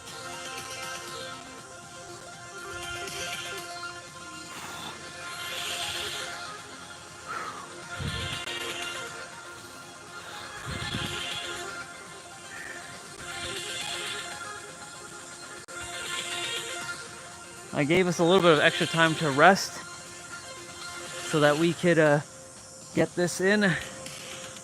So after this, you're done. After this, I have mobility training to do. I'm gonna get kind of straight to it.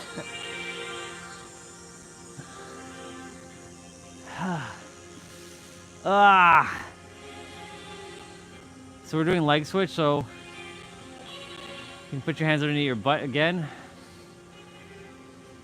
Leg switchers, I should call it.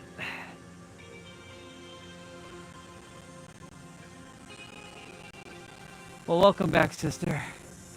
Oh my God.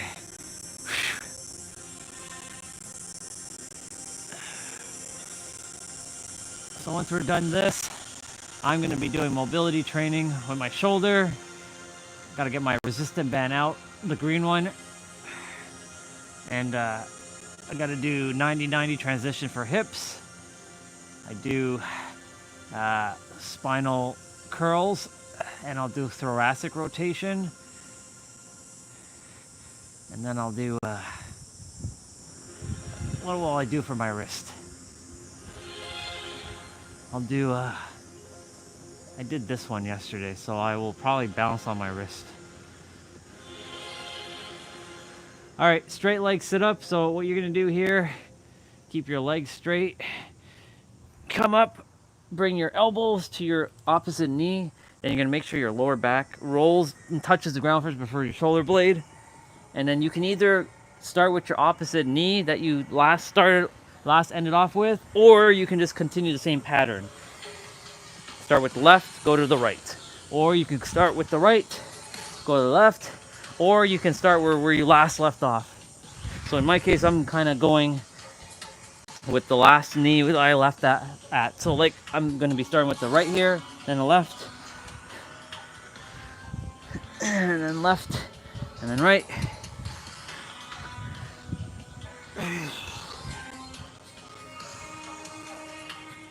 Perfect. All right, we're gonna do butterfly crunches. So you're gonna put your hands behind your head. Oops, that just fell. That's okay.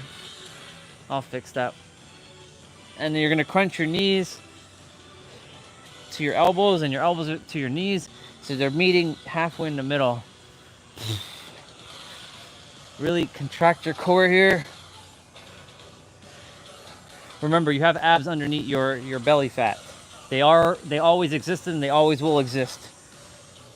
They just get stronger when you focus your energy there, and it helps you to lift heavier dumbbells because energy starts in your core. That's where all your energy resides. Your core is where energy starts. It's your like nuclear reactor.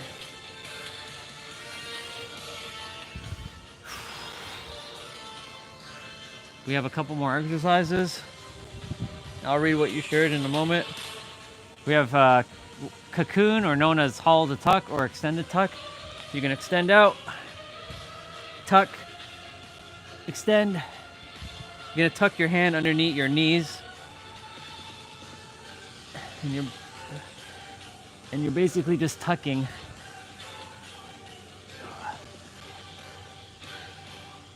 The next exercise is gonna be oblique heel taps. Now, my back, my skin is going to create resistance with the mat, so it's going to make it harder to slide and touch my heel, so it'll allow my obliques to get more engaged. If I was wearing my shirt, then my back would be sliding easier because my shirt has no friction. So you're going to keep your legs wide, or you can keep them close. If you're keeping them close, you're going to be touching between your toes and your heels. If you're keeping it wide, you're reaching for your heels.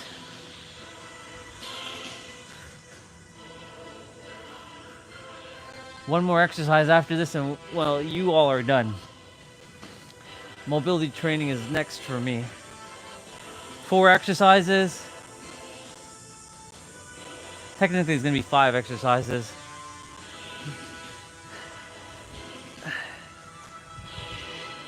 Now that I've gotten the body used to those moves, I don't have to do like hundreds of movements. I can just do 20 or 30 just to maintain it and challenge myself to go a little bit further.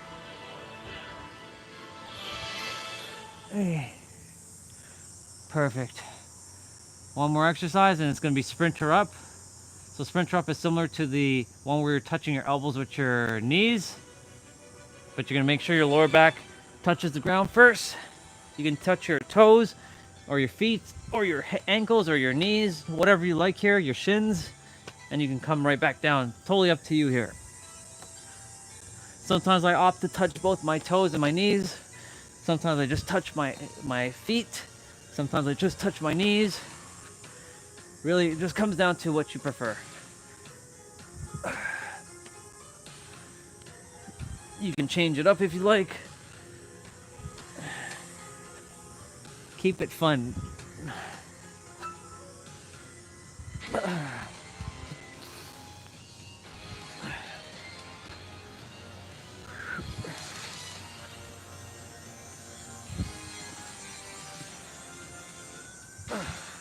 One more.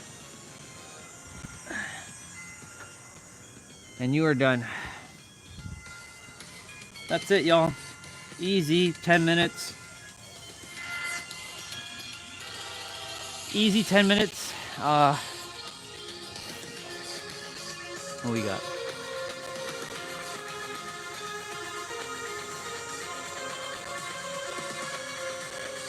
Sounds good. Enjoy.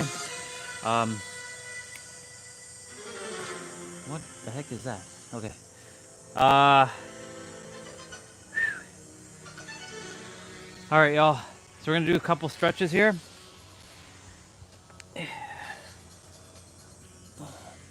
So we're gonna do Cobra. Now, when you're doing Cobra, you don't have to go all the way back. You can just do this, and this is enough. But if you desire to challenge yourself, then do your best to look as far back as you can.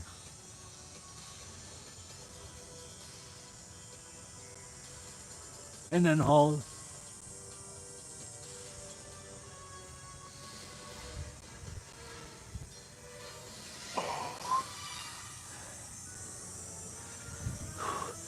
Okay. You're gonna go ahead and cat cow. So this is cat, cow, cat, cow, cat, cow, cat, cow, cat, cow. Then you can go ahead and do child's pose again. And then I usually give myself a shake here.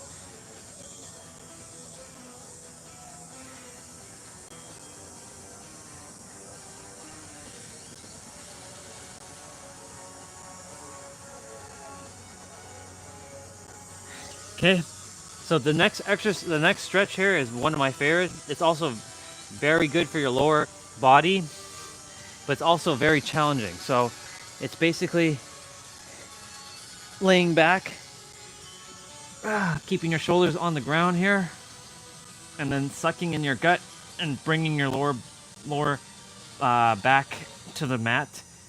If you can touch your lower back to the mat, amazing. For me, I'm not able to yet. But keeping your shoulders pinned, you will feel a pull in your legs, your knees. Like you'll feel it in your entire legs.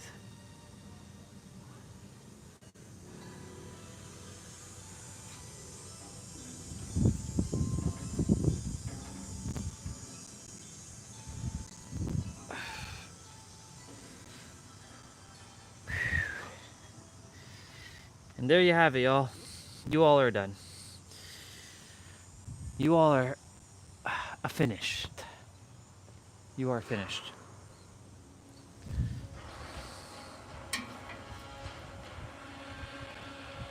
Cool. All right.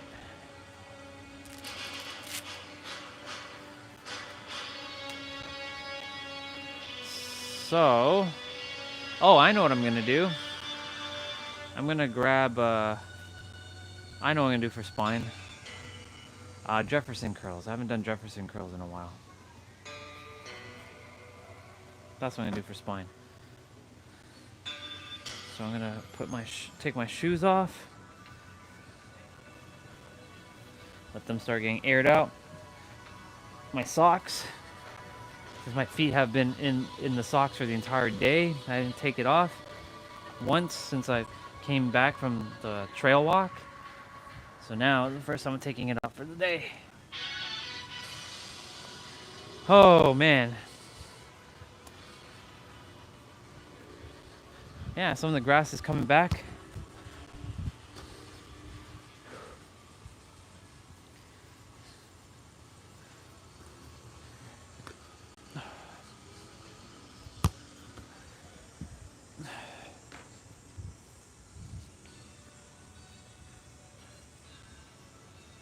Cool. You know, I personally prefer to be bare feet. I like being bare feet.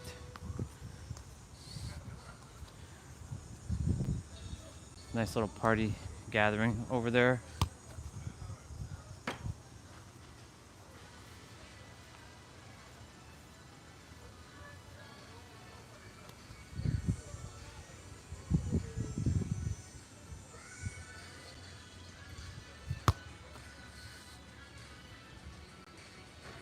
Okay, I'm gonna start in a moment. I see there's a little hole in the ground. Looks like maybe the Bubba or a Bubba dug something to retrieve it.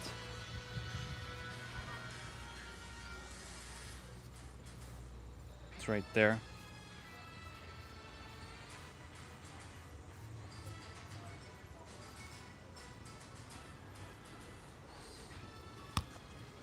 And I covered it.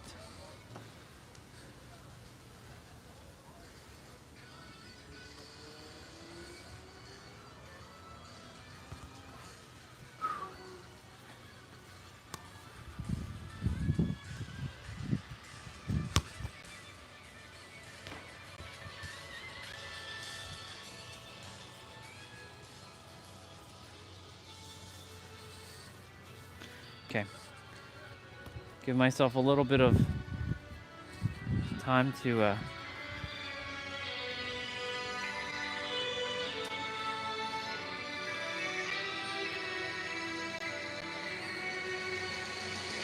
da, da, da, da, da, da, da. Do do do do do do do.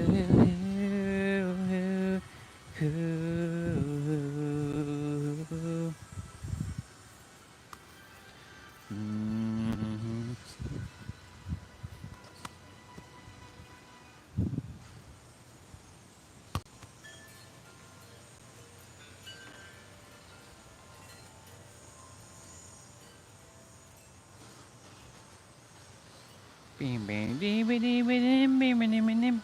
Do do do do do do do do do do do do.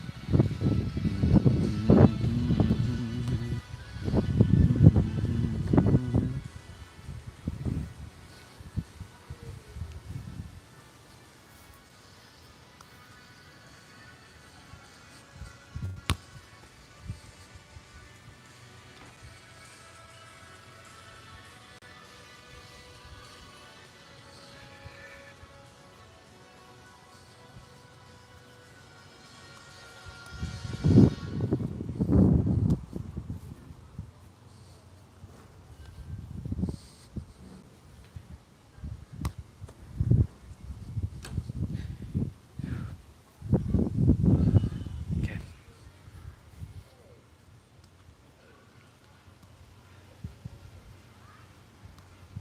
Take a moment.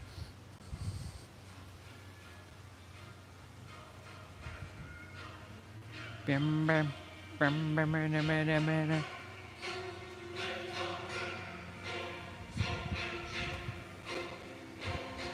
Grateful. Do do do do do do do do do do do do do do do do do do do.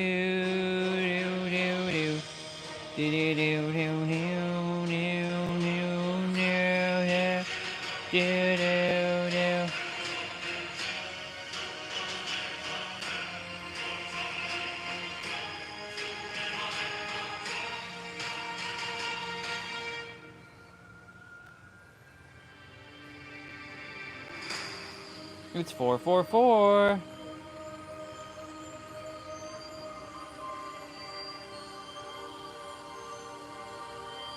It's 444, y'all.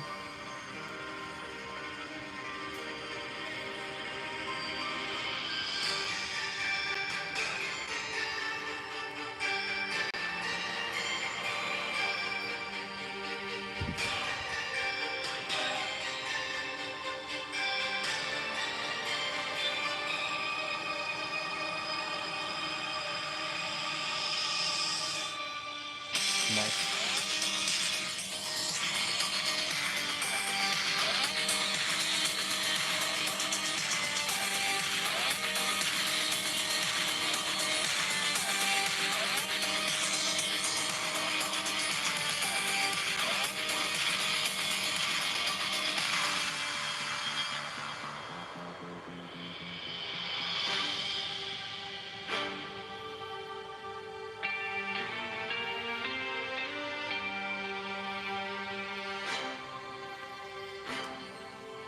Okay.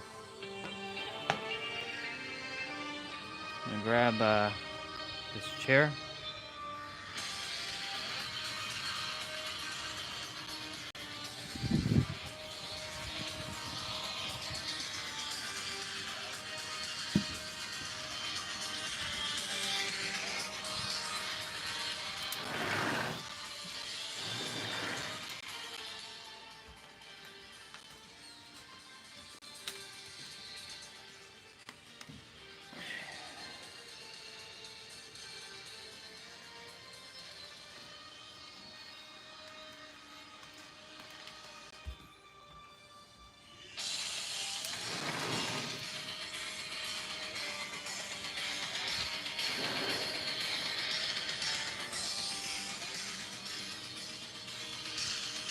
I'm gonna start with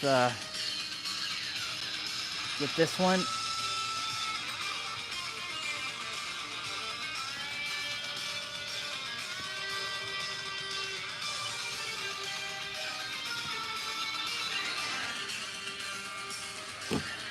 Oh, last thing I want is to run. All right, these are Jefferson curls.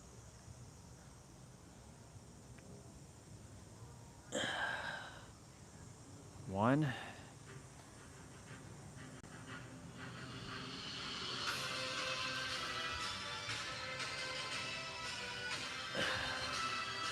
Two.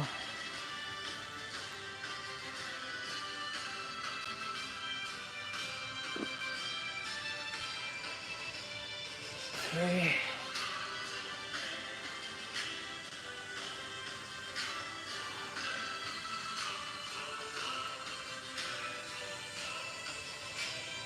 4.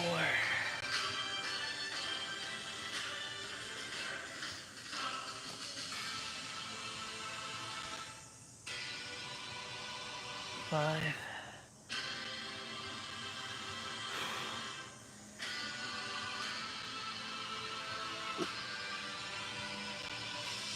6.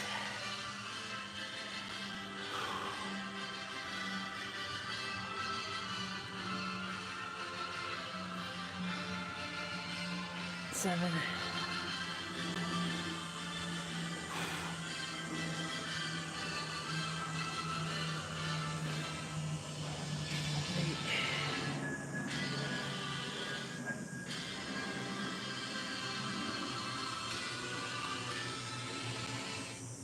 9.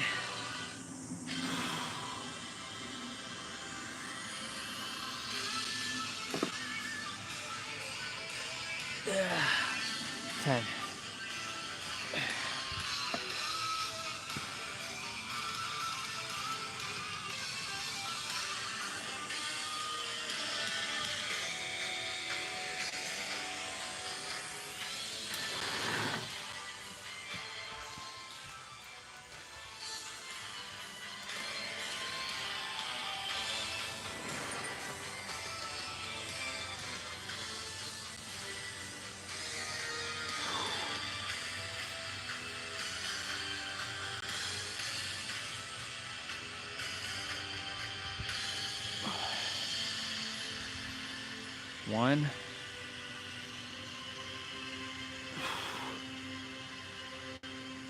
2,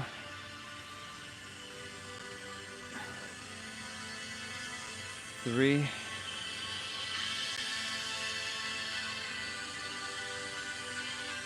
4,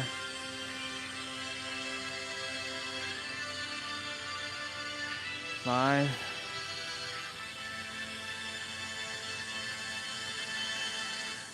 6,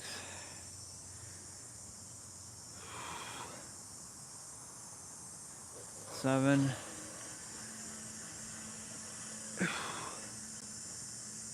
8,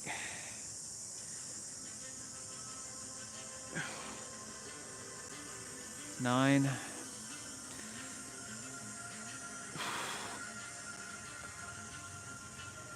10. So I'm basically doing, I'm gonna do 10 more Jefferson curls.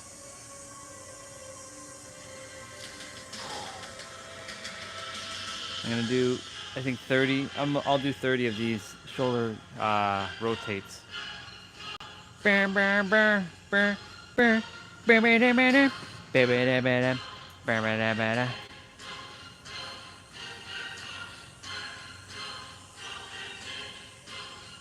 1,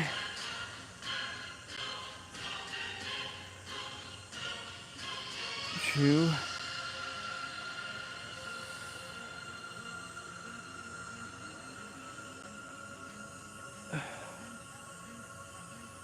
3,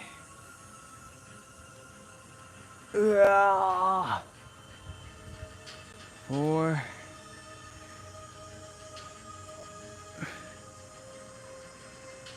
5,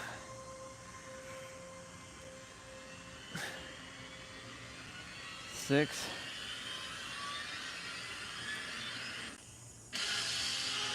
7,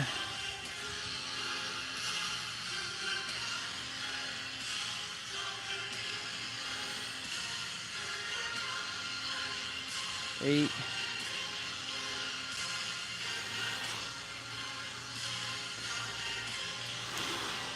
9.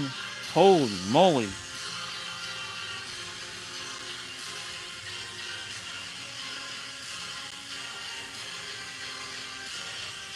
10.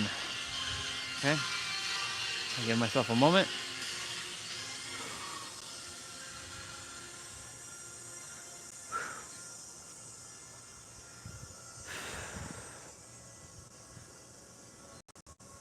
Y'all, this is fun. I enjoy doing my mobility training. I want my tummy to get flat.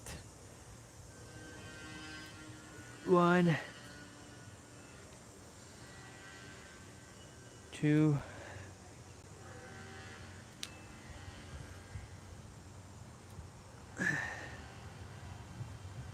3,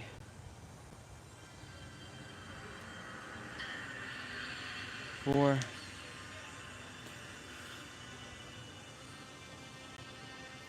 5,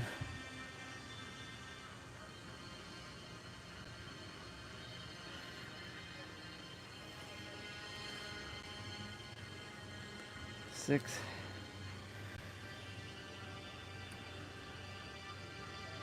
7,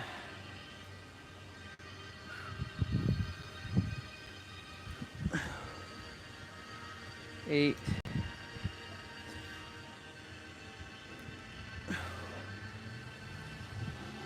9,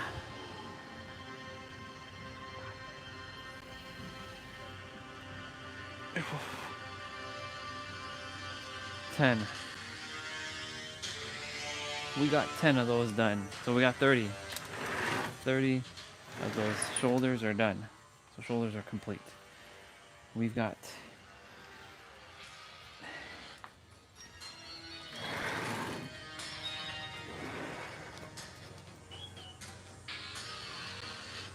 We got 10 more Jefferson curls to do.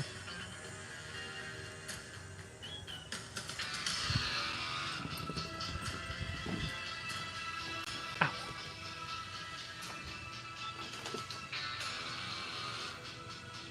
Mr. Bubba, you have to get off the mat. Come on, go.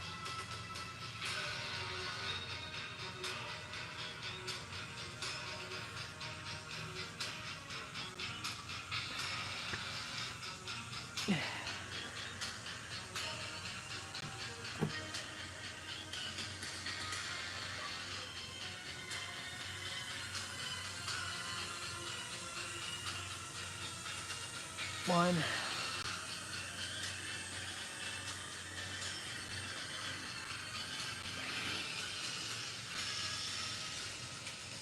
Two.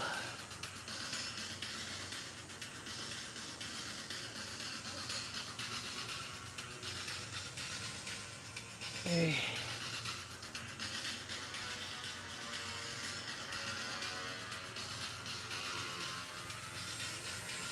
4.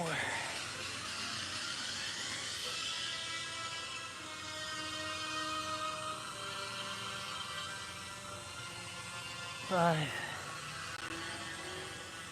Yeah. Let's go.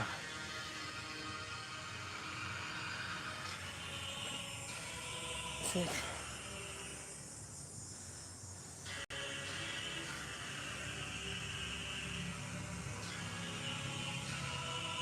7.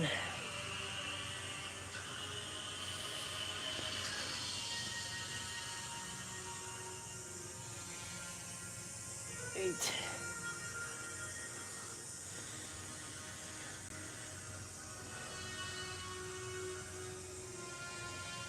9.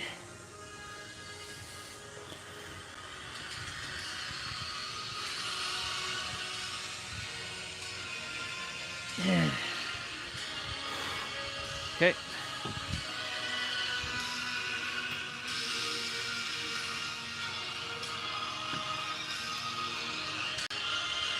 Cool. Jefferson curls complete.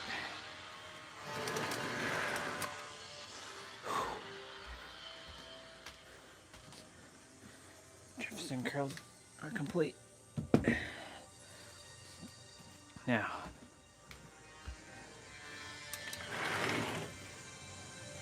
so shoulders and spine are done.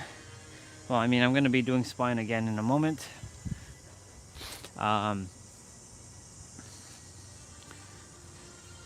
Hips and wrists are next.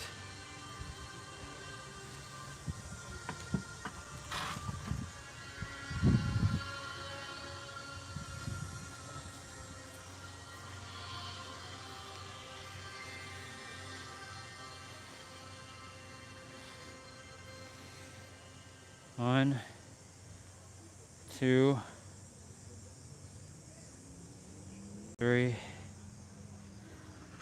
4, 5, 6, 7, 8. I'm not doing it on the ground because like my knuckles get bruised. 9, 10, 11. All right, I'm gonna do spine again.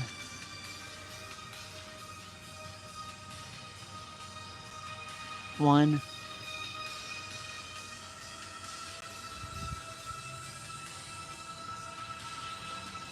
2,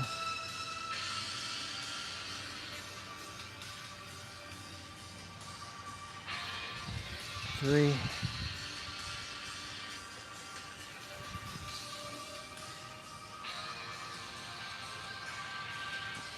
4,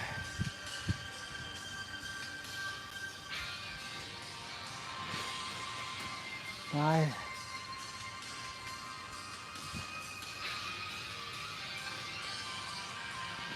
6,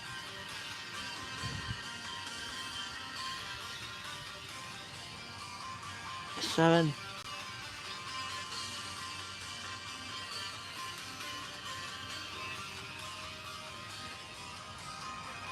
8,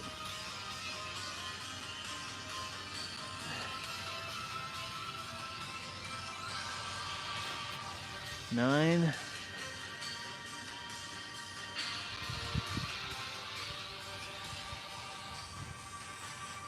10, 10.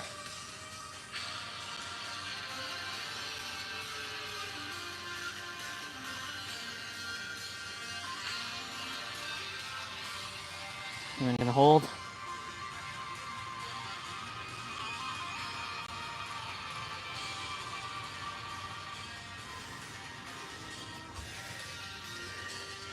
11.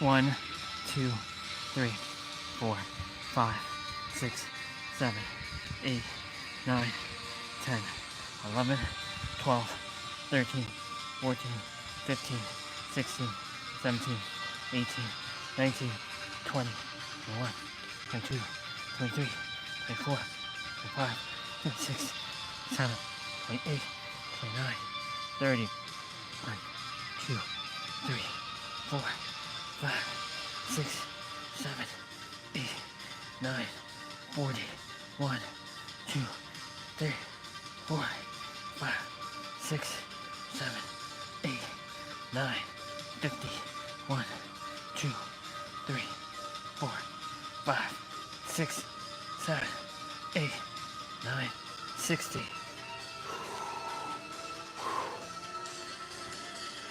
Damn, wrists are done.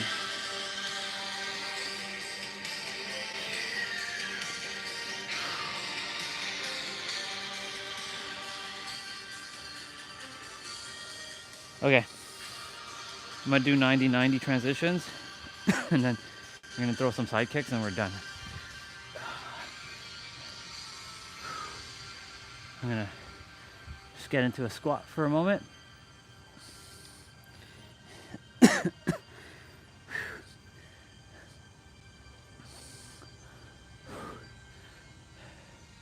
It's 5 o'clock, it's 5:01, okay, so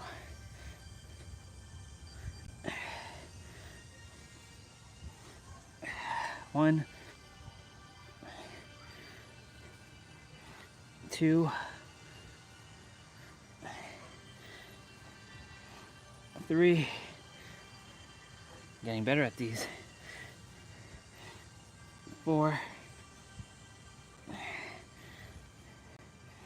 5, 6,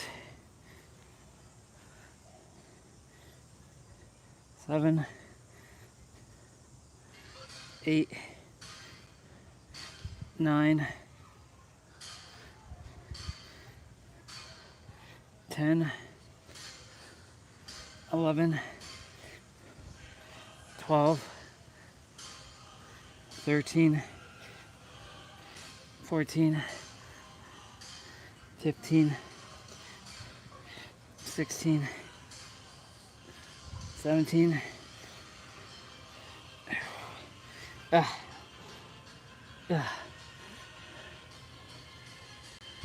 15, 16,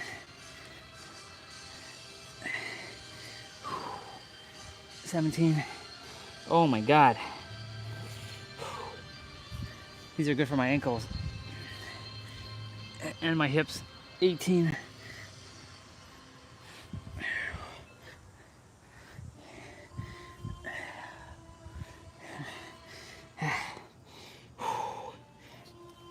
19.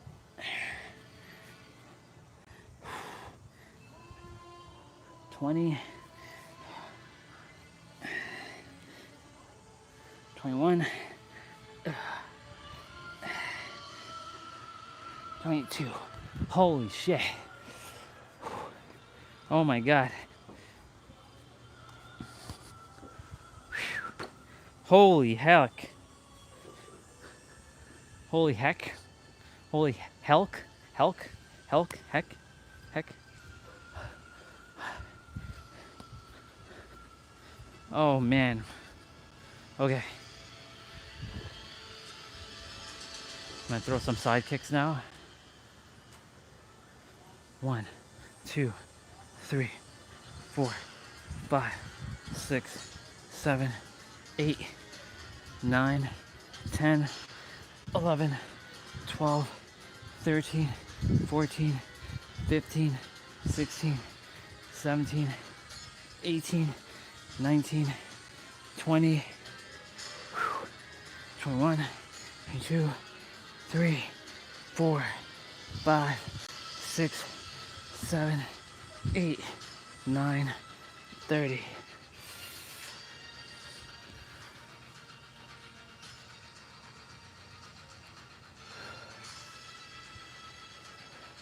Almost done.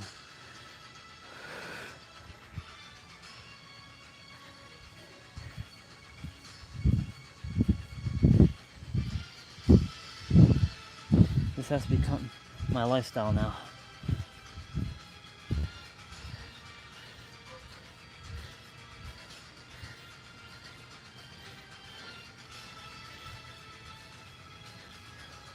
Okay.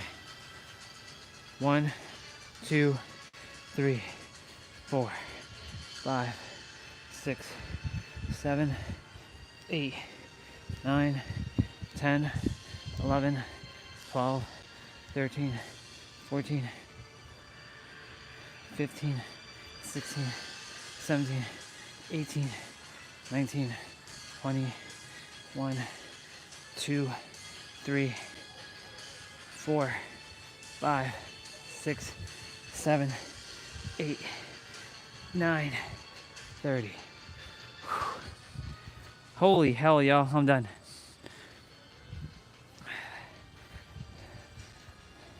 I know T-Ray wanted me to do it by the wall, but I'm gonna still stretch myself out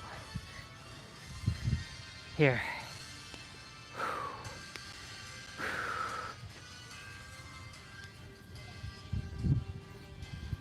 One.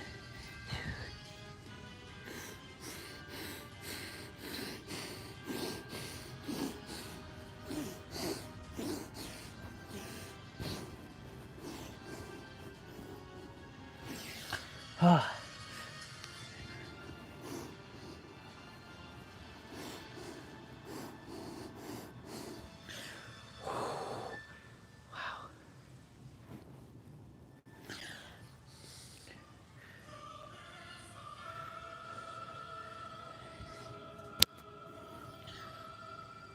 Holy moly.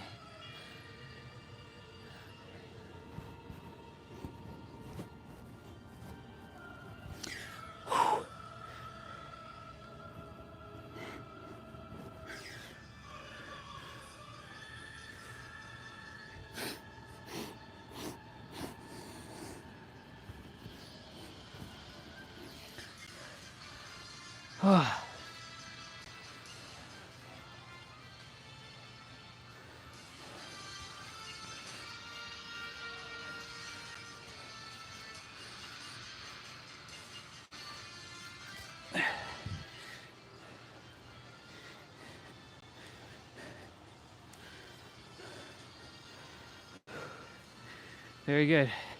Body, I'm proud of you.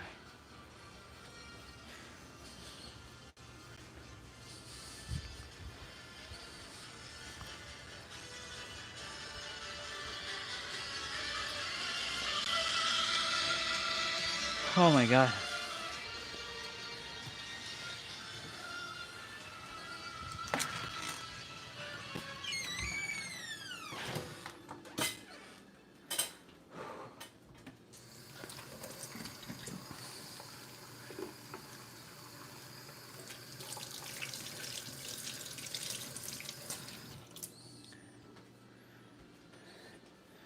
My God, my body.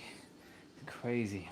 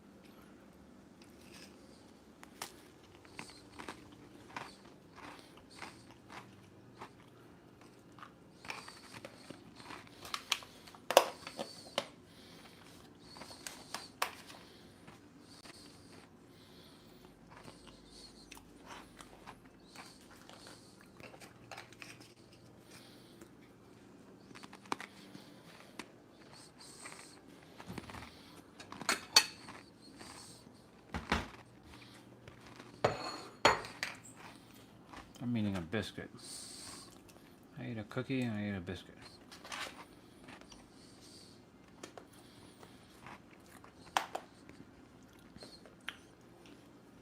Now I'm gonna grab some food.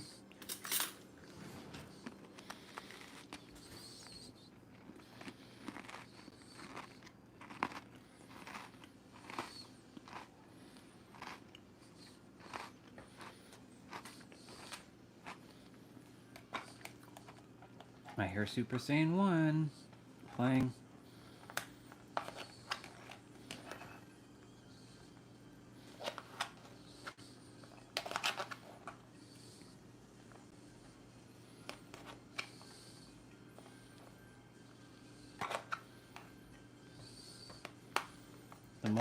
One of the most iconic moments in all of reality.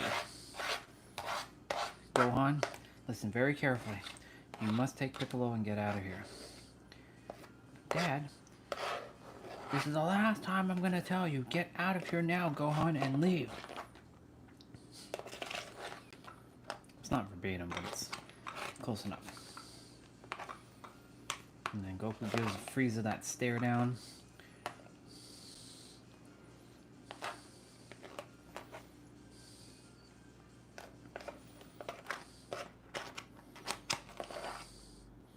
The legendary stare down.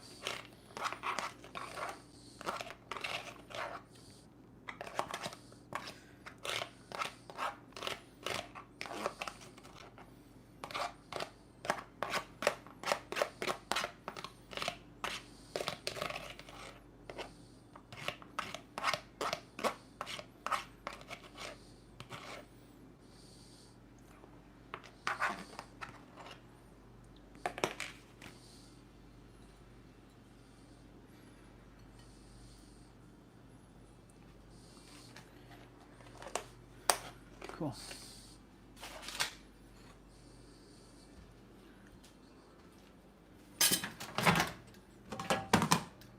Do I have water outside? I do.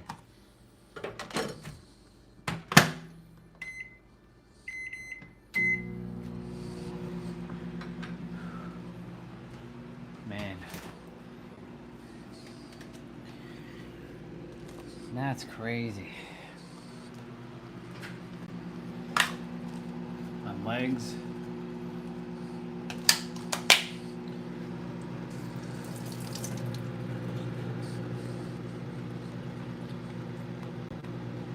My spine.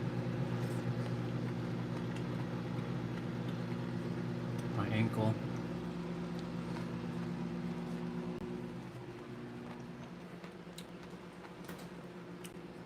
Fraser Valley, huh?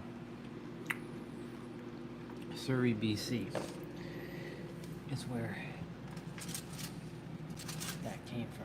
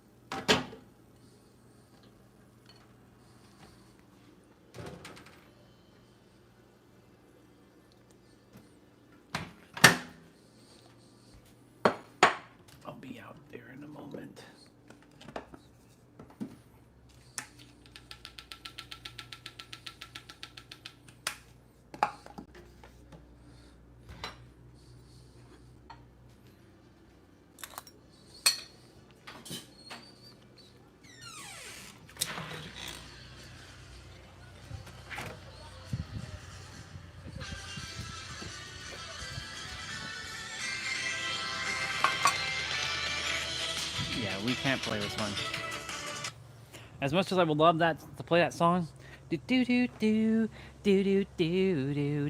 do do do. Oh. Do do do do do do do do do do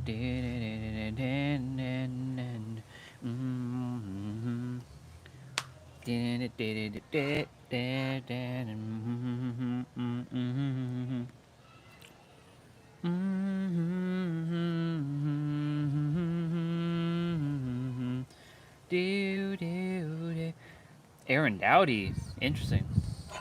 Mr. Aaron Dowdy, you showing up on my feed now. The first thing that you must have in order to have the frequency of the 1% is this. Number one, if you want to have an unshakable, bulletproof frequency, state of consciousness, then the first thing that you have to do is see the problems that you have as already solved. How the hell does that make sense? Well, there's a couple of things. You have to understand one thing in particular, and that's first polarity. Now, if we're looking at the idea of what we conceptualize as problems and solutions is the same energy. Now, polarity is nothing more than the third dimensional concept or illusion of energetic complementary opposites, masculine, feminine, hot, cold, rich, poor, good, bad, problem, solution. Polarity states that these two particular energies are the same energy. The only difference is the rate of vibration. It's the same way that steam and ice are the exact same energy. Steam and ice are the exact same energy. The only difference between them is their rate of vibration. If you alter the vibration of steam, then you can create ice. If you alter the rate of vibration of ice, you can create steam. It's the same way matter and consciousness both work. Frequency and reality is the same thing. The first thing that you must have in order to have the frequency of the one. It's our intention. Our intention is everything. Nothing happens on this planet without it. Not one single thing has ever been accomplished without intention. It's true. So I started thinking about my life, and I started thinking about this conference and what we're about, and I looked back and I thought, I was two people my whole life. I was in the living room entertaining people, being a monkey, doing my thing for the company, and trying to relieve my mother who was suffering. She had rheumatoid arthritis and phlebitis and everything under the sun that was nagging at her, and she was depressed. And I wanted her to be free. And I wanted her to realize that her life was worth something because she gave birth to someone who was worth something. Yep. Bar. And then I would go into my room and I would sit with a legal pad. I was a little kid. I would sit there and I would try to figure out what it meant, what it was all about. Why are we here? What is this? And one day I read something from Buddha that said that all spirituality is about relieving suffering. And I suddenly realized that's what I'm doing in the other room. I'm aligned. It's our intention.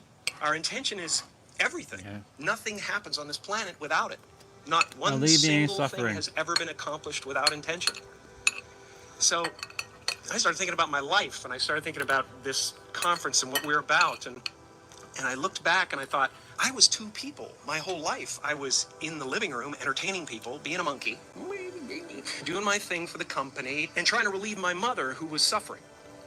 She had rheumatoid arthritis and phlebitis and everything under the sun that was nagging at her, and she was depressed. And I wanted her to be free. And I wanted her to realize that her life was worth something because she gave birth to someone who was worth something. Yep. Bar. And then I would go into my room and I would sit with a legal pad. I was a little kid. I would sit there and I would try to figure out what it meant, what it was all about. Why are we here? What is this? And one day I read something from Buddha that said that all spirituality is about relieving suffering. And I suddenly realized that's what I'm doing in the other room. I'm aligned. It's our... If you're seeing this before August 23rd, save this. August 23rd marks the new moon in Virgo, a reset. What if I told you most of what you believe isn't even real? We like to think we see the world as it is, that our opinions are facts. that our experiences reflect the truth. But the world doesn't exist in absolutes. It exists in the way we interpret it. Two people can live the same moment and remember it completely differently. Yep. Two minds can witness the same event and believe in two opposite realities. Sure. Everything we hear is an opinion, not a fact. Everything we see is a perspective, not the truth. We don't see the world as it is. We see it as we are, our fears, our past, our pain. These shape what we believe to be real. And sometimes the only thing separating a good life from a miserable one is the way we choose to see it. Perspective. So, what if you challenged it? What if you questioned the stories you've told yourself about who you are, what you're capable of, and what life is supposed to be? Exactly. What if your suffering isn't because of what's happening, but because of how you've been trained to see it? What if I told you most of what you believe? When you sleep, you sleep. When you eat, you eat. When you talk, you talk. When you work, you work. But nowadays, people work and they think about eating. People eat and they think about sleeping. People sleep and they think about working. So there's something not aligned. See, so there is no synchronicity. You are here, but actually something else is there. And this is not how it's supposed to be. Being present means you sleep, you sleep. You talk, you talk. You Talking about eat. present. You walk, you walk. You drive, you drive. You listen, you listen. This is ultimately where all of this journey goes. And then the amount of sleep is not so important, but the recovery rate is very, very different.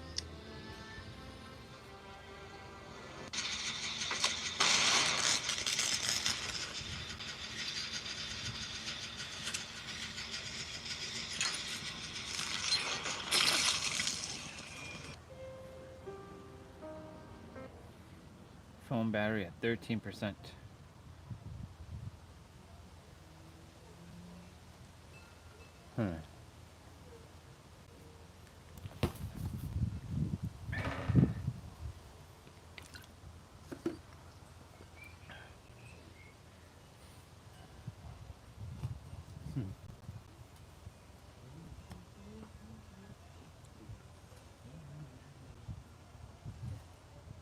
It's been a part of the evolution of ego is to spend your first half of your life acquiring and adding, thinking you can add to yourself, and it looks great. I mean, it looks great when you got a cool car and you got good, nice clothes, and you know, and you're and you've done something that people admire, you know, but it can never fulfill you. You can never be happy. You know what I mean? It's not where happiness comes from. And you know, I dealt with depression, you know, a few years ago, and people still think, well, he's going through, you can tell he's depressed, and it's not. I have no depression in my life whatsoever. Literally none. I have sadness and joy and elation and satisfaction and gratitude beyond belief, but all of it is weather, and it just spins around the planet. You know, it doesn't sit on me long enough to kill me. It's Bar.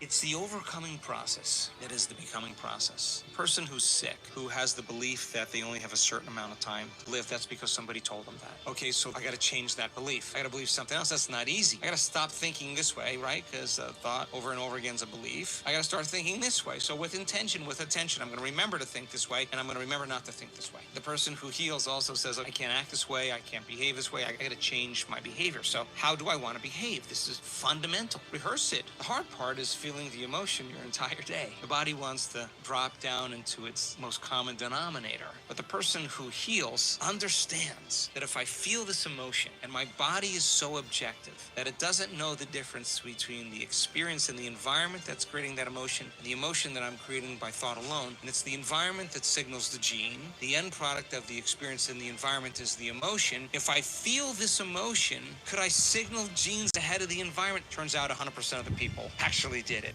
It's the overcoming process. You can heal. It is the It's just becoming process. Person who's sick, who has the belief that they only have a certain amount of time to live, that's because somebody told them that. Okay, so I got to change that belief. I got to believe something else. That's not easy. I got to stop thinking this way, right? Because thought over and over again is a belief. I got to start thinking this way. So with intention. 1 year with ago, I intention, started I'm doing gonna this. 1 year later, I'm at 35%, no longer person who on a heals also transplant says, I list can't act today. this way, I This can't works. behave this way, I gotta Yep. change my behavior. So how do I want to behave? This is fundamental. Rehearse it. The hard part is feeling the emotion your entire day. The body wants to drop down into its most common denominator. But the person who heals understands that if I feel this emotion and my body is so objective that it doesn't know the difference between the experience and the environment that's creating that emotion, the emotion that I'm creating by thought alone, and it's the environment that signals the gene. The end product of the experience in the environment is the emotion. If I feel this emotion, could I signal genes ahead of the environment? Turns out 100% of the people actually did it. It's the overcoming process. There's a lot of people in that comment who are not paying attention to the video. They're like, how do I do it? How do I do it? The answer's right there. He's telling you the answer. Their brain. This is the problem. When people when people share things, and then people are in the comments, they're like, well, how do you do it? How do you do it? How do you do it? They're focusing on how, but they're not paying attention to when someone's saying, this is how you do it, but they're not listening. It's crazy. I see it all the time.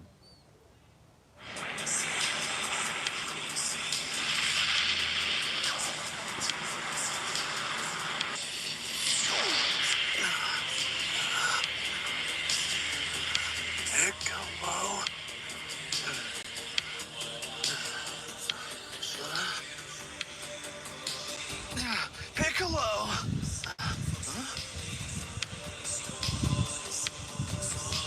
Hey! Wait a sec, Krillin? I was dying to try this out. What do you think? I'm just glad I wasn't too late. Krillin, really, I can't thank you enough. If you hadn't shown up when you did, I would have ended up deep fried just like Broly. You're a good friend. None of you would have lasted a season if it wasn't for me. So Broly's back, huh? Well, he must have been pretty sore at Goku to travel all this way for a rematch. But it looks like you two are more than willing to step in for round 2. Yeah. Hey, Mom, would you mind going inside now? What?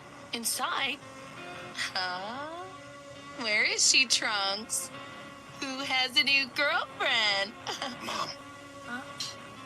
Trunks? Come on out, Cell. I know you're here. Huh? You're so lame, sneaking around like the boogeyman. What's your plan, Cell? To kill me and take my time machine to the past? You're having trouble finding the androids, huh? What? How do you know all this? I read your palm, big guy. You've gone back already. Yes, you've learned about me in the past. That's right, but there wasn't much to learn. You need to absorb a couple of androids. Well, not in this time. I've already made sure of that. Huh? You did? No way. That's not possible. I knew it. I've been searching this whole time, but I knew it. Hey, Mom, would you mind? Okay.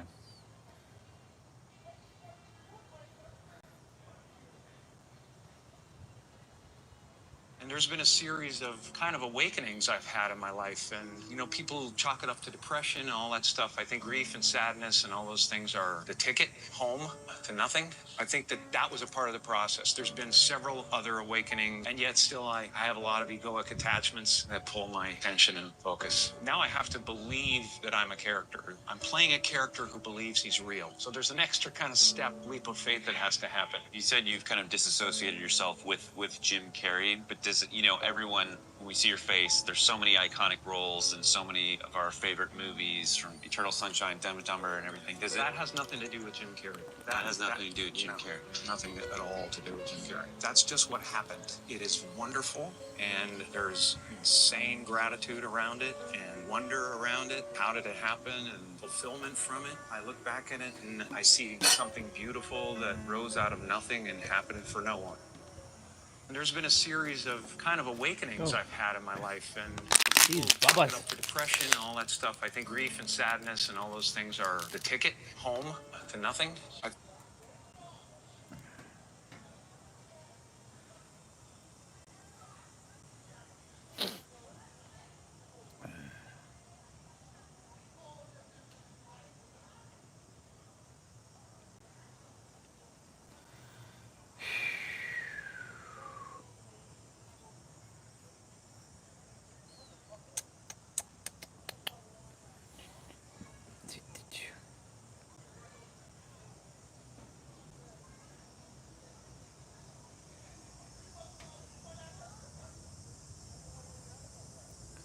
ordered some Chipotle and our delivery guy put this on our Chipotle bag. If he wanted to, he would say sis. Thank you for your order. I'm driving for heart on the side to give my fiance the wedding she deserves. Any additional tip through the app or Venmo would greatly appreciate it. The groom to be previously updated.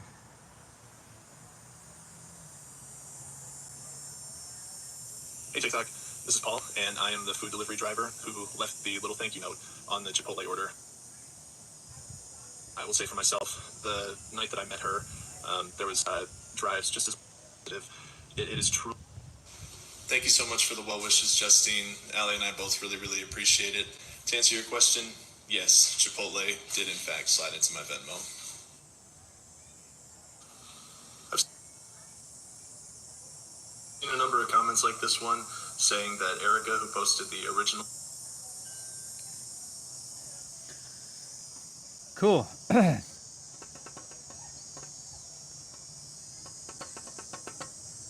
Let's go, boys and girls.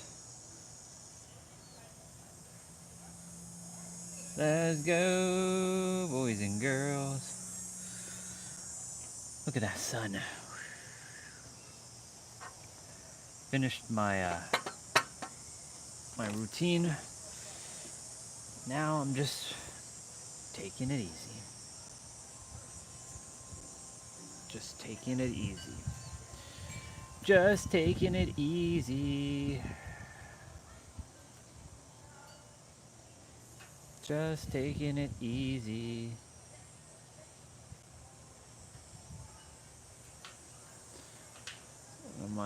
One of our sisters, her name is Jessica, not my actual sister, but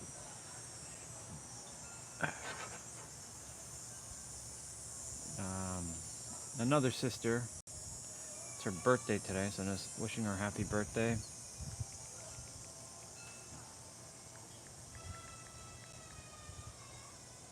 Poor Bubba. I hear Bubba crying right now. He's like, wah, wah, wah, wah, wah. He's crying right now. I can hear him.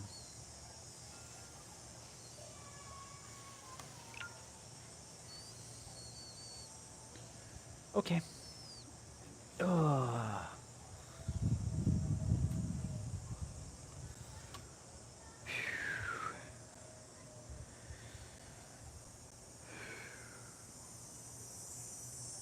I'm going to take a couple minutes to just chill and close my eyes. And I have use our imagination.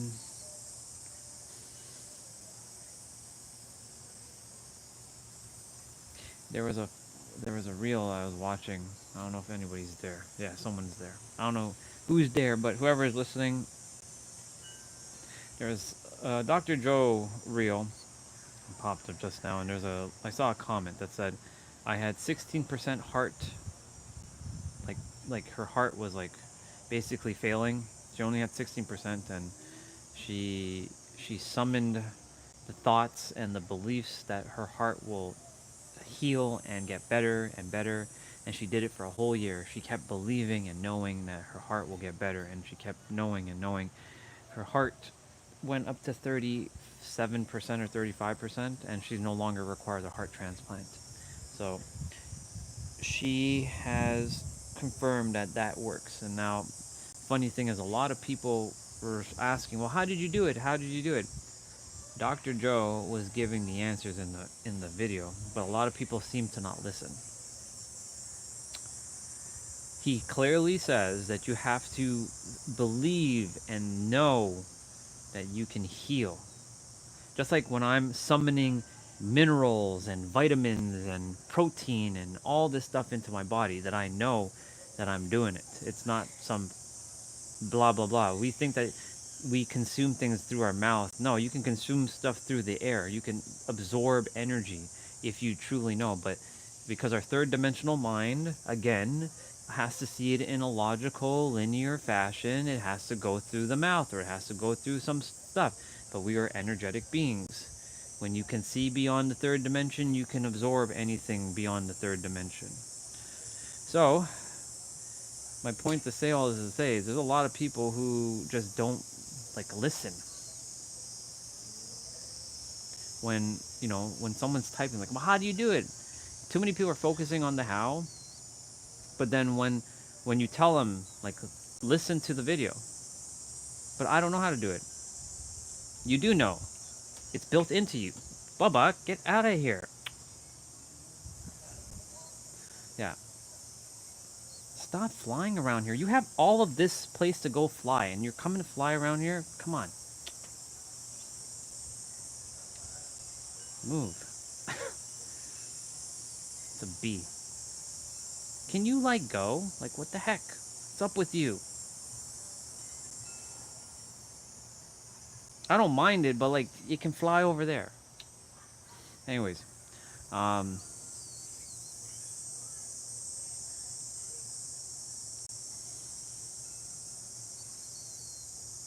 Like, I can summon a barrier right now. I can put a barrier around me. I have a barrier around me now. You may not see it with your eyes, but I have a barrier around me.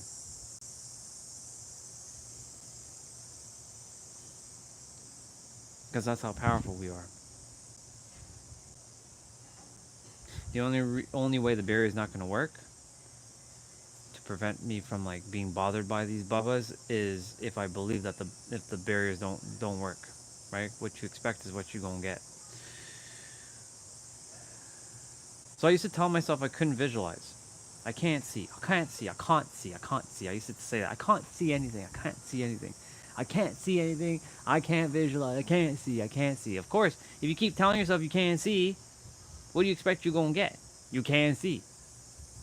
But now, I can see. I can see clear as day. So one of the things that I've been practicing is like, well, okay, now that I can see, can I feel it though? Using my senses. Now that's where I'm still playing through it, but I'm also telling myself, no, I know how to feel these things. If I can feel other feelings, then I sure as hell can feel this stuff, even if my eyes can't see it. So what am I visualizing right now? If you're wondering. Well, it's simple. I'm in San Diego, and I'm driving my Supra, and I'm playing Superstar. And I'm driving on Pacific Highway down towards the airport. And then I'm taking a lap around through Liberty Market. And then I'm driving around, and then I'm heading onto the highway. For my Americans, that's freeway. Americans and the word freeway. It's funny. Freeway, highway, expressway. And I'm entering Coronado Bridge, and I'm circling around the bridge, and I can see the ferry, I can see Coronado Hotel, I can see it all, and I can feel me changing gears, and people like, oh my god, it's a Supra. I have GoPros on the back, the front, the inside, on the top. I have 4 GoPros mounted to this Supra. It's a beast.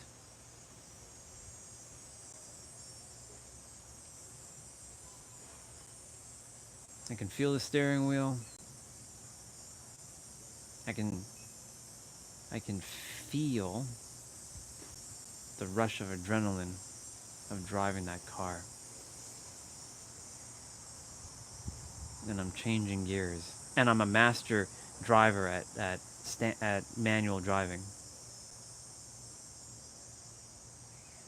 I know how to change gears, and I know how to do heel toe downshifting, double clutch, all the moves basically. I don't know how to do it all. because I'm the best.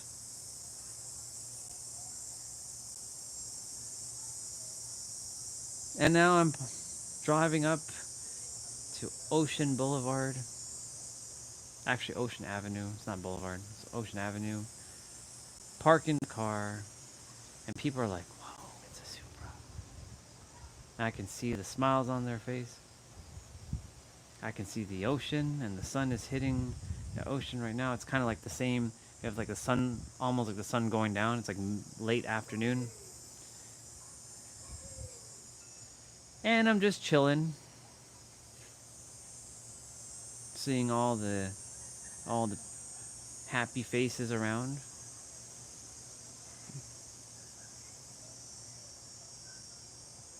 I see some people running with their shirt off.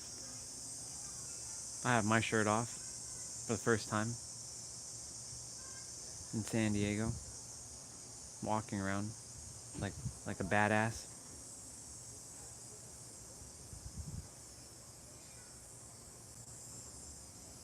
And I go and get some ice cream. Yep. And I eat the ice cream. And I'm by the beach. And I can also see the sand sculpture thing that gentleman does every day. He changes the date.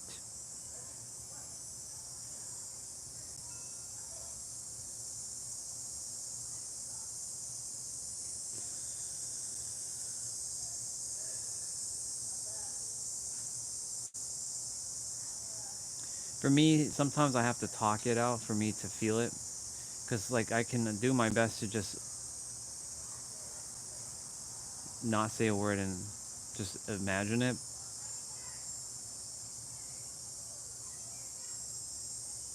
But I like talking it out because I get to feel it and express it more. I'm adding more senses to it.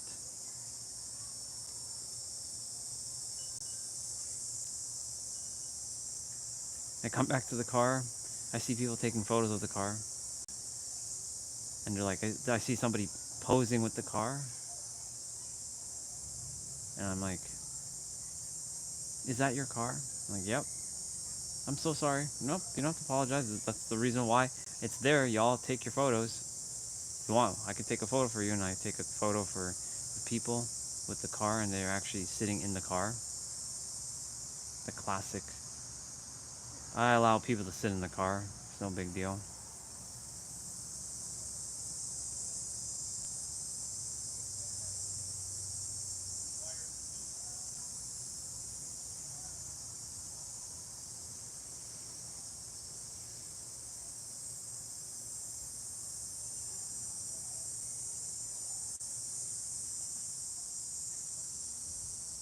It's pretty awesome, actually. I don't know who's here, but whoever's here, hope you enjoyed my little visualization, my imagination. Of course, I can have more, like Lindsay Sterling. I see her. We're already hitched. On tour with her, flying in our private jet. She doesn't have to take a commercial jet anymore. Surprised that she doesn't own a private jet of her own. Being a mega superstar around the world.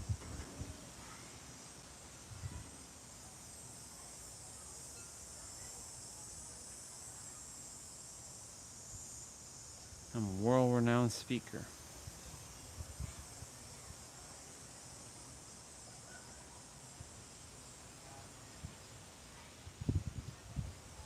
But you know, I listened to Jim Carrey and what he said earlier. A lot of people, we're all kind of guilty of this. We go and seem like we're gonna chase and acquire and have more to realize it's just that simple. It's in the now.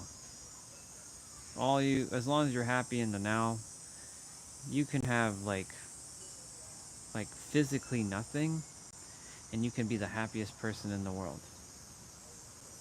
Because when you like let go of like the physical attachments, that's when they come.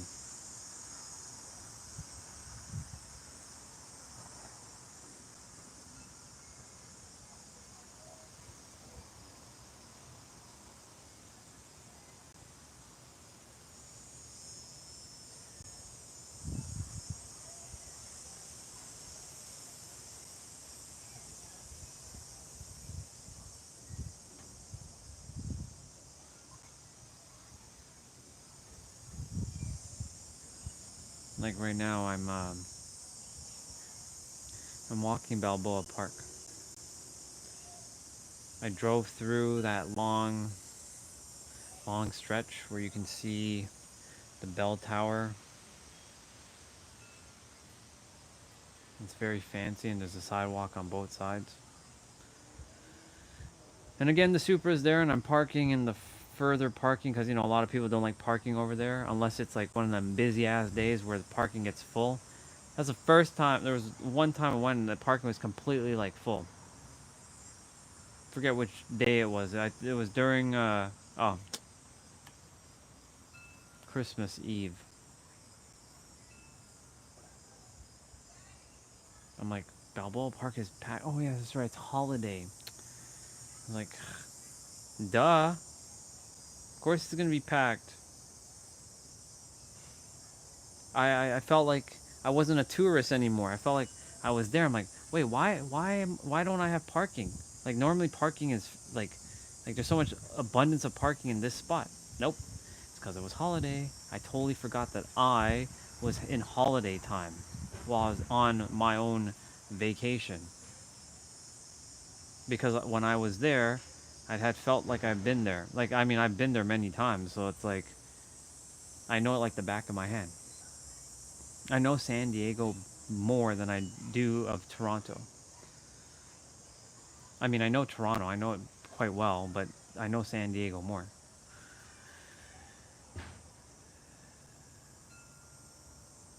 I can feel me walking in Balboa Park, and I'm going by the waterfall or the water fountain, and I can see like a rainbow being formed because the sun's there. I can see the independent artists like with the little like tents where you can check what they've brought to sell.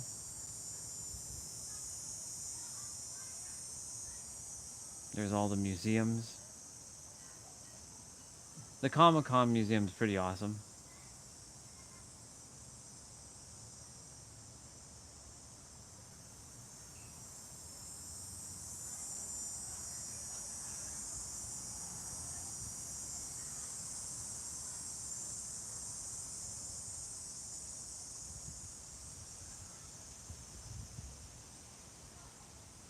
A couple things though. What if you never experienced these things? So how do you experience something that you never experienced before? How do you visualize it? How do you imagine it? You have to find something that's similar with a similar feeling and kind of like imagine that. You'd have to ask yourself a couple questions though. What would the version of you who had whatever it is that you desire, what would they be thinking? How would they be operating? What would they be saying? How would they be feeling? How would they express themselves? What words would they be saying?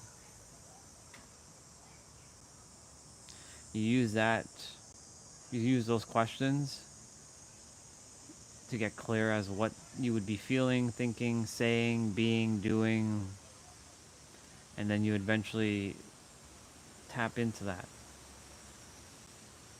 What would it feel like if you won the lottery, let's say? You know, a lot of people want to win the lottery. I'm included in that. There's no shame in winning the lottery. Don't let anybody ever, gaslight you for you didn't earn the money the right way. Don't let anybody gaslight you. A win's a win. Money comes in all kinds of ways. Even if someone decided to come to your house like, hey, I'm gonna I'm gonna give you $1 million in a check. What's wrong with? There's nothing wrong with that. Jim Carrey talked about it earlier. Like he, his teacher says, "I always get what I want." So he went home one night, and he prayed and prayed, and he asked and he prayed to get a bicycle, because his family wasn't the richest when he was younger. And then like 3 weeks later, he was surprised when he came home when he got a bike, and he won it in a raffle, but his name was thrown into a raffle not by his consent. A family friend threw his name into the raffle, and he won a bicycle. So random things like that can happen. Like Misha recently just got an Apple Watch, like a Series 10. She didn't ask for that. She wasn't even looking to get that. But yes, she got that. She got something, and then she got more. So that's more. The universe was showering her. She's like, you're going to require this Apple Watch. For whatever reason, she required an Apple Watch. She probably is going to be doing the step stuff. She might do other things.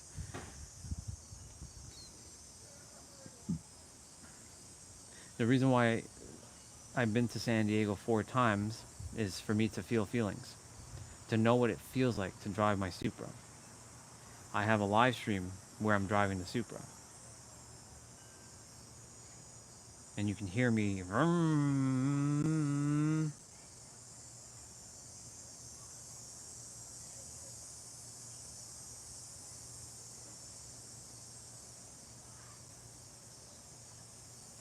You can see me driving it. I came out of the car. I know what it feels like.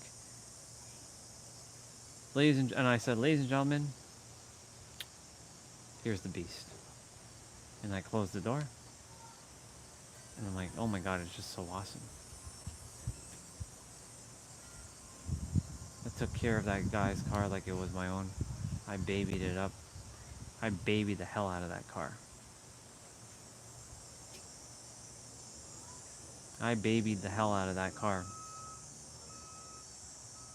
And boy, was that car worth it to rent. Sure, it's a BMW with a Toyota shell. And I know people are like, but that's not a real Supra. Okay, sure, whatever. We come to agree that, whether it is or isn't a Supra, it's a Supra. Many people have a Supra, many people have tuned their Supra, many people consider it a Supra now. So, there's a bunch of people who are like, but that's not a Supra, that's a BMW. Sure, whatever. BMW, Supra, who gives a shit? Has the name, I don't care. I get to drive best of both worlds. Best of both worlds. And so, like, I know what it feels like to drive the auto one. I know what it feels like to sit in the manual one, though. It's nice.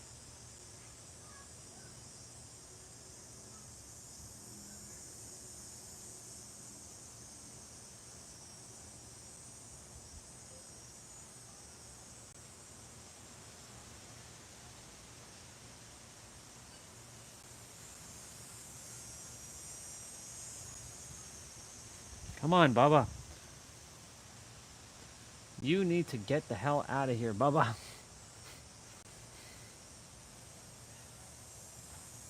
Tablet's at 8%. I gotta charge it up. I choose to charge it up.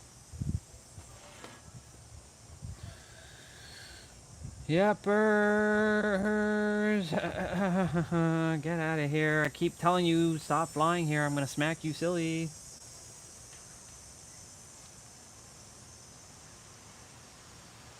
Live stream's gonna be at 600 minutes in about 2 minutes, and it's 555. It's 555. I was meant to open my eyes and to be seeing 555. 555.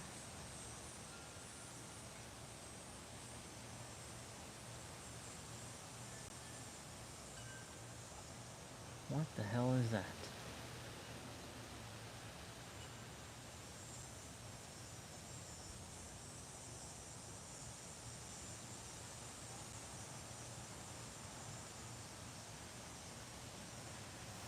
$600 for RTX 2070. Not bad.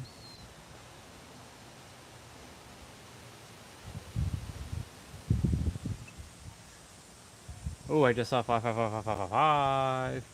Okay.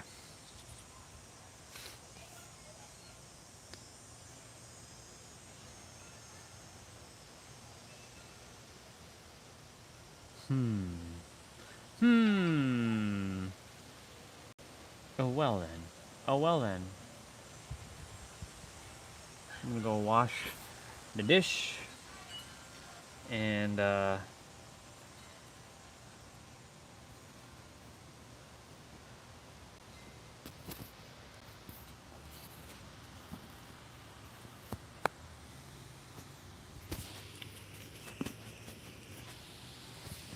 live streams at 500 minutes or 599 minutes, and now it's at 600 minutes. Oops. Okay. I'm gonna put on some music for y'all, and might go shower after this too. So we'll see. I will leave music on.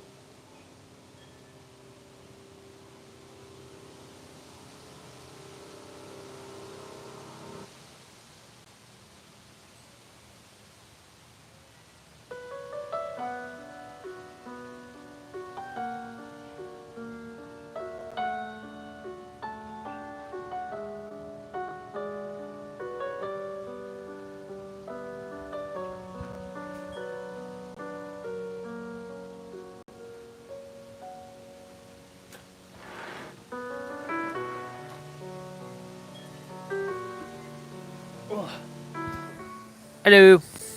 We're gonna play some Dead by Daylight shortly.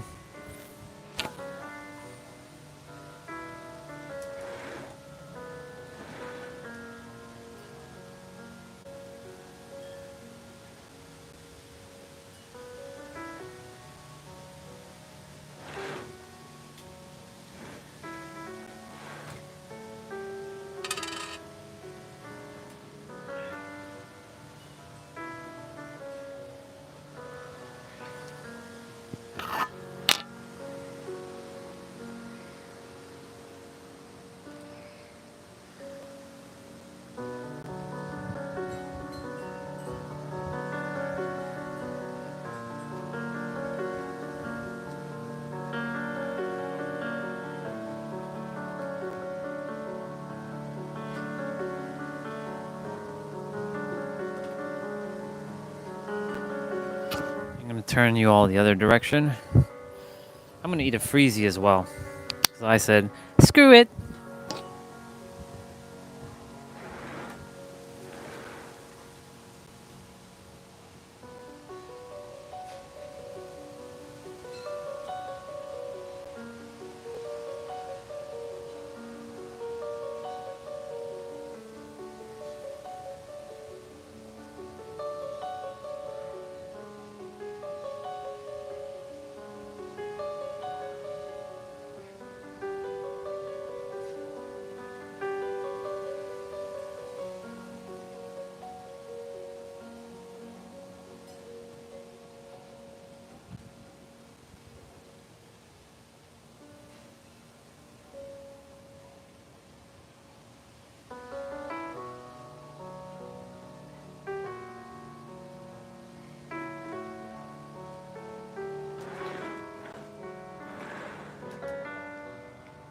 Last time I ate a freezy, there was ASMR and then the live stream ended.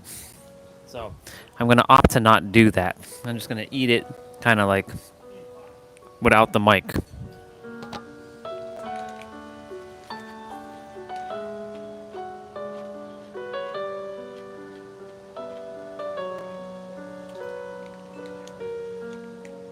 But you're missing out on all the crunching.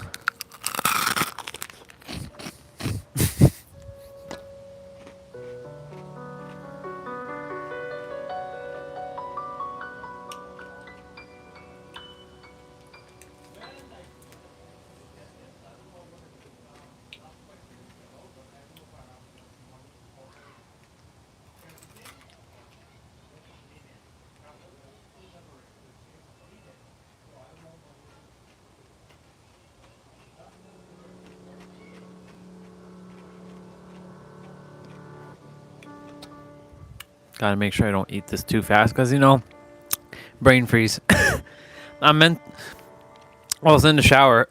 Excuse me. I was assigned to do another drawing. To make another, I gotta redo my joy, like my my joy, now, you, and God circles, and add a few more bubbles to each one.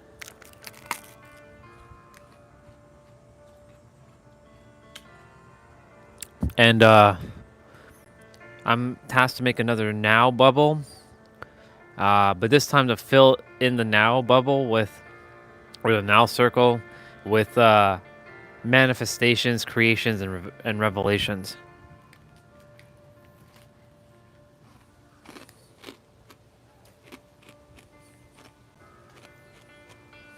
of my desired reality.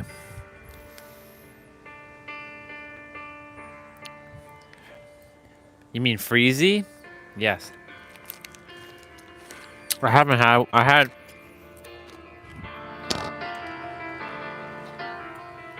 yes, these are our freezies.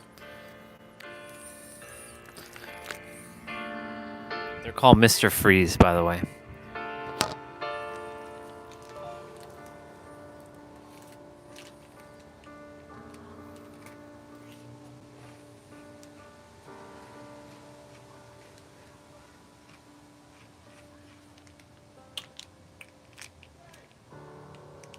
They come in all kinds of colors. A white one, A red one, a blue one, a pink one, a yellow one, a green one, an orange one. Orange one is like orange drink.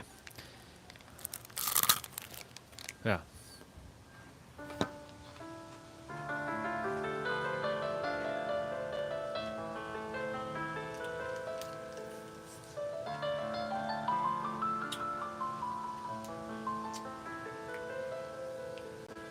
So yeah, I'm going to be creating another now bubble, but with my manifestations, or I like to call them my revelations. Like trillions of dollars, Fast and Furious 1 Supra,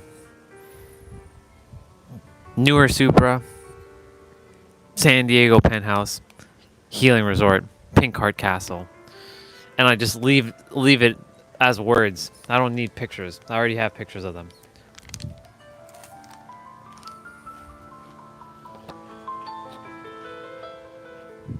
I'm to look at that circle every day. And every time I write the name or whatever it is, I use my imagination. So it's like training my muscle, my imagination muscle to look at it. Like if I write the word Supra, I should be able to see the Supra. If I see the word Lindsay Sterling, I see Lindsay Sterling. If I see penthouse, I see my PS5 building.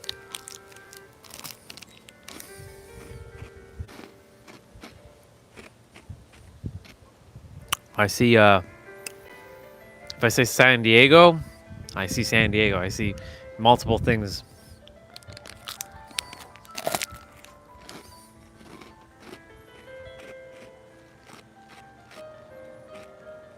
Like right now, I just imagined I was standing in the parking lot of Grossmont Center, where Chuck's store is.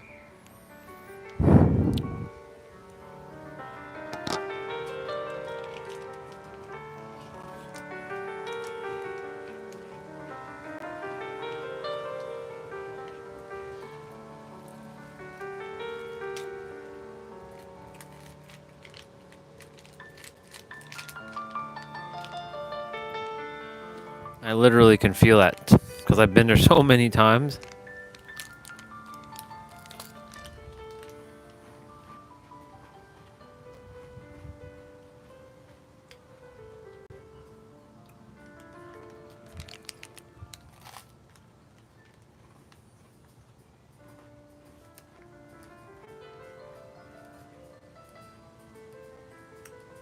By the way, this is the closest thing to drinking juice that you'll ever see me do. You'll never see me actually drink juice.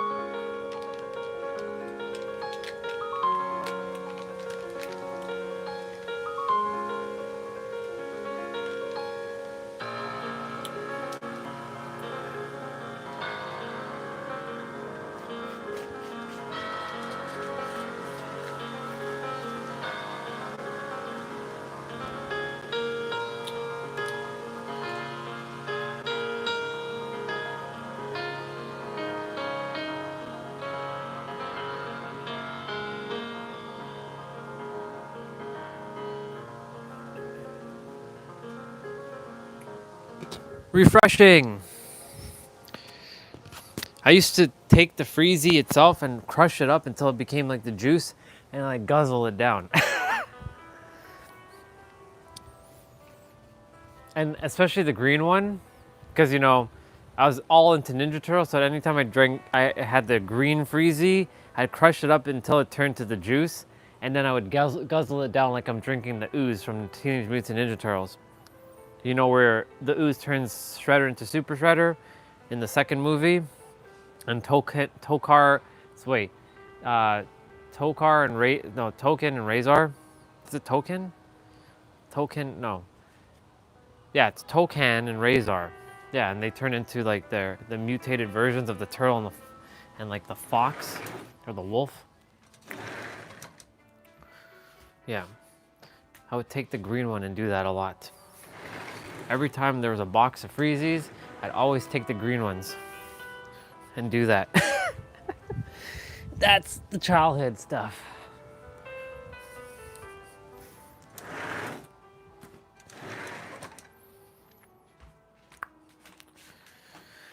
Tomorrow's laundry day.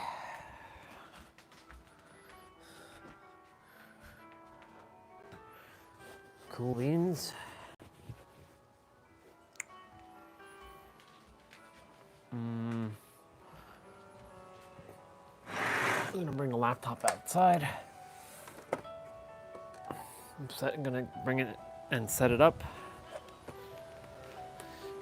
in the spot that I find that I feel where, excuse me, it's very optimal.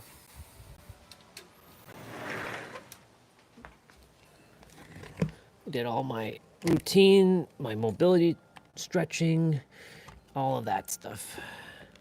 So I am good. And I showered. Just gotta brush my teeth now and I'm done. I'm done. I said I'm done. The live stream thankfully didn't cut out today. So this one's gonna end at like 7:50 Eastern time, but I'll still be on. I'm not gonna end it. I'll keep it going. I'll just do my little wrap up. I'm like, thank you all for coming on. Bye. I'll do that and then keep it going.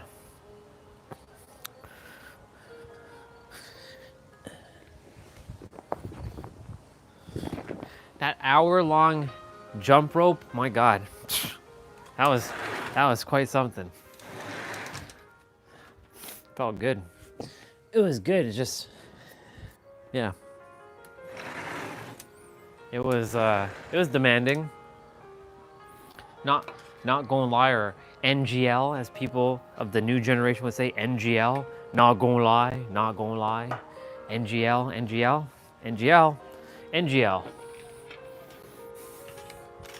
Not gonna lie. NGL. What the hell happened to my controller here?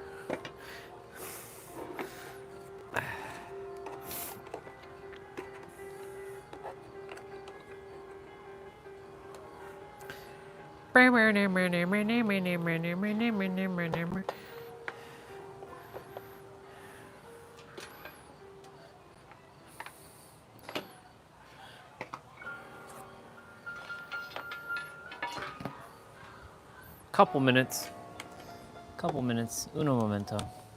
We'll be all set up and ready to rock and roll.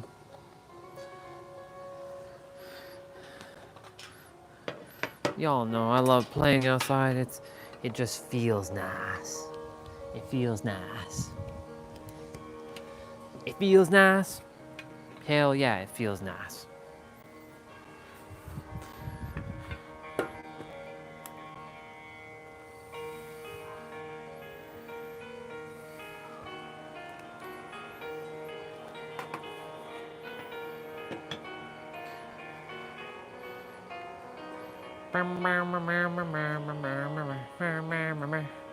Let me get my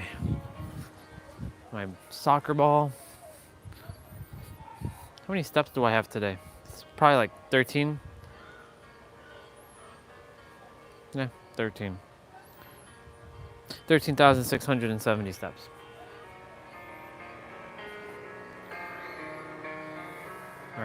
fix you all around here. One sec. Gotta go around. Oh, yeah. And make sure this stuff doesn't get stuck.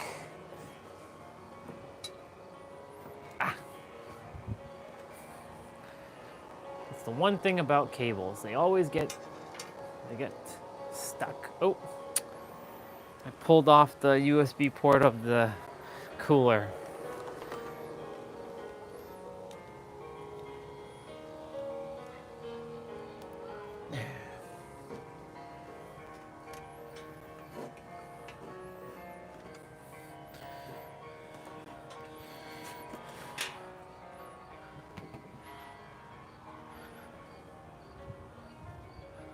My tablet can be over here. My water.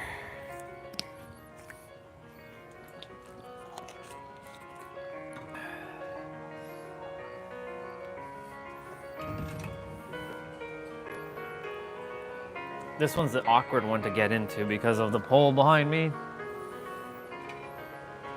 What's up? Look at my hair, it's a mess. But we're gonna look like a wolf, and then I get to finally say, when I get my haircut, I'm back. I'm back. And then I'll be like a tyrant again. I'll be a massive tyrant. All right. Let's fix this. Hi, Lacus. Ah. Oh, there we go. Nope. It was working. There we go. Turn that on, and turn that on, and turn this on, and turn this on. And then we just click. Click and wait. Why is that on an angle? Why are you all on an angle? It feels weird. It looks like it's on an angle.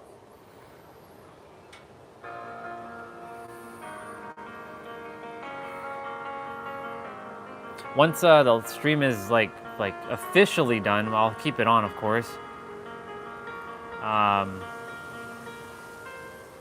Is it because the thing is? No. I don't know. I don't know.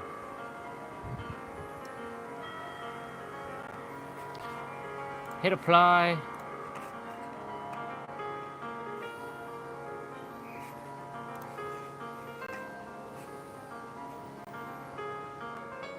What the hell is that? Pause. Pause. I don't need you to be...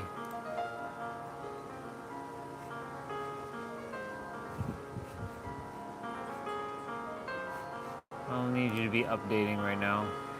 I should uninstall it since it's not going to run well on my laptop anyways.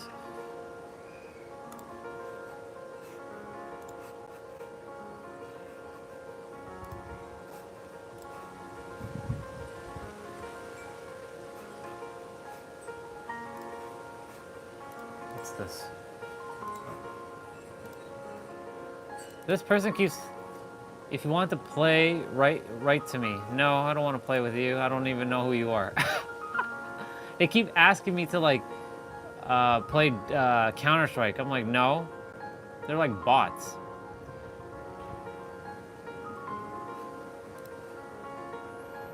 Yep. I should go use the bathroom quickly. I'll be right back.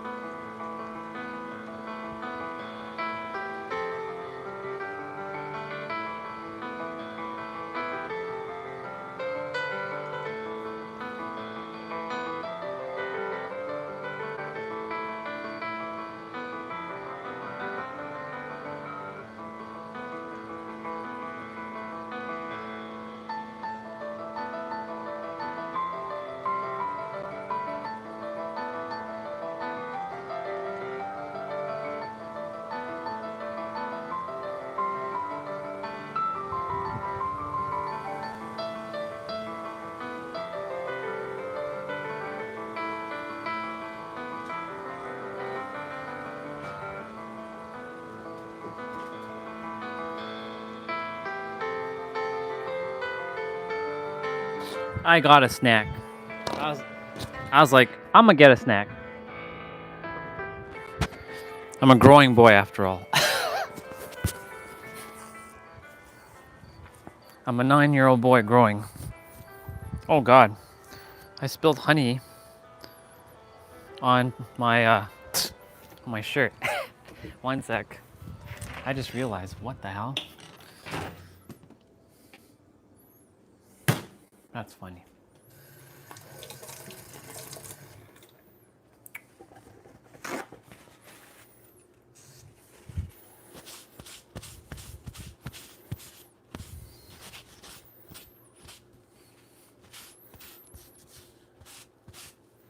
All good and good. Well, I have to do that because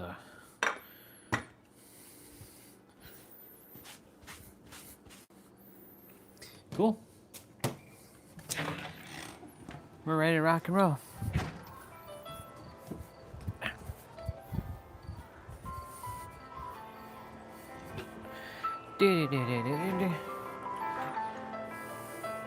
Let's go. Got me peanut butter slice. Got these biscuits, and I have one little cookie.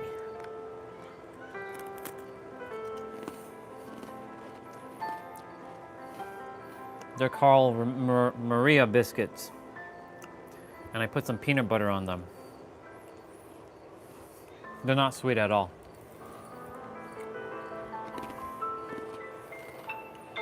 They have like no sugar.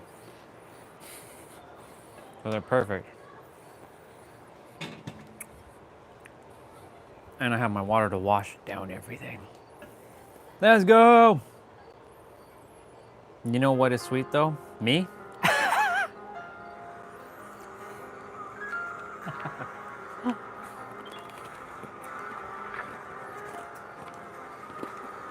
You? Is it you? It's you, right? Yeah.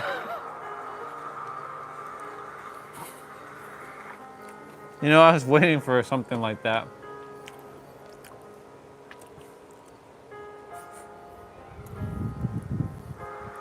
Whoa. Whoa, whoa, whoa. Wait, whoa, whoa, whoa, whoa, whoa, whoa, whoa, whoa, whoa. Whoa, what are we doing? What are we doing here? Whoa, whoa, whoa. Easy, easy. What are we doing here, bro? We're playing killer? Yo. Are we playing killer here? Dude. Are you serious, bro? I don't want to be killing. Oh my God. Hold on. Wait one sec. Hold on. Wait, I have Nemesis? I have fucking Nemesis. Can I play as Ghostface? Nope. I can be Oni.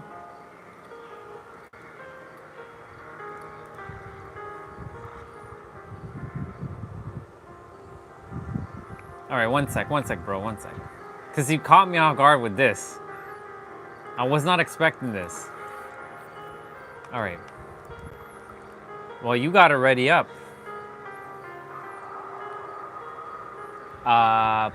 Play while... Can we join together?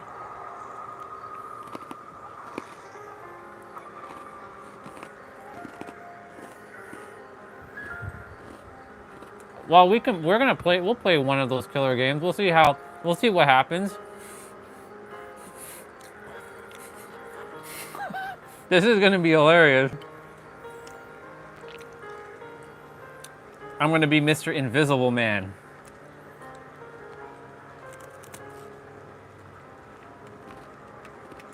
What is this? Only the group leader can cancel to return to 2v8 killer lobby. Okay. Fair enough.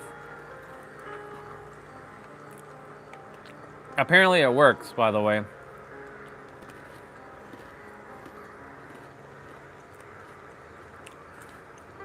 Yeah, we'll see. We'll see what's going to happen here. Watch we turn into monsters. Oh shit! Nope. Remember to switch class. It always puts me as medic.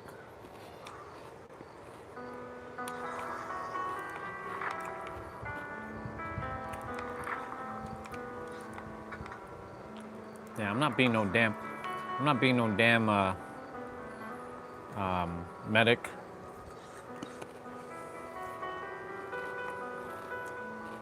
There's another Kate here. I gotta find her.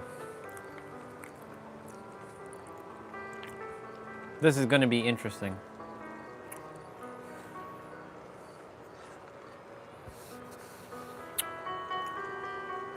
You were playing until 5:30? What the fuck, dude? Wow.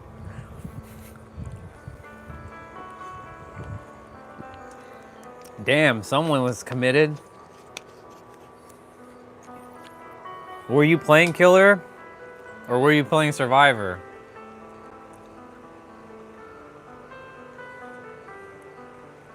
That's why you were talking about souls this morning.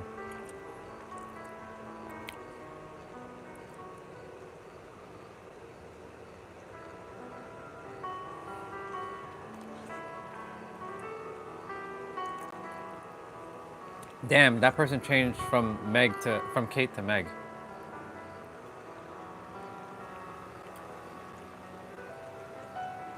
Okay, turn that off.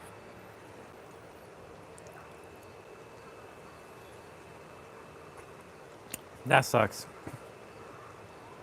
Do you feel sorry for him?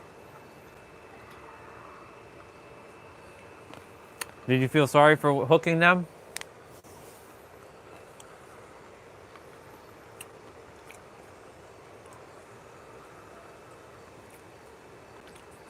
Fuck.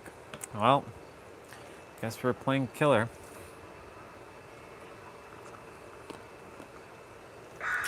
Well, it's okay. I'll play Killer. I'm good either way. It just was unexpected. And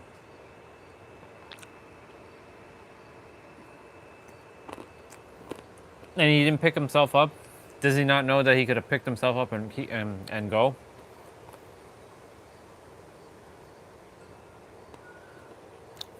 Right, I remember you mentioning that.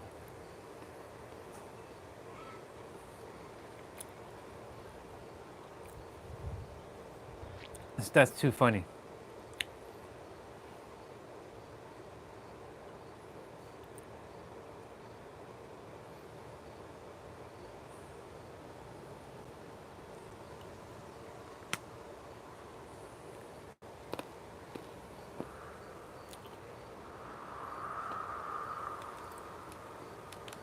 Let's raise the volume of this.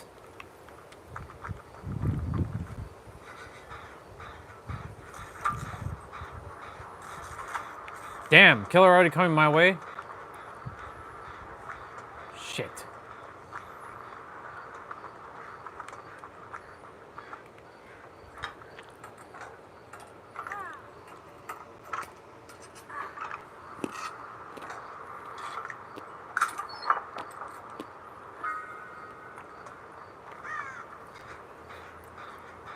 Okay.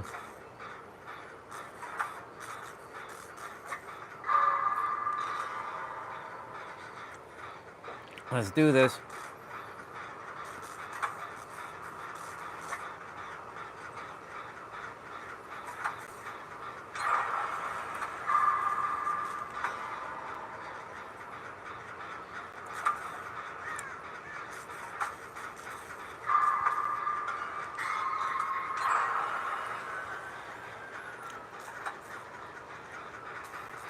Not bad.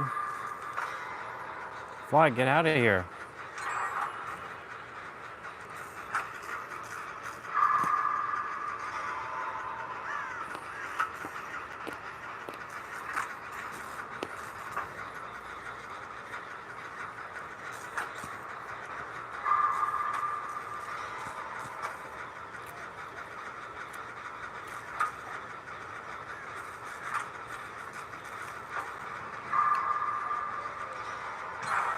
My gen's about to be done.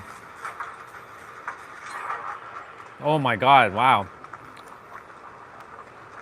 Wow. Three gens are left, and only and no one's been hooked yet.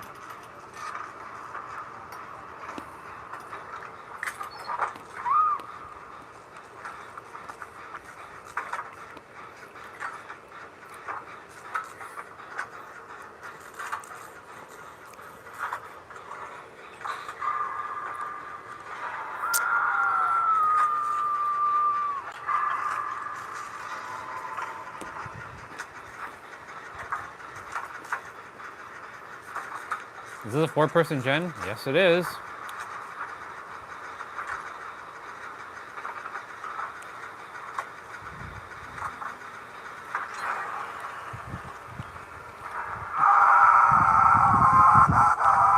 Wow. Saved your butt.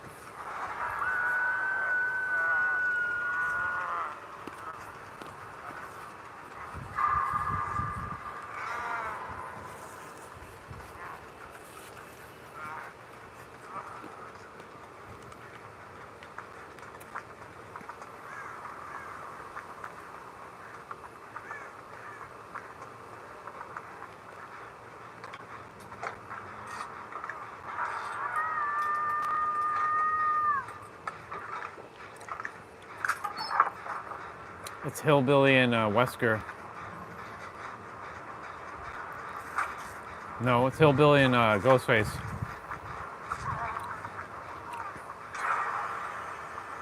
Maybe they wanted a handicap.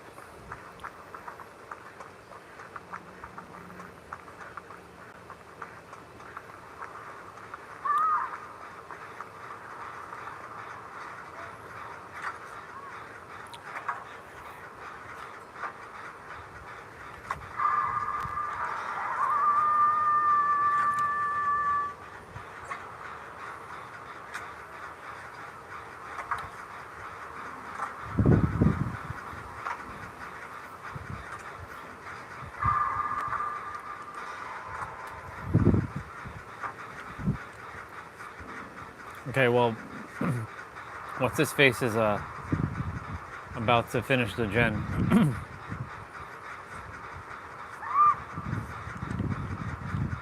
Gen done. Open the door! Open the door! Open the door. Let me open the door.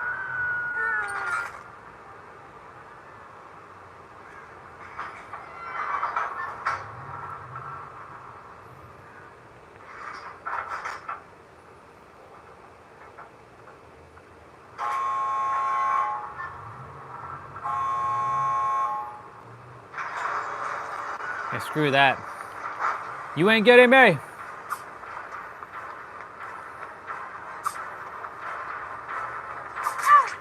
You got me at the end, but I got out. That was funny.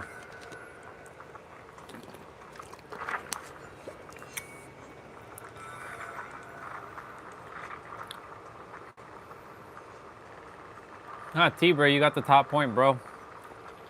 You got the top point there.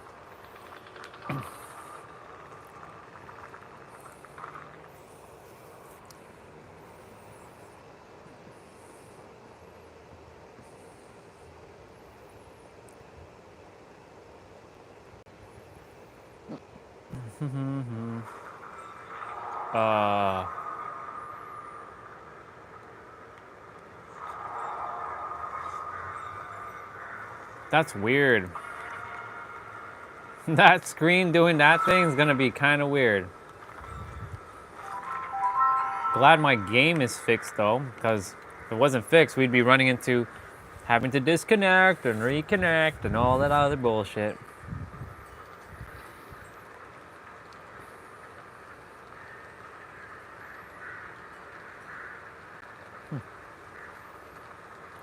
My IM app is finally working again. I feel the self-love spilling out of me. Nice.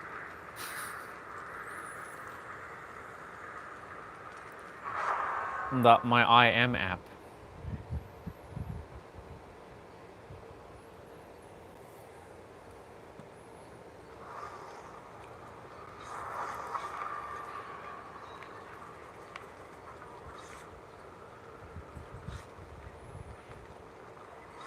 Let's do this thing. We'll have enough time to change outfits, though. Yes, we will. Yeah, we're gonna go with that one. Katie Denson. Acknowledge Katie Denson always. Ugh.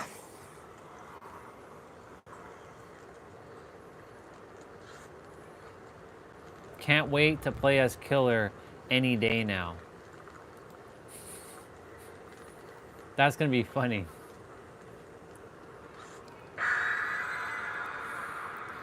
Da-da-da-da-da.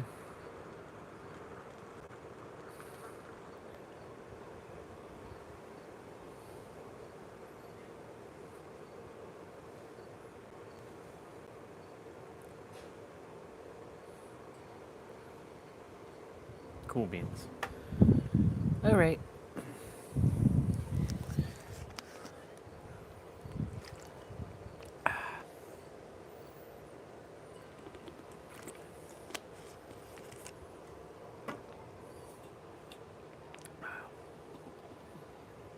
It's supposed to rain at like 8 or something, so we'll see what happens with that.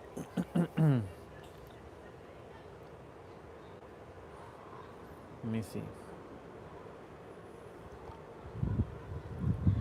Actually, no. It's supposed to rain at like 11. Thunderstorm.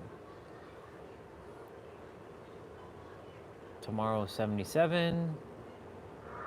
And then we go down to like 70, 68, 73, 71, 70, or 69 on Friday. Next Friday. Next Friday, which is in the now, because everything's in the now, will be 68. Killer's coming near me. So. We have Oni and we have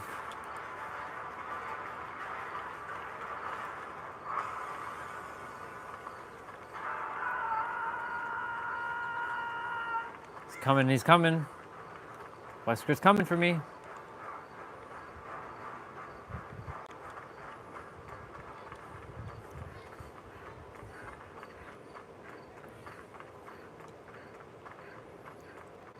Everybody acknowledge Kate Denson. Ooh. The live stream's at 666 minutes. Nice. 666 minutes. Oh, shit.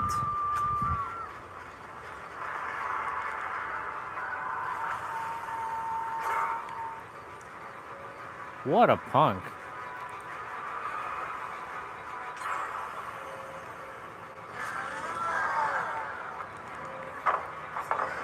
Oh!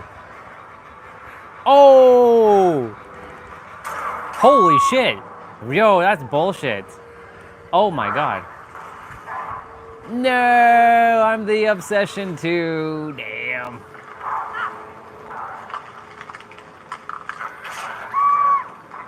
No. Shit.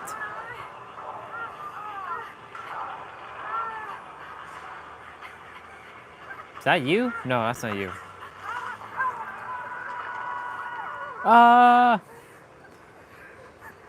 Don't you just love all the screaming happening here?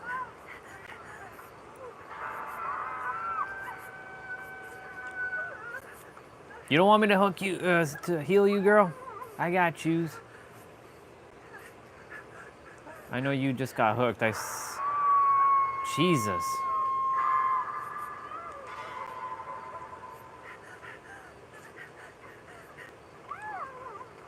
We gotta save, we gotta save, we gotta do, we gotta go, we gotta save.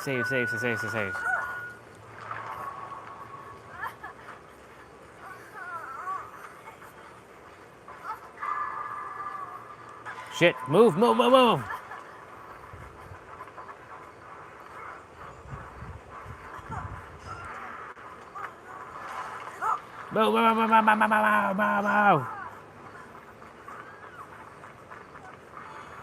Holy hell, man. God dang.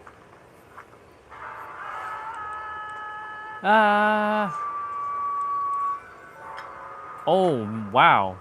We only have one gen done, and someone's already dead? That sucks. Oh! Whoa, whoa, whoa.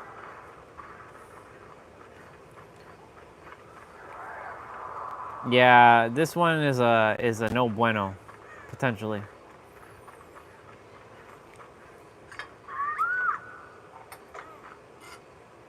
Yep. We gonna spray. We gonna spray. We gonna spray.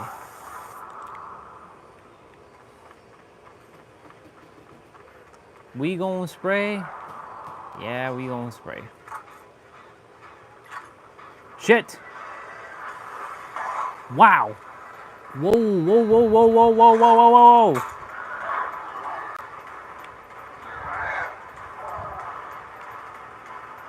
Sucker.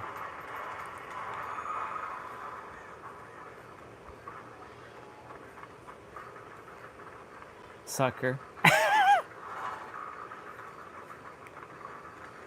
Oh shit, he saw me. Never mind. He's coming, he's coming, he's coming. He's coming, he's coming.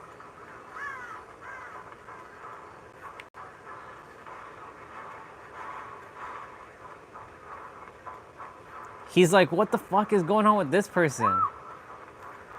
He's behind me, he's behind me. I gotta use this wisely. Oh, here he comes. He's coming for round 2. Watch. Yep, here he comes. Nope. He left me alone. Okay, we got some gens done. Oh my god.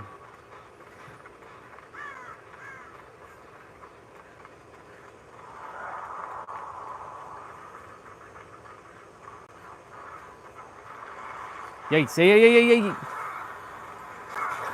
Whoa, whoa, whoa. How did I get hit with that?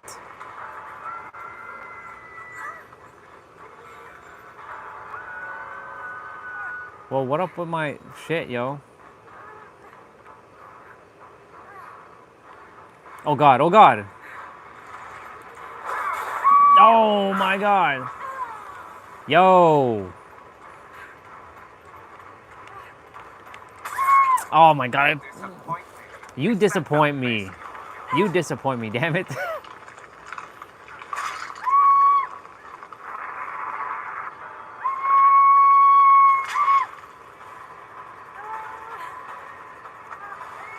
That sucks. Wait. Somebody just DC'd.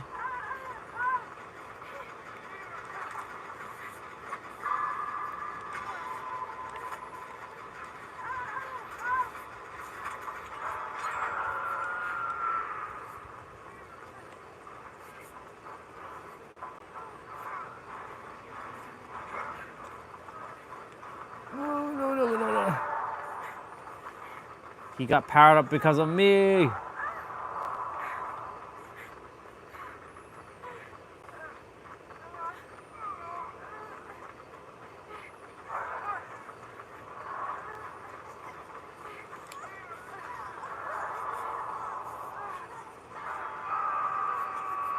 Ah! I'm dead.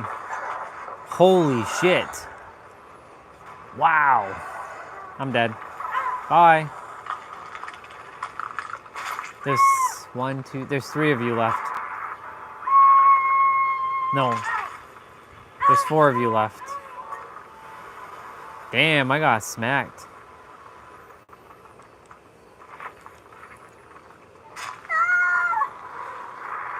You're dead. Oh no, you're not dead. You still have another hook. Uno momento. I'm gonna go brush my teeth quickly.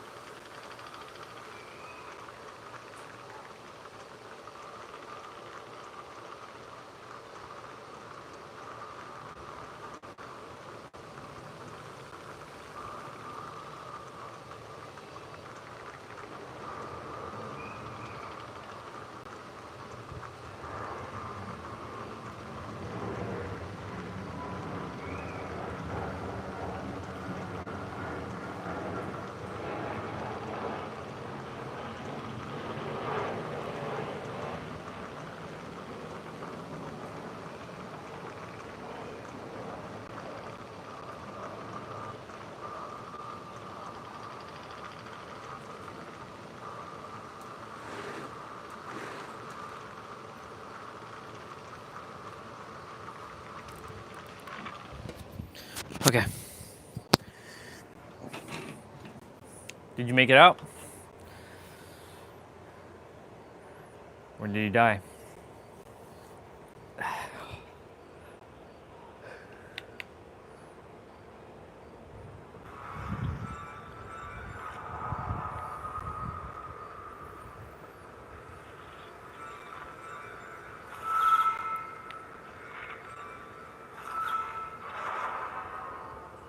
Oh shit, we're killer. Oh shit. Oh shit, we're actually killer. Oh my god, we're actually fucking killer. Oh my goodness, let's go. Okay. You're the Death Slinger and I'm the Wraith. I'm the man. If I'm gonna play as the killer, I'm gonna play as the man. Yeah. Don't expect me to be that good with him, but we'll see what happens.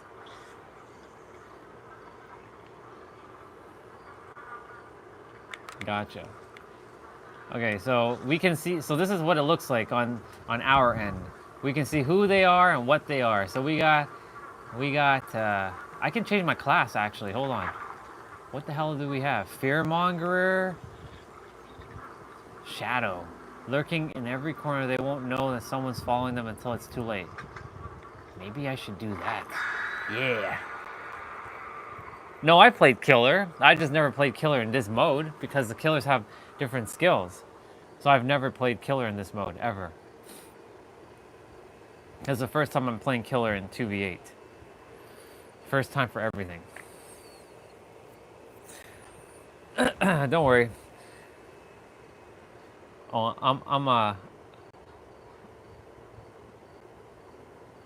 I should go invisible. They're already gonna know that the Wraith is, yeah. I'm gonna be a scary looking Wraith though. Man, if I had Michael Myers though, ooh. If they bring Michael Myers into this,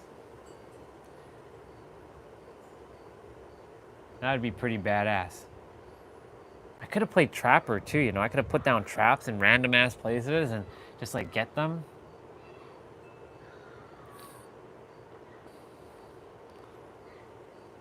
It'd be funny if I kill them all at the end.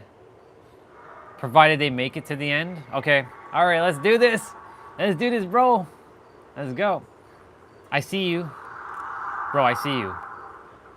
I'm like right here. I'm right here. I'm right here. I'm like, I gotta uncloak. I'm invisible. Look at you, Mr. Undertaker. I'm gonna go find somebody. Nope.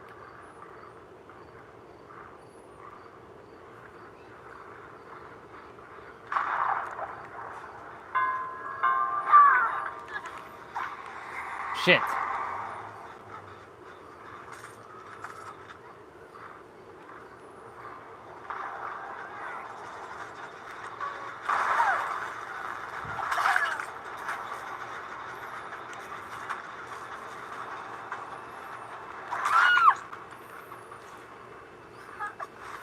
Bye.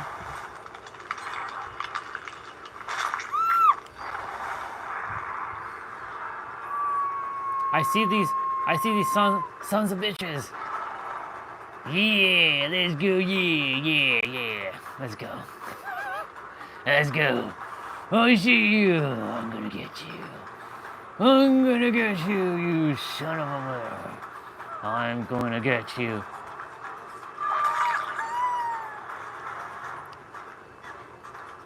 Bro, get that dude. Get that dude. Let's go. Let's go.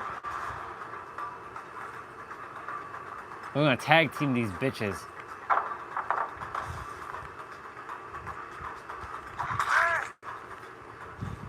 Get him. Pick him up, boy. Pick him up.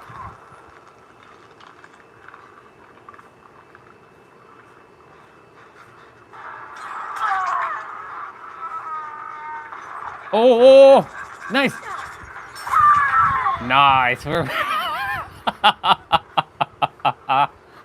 Bro, that teamwork right there, that was pretty badass. Oh, somebody be blowing up them gens. I'm so sorry.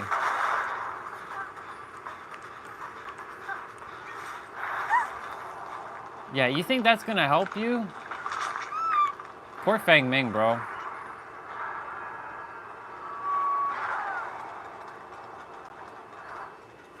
Oh my god, bro. They are getting slapped right now.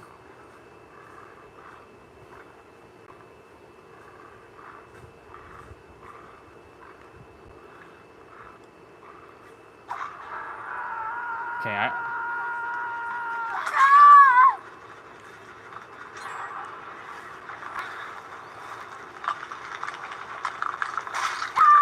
that Sable got worked, bro. She's been looking for somebody to heal her the entire time. I see that person running. Where are they running to? Where are they running to?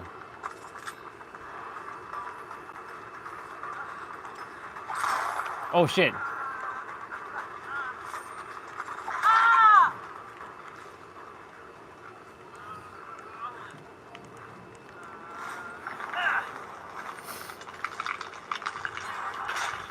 Ah! Okay, they got 4 gens left. Okay, no problem, no big deal.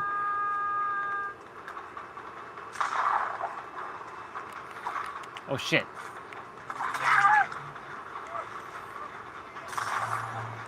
Damage this gen.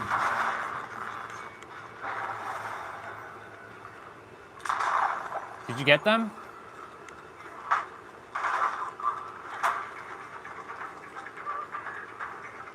Fuck.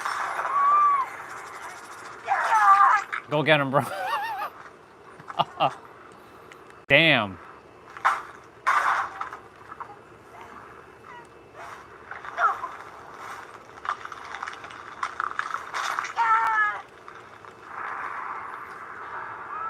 I'm sure they're doing all kinds of generators over here. I'm sure of it.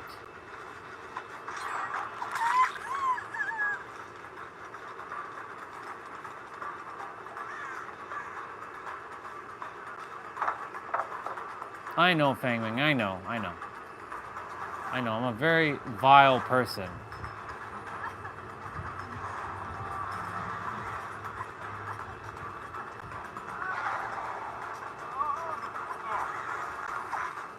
Oh, nice.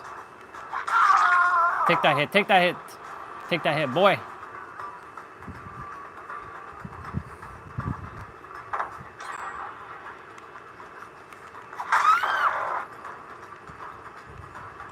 Did I not hit her?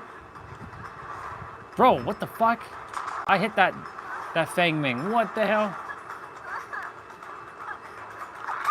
Okay. Bye. Okay, you know they're gonna be basically.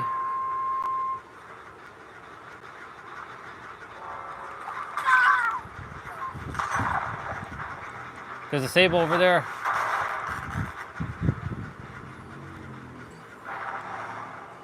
We got one. We got one, bro. We got one. We got one.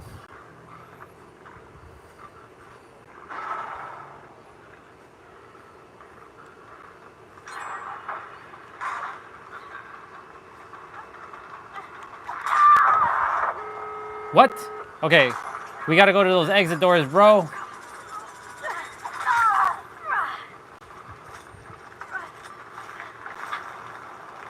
We gotta get them to the exit doors. I see them at the exit door. I see where they're going. Come on, come on, come on, come on.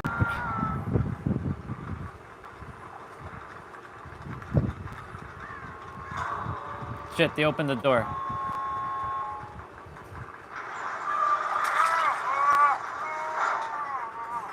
Okay, you got out. Shit, they opened the door. Not bad. We got one dead. Now the question is, are they gonna sneak out of this door? They're probably all at the other door. There's 2 of them left.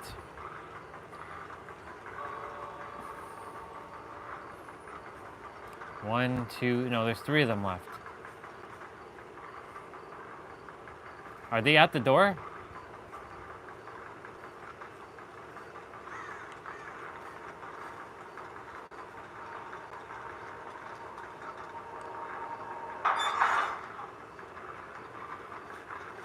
He left. Well, we did what we could. We did what we could.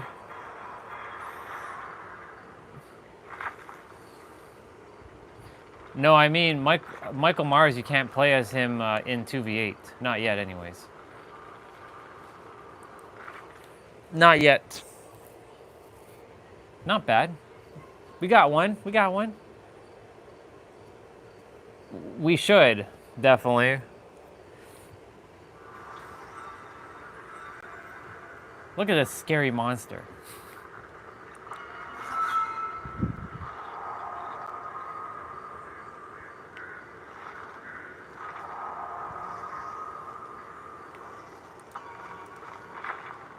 All right.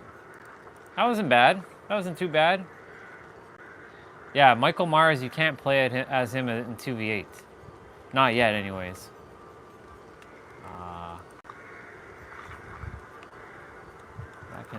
That can go that way. Not bad. We got one.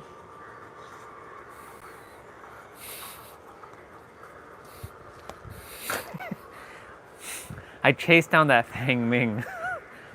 She's like, why me?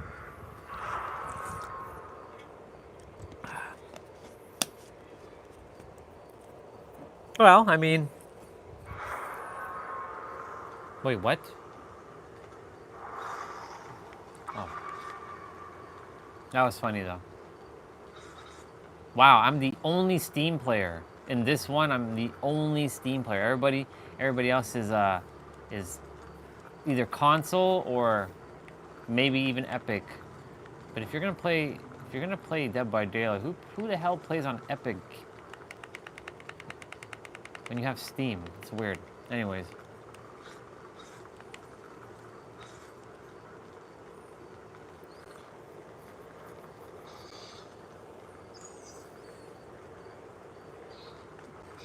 That's good. I didn't stay cloaked. Because, like, staying cloaked, it takes too much time to uncloak and cloak, so I'm like, nah. I'll pick a different killer, though, next time. I'll probably pick... Like, if I had a proper, like, table, like, I mean, I do, but, like, to do keyboard and mouse with Huntress is annoying, so I wouldn't pick Huntress. I'd probably pick,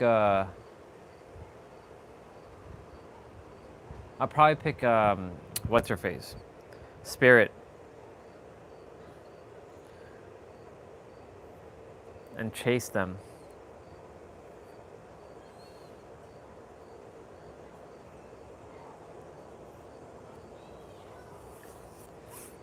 Not bad.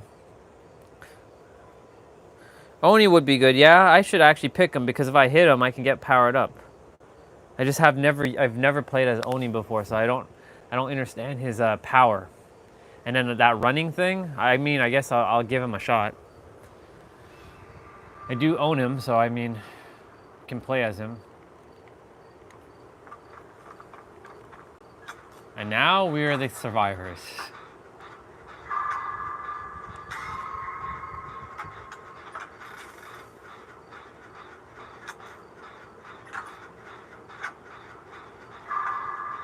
I'm glad that guy inspired you yesterday. The gunslinger dude.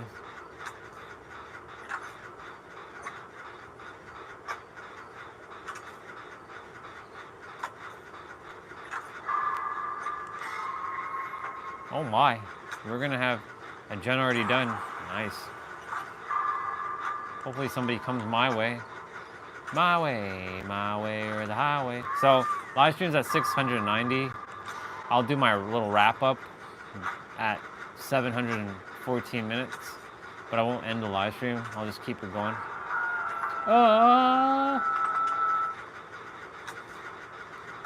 My way, or the highway. Damn, I'm gonna get my gen done by myself. Look at that. I got a gen done all by myself. How awesome is that? Wow, the cicadas are loud right now. Did you go bzzz? Oh my.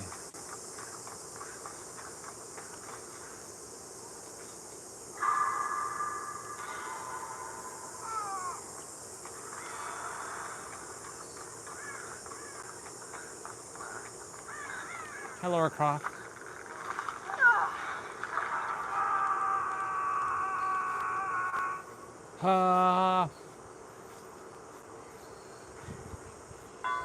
Oh! Oh my god. I'm so sorry, Laura Croft. Damn, girl, I'm so sorry. Sneaky little bastard.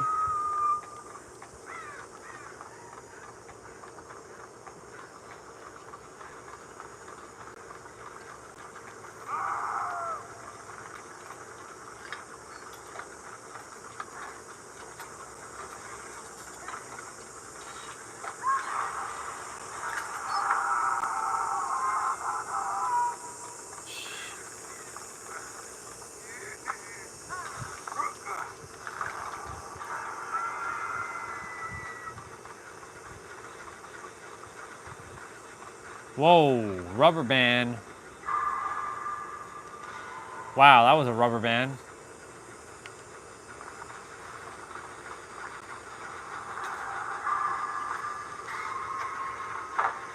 Ghostface, let's go, go, go, go, blah, blah, blah, blah, blah. Okay, that was weird.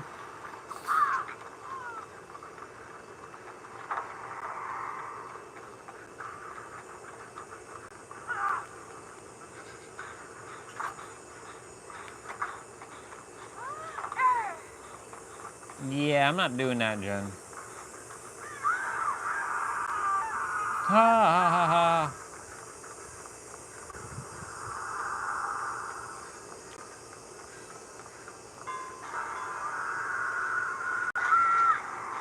Wow.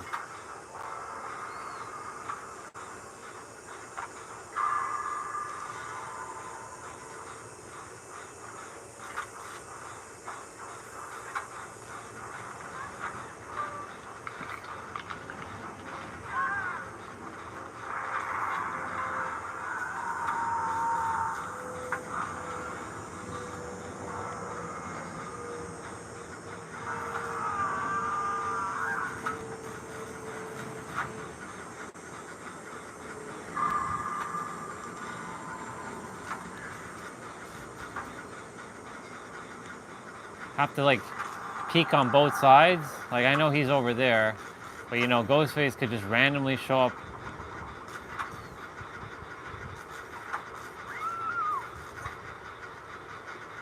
Come on, finish this, Jen.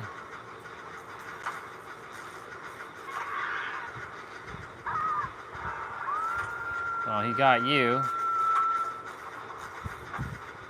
And I got 2 gens done by myself. Let's go.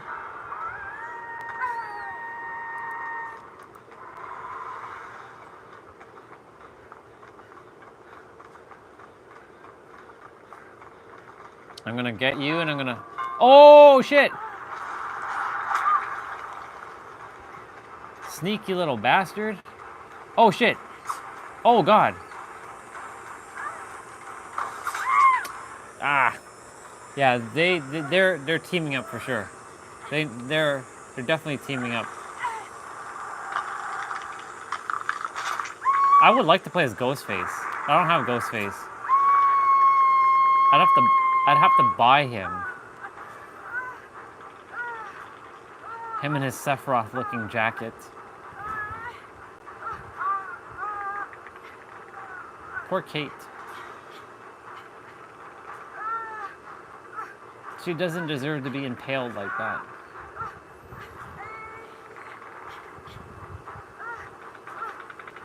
I wonder what sicko created this hook thing.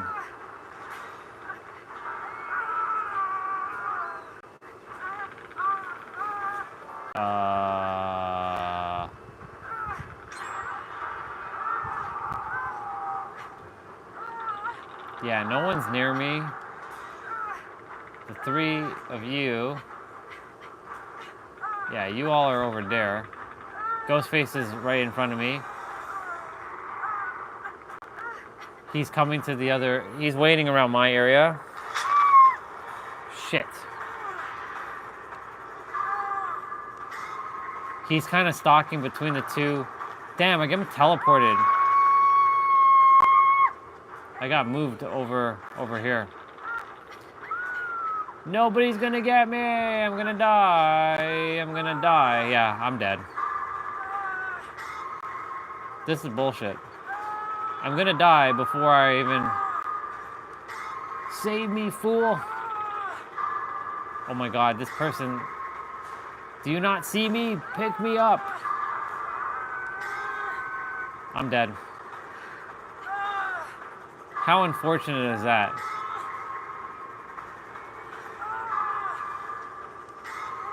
He sees you, but he doesn't pick me up. Bro, if you can get over here as fast as you can, that would be great.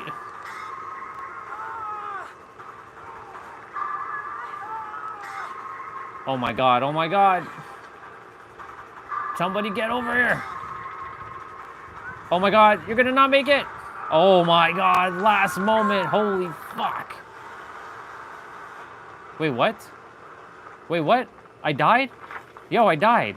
You all saved me, but I died. What? Yo, I've never seen that before. I got saved, but I died at the same time. Look at that. What? Is my character still alive? Nope, I died. Oh my god. How unfortunate was that? Damn this guy here, the one that's being healed, for not seeing and picking me up. He had all the time in the world, but he chose to do that generator.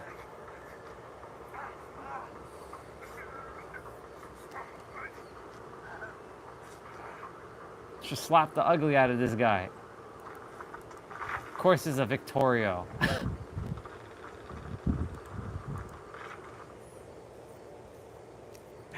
Anyways, all good.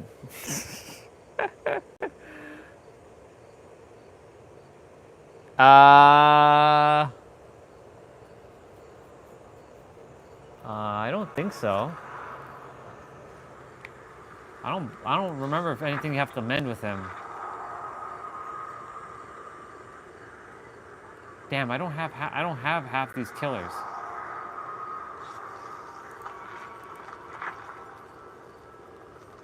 Oh, nope.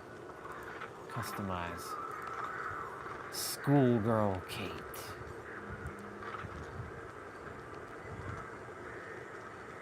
Yeah, I don't believe you have to mend with Ghostface. Ghostface, you have to worry about getting exposed when he stalks you. Legion is the one that you have to mend with. Oni, you have to also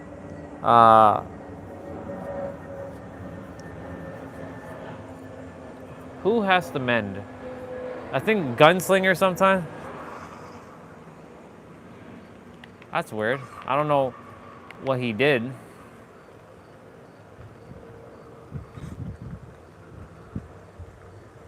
Dude, that was the weirdest thing. You did unhook me, and I thought I got saved, but I actually died. That was so weird. I've never seen that before. First time for everything. Quite literally.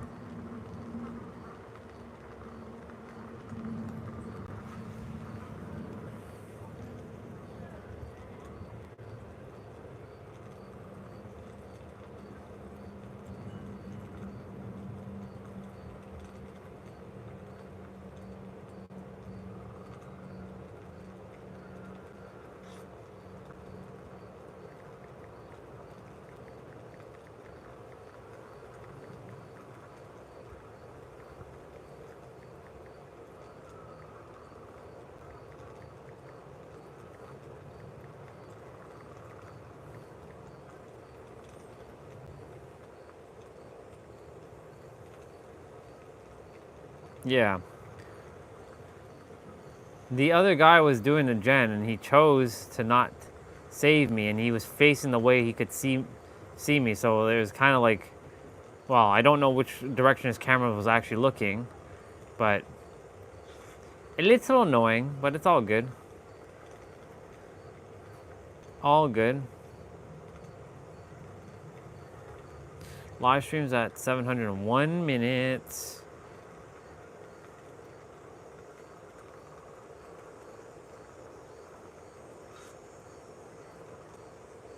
Da-da-da-da-da, da-da-da-da-da.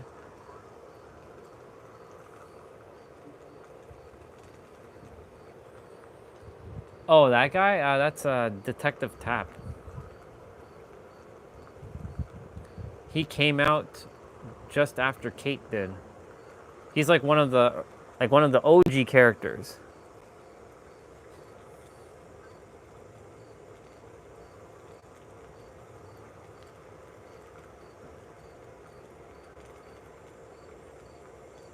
I played him once.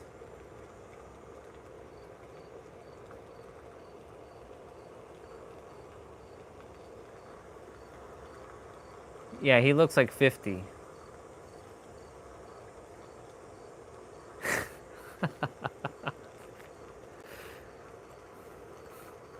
That, huh? What? Oh, we're still waiting for a killer and a survivor. Okay, so survivor came. No, we're waiting for a killer.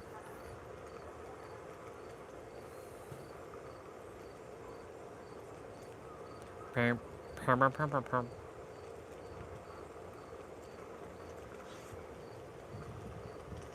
There we go, we got a killer. I didn't know how to activate any of their abilities, to be honest.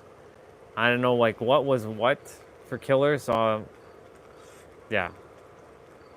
Next time I'm gonna see what the skills actually do.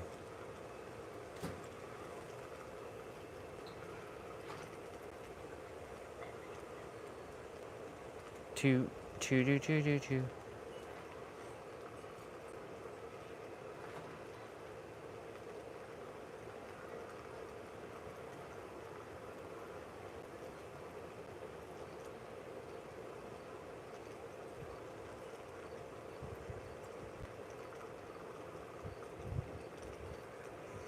Oh, I hit the thing.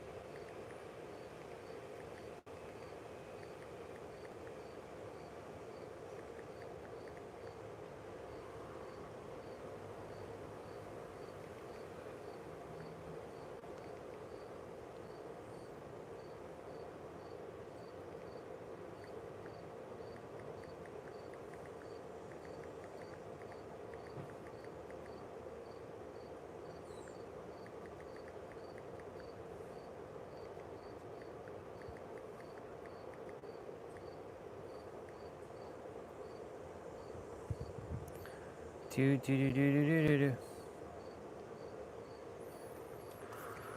Okay, let's go.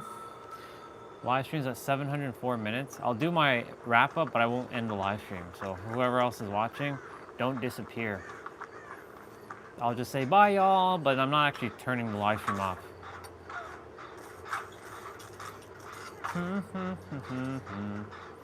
Schoolgirl Kate.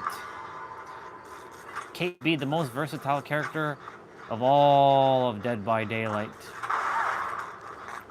Are you kidding me? I really loathe when people do that. Well, I'm about to get it. Why are you coming after me? I didn't... Yo, dude, chill.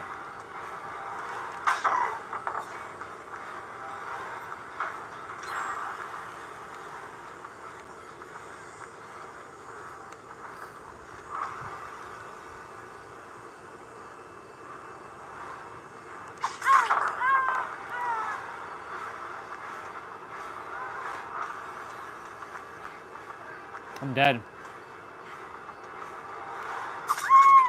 Oh my god, tag team. Hello, Mr. Sephiroth. How are you doing, Mr. Sephiroth?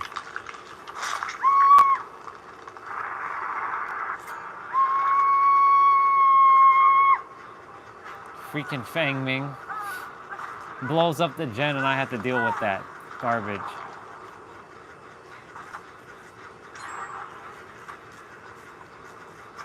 Imagine there was 8 of us actually playing this. It'd be pretty badass. And we wouldn't have to deal with,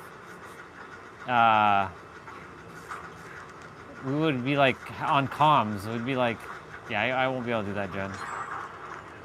We'd be on comms, be like, yo, over there, that way, that way, that way.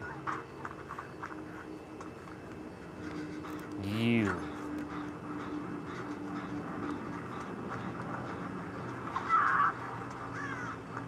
I pointed at Fang Ming because of her BS.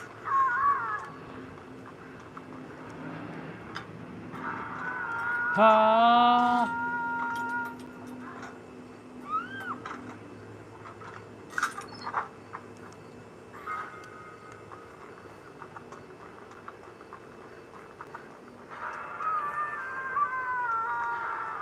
Holy shit, dude. Oh my god.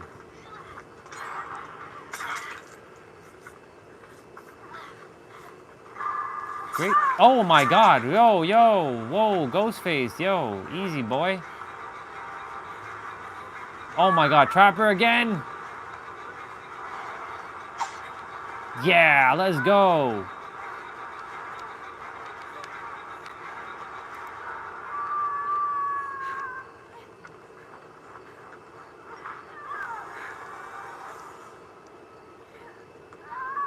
Jesus.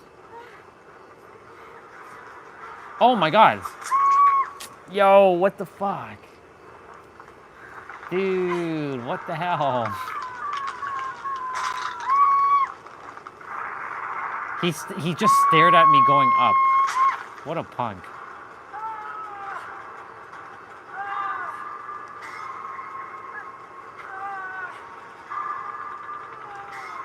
And nobody is near me. Again.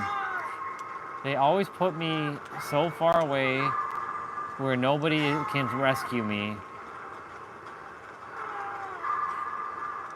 Somebody get their ass over here.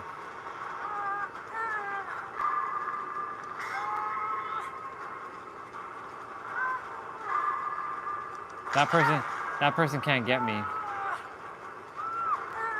Yep, I'm dead. Again. I'm dead again. Once again, game screws me over.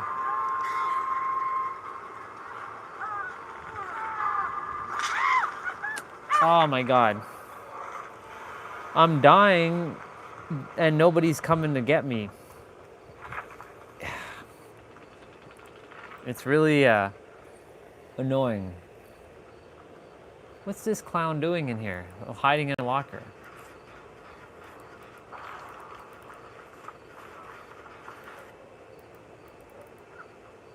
This guy's hiding in a friggin' locker. And he's AFK. There you are.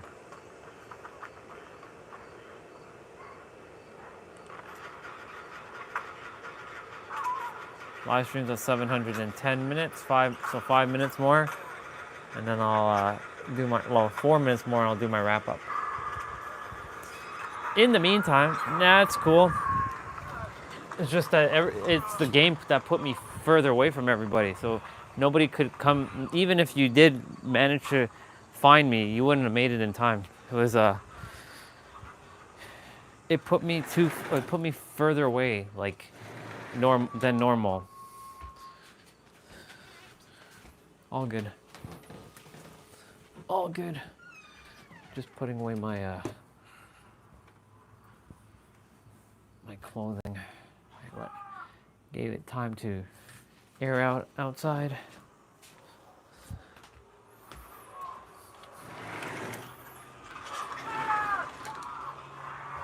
fix the chair.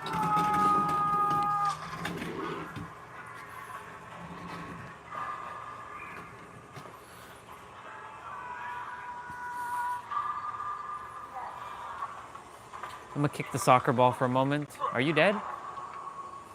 Nope, you're still, you haven't even been hooked. Yeah, you haven't even been hooked. All right, I'm gonna kick my soccer ball in the moment. In the meantime, you all can see this. You all, actually, I'll just leave the microphone here for a moment. 7-11 on the live stream.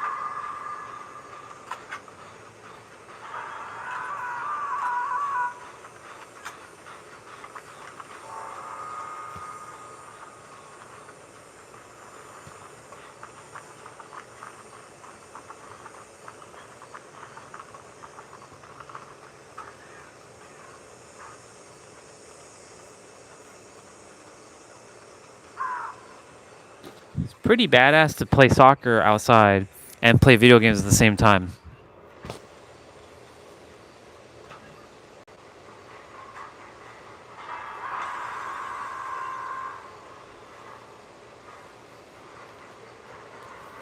Was that?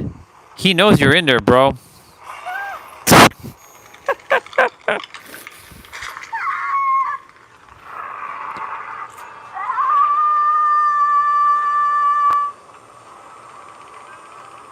All right, I'll do my wrap up shortly.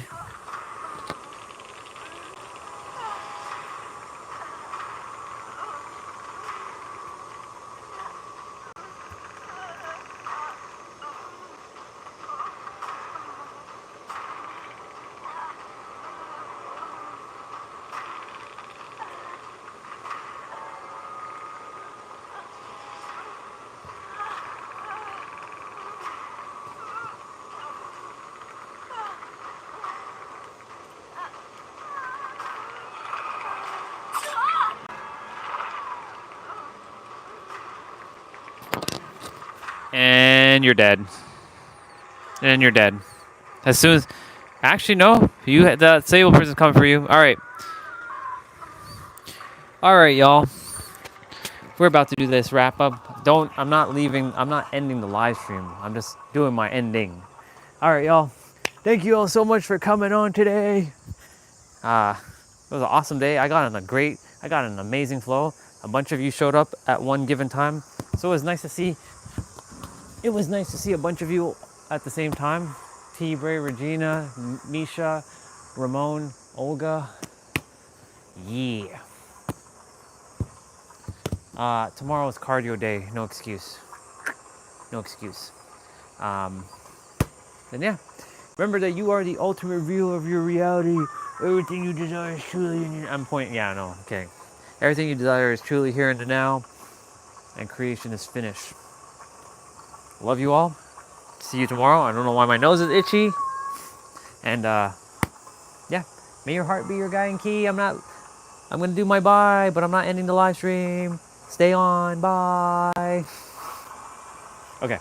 Now that it's done, I'm gonna switch it back to this. You got slapped, boy. And the hatch was right there. I can hear the hatch right there. That sucks. Yep. The hatch was right there. All right, cool. Let's go. Now the live stream is officially over. So all this